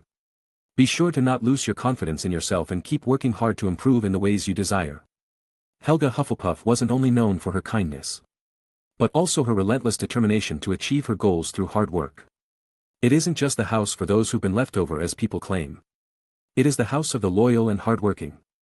I love you lots and hope you'll take good care of yourself. Have lots of fun learning and exploring, but do actually avoid that room the headmaster mentioned. It does actually contain deadly things and I hope you find yourself not testing this. I have a very close friend in Hufflepuff, and I've told you about him before. James Calloway is the great wizard, with kindness and perseverance. If you get into trouble, you can always look for him.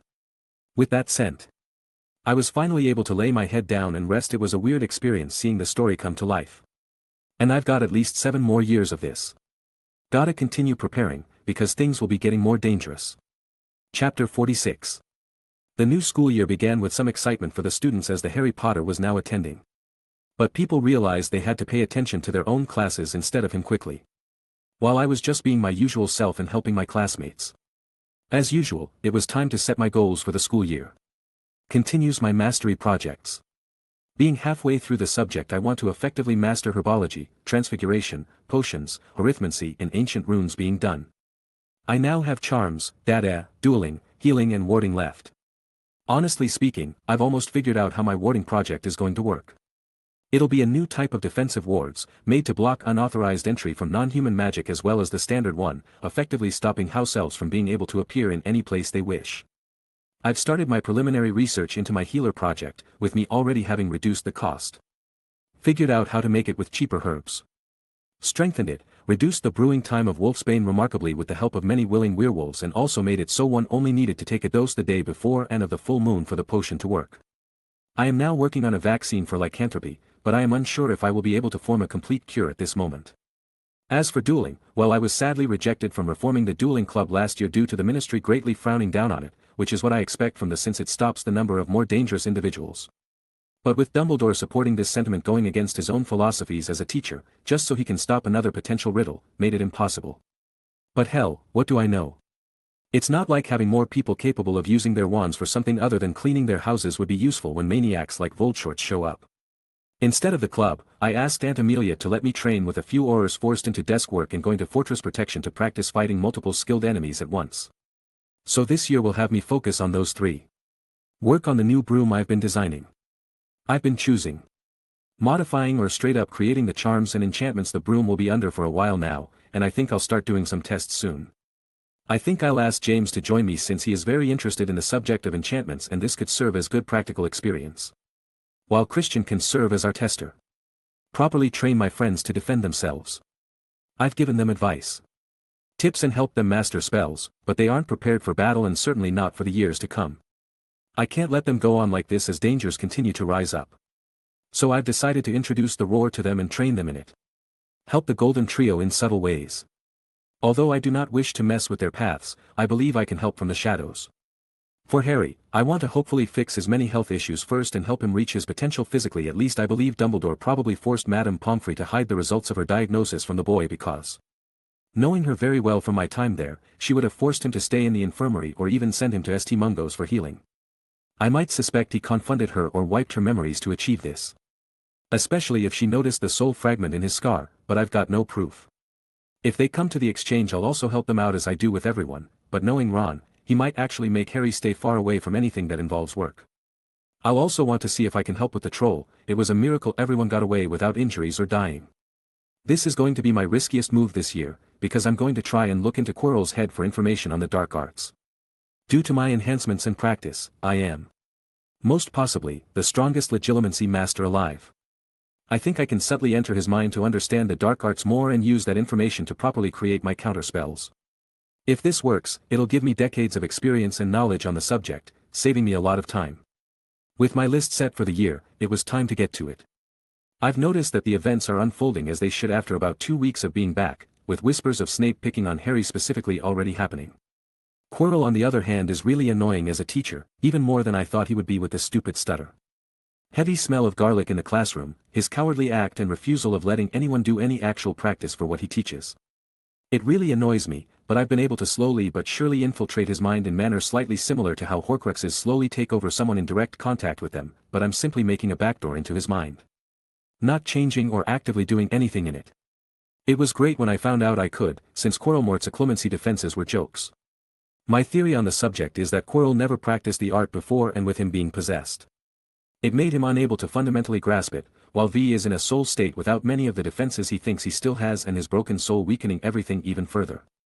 But this has allowed me to burrow into their combined mind without being noticed and asking specific questions about curses or magic encountered in the dark arts, allowed for the every memory regarding the subject to be triggered and form me to make them mine.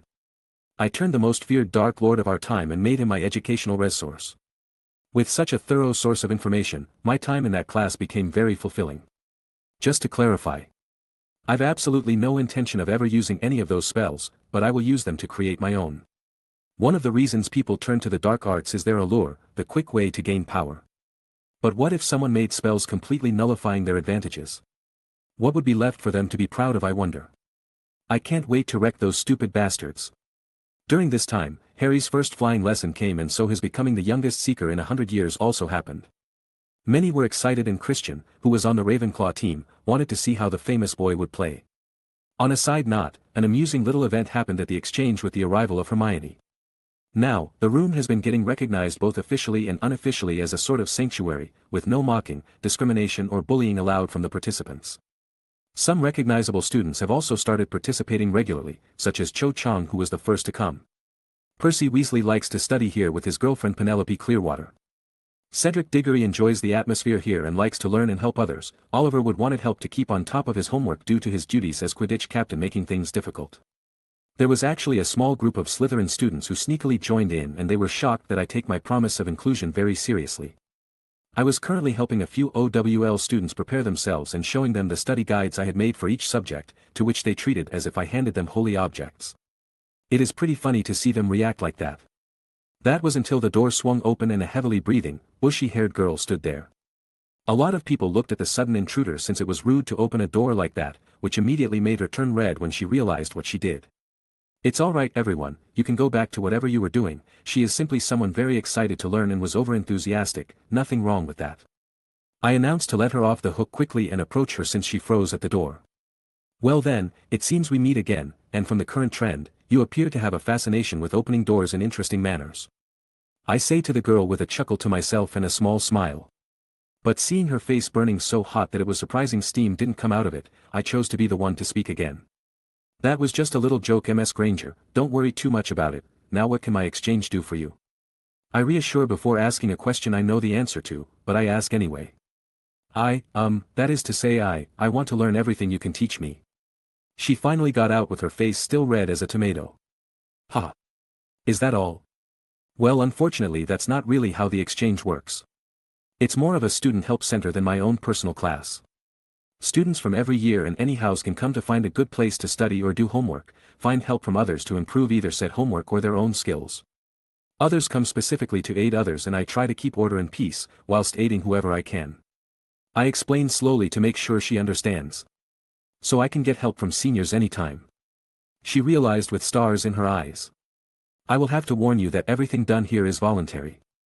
No one can be forced to give or receive help, and you must understand that, if you ask and are rejected, you must not pester the person, and the reverse is also true. Since you cannot force someone to learn from you, it is a space made to let people freely choose to receive or give help. I warn the girl and make her have a thoughtful look on her face. Well, that was until she realized something. Wait. You know who I am. And did you say, my exchange? Well, of course I know your name.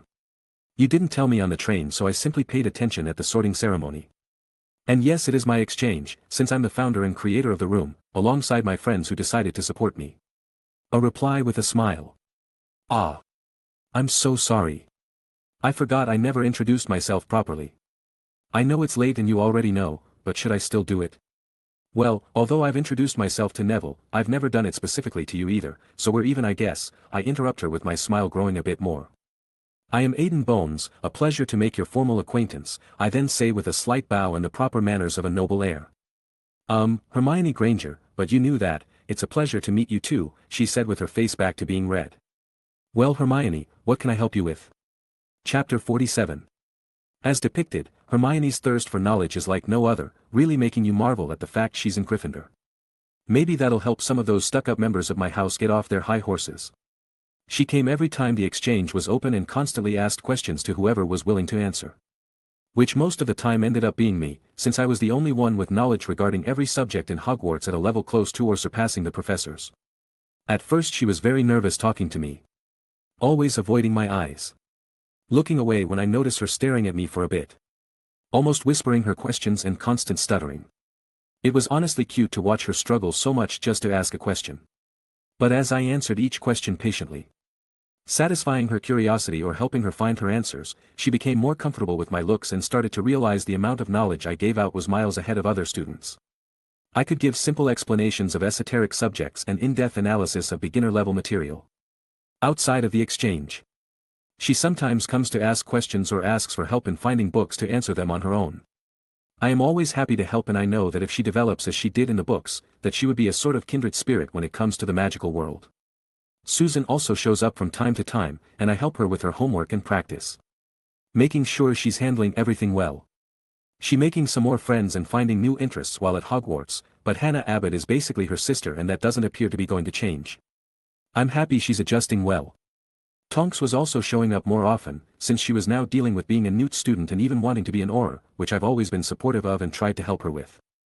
I've been helping her outside of class to get a better understanding of potions, spells and plants, while also helping her develop her skills as a metamorphmagus in order to give her an edge. But I had other things to do. And it was time to show my friends the roar. So during the first weekend of October, we agreed to meet up. Although they had questions, I had told them it was a good surprise and they simply held their curiosity in check. As we stood near the tapestry of Barnabas the Barmy and I walked in front of where the door would appear, they finally couldn't help it. So why have you decided to meet here, and why are you walking back and forth? Asked our dear snake matron Victoria. Give me a moment and all answers shall be revealed, I reply with a grin. You're just being a prat now. We waited almost a week with you keeping mum about it. It's really bothered me and stopped me from being able to concentrate properly, jumped in wild boy Christian. I must agree with Christian on this one, Aiden, you have gotten me quite curious, said our little St. James. But their eyes widened as the door appeared in front of their very eyes. I grin at them and motion to follow me inside. And after everyone comes in, the door closes behind them and they can finally see what's in here. A dueling room? Asked Victoria in surprise. It's not odd that she thinks that's what the room is, since that's what I asked for. I wanted a place where we could duel and train in the art. So the room provide a ring made for dueling. Training dummies, books on the subject and old protective equipment to safely train against one another. But I thought dueling was banned at Hogwarts. You even tried to get the club reinstated but you were rejected by the headmaster, said James with a confused look and tone. Doesn't matter. This is wicked. Is this what you wanted to show us? Yes and no, I answer. And after looking at their faces demanding an explanation, I simply oblige. First, this room isn't just a dueling room. It's called the Room of Requirement, or the Come-and-Go Room, or the Room of Missing Things. It is a special place in Hogwarts that shows itself in this corridor when one is in need of it and fills your requirements. I required a place to train and practice dueling, so the room provided all of this. I answer with a wave of my arm. Wait. You mean to say that if I wanted a place to practice magic, this room would set up the perfect place for it? Asked Victoria to confirm. With Christian just being blown away by the possibility and James waiting quietly for the full explanation. That is correct, Tori. This room would change, although you'd have to leave, walk back and forth 3 times whilst thinking about wanting such a place to get it. There are some limits, no food or drink can be produced. Nothing produced by the room can be taken outside of it. And no one can use the room for anything else until the current occupant is done with it. Those are all the ones I'm currently aware of. I explain. That is fascinating. I wonder how this place was made, wondered James to himself. It's gotta be the founders. No one else could make a place as crazy as this besides them. I do believe they are partially responsible at least, but I also believe the castle itself is responsible for how magical the room is, I interjected. What do you mean, oh Silver Raven? Asked Victoria jokingly, but wants to know my theory. It's simply because you can't actually find any traces of enchantments in or around the room, it can circumvent some of the wards of the castle. It responds to requests. No such room has ever been recorded in any book I've ever read. And from my stay and usage of the room, it appears to at least have basic sentience. So my theory is that one or more of the founders, my money's on Rowena, built this room in secret to initially serve as a multipurpose testing ground. Need a potions lab? Need rune-making equipment? Need a practice area? Need a testing ground? You want it and it can be set up. But with generations of the castle being exposed to the magic of the never-ending flow of students, professors, elves and even the ley lines the castle is built on, it changed the room into being what it is today, a room to help those in need. The idea come from the existence of Peeve in the castle, who is supposedly the representation of the collective mischief of the students given form as the years pass. I say as I finish my theory. My friends had thoughtful looks, but they decided to simply agree.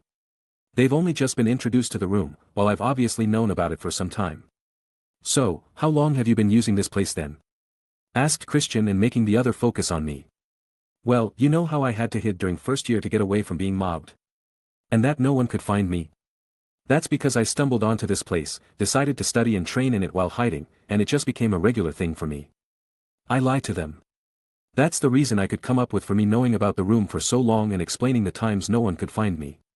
What else are you hiding from us, Aiden? Then asked Victoria with a smile that did not reach her eyes. I have a map of the castle that can show everyone, I then answer, coming clean about another one of my toys. You have what? They exclaimed in unison. Well, I needed a way to tell where people were when I wanted to either explore the castle after curfew or come to this room without people knowing about it. So I made this map. It taps into the school ward for monitoring. I added a modified homunculus charm and some various bits and pieces to show me everyone in real time. I explained carefully, without actually lying. I just didn't mention the original. How could you not have shown me this thing? It's brilliant. Can I study it a bit? So you can see where we are every moment of every day, can you? Asked Victoria from behind me in a dangerous tone. All I see is the names of people and their locations, I swear. I tried to explain to gain some mercy. That's wicked.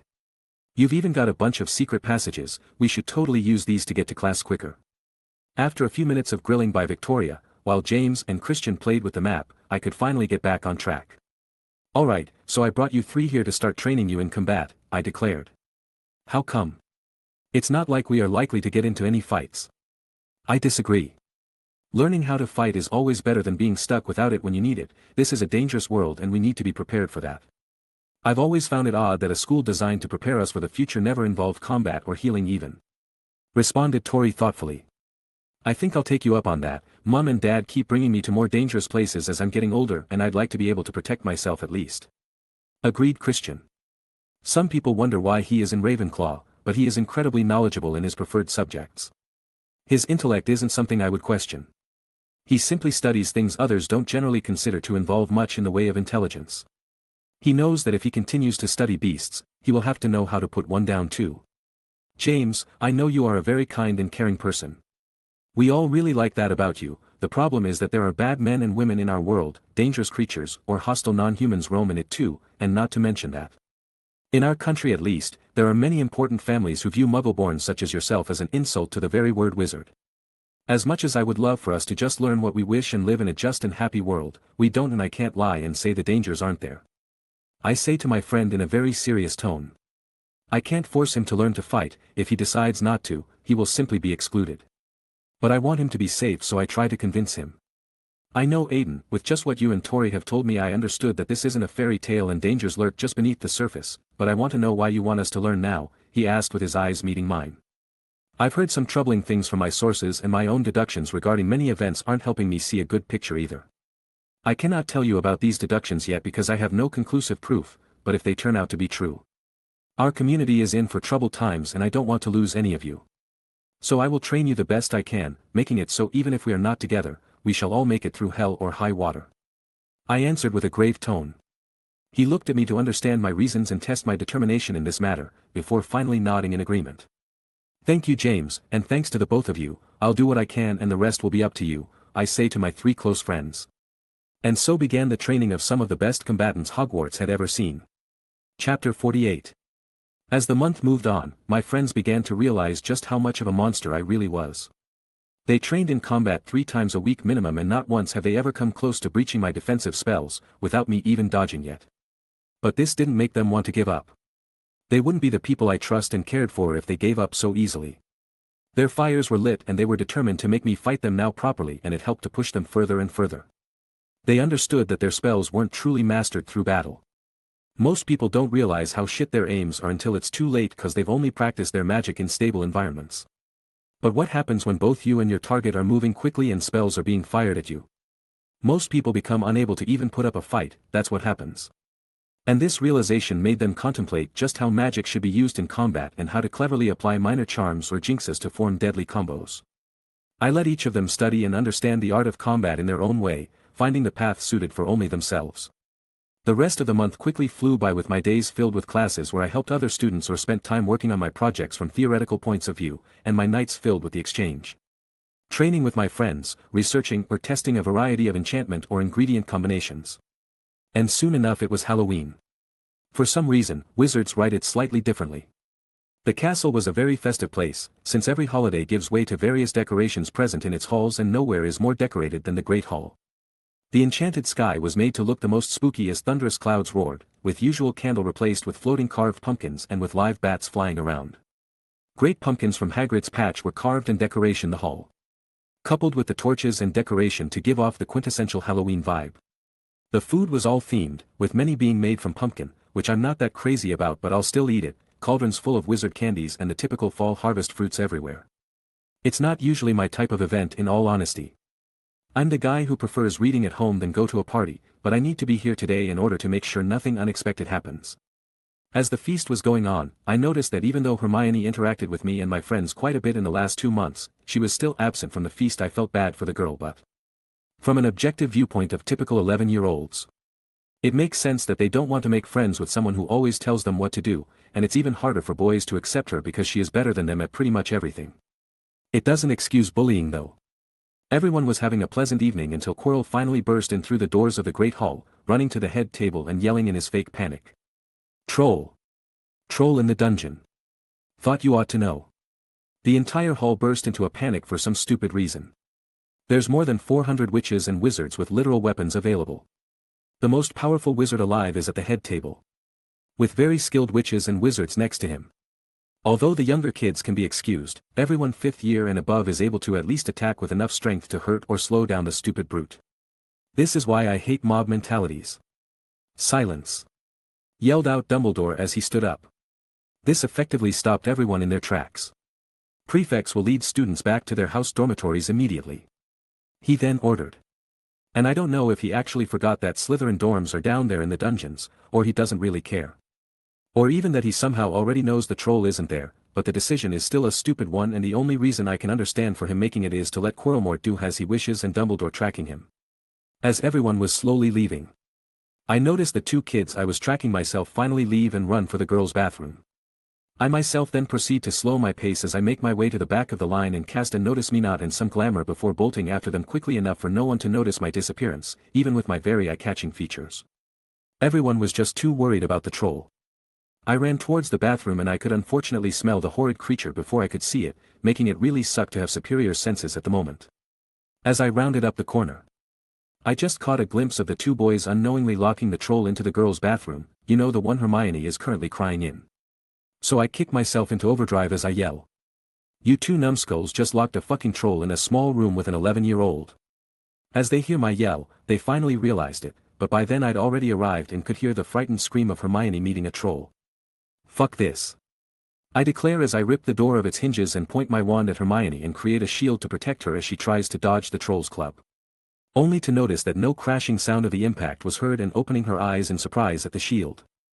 I then take the opening left by the troll's confusion to launch a powerful modified Confringo at its hand wielding the club and following with another at the back of its knee, forcing it to let go of its weapon and kneel in pain as its knee and wrist were almost shattered and blood pooled under it.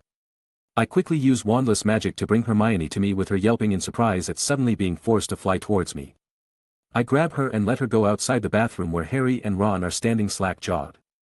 You three back away in case it does something I can't predict in blind rage. I roared as I turned around to face the troll. I quickly transfigure the ground into titanium chains and tightening them until the brute cannot move its legs, but it then tries to grab its club with its uninjured hand, only for me to blast it too. I then send a concentrated severing charm at its eyes, blinding it completely and finally lifting its club, smashing it in the face with the force of truck he would know, while letting him free from my chains and sending the thing flying out of the bathroom due to the impact of the blow itself. I step out the destroyed bathroom slowly as I clean my robes of the bathroom water and troll blood, while repairing minor tears that occurred when I was running. I finally got a proper look at the troll, or what's left of it, as the adrenaline was leaving my system. It had stood at 12 feet tall, with lumpy gray skin, short but strong legs for its body, and I think the head was small for the body, but that thing was almost squashed completely by the club, so I'm not sure. I then turn to face the three kids and give them a look over. Harry and Ron are fine, with some dust and water stains. Hermione's clothes were soaked in water and she had a few cuts from broken porcelain and mirrors. A few bruises, but overall nothing actually harmful. Are you three okay? I then ask, just to make sure.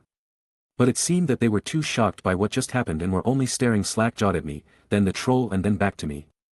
Hello? None of you got hit on the head, right? Huh? Oh yes. I mean no. We didn't get hurt. Well, that's good. I did hope to not mess up, I say with a grin. Is it dead? Then asked Hermione, still very much shaken by the event. The question getting all three of them looking at me. Yes, it is very much dead. If anything gets up after its head gets turned into that mess over there, then it just wouldn't be fair, but I can tell you now, it's dead and gone, it will never harm anyone ever again. I declare, trying to reassure the girl. I want her to be clear on the fact that it is dead, because this will certainly traumatize her for a while. I also wave my wand at her to sterilize and heal her cuts and bruises with a few spells. Thank you, was quickly said quietly. They were about to ask something else when the sound of our dear professors rushing here could finally be heard. Now you three, I will do most of the talking. You've done absolutely nothing wrong and no one can blame you for this event, so please try to keep calm while I explain everything to the professors, okay? I say and ask, to which they hurriedly nodded. McGonagall was the first to be in sight, which made the kids feel hopeful, but then the sight of Snape right behind her with a slight limp dashed those to the ground, and whimpering Quirrellmort was with them. As the furious-looking McGonagall approached the four of us, she finally asked her question. What on earth are you thinking of? You all could have gotten killed. Why aren't you all in your dormitories? She asked with cold fury in her voice, while Snape was looking at the troll and a quick look of shock appeared on his face as he looked at me. Professor, it's all dash, Hermione started saying before I raised my hand in front of her and gave her a smile, stopping her in her tracks as she remembered what I had said. It's very simple, Professor. Hermione has had a very hard time since coming to Hogwarts, trying to fit in with her peers. But due to her excellence and the incorrect way she presents herself to others, she has been suffering from bullying within her own house, something I'm sure you must be aware of, Professor. Since I've heard you are very proud of having such a talented and hard-working witch in your house, and since Hermione looks up to you as a role model. I'm sure she's brought this up to you before. I then start with my signature calm smile and tone, as I take a few shots at her conscience, which immediately work as she is left looking very guilty. Well, as a result she found herself in bathroom trying to comfort herself during the feast as the announcement of the troll supposedly being in the dungeon. Something very far away from this area as it would require a famously imbecilic troll to get up here through the moving stair. Something which even those who live here have trouble with at time, and walk down a few hallways to reach this bathroom mind you. With that in mind and knowing Hermione didn't know of the troll, these two young men wanted to warn her and bring her to the dormitories as was ordered, only to find the brute entering the bathroom. I explained the reason as to why the three are here. And why are you here then, Bones? Sneered Snape as he was trying to make my life more difficult. I think 3 times the homework will be good punishment, which means 6 times for Quarrelmort. That's very simple, Professor. I myself was worried about Hermione as I see her closer to a little sister than a junior. Since she is the same age as my younger cousin whom I treat as such and has been very actively participating in my exchange. I saw the 2 boys going after her and decided to make sure everyone would make it back to their dorms safe and sound. I replied with a smile, just to piss him off more. And what happened to the troll? He then tried to bring up. What about it? It's dead. Of course I can see it's dead, you impudent know-it-all. I want to know how and why it is dead. Oh. I thought that was obvious, I killed it. You did what? The exclaimed McGonagall. Oh, and I'm also invoking right of conquest, I added with an afterthought. I'll have some people bring it out of the castle by tomorrow. Who would believe a boy defeated a troll? Snorted Snape. Are you trying to stop me, the heir of the Bones family, from rightfully claiming my spoils as the victor, Professor? I then state with narrowed eyes and no more emotions in my voice as I'm daring him to try it. The tension that question produced silenced everyone present as we had a stare down and he tried to force me to yield through some legitimacy. I scoffed at the insulting attempt and retaliated. Making him break first, and as he was about to snap at me, an elderly voice finally resounded. Of course not, Mr. Bones, you will of course have full rights to the troll's body. I do hope you find many productive uses for it, said the headmaster with his ever-present grandfatherly smile and slightly jovial voice. Thank you for clarifying, Headmaster. I do not want to bring up legal charges against my own teacher, especially against such a skilled potions master, over such a matter, I respond with my smile back on my face. That is good, Hogwarts would still be your home for a few years to come and it will be good to not create unneeded strife, he nodded as he accepted my response. Then if that is all, I and the kids shall excuse ourselves and return to our dorms as was requested. I hope you all have a pleasant evening, I say as I guide the kids away from the scene. That would be for the best. I hope this incident does not affect you all too much. We will figure everything out, so you children can sleep in peace, he then said in a reassuring tone. We will do that, sir, but there's a few things nagging me about the situation, I say before leaving. And what are those, dear boy? He asked with curiosity. It's a few minor things about how the crisis was handled, nothing major. My first point of confusion was why everyone was ordered to go to their dorms when the Great Hall had everyone in a safe and defensible position. With all professors present to keep us protected and the hall itself possessing very powerful defenses on its own when activated. My second is related. It being that even if we ignore the first, why were Slytherin House ordered to go to their dormitories located in the dungeon where the troll was supposed to be and how that was safer than the hall? And lastly, it is how that symbol of idiocy was able to make it into the supposedly safest place in Britain undetected by the wards, spells, ghosts, paintings, teachers, elves and yourself. Until the professor supposedly in charge of teaching us how to defend ourselves from such dangers runs into a hall full of children, screaming his head off about the creature and then fainting. With this resulting in it almost getting the chance to kill 3 students. One of whom is an heir to an ancient wizard family, another being from an old line as well and the last being the best of her year. I ask everything in a light-hearted manner. I can see the smile on Dumbledore's face vanish. McGonagall finally gets how badly everything was handled judging from the look of horror on her face and how impossible the situation is, and Snape shoots Dumbledore the stink eye as he also realizes his entire house was almost sent to meet the creature face to face. Quirrell just fainted again for no reason, just gonna ignore the idiot. And with that said I left with the Golden Trio following behind me as their own gears were turning. Chapter 49. I got the Golden Trio back to their dorm without anyone seeing me, but before I headed back I saw they wanted to say something. What's up, First Eyes? I asked with a grin. Thank you so much for saving me, Aiden, said Hermione with her face being back to red when looking at me. Ha. No problem at all, Hermione. Like I said, you're like a little sister and I would know cause I basically raised one. If you could be friends with her that'd be great too, but no need to force things. You were wicked. I didn't know anyone could take on a troll like that. Well, that's because people can't, I answer and get a confused look. I'm different from most people and I'm kind of perversely gifted in magic. Every spell I used was one modified through arithmancy to be stronger in various ways. My studies in magizoology allowed me to thoroughly understand the troll and my in-depth combat training helped me put the two together to earn such a victory. I don't want you three getting the wrong idea about fighting trolls, alright? I explained and warned. This made Ron quiet down as he couldn't even imagine how much studying and training it would take to do what I did. Hermione though understood what I said and had both stars and fire in her eyes. But still, thanks for taking care of the professors for us. I don't even want to think about Snape would have done, but are you going to be okay? You kind of questioned the Dumbledore, asked a worried Harry. If the man couldn't handle being questioned then he would have left his posts a long time ago, Harry, don't you worry about that, I answer with a smile. Now. You three head into your houses, but do be warned that you'll probably get a lot of questions. You can tell them what happened, but keep quiet about the talk with the professors or at least keep it to the bare minimum. Also, be prepared for many to doubt you since a fourth year destroying a troll is not something many wizards will accept, but there's no need to care or defend me. I've been dealing with people since I got to Hogwarts due to my looks and grades. Oh, and if you ever need some help with homework or spells, my exchange will always welcome anyone. Hermione knows where and when, so you can ask her. I say in a reassuring and calm manner as I gives each of them a hair rub. Alright then, good night to the three of you and Hermione, you are safe, that beast cannot harm you, do not fear it, make it a source of determination to grow and be better next time, I advise the hard-working girl as I leave. In an office filled with paintings of old men and women sleeping. We have to talk about this, Albus. Everything Mr. Bones said was true. The worst possible choices were made when we handled the situation.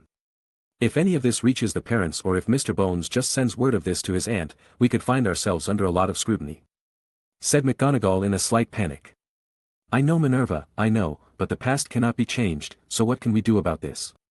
Harry, Mr. Weasley, and MS Granger have all seen and heard everything in knowing their house, they are certainly being interrogated about their whereabouts, it will have to depend on what they say.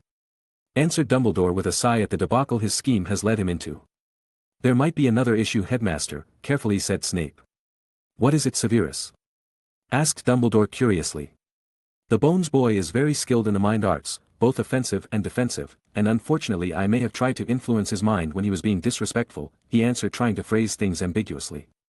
By Merlin's beard, Severus, you use legitimacy on the heir of a noble house. If he knows, he could have you arrested. He is the nephew of Amelia Bones, for Merlin's sake. How could you do this?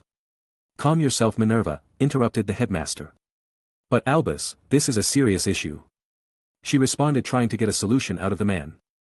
Minerva, it will be all right, he said with a now weary sigh, but then looked at Snape. Does he know? He simply asked the man. Yes, was the simple answer that came out of a very unwilling man. Very well then, it seems I must meet the boy sooner rather than later, the old man finally declared. But we will have to see the effects of events during the next few days before we do anything. Severus, Minerva, please make sure everything is secure and no such incidents happen in the immediate future. I will take care of Mr. Bones, finally instructed the headmaster. Back to our regularly scheduled POV.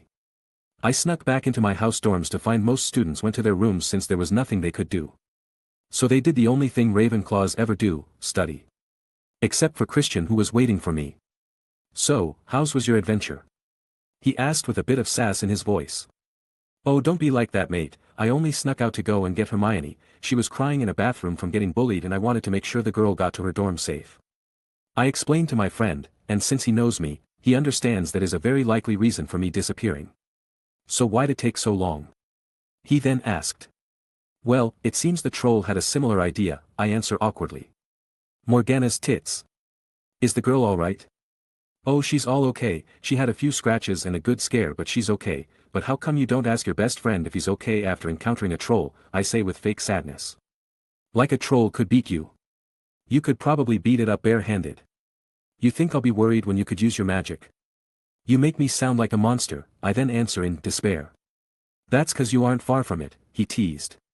No, oh. Tot, this explains it all. But seriously, what are you going to do?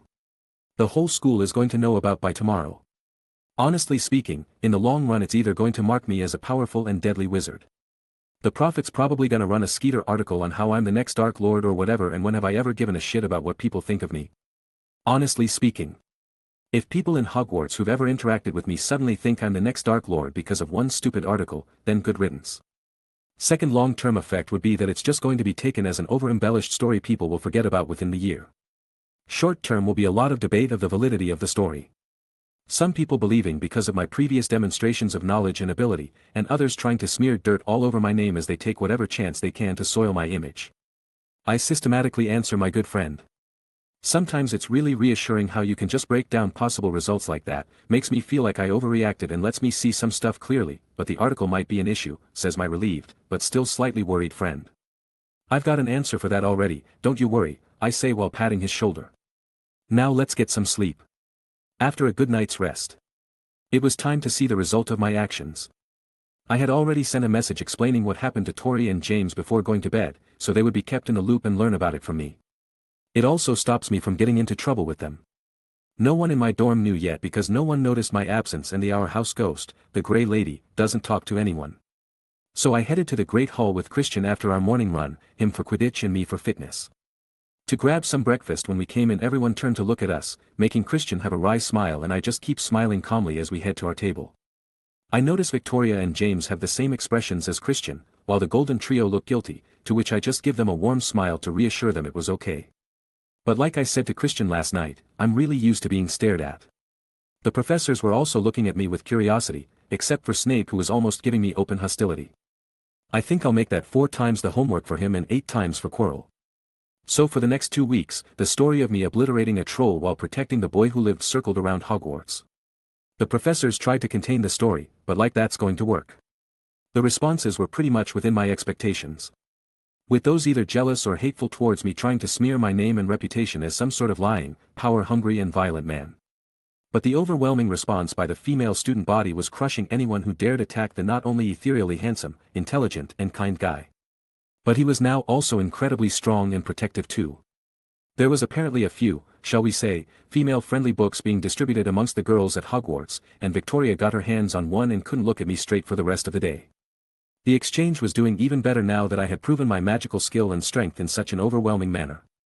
More people wanted to get practical advice and help in understanding their classes. Which also ended up creating an influx of people to help the younger kids and for peers to help each other. It was a great bit of publicity. So far, the story hasn't been caught by the prophet. This is most likely due to Dumbledore messing with the owl deliveries to ensure the news wasn't leaked out and put the school in trouble. But I'm honestly surprised I haven't been called to the old man's office. I've shown tremendous intelligence, drive and ambition, with a now clear display of power and some issues with how things are handled. Thought I'd finally rung enough alarm bells in the man's head. I've even interacted with Harry and left a very favorable impression, the biggest alarm for Dumbledore in all likelihood. But I guess he's waiting for things to cool down a bit and until he has a firm grasp on the situation and an understanding of whatever plans he thinks I have, I thought to myself about the headmaster. Oh well, not my problem whether or not he's paranoid. Time to work on that broom. I then think to myself as I pump myself up. Chapter 50. When the buzz about the troll incident was fading and the excitement for the Quidditch season was rising, I was finally free from being the center of attention. Only 2 things of importance happened during this time period. I gifted the body of the slain troll to the Goblin King as thanks for his constant support and friendship, something considered to show great care for another as I sent the corpse of a strong enemy defeated in single combat. He was so honored by it that he offered to smith me a full set of armor, which I had to decline, but I did ask him to make me a set of transformable bracers. The idea was to make a pair of extremely spell-resistant bracers which covers the back of my hand and forearms, capable of being in the form of a fitted metal bracelet which would be bonded to me completely. Almost making it a part of me. Let's just say he was very interested with the challenge and was raring to go. Second interesting event was the Golden Trio showing up to the exchange.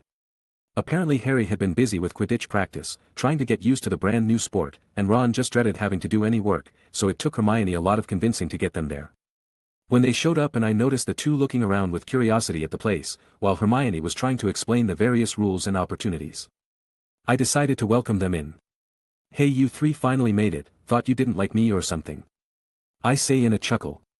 It made Harry look awkward because he felt bad about not coming sooner. Ron just kept looking around and Hermione was back at being flustered when seeing me. Welcome to the exchange, I say with a wave of my arm, sweeping across the room. The one place in Hogwarts made by students to help students, with positive results on grades of pretty much everyone who's participated. Is that a practice range? Asked an unsure Harry. Why yes, it's where people who know how to fire some combat spells do actual practice, we've also got an area to practice the less combative spells over there, I answered the boy. He's right, Harry, it's been very helpful to be able to practice spells here, since a lot of the seniors here are very helpful as long as you ask politely, chirped in Hermione, finally breaking out of her silence. I'm sure Hermione has talked about this place at great length already, so I'll just assume you have a general understanding, but this is just a student help center, where students help students to improve themselves. I say to the trio with a smile, and I was about to continue, but I was interrupted by Ron. What are those slimy gits doing here? He hissed aloud, ironically enough. A lot of people in the room froze at hearing that and saw me standing next to them. All present knew full well my feelings about this subject and understood I would take care of everything.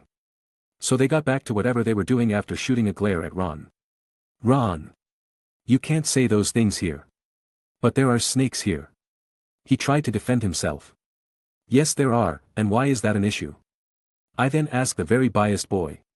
They're all gits and will turn dark as soon as you give them a chance, he declared. That is a very biased and unforgiving viewpoint, Ron. From your statement, we should then lock up anyone who joins Slytherin House, I then say seriously to the boy. Obviously, he just answered without even thinking about it.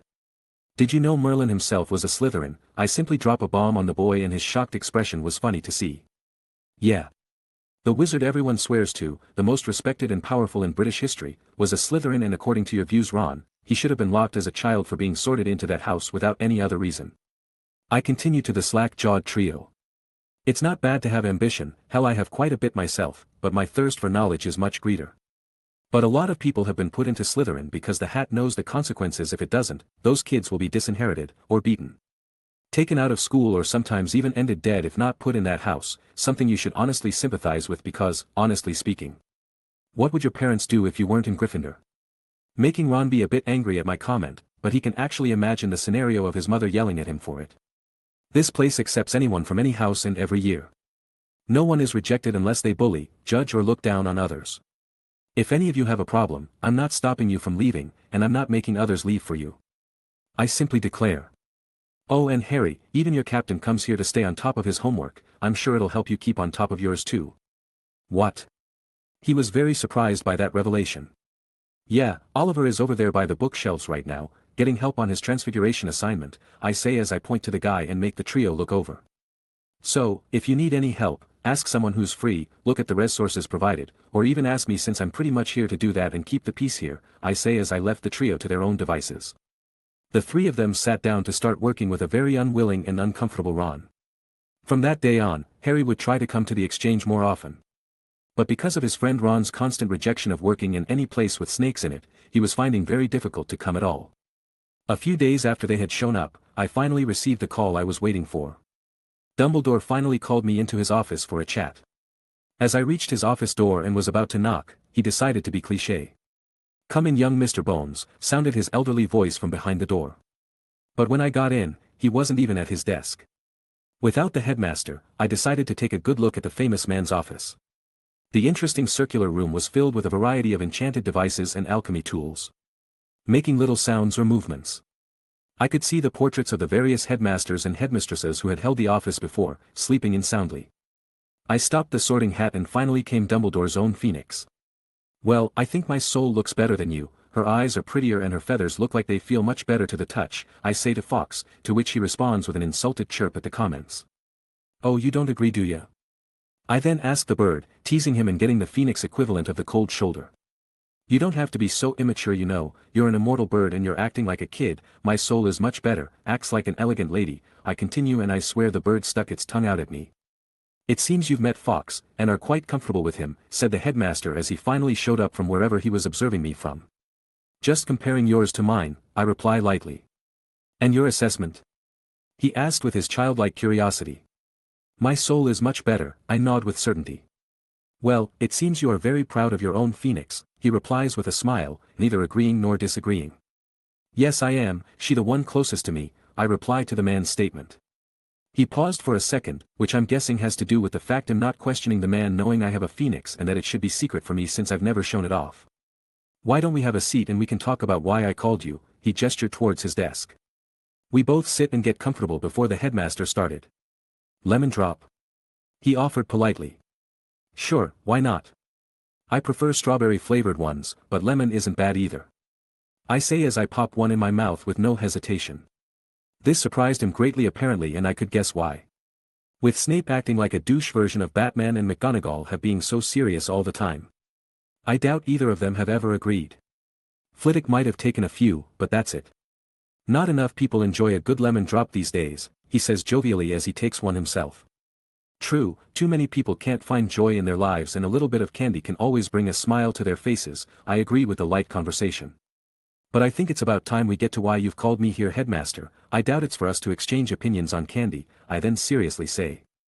It's nothing too important, my boy. I just thought it was about time I meet the boy most professors in the school have been calling the best we've ever had, and from your results it's hard to deny it, he stated with his grandfatherly smile. So that's how it's going to be, is it?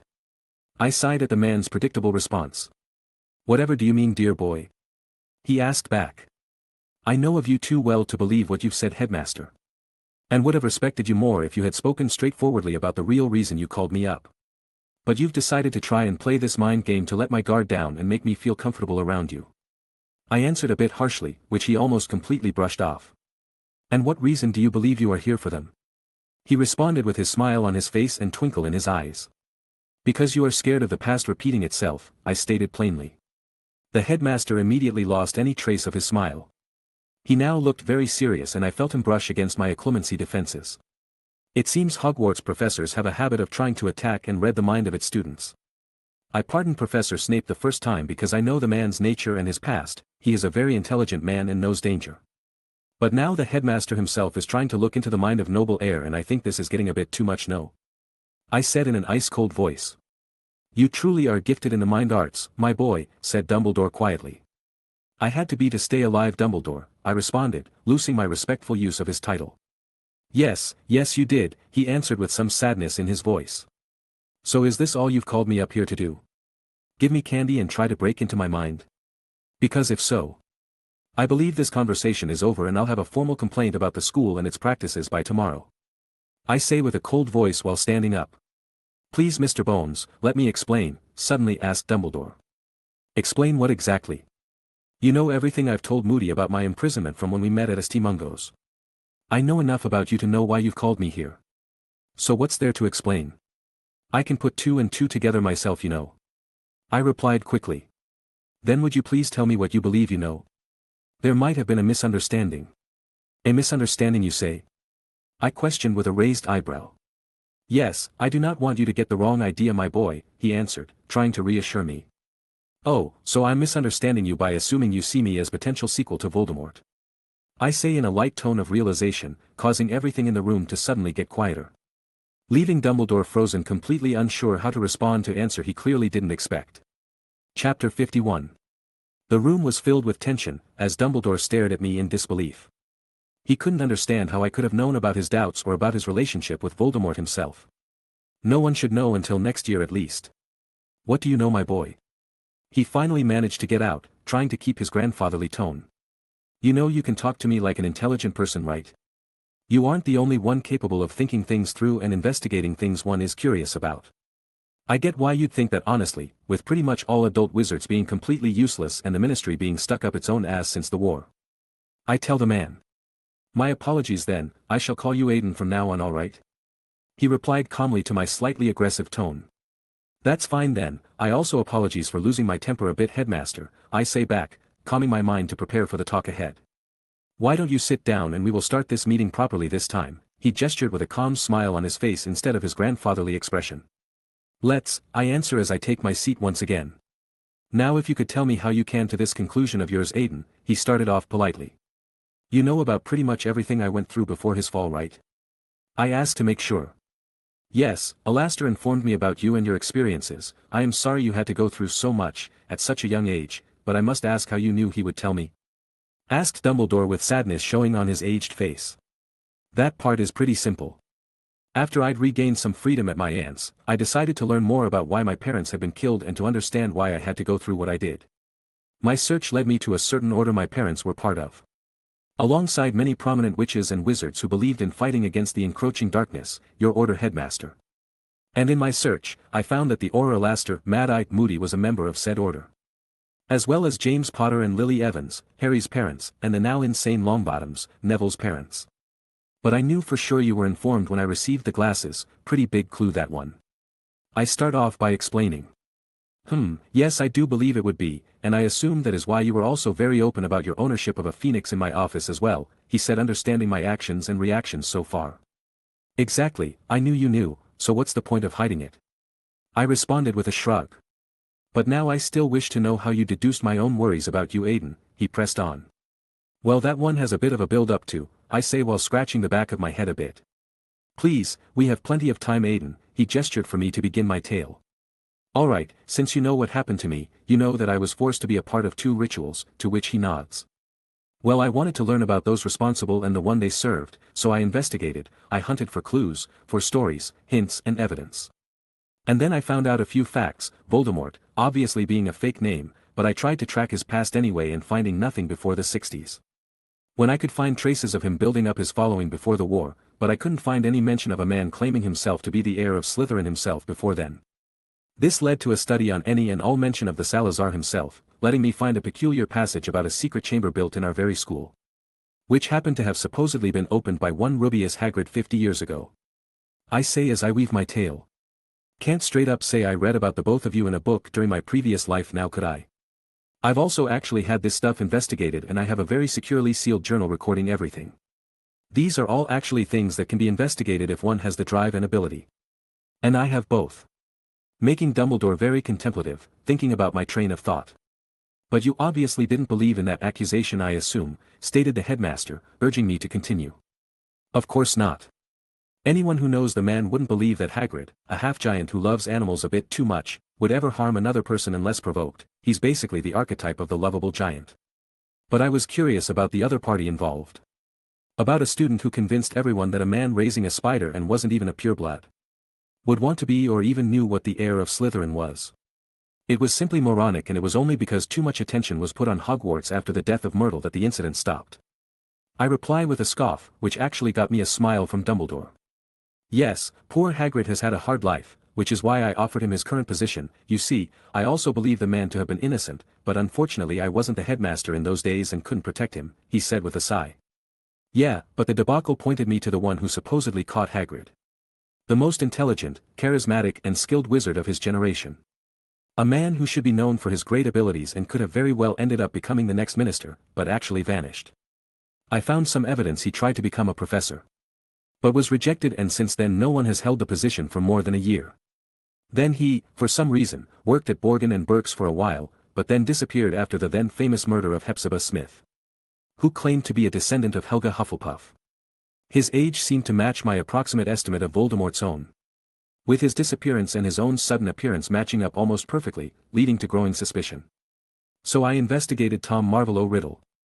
He displayed perfection at school, but was raised in an orphanage in London itself, where it was reported at the time of his childhood that strange events were happening around the boy and others being traumatized.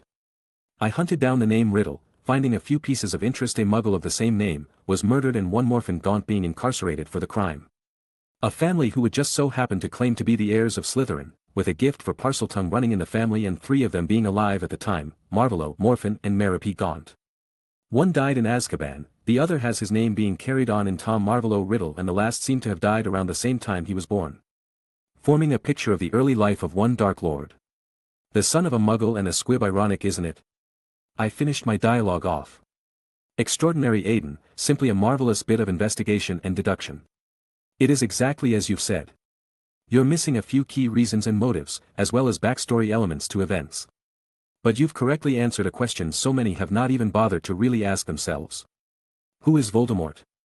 No one cared enough after his fall, and everyone was too frightened by him to find out when he was alive.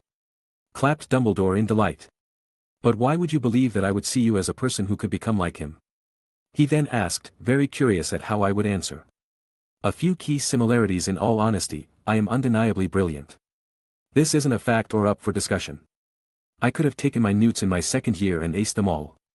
I am only staying here because I like being with my friends, like helping others. The professors give me to advice based on experience, and I have plenty of time to work on my projects.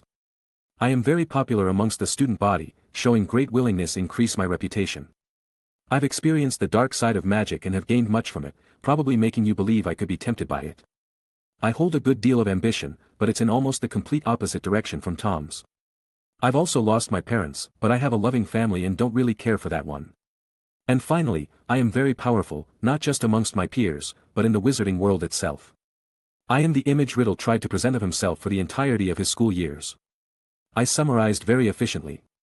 So you understand the similarities between the two of you and do not shy away from them. You seem to be proud of yourself for being as such. Why? He asked directly this time. That's actually the problem I have with you, headmaster, I then said to his surprise. What do you mean? He asked seriously due to the direction the conversation was now going in. Because I've also investigated you, I answer calmly. And with the same fervor you've investigated Tom, I presume. He then sighed in realization. Yes, headmaster, I've investigated pretty much all people I've deemed important. I had to prepare myself and did not want myself or the people I care for to get hurt again, I reply seriously. At least you are very different from Tom in that aspect, you know and feel love. Something he could never understand, but back to your previous statement. Why has your investigation led to you having a problem with me and my point of view? He finally asked. Because you believe certain things are your mistakes and that you should bear the burden for them and atone, your thoughts regarding people have been heavily skewed by that belief, headmaster, I answer with some sympathy. And by that you mean? He said, hoping for clarification. Because of your special relationship and bond with Grindelwald. An event I am sorry to remind you of and the subsequent conflict that emerged from its result, your view of the world was twisted. You'd hoped to stop another from losing themselves along their journeys as he did. But then you experienced Tom Riddle's growth into adulthood and following rise as the new Dark Lord. Making you feel immense guilt at the naive hope that you could have stopped it and that every one of his crimes are somehow your fault, but this strengthened your viewpoint. Making you believe that you are responsible for the decisions of these men, and those who followed them, that you are the one who must stop them or fix them somehow. That you must prevent the rise of another at any cost and could not fail again. You've made yourself look so far ahead of any potential problem. That you have forgotten to look at the present, headmaster. I finally answer the now weary-looking old man's question fully. You've truly investigated in depth, Aiden, he stated sadly as his memories were triggered by my answer. I know it isn't pleasant to hear, sir. I am sorry for reminding you of such unfortunate events. But you have forgotten that for all your strength and knowledge, it is still their own decisions. You can try to guide them onto the path you believe is right, but, at the end of the day, they may not see that path as the one right for them. It is both the greatness and horror of free will. But each person chooses the path they take. Others can only show them another one and attempt to convince them to take it. But it must ultimately fall to each individual to choose and live with the rewards and consequences of that choice. Others can feel bad, guilty and accountable for it, but it is never truly their fault. And the reason I disagree with your statements is because of the path I want to take is so different. I explained to a very tired, but now thoughtful man. And your path is? He asked. I want to help develop our stagnating world, I state with confidence. You must forgive me, Aiden, but that goal is very similar to the two you've mentioned, making me worry, he responded. Yeah, but the difference is that I don't want to be like them and my meaning is different, I answer. What is your definition of help then? He followed up with. I want to give a new direction for magic to develop. I want to make new solutions for diseases and injuries thought impossible to cure. I want to push our understanding of Muggles to a new age and integrate their increasingly evolving technology into our world. I want to ignite a passion into the hearts of witches and wizards, to make them want to improve themselves, learn about the world and even make it better. I want to learn and discover. I want to help our country recover from the damages the last wars have inflicted upon us. I hope to spark a renaissance within the magical world and want to fill it with wonders for the next generation. I declare with fire in my eyes at my dream. My hopes. And my goals. My dream truly stunned Dumbledore. But a few minutes later he smiled. That is why you are hiring werewolves for your business. I nod. That is why you've created your exchange. I nod. That is why you wanted to open the dueling club last year. I nod. That is also why you help others and display your brilliance. I nod. The headmaster then begins to think. I wait patiently in silence for the man to finish. And as each passing minute elapses, I can feel the change in him. He gradually changes from the weary old man, beaten by time and guilt, back to the man deemed to be the next Merlin. Thank you for your time, Aiden. I am very thankful you've been willing to speak to me today. It has been most illuminating. Please do not worry about me and return to your classes, he finally says with a kind smile as he excuses me. I stand up, give the man a short bow and leave. Chapter 52. My talk with Dumbledore was nerve-wracking to say the least. It is very hard to lie in front of the man, a clemency or not. It does help that I only lied about how I deduced my knowledge from clues I'd found. And that I don't have to tell him about my past life. But I do believe he will trust and or believe me enough that he won't think I'm going dark. I also hope he won't shut me down if I'm ever trying to start something in the school again. I'm going to have to keep an eye out to see if this changes things. I personally think Lockhart is still going to show up as Dada Professor because the world still believes he's competent and I honestly don't give enough of a shit about the idiot. He'll bust it by the end of the year anyway, with Lupin his most likely successor due to the bill Umbridge is trying to push through, which I'm going to use to my advantage to show how stupid the Ministry is and boost the Herald's reputation. Then I'll just change the law. I had returned to my class a bit weary, but I could soon find my rhythm again. A few days passed and it was now early November. The damp and cold weather of the UK amplified during this time of year, and with it the Quidditch Cup would begin at Hogwarts once again. Now, I can respect the skills required to play the sport. I will support my friend and the team he is playing in, I'm trying to make a broom custom for his position. But the rules of the game are completely unbalanced. No time limit. No score limit. Things only end with the snitch being caught and the thing is worth 150 points, almost always rendering the work of everyone else on the team worthless. So unless Christian is playing, I don't really care. Unfortunately I wanted to make sure everything played out as canon, with Quirrell cursing the broom, Snape trying to counter it, Hermione stopping it in a funny way and Harry swallowing the snitch. I've got a nudging suspicion Dumbledore might have made that happen so the kid could get some confidence, but I'll wait and see. Luckily enough, everything went properly. And it turns out that the headmaster did make the snitch a bit easier for Harry to catch and stop the Slytherin seeker from getting while Harry clung to his broom for dear life, but the swallowing was completely accidental. During the game though, Woods was still hit by that foul the troll face committed, so I had to check him over and take care of his injuries, but he wasn't going to wake up for the next few hours so I sent him to the infirmary. A quick look over to see Harry wasn't sporting any injuries from his tumble at the end and gave a hearty congratulations. With my duties done I simply left and returned to my own devices with Christian who came to check out the new seeker's skills. He wasn't terribly impressed with his actual skills and felt annoyed someone tried to mess with the kid's broom, but he also admitted the kid was a natural at the sport. The trio was actually coming to the exchange less than before and I'm guessing it's because they're researching Nicholas Flamel. In the meantime I've been continuing the combat training for my friends and they have been improving at very quick pace. Christian is developing a very unorthodox style of combat, by using his athletic body to constantly move while throwing debilitating jinxes and hexes, forcing openings to strike quick and hard. Victoria is a more refined fighter, using quick and efficient combos to leave opponents struggling to ward off her assaults and letting her dispatch them if they fail to do so. James had some issues actually taking down opponents as he focuses a lot more on defense and restrictions, preferring to work as a supporter, but was really getting good at smothering his opponent through sheer defensive prowess. I still don't need to move, but it's getting harder and harder to use spells only for my defense. With no more events until Christmas, I was free to tinker away and use my personal documentary on the dark arts to learn everything I could. Brought to you by Quirrellmort, the best and darkest channel since 1991. But before the holidays something surprising happened. I was rushed by the Golden Trio as I was locking up the exchange alone. Harry looked nervous, Ron had an odd look like he always did around me and Hermione was nervous and determined. I don't see you three all that much anymore, how come you're so keen on coming to the exchange when it's over? I asked with a chuckle to myself. Well, we had something we wanted to ask, but it's kind of a secret, said the very bad liar known as Hermione. Oh, I love a good secret project, I'm working on 3 this very year. I answer excitedly, getting some surprised looks in response from 23 of the audience and a scoff from 13. Wait, you're working on things outside of class? Asked the more learned of the trio. Why yes, but since we are going to be sharing secret projects, let's do it where they are going to stay secret, shall we? I say as I reopen the exchange room and usher everyone in. So we wanted to ask started Harry before I raised my hand. 1 second Harry, it's always good to make sure your secrets stay secret. I say with a small smile as I wave my left hand to close and lock the door, while using my wand in my right to cast privacy and detection spells. Resulting in Hermione freezing as she was the only one to understand what was happening as usual. That was silent casting, they don't teach that till 6th or 7th year. And did you do magic without a wand? At the same time as you did some with your wand? Ha ha ha. I did tell you before that I've already finished everything that could be taught at Hogwarts and then some no. But to answer you questions, it's yes on all counts.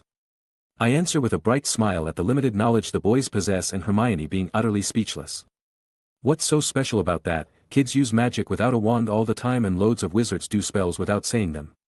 Grumbled the redhead. Don't be daft, Ronald.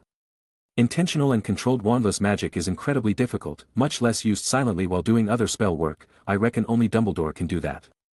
Wait, you're as good as Dumbledore. Suddenly spoke out Harry in shock. Goodness me no, I say. Ha. See. No way he could be as powerful as Dumbledore.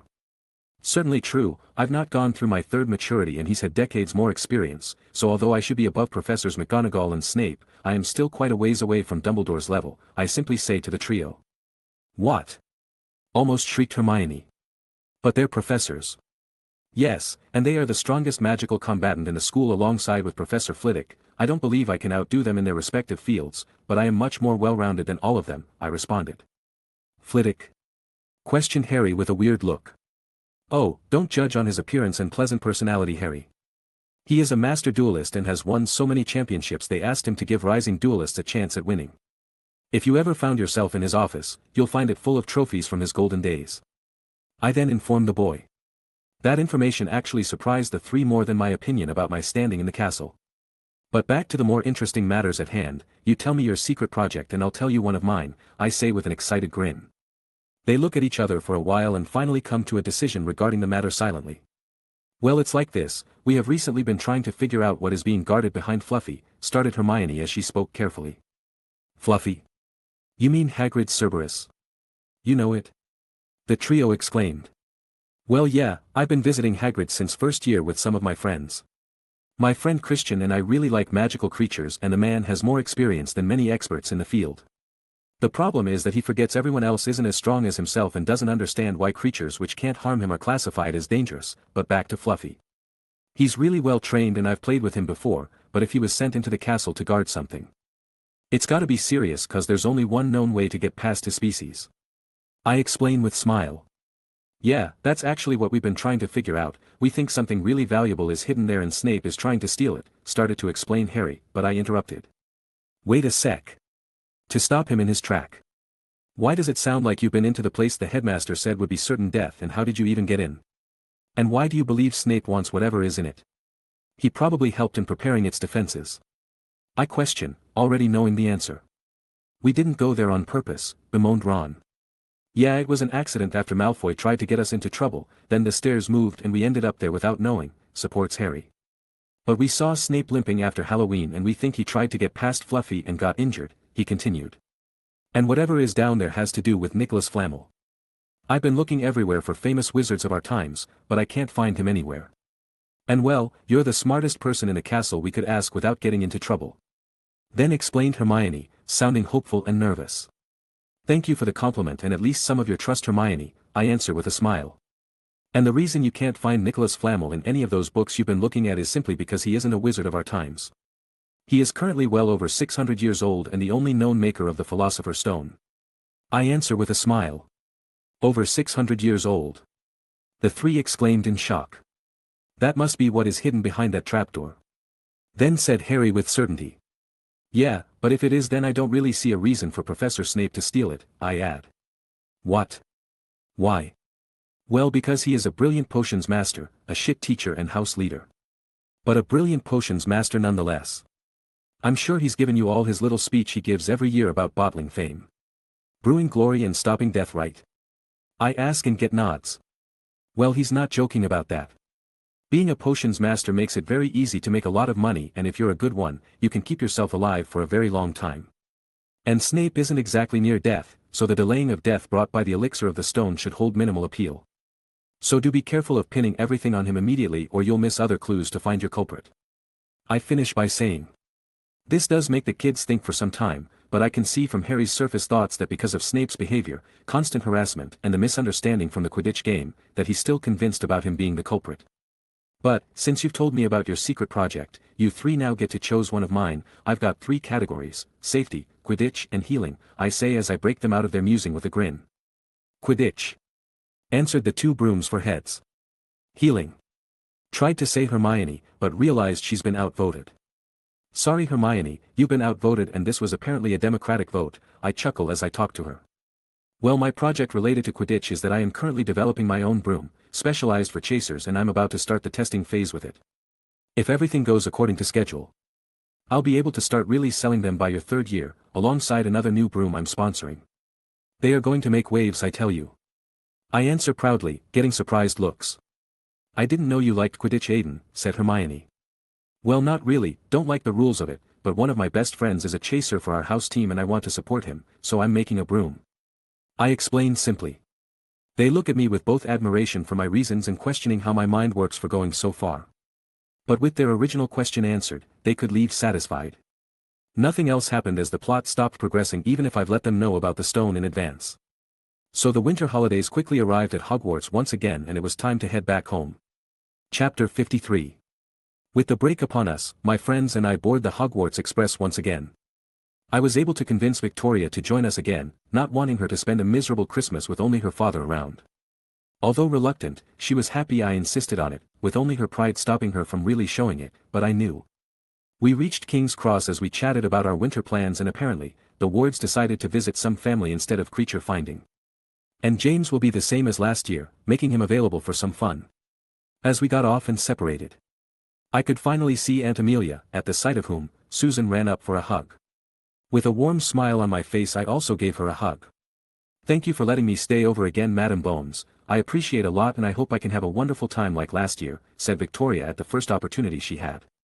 "Of course, dear, I worried about you during the summer alongside Aiden, but you insisted you were fine in your letters so I didn't force the issue. If it wasn't for that, I would have made this young man go get you." She answered and tried to loosen Tori up with her response, making her look very grateful. After which we head off. "You know your aunt's great, right? She's kind of my role model." "Yeah, I know very well, that's why I love her lots, although she's very busy, she's still basically mine and Susan's mother. You picked a pretty great role model," I whispered back. "What are you two whispering about back there?" Then asked Auntie as she noticed us. "Just about how great you are, Auntie," I reply with a bright smile. "Still good at flattering people with that face of yours, I see," was her answer, but a smile was on her face. We got home comfortably and with Tilly being even more excited than usual this year because Susan had been away and Victoria was visiting again. "I'm going to your room, I really want to look through your notes again," declared Victoria as soon as she was done unpacking. "You're free to have at it, I'll be doing some business in the office. I'm basically the head of the house in all but name.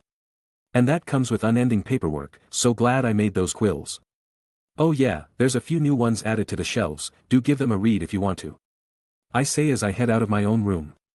As I sat down at the desk I started going through the official documents for the Bones family. The usual holdings of the house are doing well and are showing improvements after using my advice to better their businesses. The reconstruction of the former Bones Manor is now formally underway, with expert salvagers participating in the project in the hopes of saving anything left in the house when it was emptied.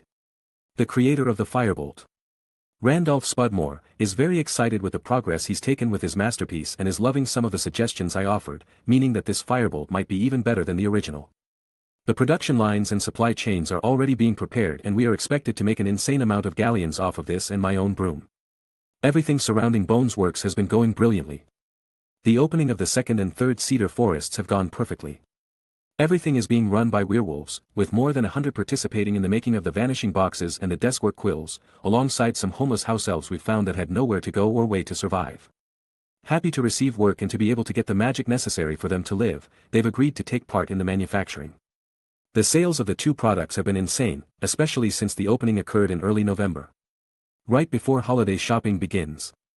I unfortunately couldn't go, but Amelia was willing to do it on my behalf. There has actually been some difficulty keeping the shelves stocked at the moment, which will inevitably slow down once most people get a box. But the ministry itself will be a constant source of business for the quills and I've been negotiating a deal for them to purchase a set of official boxes for ministry officials.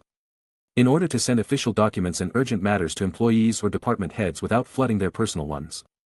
I've even got foreign ministries wanting to set up my store in their countries at the moment, but I need to stabilize the situation here first. It has been great to see the galleons flood in instead of constantly flowing out.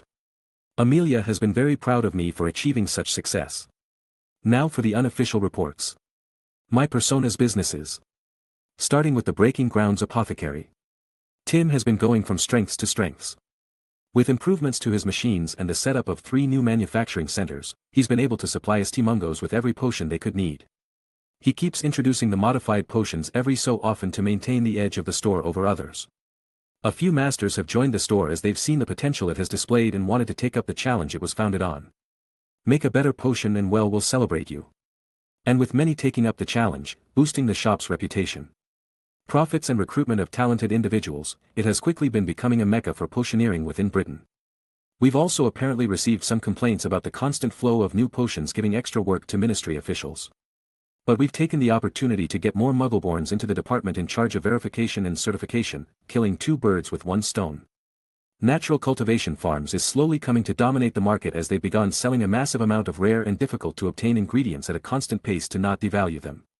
Under Melody's watchful eye, they've started 3 more farms around the UK and have been trying to obtain an entire uninhabited island to transform into a paradise for herbologists. Madam Chambers also took the opportunity to bring in other experts under her wing to help oversee the other farms and work with her to achieve her massive project. This has resulted in a massive amount of jobs, helping many in desperate straits no matter the origin.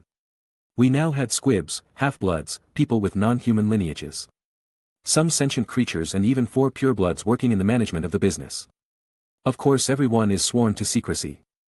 The underwater farm with the Mere People tribe has also been getting some traction. We had to give some pushes in the ministry and do a lot of work to set things up, but we've been able to get the tribe to assist and learn from us. Hopefully it'll be up and running by the summer. What was the most surprising moment reported was that a group of centaurs would want to be involved in the Herb Island project if it is implemented. It took some negotiation since they are a very prideful people, but we don't look down on them and Melody actually wants to learn about their understanding of herbology. So it was agreed that if the project happens, they will be able to live there in peace whilst also being able to use the herbs they require, in exchange for their knowledge on herbs and their assistance in maintaining the island. For fortress protections it's been slower. Not because of any issues, but because we've been slowly selecting trustworthy individuals and training them to Auror standards. The rest of the people have been hired as hidden security for some various shops and businesses, while also always having a patrol hidden in Diagon Alley to protect my businesses. The most important development for the company was that I let them be ordered by the darker side of our community in secret, letting them gain proper experience and giving us eyes and ears in new places. We've also developed a secret detention facility for when it becomes necessary, alongside a public office and shady office under the name of Dead Moon Mercs for the different clients. I'm actually planning on having Jerry Greyback take charge of that playing field as soon as her training is done. She will train her own team, of her choosing, alongside some members from our legit side and be a hidden card to play. The firm center has been doing a wonderful job. The new merchandise has made it self-sustaining and allowed for them to hire individuals to give the seminars I wanted to have. The Muggle technology did face a good amount of feedback. But the fact that it was only working properly and in some ways improved by magic, placated the witches' and wizards' egos enough to stop any issues from blowing up. Muggleborns and half-bloods swarmed to the products offered and word of the calculators getting out and its function made wizards across the globe look at the center like sharks looking at prey.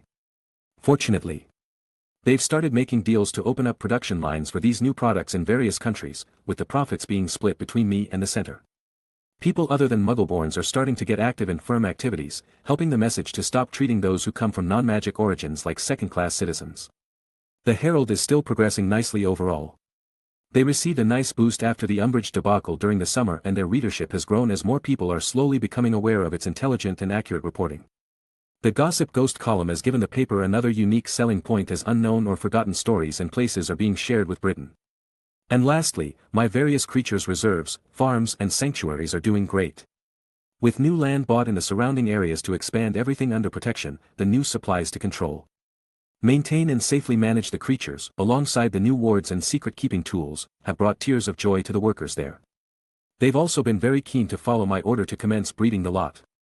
There has been too much killing of magical creatures in the world and I want to bring them back from the brink. And I believe that with my abilities, I can do so and keep them a secret from Muggles. With everything handled, it was time for me to relax and enjoy my break with my family and friend. Chapter 54. The break was a lively affair. Susan was happy to be back home and was spending a lot of time in the herbology garden, tending to her favorite plants. She's also only realized how advanced and incredible the place is after receiving Hogwarts lessons on the subject. She didn't know before because this way of doing things was all she knew, as she learned it as her starting point, so the revelation was funny to see. The fact that she was also learning how unique and actually brilliant I was, due to now having a point of comparison, was also nice. She now appreciated the knowledge I've been giving her since she was young and wanted to work harder to catch up to me in some way. As a loving older brother, I wanted to do everything I could to support her goals, so I made her copies of my notes, guidebooks or good published books on the subjects of herbology and potions, the areas she felt most comfortable. Aside from Susan's realization, Victoria has been getting some one-on-one training with me. Ha ha ha. Let's keep going. I want to be able to cast that battle transfiguration spell before the holidays are done. It can help if you've broken the ground already. For example, using a bombarda to obscure my sight can serve a dual purpose. As it breaks the ground and loosens the earth, letting you transfigure the ground in an easier fashion. It's basically using the spell to create an immediate trap and makes for a good combo involving limiting your opponent's sight, movement and reaction time. I advise my very determined friend. Yeah, I'll try that, as she got her breath back. Bombarda! She shouted as she pointed her wand at the ground near my feet. Trying to surprise me. Too bad for her, I have both extraordinary reflexes and I can feel what's around me without seeing it. So I just completely blocked her attempt as the chains came towards me and I turned them into mud. Good try Tori, on pretty much anyone else, that would have been worked splendidly, I applauded. Damn, still can't get you. She exclaimed in frustration. You can't get me with 3 of you, what's been telling you it would work when you're alone? I asked to tease her. Get over here you wanker and I'll show you how much I can do alone. She shouted back at me, getting me a good laugh in response.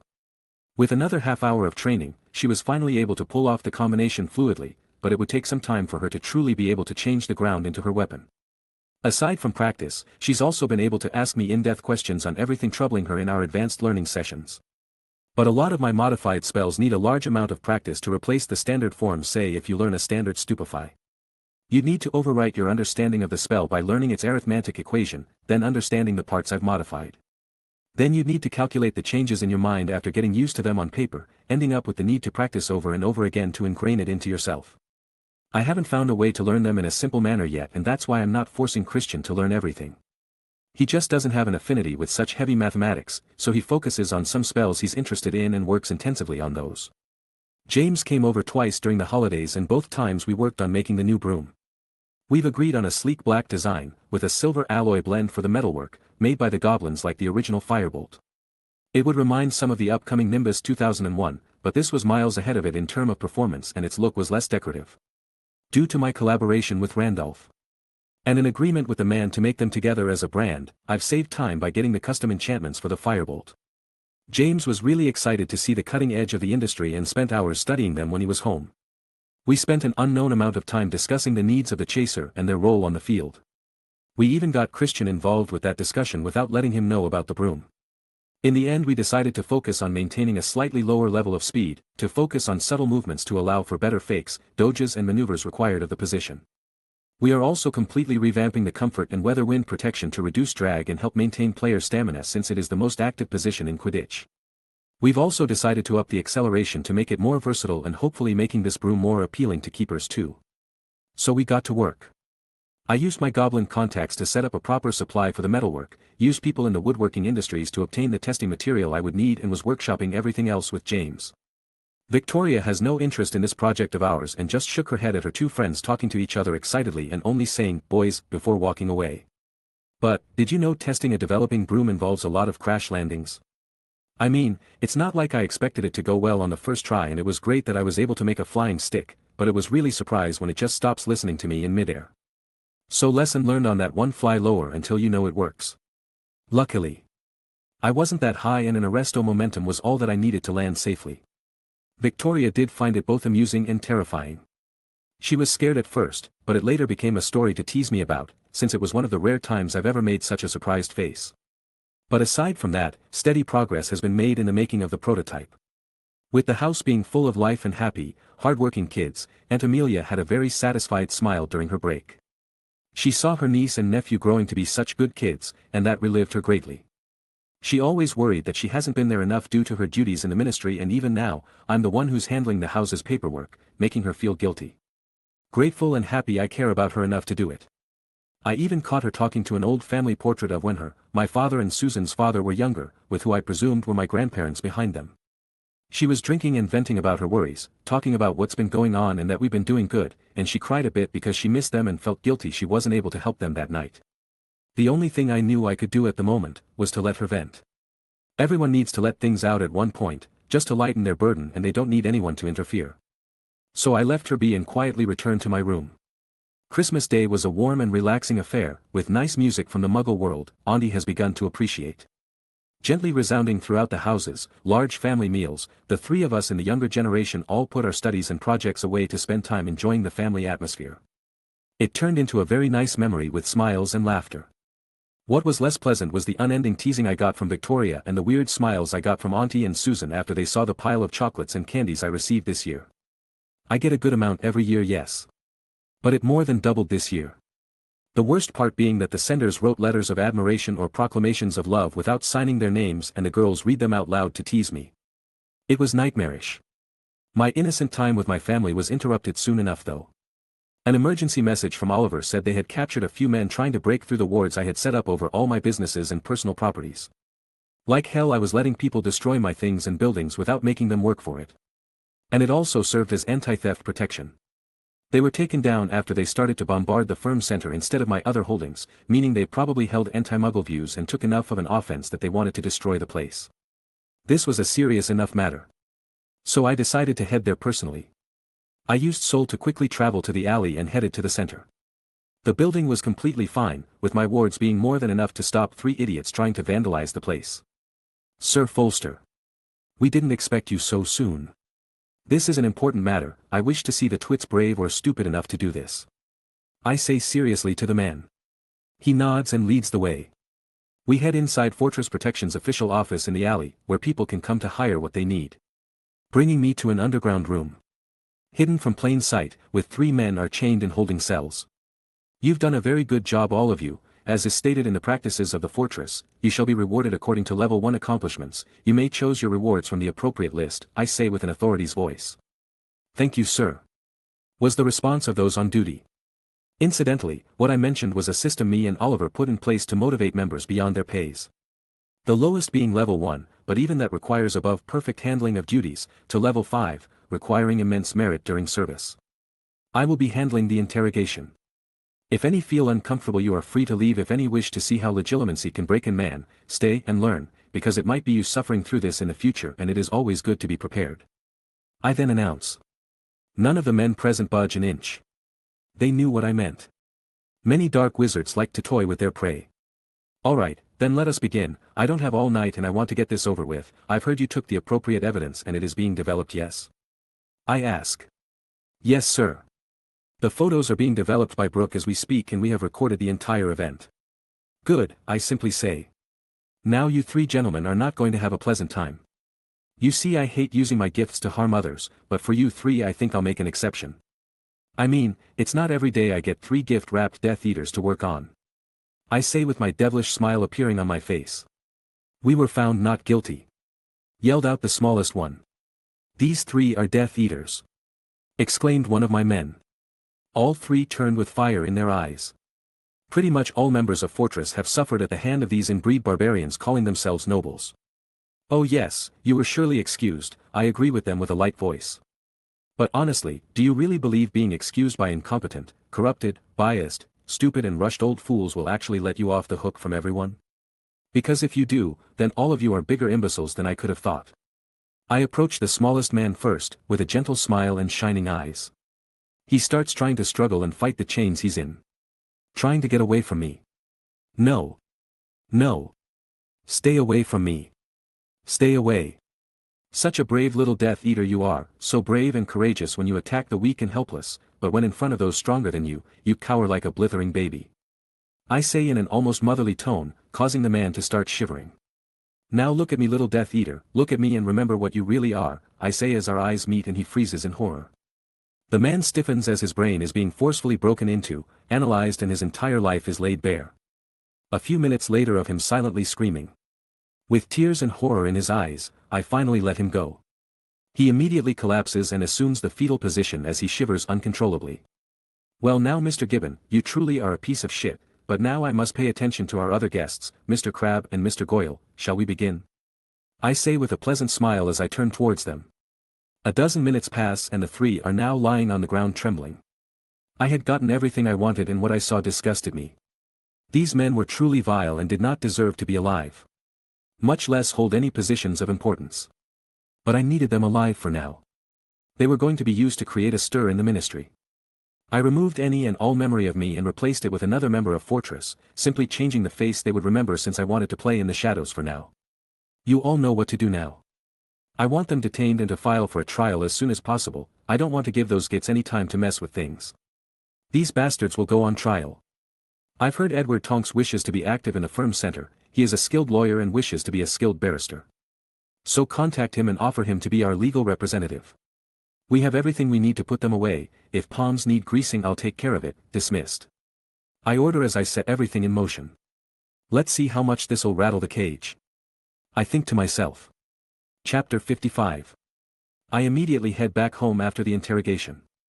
I needed to be there before my aunt got the news of the 3 ex-Death Eaters committing a crime targeting a Muggle and Muggleborn Helping Initiative Center. She would jump on this without remorse and try to get them locked away in Azkaban for sure. But she'll make sure to tell everyone first. Even after I had left, I knew how things would be handled. The proper authorities will be contacted. Those under my wing anyway. The DMLE will be notified, they will take them under protective custody and copies of the evidence will be handed to them for the trial.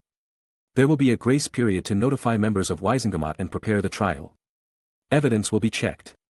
Witnesses will be called. Barristers will be either brought forward or assigned. And the dirty deals of the incredibly corrupt Wizengamot will be taking place, but let's see who can buy off more people, shall we?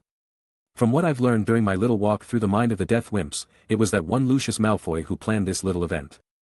He was upset that the firm's center was taking away the cheap labor sources he had been employing for his businesses, and that Michael Folster, little old me, who is assumed to be a Muggleborn due to his activism, has been buying some of his businesses. So he ordered the senior Boulder twins and the man with a monkey's name to torch the center and try to make mudbloods know their place, in his words. And the 3 lacking in brains, money and influence, and being retainers of the man since he used his money to get them off their charges 10 years ago, became the perfect expendable pawns. So now I'll have to see if he's going to try and get them back, or will he realize how much evidence there is against the trio and he will cut them off to run like he usually does. By the next morning I could hear Auntie rushing all over the place, but thanks to my vanishing boxes, she can already get everything rolling before she even leaves the house. Apparently she was livid that the Herald got news of this before she did. Understandable, since they are linked through me and I wanted everyone I could reach to know about this. Every detail has been given with undeniable evidence to back it up, making it so anything trying to go against the report would appear to be defending the trio's hate crime. This would indicate that whoever acted against the Herald at this time would effectively be saying they support the actions taken by the 3 Death Eaters and that they believe Muggleborns shouldn't be part of the magical community and that wizards should dominate over everyone else. And you know what? The Prophet actually tried this shit. Without even paying attention to the evidence presented. They were so rushed that they posted a defense saying that these respectable members of distinguished families couldn't have possibly done such an act, ending with them jumping into an obvious pit. I got so many requests to respond from the editor in charge of the Herald, Mr. Cromwell, and his wife, that my box was having some delays. I was more than happy to take that open shot at the net, let me tell you. The following day was the Herald's response and it quadrupled the sales of the paper within the day. With my boxes becoming widespread, it's been a lot easier to share information between wizards, and this allowed for people to realize incredibly quickly how many holes and how flimsy the Prophet was at the moment. This was something very new to the wizarding world, making people used to being able to manipulate information easily and getting the public on their side incredibly surprised. But for someone coming from a time almost 30 years into the future, this was an incredibly common occurrence. I made the Herald take advantage of this and had them bury the Prophet in this matter. It was painted as a tool for rich families to manipulate the information given to the people, and they couldn't fight back, simply because we got evidence regarding this time's bribe through our spies and the Prophet, making them known as unreliable when it comes to this type of important legal news and forcing them to shut up or lose even more of their reputation. This resulted in the ministry being flooded with letters of complaint by half-blood and Muggle-born wizards, upset that the official news source of the ministry was trying to help known bigots who just committed a hate crime. People who were helped by the center, liked its goals, enjoyed its products, and were grateful for its seminars joined onto the pill on.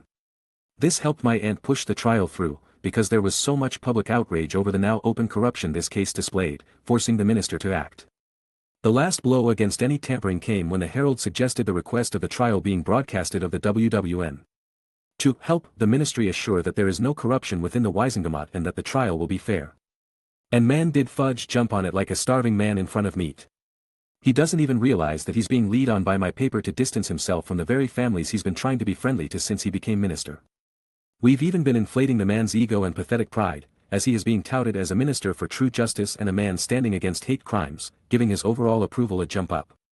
Elaine has informed me that 2 attempts to silence the captives have been made already and she managed to collect proof, but no evidence as to who ordered it.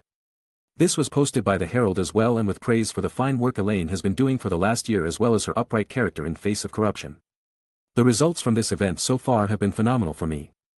I've increased awareness and the influence of the Herald greatly. The Daily Prophet took a massive hit to its reputation due to their rushed defense of Death Eaters and their now visible corruption, effectively ruining the paper's reputation for at least the next year. I orchestrated the distancing of Fudge from his bad influences by forcing him to go through with the trial and painting him as a man of justice and racial equality. I've given the public a moral figurehead to know and respect, setting the foundation for Elaine's future achievements. And I have now not only made it impossible for the trial not to be held, it will now be broadcasted to the wizarding world of Britain at least, and those inbreed bastards are going to go to Azkaban. On a side note, Aunt Amelia has been running around looking very happy with everything helping her have this trial, more a predator's happiness when it spots a prey than the warm fuzzy happiness, but happiness nonetheless. Perfect evidence. Eyewitnesses, no corruption possible, no delays, the suspects are in proper protective custody and the minister has openly supported it instead of dragging his feet as much as possible. The entire series of events forced the Wisengamot to hold the trial within a week of the incident and capture. A day before the trial I decided to talk to my aunt. Aunt Amelia, can I ask you something? I say politely. What is it, Aiden? You know I'm very busy with what's happening at the ministry right now. I would want to witness the trial, I answer directly. You what? She answers, slowing down to really listen to him now. Why? 2 reasons. The first is because it is an incredibly impactful trial and I want to see those bastards get at least a piece of their just desserts. The second is because I will be the head of House Bones in a few years and will be required to participate in the assembly soon. This will be extremely valuable experience to have for my future duties, to see a corruption-free case as they've been calling it. I answer with a serious face and tone. It might also be good for Victoria since she is still the heiress of House Travers, and I think it'll help her too, plus she looks up to you and I think she'd love to see you at work, I then add with a smile. You are right, Aiden, you and Victoria are old enough, and you've already proven yourself in 100 different ways, but are you sure about this? You will see people at their worst during these trials. Auntie, I've already seen people at their worst a long time ago, this is the worst being put away, I answer with a steadfast expression. Yes, you've certainly seen the worst, she agreed with her voice almost a whisper. Then alright, I'll bring the both of you to the trial. It will be crowded since it is a very important trial in the eyes of the ministry and the people. And you aren't the proper head yet, so you can't take that seat, leaving the 2 of you in the back. She informed. That's plenty, Aunt Amelia, thank you, I say. Now I've taken enough of your time, good luck at work, Auntie, knock him all dead, I add with a hug. She leaves quickly through the flow and I then inform Victoria about what's going to happen tomorrow. She actually agreed to let me come too. She responded in a very surprised voice. It is a good thing for the both of us, Tori, we are heirs after all, plus she loves you too, you just have to hold your fangirl inside of you when the trial is happening, I say with some teasing. Pratt, was her response with a shoulder punch. But thanks Aiden, for trying to help me, she then said sincerely. No problem, Tori, you're my friend and I care about you now and in the future, this really isn't much, I say with a small smile. But the response to that statement was quite shocking to me. She rushed at me so suddenly I couldn't think of how to react and hugged me. I mean it, in just a year you've probably helped me more than anyone except my mom, so thanks a lot Aiden, and I will find a way to help you in the future, she said as she hid her blushing face in my chest. It took me a second to answer because I was a bit overloaded in my senses. I felt her soft body through our clothes, I could smell some of her perfume clearly with my enhanced senses. Smelling lily of the valley and hints of fruits like oranges and grapefruits, and I could feel her silky black hair tickle my neck a bit.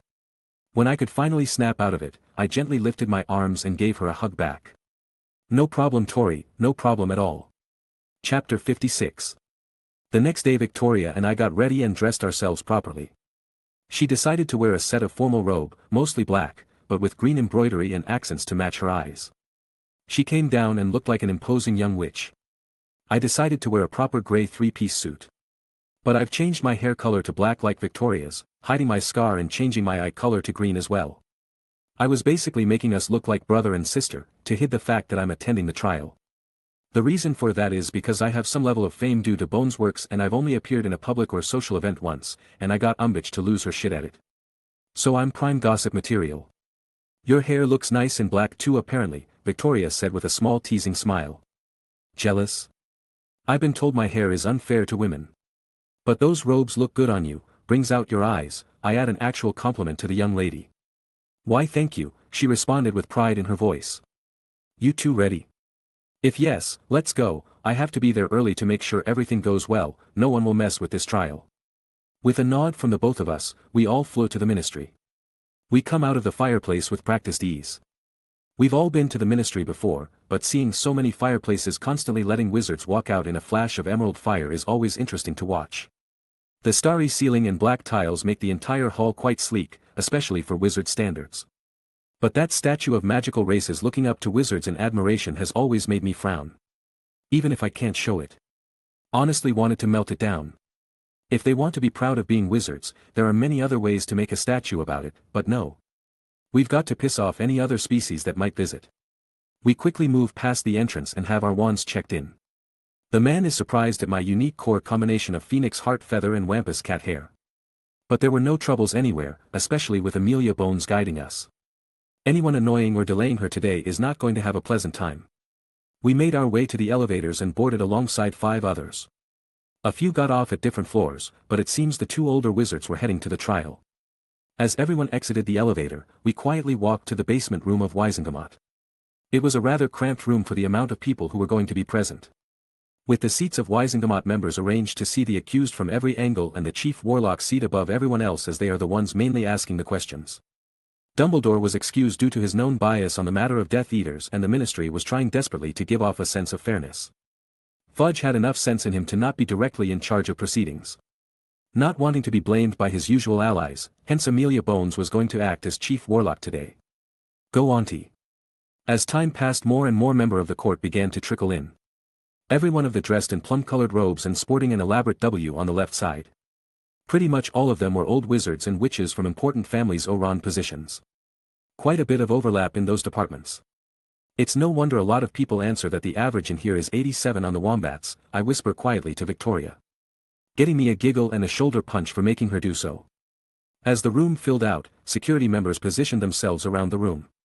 Reporters almost fought amongst themselves to get in, and the broadcasters for the WWN set up their equipment.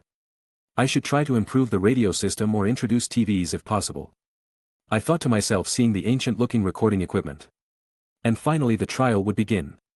We are here today to commence the trial of Mr. Vincent Crabbe Sr., Mr. Gregory Goyle Sr., and Mr. John Gibbon against the representative of one Michael Folster, Scott Cross, opened Aunt Amelia in a dominating voice. The trial itself was set up with the barrister responsible for the trio representing them fully. Unless questions needed to be asked to one of them specifically. Meanwhile, Mr. Edward Tonks will be trying to push for the maximum punishment for the 3 of them. He was apparently extremely excited when he heard he'd be brought in as our legal consultant if he performs well. It also made his day when he got so much evidence against the idiots. So Aunt Amelia began to read the charges laid against them, whilst the defending barrister responded to them according to what his clients pleaded guilty to or denied. On the charges of attempted property damage, how do you plead? Guilty. On the charges of reckless endangerment, how do you plead? Guilty. On the charges of attempted murder, how do you plead? Not guilty. On attempted kidnapping, how do you plead? Not guilty. And so the debate began. The defense wanted to get away with paying a fine for the property that would have been damaged and the endangerment, avoiding Azkaban itself. The only problem with the defense was the evidence we had on the 3 of them. The man could fight hard, that's certain. But he apparently hasn't heard the evidence on the recorders, and I'm guessing it's because no pureblood knew what the things were. They are so anti-muggle that never bother to learn anything about them. A few might know about firearms and know they can block them with magic, cars or no, telephones and radio, but that's about it. They know fuck all about the constantly developing tech and have probably squashed any mention of my magic-adapted tech from everyone near them. Edward Tonks noticed this and decided it was time for the kill. I would like to call in Mr. Gibbon for questioning please, he announced. A minute later, he was brought in by an escort of hit wizards, with the Aurors around the room ready for action. He was sat down and strapped in. Mr. Gibbon, you have pleaded not guilty for attempted murder and kidnapping, is that correct?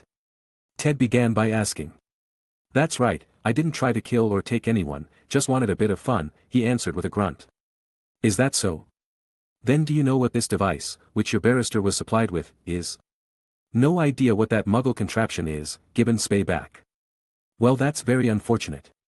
That is because this is a voice recorder introduced in a firm center after it had been properly modified to work in our world.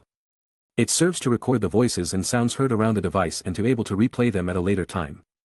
Explained Edward. And the reason this has been acknowledged by the court as evidence. It is because the security hired to protect Mr. Folster's businesses all carry these devices on their person at all times.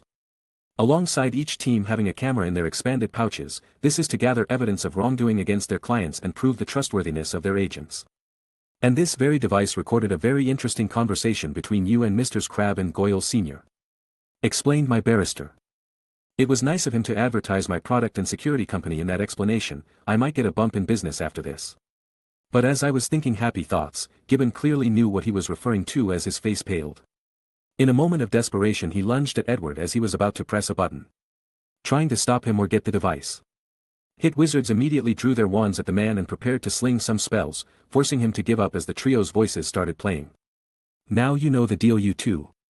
We go in, torch the place, take down anyone in the way and bring back at least one person. If we don't, we're not going to hear the end of it by that pompous git. Hell, he'll probably use the cruciatus on us. Resounded Gibbon's voice. Humph, grunted another person. We know, Gibbon, shut up, came Goyle's irritated voice. What do you two troll brains know? That's why I'm in charge of you two. With only that little clip presented to everyone in the room and heard by anyone listening on the radio. It sealed their fate. That was before photos of the three of them were distributed as they were trying to break into the center with very damaging curses and some recordings of their intent to use some unforgivables to relieve stress after they had succeeded. I do not think we need to hear any more, Mr. Tonks. I will now call for a vote to find the defendants guilty on all counts, announced Amelia. Almost everyone in the room raised their hands to pronounce them guilty, with only a small minority trying to stem the tides. You have hereby been found guilty of all charges laid against you, due to the fact that no one has been hurt and no extensive damage has been done despite your intentions and efforts. Your verdict has been agreed to be reduced to a degree. She said with some reluctance as she glared at some members whose faults this is apparently. You are sentenced to 3 years in Azkaban for the crimes of attempted property damage, kidnapping, murder and reckless endangerment.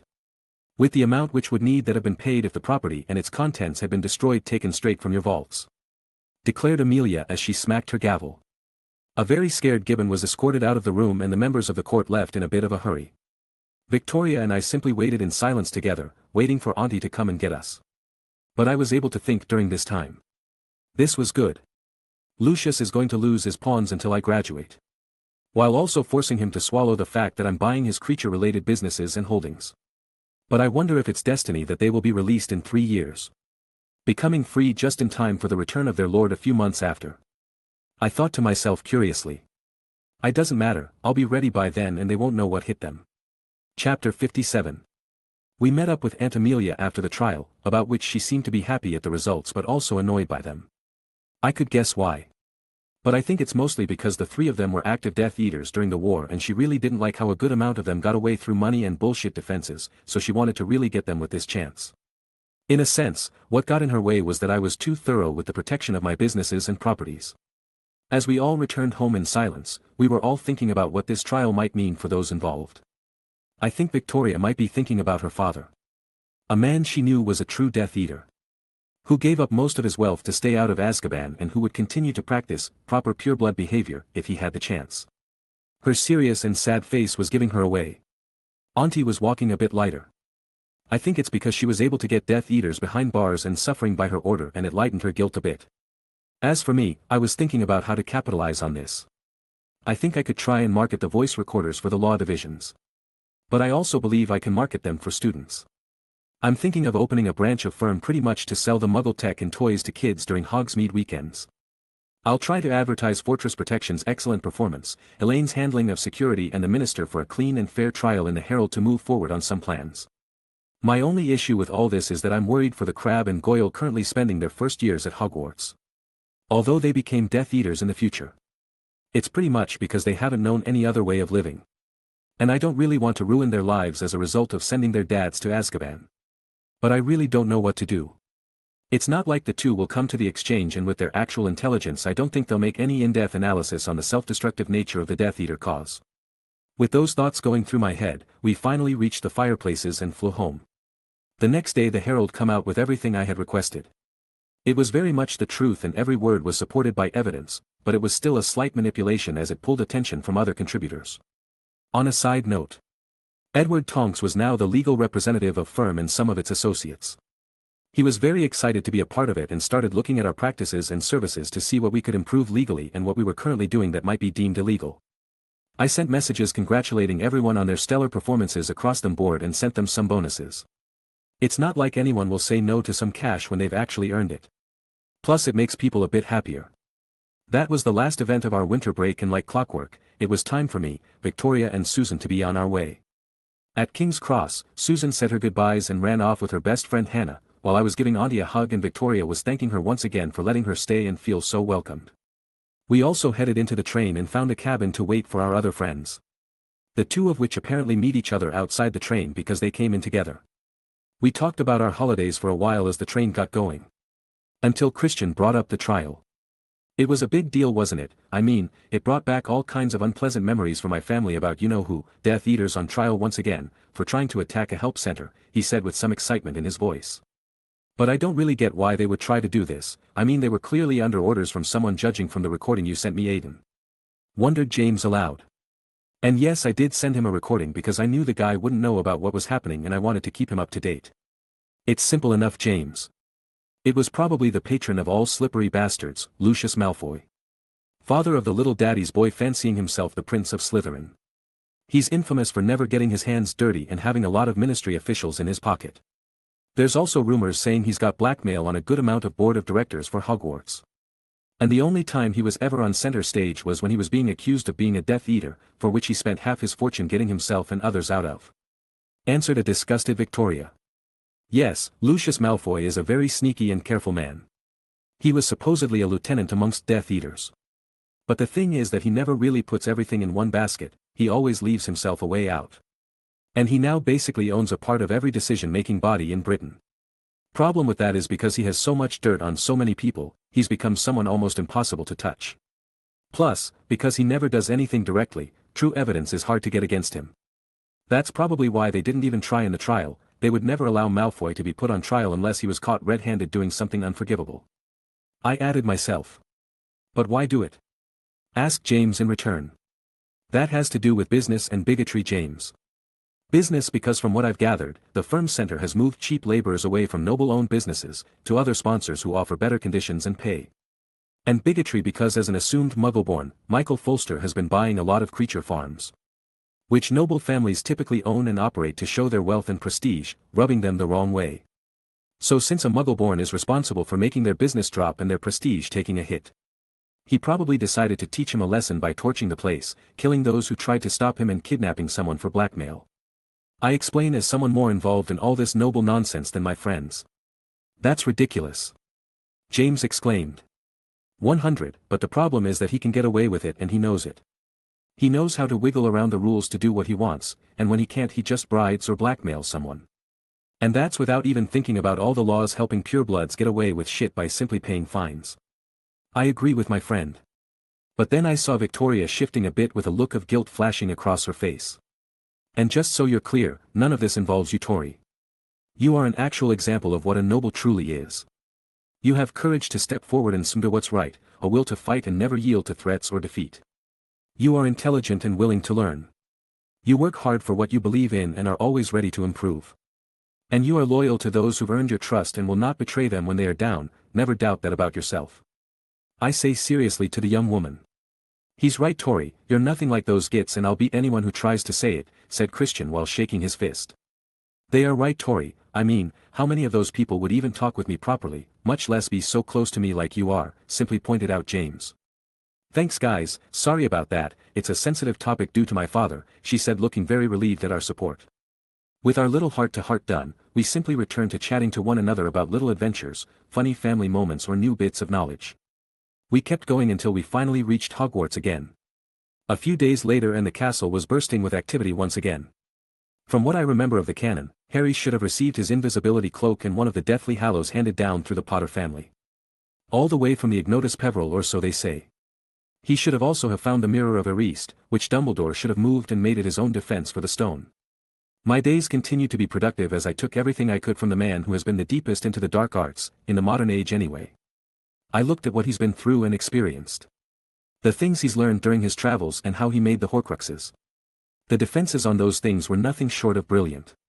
But the reason he used objects from the Founder is actually twofold, the one mentioned in the canon and the practical one.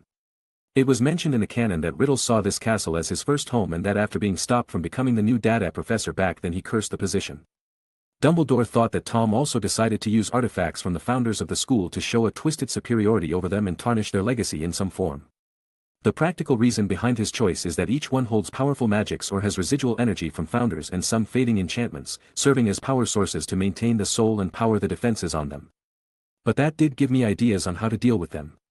Because now that I know everything about them, I believe I could probably reverse engineer them and cleanse them of the souls and their curses. And luckily for me, a certain diadem just so happens to be hidden in the castle. But unluckily for me, it'll have to wait till next year. At least no way in hell am I messing with a piece of the Dork Lord's soul when he's in the freaking castle. That would be mental. On another note, I forgot that because of the jinxing incident, Snape would referee the Quidditch games. How weird is that? The man spent his entire schooling being bullied by the most popular player of his generation. And now he's the ref. That's just some weird karma. But that's also the day Harry confirms beyond a doubt that the man is guilty, when he threatens Quirrell about the stone. You know, for a spy, I kinda doubt his skills when he doesn't notice Harry following. But if he just doesn't care, then it's simply weird. Now if I remember correctly, Norberta should be born pretty soon. How should I handle this? I think to myself about how much to involve myself in the canon. Chapter 58. With the Golden Trio being completely sure Snape is the one trying to steal the stone, I decided to do a little checking up on it myself. I wanted to see the defenses a bunch of first years could get through, and if Dumbledore actually got the mirror to act like he said it did, or if it was just to boost Harry's confidence like most of his plans this year. So one night, as winter was ending and the warming breezes of spring blew on the castle grounds, I made my way to the room of certain death. Still a horrendous decision to basically taunt the students into checking the place out. As I reached the door, hidden by my perfect combo of disillusionment, scent removal, and sound blocking. With my map and my senses activated just in case, I checked for sensory charms around the door. Not surprisingly, Dumbledore had left an alarm charm to let him know who goes into the room and give him an image of said intruder. Snape had his own on there too, still a paranoid and distrustful individual. I couldn't just break the spells since that would obviously alert them that someone else is trying to get in. So I use my wand to delicately form a hole in the spells, using it to temporarily lift them up like a curtain without breaking them, allowing me to step in without alerting anyone. As I closed the door, a very loud growling could be heard from behind me. I simply smile at the sound. I turn around after checking if any other spells were present to detect anyone and remove my concealment. "Hey Fluffy, it's been a while since I played with you, you poor thing, getting locked up in the castle all year," I said in a happy voice to the giant three-headed dog in front of me.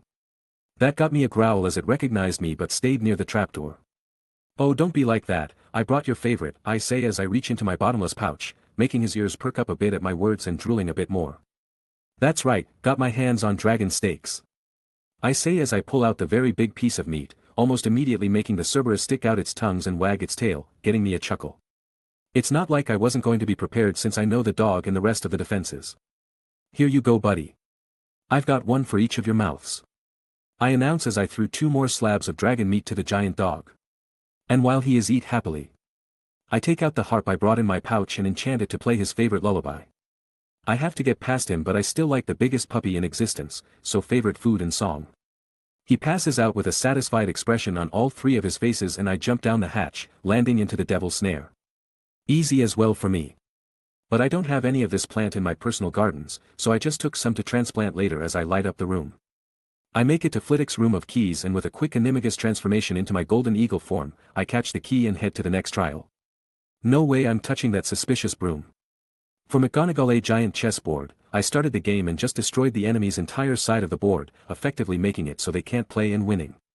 Who said I had to act like a weak first year and play fair? Fuck that. Quirrellmort's trial was with a troll protecting the door. I just concealed myself as soon as I smelt that horrible odor and snuck past the sleeping idiot. I mean seriously. It's a troll. If it's got nothing to do and gets fed plenty, it'll just sleep and shit. It's a horrible choice for protecting anything. Hell. The thing will probably forget or not know it's protecting anything. It was now time for the last test before Dumbledore's, Snape's. He used potions, knowledge and logic to really stump any wizards trying to get in. Logic being the single biggest thing lacking in this side of the world. They are simply so used to magic being able to make anything a possibility that they don't question things or try to find logical explanations. Simply accepting it. But to someone like me who can deconstruct spells at speeds beyond anyone I can think of, not even sure the headmaster could compete with me in arithmancy, breaking down his fire was simple. So I just make a temporary hole for me to walk through. And with that, I arrived at Dumbledore's test. He supposedly enchanted the mirror to give the stone to those who knew of it, but didn't want to use it, effective blocking Voldrel from getting it. But this got me thinking. I know of the stone, but do I want to use it? Even on an unconscious level, do I have an urge or desire to use such a tool? I ask myself in silent contemplation. Thinking about it step by step, I don't think I want to. Was my answer to myself. Money is something I'm making and spending constantly, but I'm making so much and it'll only keep increasing in the future as my businesses gain more renown. So the metal to gold isn't really an interesting thing for me. At most it would be useful for me to trade with goblins. And its second selling point being the elixir of life is a gray area for me. I'm not even sure how long my lifespan even is at the moment. My first thoughts on the subject would be that I would have a reduced one due to the intense burdens of the rituals I had been through. But then I bonded with Soul in such depths that our lives were intertwined. I know that if I die, she will follow. But I don't know if she has a similar effect on me and she's an immortal bird. I don't know if she'll increase my lifespan with her unending life force. Or I'll gain the ability to somehow flame myself back into a baby when I'm dying. Or if nothing changes at all. But at the very least. Even if nothing's changed, I'm 14 and I'm really not interested in simply not dying when I get old. I get not wanting to die and living for longer, but I'm not interested in living as an old man for 500 years. I thought, going through the points of interest for most people. Leaving me with only studying the principles of the stone to attract me. I will admit I have some curiosity towards an alchemically created stone. Capable of ignoring basic laws of exchange and can create a liquid to extend life. It would be interesting to say the least, but do I really want to? I thought to myself over and over until my answer came. No. This could be used as a reference point. But I do not want it. If I ever have a stone, it shall be one I made through my own hands and skills. This has nothing to do with what I could gain. This would hurt my pride in myself and my abilities if I try and take Flamel's work and use it for myself. I concluded. And so I step forward and place myself in front of the mirror. I show not your face, but your heart's desire, huh? Let's see what I've got. I think to myself. What I saw had nothing to do with the stone. I saw myself in a vastly different wizard community. In a time when they embraced the usefulness of the world around them and jumped off of it to head even higher. I see people driven to understand the world like never before. I see people burning with desire to learn. Hogwarts once again becoming a true bastion of learning and child development. Creatures and non-humans living in peace and chatting with witches and wizards in a grand exchange of culture and knowledge. Then the scenes fade. I see an older me. I am taller and more mature, with a well-tailored suit showing my well-chiseled body, my hair in a loose ponytail to control it, no glasses covering my burning eyes. I had a gentle expression as I watched two young children. One girl and boy with ash-colored hair running around a wondrous-looking Diagon alley. But I noticed I wasn't alone, as I walked arm in arm with an elegant woman. Wearing a light green robe which couldn't hide her curves, letting hints at her physical endowments come through, with jet black hair loose over her shoulders and deep green eyes looking tenderly at the children as well. But suddenly the images stopped and I felt something in my hand. Damn, that is a tempting mirror. But I'm thankful I could experience it. There's a lot to gain from knowing one's desires and it looks like I've got some pretty grand ones all around. But I'm glad I didn't seem to have any hidden desires for domination. On the other hand, the headmaster is really a genius when it comes to this stuff. I think to myself with a sigh of relief and reluctance. I look at the red stone in my hand and feel a tug of temptation again. But it was only that. I then analyze how Dumbledore's intent defense worked and found it was a brilliant application of the intent warding, the same one I put around the exchange. Taking a few notes to compare and maybe use later, I put the stone back in the mirror and walk away. I quickly make my way through the trials in reverse and reach where Fluffy is still in a happy dreamland, with his tail wagging in his sleep. I then decide to set up my own protection under the cover of Snape and Dumbledore's. This is effectively letting me have a subtle means of tracking anyone coming in the room. As anyone who'd noticed the spells would focus on the other two and miss my own thinking it wasn't important or dangerous. And with an evening of unexpected spiritual gains over, I head back to my room with lighter STE. Chapter 59. After my night visit to the stone, I began the testing for my new broom. It was coming along quite well. With the control system for it becoming better with every test, while maintaining the targeted speed. James and I were talking about ways to improve the broom itself and he suggested something I just didn't really think of until then. So if we want the best control possible, would it be doable to add the same ability you put in your brand of quill? My saintly friend asked, startling me greatly as my mind raced at top speed to simulate the possibility. How did I never think of it?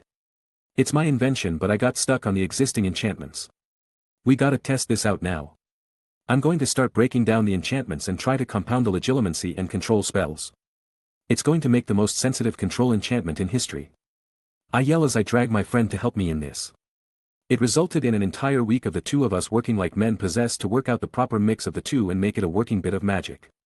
This one work was going to take the Quidditch world by storm. My second project of the year appeared to have hit a roadblock.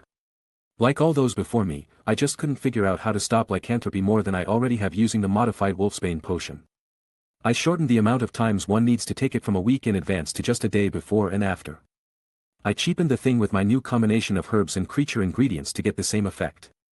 I've made the ingredients more available and helped set up a much better manufacturing system.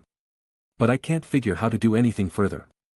Every combination I try to suppress the lycanthrope's pathogen, which is responsible for the violent transformation.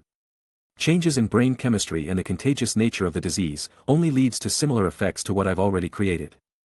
I've recorded the results down, to create alternatives just in case a recipe is lost or its ingredients overused to extinction. But I've been stuck. I've discussed it with my colleagues and even with Jerry to try and help me find a new path for this. Jerry was very willing to help in any way possible for my work. She wanted to give her people a new lease on life and was thoroughly convinced she could find that through me.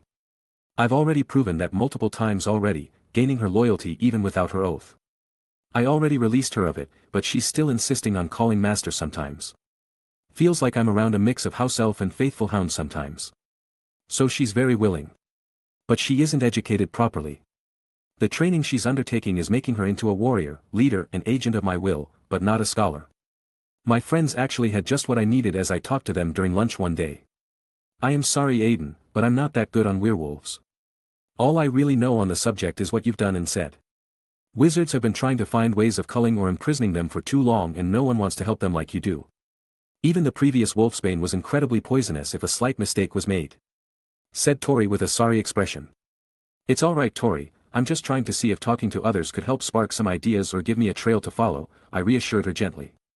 I do have to agree that this isn't my field of studies, you know how bad I am with herbology and potions Aiden, but have you studied the changes when they occur? It would be very dangerous, but it could help. I also don't doubt you could find willing volunteers due to your businesses. Said James thoughtfully, trying his best to find me anything to work with. It was a thought, since I've been working with blood samples, analyzing and recording the changes happening as they transform could be helpful. Only problem is that it would pause anything I could do till the summer and then wait for the next full moon. I answer the possibility. With more time passing as my friends try to help me out of my jam, an unexpected input was thrown in. Werewolves transform because of the moon, right? Maybe it has something to do with that more than the virus. Say that again. I hurriedly said to my friends. Was his surprised response at my sudden outburst. Say what you just said again, I said seriously. Well, they transform because of the moon, right? And the stars and moon were important in many rituals, we learned that in astrology, so what if you look at that too? I stood up and ran out of the great hall, only shouting back a thanks as I bolted. I guess I helped, Christian said in surprise at my actions. I went to the roar and threw myself into the research. How come I don't think about astronomy? Even with all the errors in wizard knowledge about the stuff. They've studied its effects on magic continuously. It's one of the oldest fields of magic in existence. Bad Aiden. You limited your thinking to wizard levels. Got to do better, gotta think outside the box more. I berated myself in my mind. It took me 2 weeks to figure out the right combinations to possibly counteract lunar rays and hopefully block its effects on the virus, effectively rendering it inactive. I then began brewing samples like a madman, only ending my little rampage when I had 23 different possible brews. I've sent the recipes to Tim as Michael. Since I wanted him to prepare 5 doses of each by the summer. I would then ask for volunteers from willing werewolves to help in the testing of the possible vaccines I've made. I'll ask Jerry to talk to them and explain, while Scott will draw up contracts to secure their livelihoods in case of accidents, with all terms and conditions specified so that everyone knows what they are getting into and can be properly prepared. Meanwhile, it should be about time for the Golden Trio to visit Hagrid. I want to see a dragon hatch, so I'm gonna go with Christian. It's been a while since we visited the man with everyone being so busy with classes and training nowadays, not mentioning our individual projects. James is studying enchanting pretty much whenever he can. Christian has been very busy with Quidditch training, and Tori has been very taken with transfiguration and potions lately, but she won't tell us why yet. She said it's a very personal project and wants to do it on her own, but she thanked all of us for offering to help so much. I felt a bit sad she wouldn't let me help her, but it is her decision and I should respect that. So I went to hunt for my wild friend. I found him hanging out with James in the Great Hall since the both of them had a free period. So I headed over. As I got near them I greeted the two. "Hey mates. How you been since I went on my rampage?" "Oh ho. Our resident genius has graced us with his presence. How were the results? You left so suddenly that we just didn't know what to do. And then you were basically muttering to yourself and writing ingredient combinations for the last 2 weeks, not even paying attention in classes. I'm surprised you didn't blow up a cauldron in potions," asked my caring friend. It was hilarious seeing Snape's face as he realized you were making a better potion than he ordered without even paying any attention. He looked like he was forced to swallow a bucket of troll piss. Damn, I really missed that. Maybe I should do it more often. Now, no making the professors depressed, Aiden. I know you can match and probably surpass them in their own fields, but there's no need to rub it in, and yes, even with Snape, interject James. You're no fun little saint, teased Christian as a result. Rather be no fun than mostly likely asked to leave the castle, he answered. Meh, if it takes to get down a peg then I'm for it, but what ya doing down here? You usually spend most of your free time working on your projects. Well, I've just realized we haven't gone to see Hagrid much this year and I kinda feel bad for that. The guy's given us a lot of stories and information of creatures, so I thought we could visit now that my cure can't progress until the summer. I've finished another project and I just need to get the tuning right for the last one. I explained to my two friends. I'm down, simply declares Christian in agreement. The man is rather welcoming and can tell interesting stories. But I'm afraid I'll have to decline today. This happens to coincide with the Charms Club president training me to take over the club next year, so it's not possible for me. Politely answered James. That's too bad, but we'll give him a hello on your part, quickly said Christian. Alright then, let's go tonight, lordling of the wild, I say with a grin. Right with you, oh mighty silver raven, replies my friend with a grin as well. And so, with goofy grins and excited steps, we leave at James shaking his head at our exaggerated behavior as he also stood up and went to take care of his own business. The rest of the day passed quickly. So Christian and met in secret after dark and I hid the both of us magically. We walk out of the castle and head for Hagrid's hut. Which is very small for a half-giant, but I guess someone the ministry considers to still be a released criminal can't live too well. One without enough money or influence to buy their silence anyway. As we approached the door I could hear some low voices in the hut. Wow, I guess my timing is spot on. The trio is in there. I thought with a smile and then knock on the door, making everyone in there fall silent. Hey Hagrid, it's us, came to talk about some cool creatures my parents and I saw last summer and Aiden says he's got great news for you. Says my friend loudly. We hear some sounds of movements and a Hagrid wearing a very large apron opens the door. Now's not a good time for ye to visit, he says nervously. Oh come on Hagrid, I could hear you've got guests, replied my friend. You've got a new creature don't you Hagrid? I then questioned the half-giant. I know because of the canon. But the man is a horrible liar and he acts like this when he knows he's doing something that could get him in trouble. Problem is that he just can't stop himself when it comes to creatures. I've no idea you're talking about. He loudly declared, really trying to hide it. Oh please Hagrid, we know you too well, you even tried to introduce us to Aragog and we didn't say anything, why are you trying to hide this one? Asked a bemused Christian making Hagrid hesitate. Oh alright, come in quickly, he finally relented. As we came in we spotted the trio. Well, hello there Harry, Hermione, Ron, didn't think you guys had interests in usually dangerous creatures, I greet the three to their great shock. What are you doing here? Exclaimed Ron in shock, but disapproval and rejection were in that voice and expression. What? Can't be here Weasley. We've been friends with Hagrid for over 3 years, why wouldn't we come see him? Whoa there Christian, I'm sure there's a reason for that tone. I say to calm my friend. He really doesn't have any patience for Ron's extreme rejection of anything having to do with Slytherin, even those who accept them. And with Tori being our close friend, Christian gets defensive. You too Ronald. Can you not act like a rude prat for more than 5 minutes? I'm so sorry about that, she then apologies profusely. It's no problem Hermione, I just hope Ron can one day learn that not everything is as black and white as he thinks it is, I reply with a chuckle. So I'm guessing whatever's in that cauldron jumping around is today's beastie, I state to the room with a curious glance. I didn't know you knew Hagrid that well, suddenly said a shy Harry. Don't you remember what I told you before the holidays? I then ask, I surprise. You mean when we asked you about Nicholas Flamel? Harry asked as he tried to remember the rest of that conversation. You did what? Shouted Hagrid. Why are you so surprised, Hagrid? Nicholas Flamel is a great wizard, and it is good that people study the man. They probably saw his name alongside our famous headmaster's chocolate frog card and wanted to know more about the man. Problem was that they didn't know how old he was, so they were looking in the wrong place. I lied to the man with a chuckle, making the three have a weird look on their faces. Oh, is that all? Sorry about that. Now where was I? Right, that talk.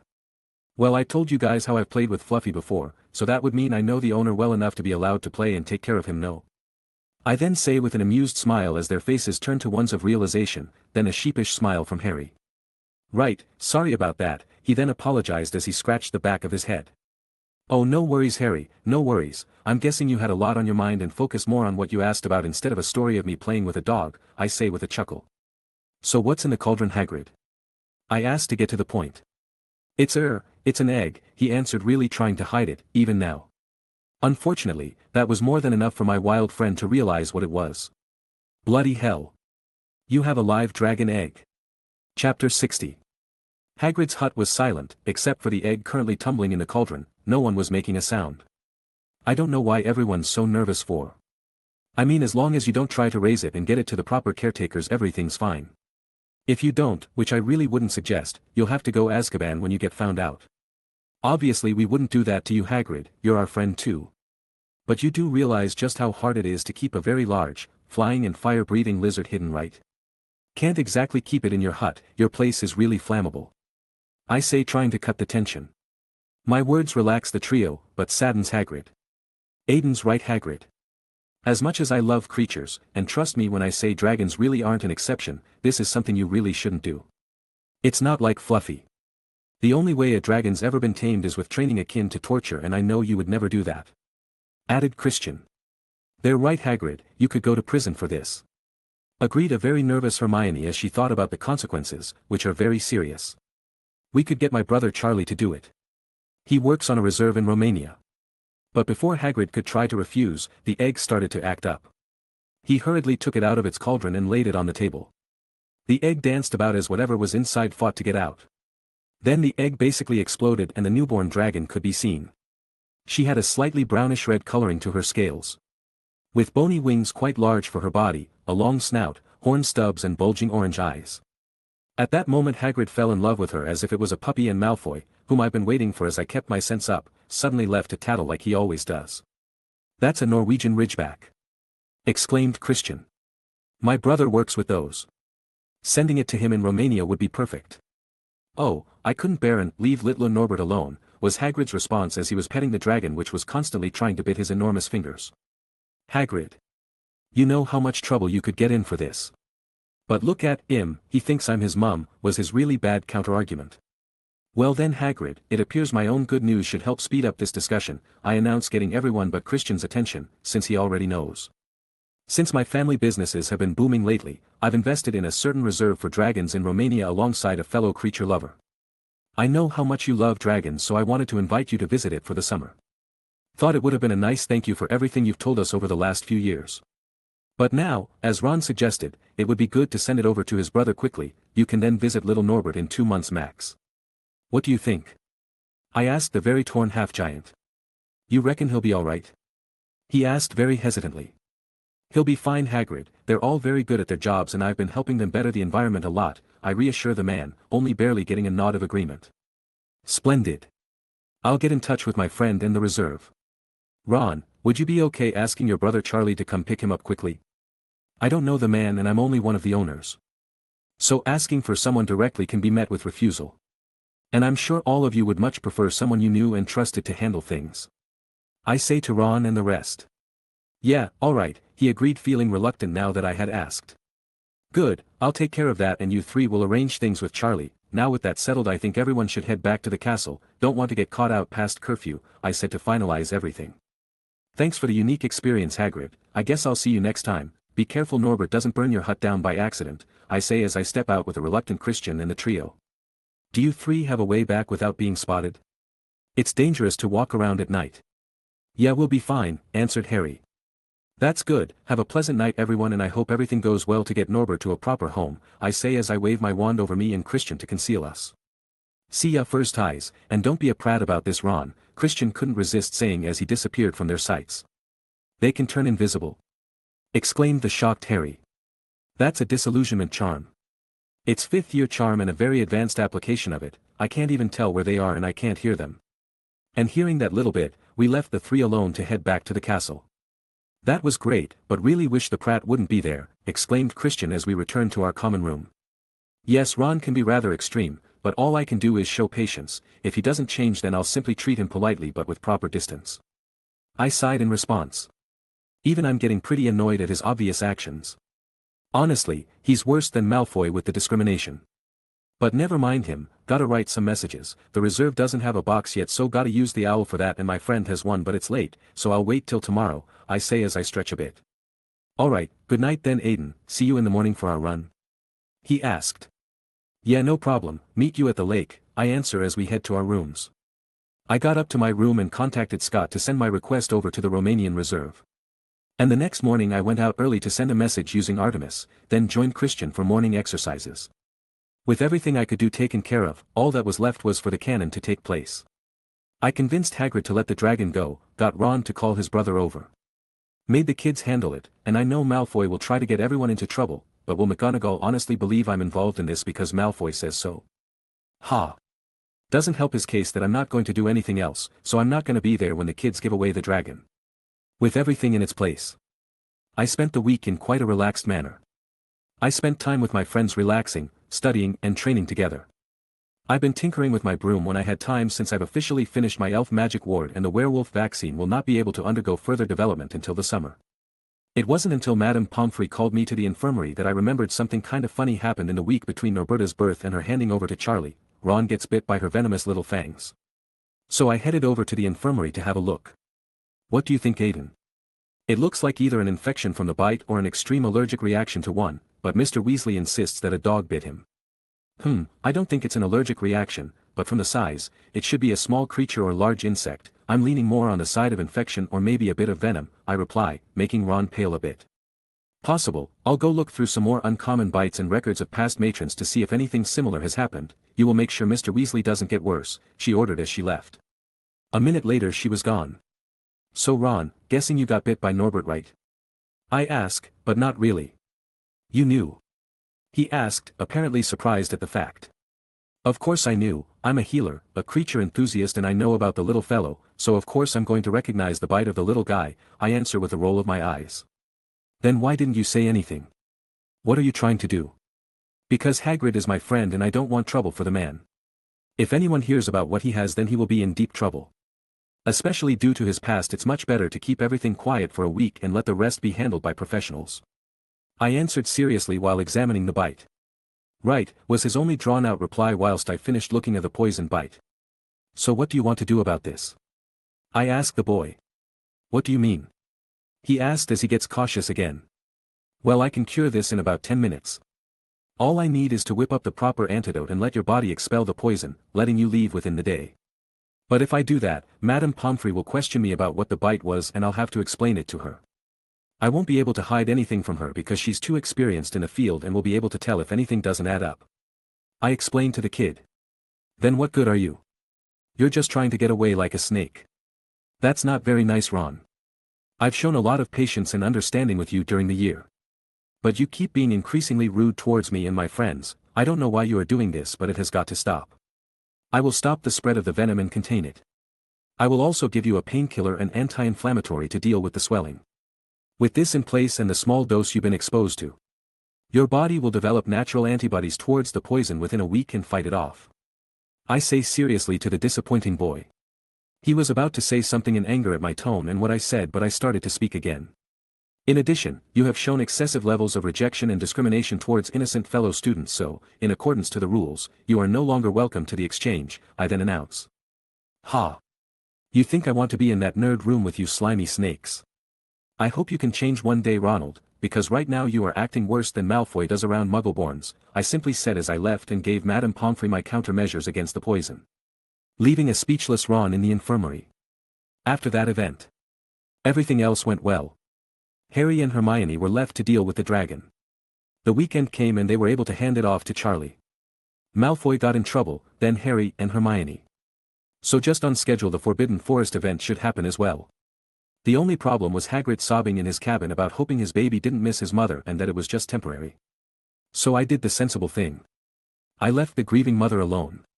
Chapter 61. Until the exams I started spending more time helping my friends improve in combat. They've reached the point where I need to use more creative defensive spells to fully defend myself now. Using Transfiguration to create sand and use it to absorb incoming spells is one of the most effective defenses one can come up with, but it is incredibly difficult to pull off due to the nature of Transfiguration. The reason I do this is for the three of them to become used to dealing with these situations. So that when they meet one of the actually powerful Death Eaters or even their lord in the future, they will be able to use this experience to fight. They've all made me very proud with the massive progress displayed throughout the year. Even James has started to figure out his own true combat style as he was inspired by my overbearing defensive capabilities. Whilst Christian shows us the dynamic approach, utilizing his trained body to minimize on actual defensive spells and focus on attack with clever usage of common or modified charms. Jinxes and curses, while throwing some plant magic into the mix. Tori has actually been displaying an excellent bit of magical strength for her age. Making me believe she might reach her second magical maturation by 17, as she displays difficult bits of magic to restrict and break down the opponent as she goes for the kill. Outside of my friends, it seems Harry and Malfoy have seen Quirrellmort feeding on a unicorn and have been quite stricken by the event. I do have an issue with this scenario in general though. So you have Draco Malfoy, heir of his family with most of the board of directors in their hand and the minister's ear, Harry Potter, the boy who lives and rightful heir of House Potter, Neville Longbottom.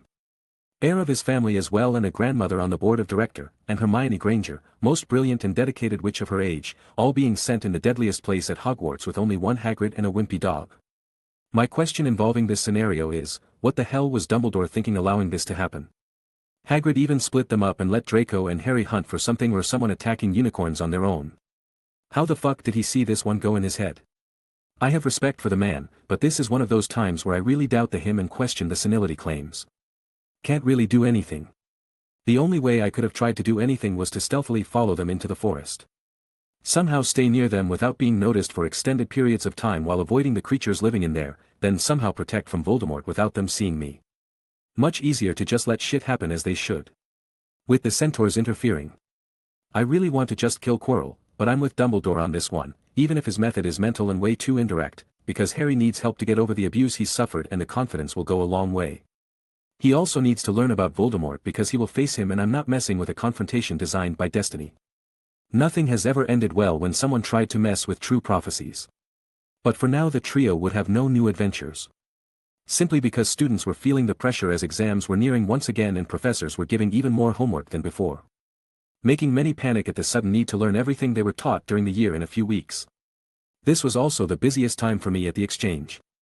Since I am pretty much the only person that doesn't need to cram like crazy right now, I've been doing my best to help with a limited amount of people who were already confident enough and weren't kicking it into overdrive. But in general, I was focusing on those who came to the exchange regularly. I wanted to help those who put continuous effort and not just bail out anyone who waited at the last minute whilst goofing off the entire year. I just didn't have the time nor manpower to cram a year's worth of knowledge in unwilling brains.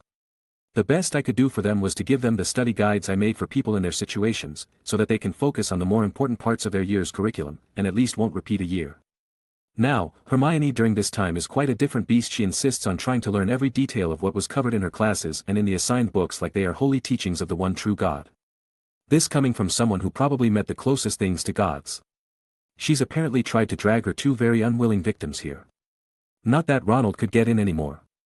But then I simply gave her a copy of the guide so the two can try to pass at least, but I did do what I could to help the girl, focusing on the practical aspect of things since she's done more than enough prepping in the theoretical. I was also watching the most VTV I could, since Quirrell would lose his subscription soon and I won't be able to bum off of his account for much longer. I was able to learn way too many dark arts from the guy, making me wonder if he even remembered how to preform normal magic. Even his defense for Slytherin's locket was a dark potion, I mean common mate. Don't just ditch your foundations. But I did find out that the man didn't find more power from the dark arts, they found an outlet through him. It's a key difference in my opinion. This is why I now believe that although Voldemort is a lot more lethal than Grindelwald, with his philosophy and methods, the latter is more dangerous because he made the dark arts his while retaining his brilliance. The simplest comparison I can think of would be the differences between the Joker and Lex Luthor. For me, exam season is a breeze. And with Victoria being even better than the top of her game should also have absolutely brilliant results. My two other friends are very specialized thought. They will receive beyond outstanding results in their chosen fields, but can be more average in the other. Thanks to me though, they should be able to get either O or EE in their weaker classes. What has been interesting during this period is that we've all received notice as a group, not just because of me this time. James, because of his gentle looks, his wavy shoulder-length sandy blonde hair, clear blue eyes, calm and peaceful demeanor, coupled with his magnificent displays of spellmanship, future presidency of the Charms Club and activities in the exchange, has been nicknamed the saint of our group. Christian, because of his always untamed black hair, spirited blue eyes, direct behavior, explosive play style during Quidditch, his extensive knowledge in all things nature and how he handles magical creatures, got to be the beast. Lastly was Tori, with her striking features, jet black hair with slight waves hanging around her shoulders, deep green eyes, prideful and noble atmosphere, showing excellence all around, while also being willing to help others, got to be the queen. My nickname has been shortened as a result of theirs too, becoming the Raven, after Rowena apparently. All of my friends have been getting their own group of admirers as they continue to grow in skill and their actions keep speaking for them. Even those who do not like us have had to acknowledge us. In the end, making every house have someone worth admiration in. Hufflepuff has their saint, Slytherin has their queen whether they like it or not. Ravenclaw has their beast, Gryffindor has the boy who lived, and then there is me above them all through sheer skill, intelligence, and personal achievements. The effect of this has been mostly contained to people treating us as a sort of unapproachable group when we are together. It's been funny to watch my friends experience what they've been teasing me about until now. It's been a blast getting some payback. They've complained for some bits. But they also think it's nice that people are recognizing their efforts and results. And by results I mean that each of them have basically been helping students all the way up to 6th year in their favored subjects, whilst I cover everything else. And no, with exams over and done, it was time for the final events of the first year canon to begin. It was time for the trio to challenge the trials. Piss easy for me, but close to deadly for most students somehow. It was easy to tell when this was happening because I could see all of the actors getting into place on my map. Quirrellmort headed to the room and triggered my notification spell as he began his true attempt of the stone. Some time later I say trio follow along in a hurry. After that, I saw Dumbledore appear in his office and head over as well. As he reached the place Hermione ran out and met him. Then he heads in as well. Quirrell's name fades away from the map, indicating that he's died and Voldemort has escaped the man's body. Harry was victorious and the stone remains safe like the story. As I saw Dumbledore reach the battered boy, I put away my map and leave my dorm, heading to the infirmary. It's time for another chat with Dumbledore, I thought to myself as I walk. Chapter 62. I arrived at the infirmary ahead of Dumbledore and was having some small talk with Madame Pomfrey about some rare injuries, diseases and maladies as a way to have an excuse for being there and actually get information on the subject. Win-win. Dumbledore arrived in a rushed manner and laid Harry on the bed and explained that Harry had stopped someone from trying to steal what was being protected on the 3rd floor. He avoided Quirrell and the stone, and Pomfrey didn't ask since she was too busy fussing over Harry. Dumbledore had a sad expression on his face as he reached to pull out his wand.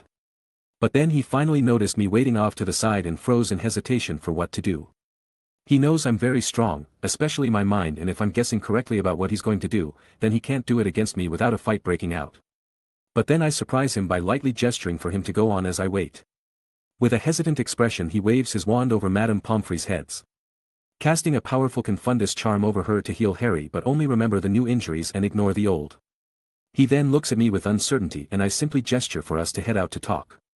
We walked and headed for Dumbledore's office before we can finally speak.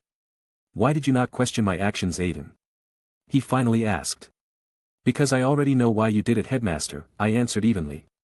What possible reason could you think I have to force poor Poppy to be subjected to such a spell? He asked with guilt all over his face.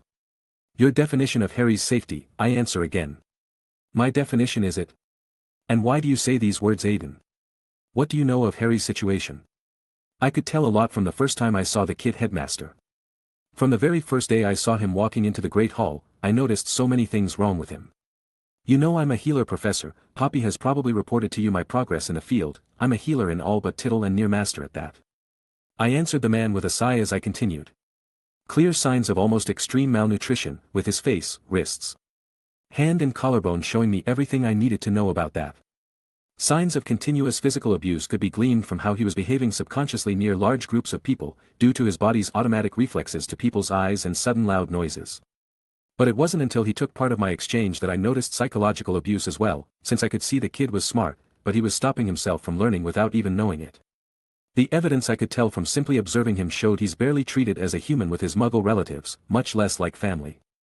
I say as I finish my explanation, after a slight pause I speak again, but this time with a cold anger in my voice. If they are anything like I'm guessing they are, then it's pure luck Harry didn't develop an obscurus, resounded my voice as my power hummed in the air. I did not want to leave poor Harry there, but it is the only way to assure his safety until he is 17, as long as that place is his home, he will be safe, said Dumbledore sadly, imploring for me to understand. That's why I said it is from your definition, headmaster.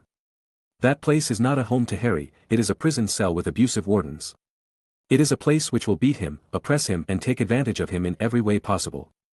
And after experiencing Hogwarts, there is absolutely no way the kid will ever think of that house as his home, or the people responsible for his abuse as actual family. I say to the man coldly.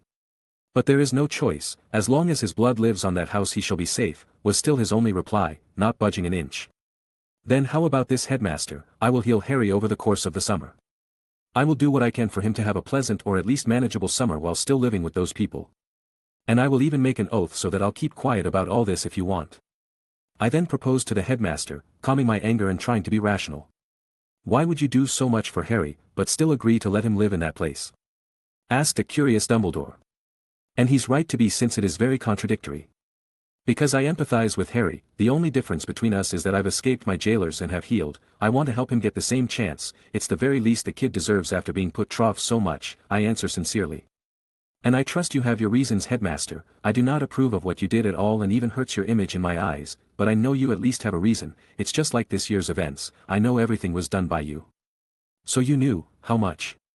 He asked with a slight sigh, but his expression improving from the pure guilt it showed before. Pretty much everything, I think. The snitch, the trials, the forest I'm not sure about. I'm pretty sure you'll help Gryffindor win the House Cup and Quirrellmort, I listed simply. But that last one did stun him. How? He asked, and I knew what he was referring to. Sir.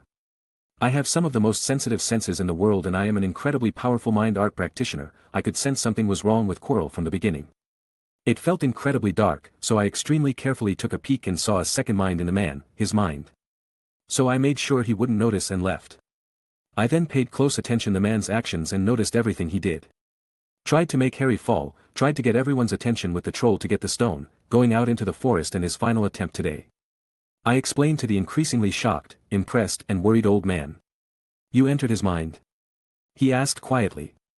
Only Quirrell's for a moment, since he couldn't put up any defenses due to his cohabitant, I answered. You knew about the stone? He then asked with curiosity again. Well. I got curious at what Tom would want so bad. He attacked Gringotts and now possessed a teacher to get, so I made my way through the trials, and honestly the difficulty made it really obvious that it was made for Harry instead of defense. Only yours would actually stop the man. I answered with a bit of a friendly jab, trying to improve the mood. I was quite proud of my choice, so what did you think of it? And more importantly, how did you find out what was in it? Well, I know this sounds bad, but that's one of the thoughts I picked up when I was in Quirrell's mind. It was all he was thinking about, but as for getting the stone, that actually required a bit of soul searching, I explained carefully. And what was the answer you found in that search? He asked expectantly, slowly regaining his more energetic appearance. I found what I truly desire, and I was happy with what I saw, but the stone was not part of it. The reason is simple, my pride will not let me use the easy path made by another. I will make my own path to reach my dream, or it would be worthless.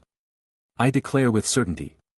As for the mirror, it was a very clever piece of intent warding and enchantment. Do you mind if I either use it as is or modify it in the future, headmaster?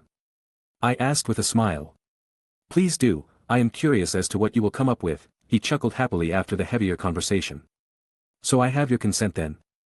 I asked to have the final conversation. Yes, I will be in your debt if you could heal poor Harry and keep this a secret. You have shown that you can do so and I trust in your abilities, Aiden. It will be quite the show when you reveal the depths of your abilities to the world. He responded with a smile. That is what I'm counting on.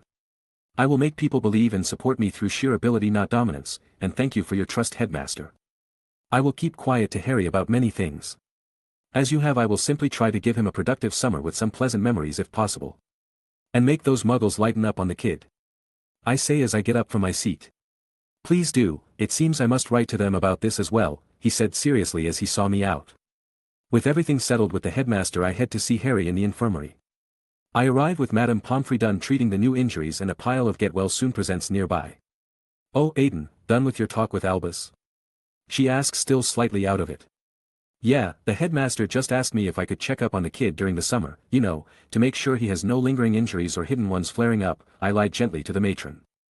Oh, that's very responsible on his part, I guess he's finally understanding the importance of proper care, was her happy answer.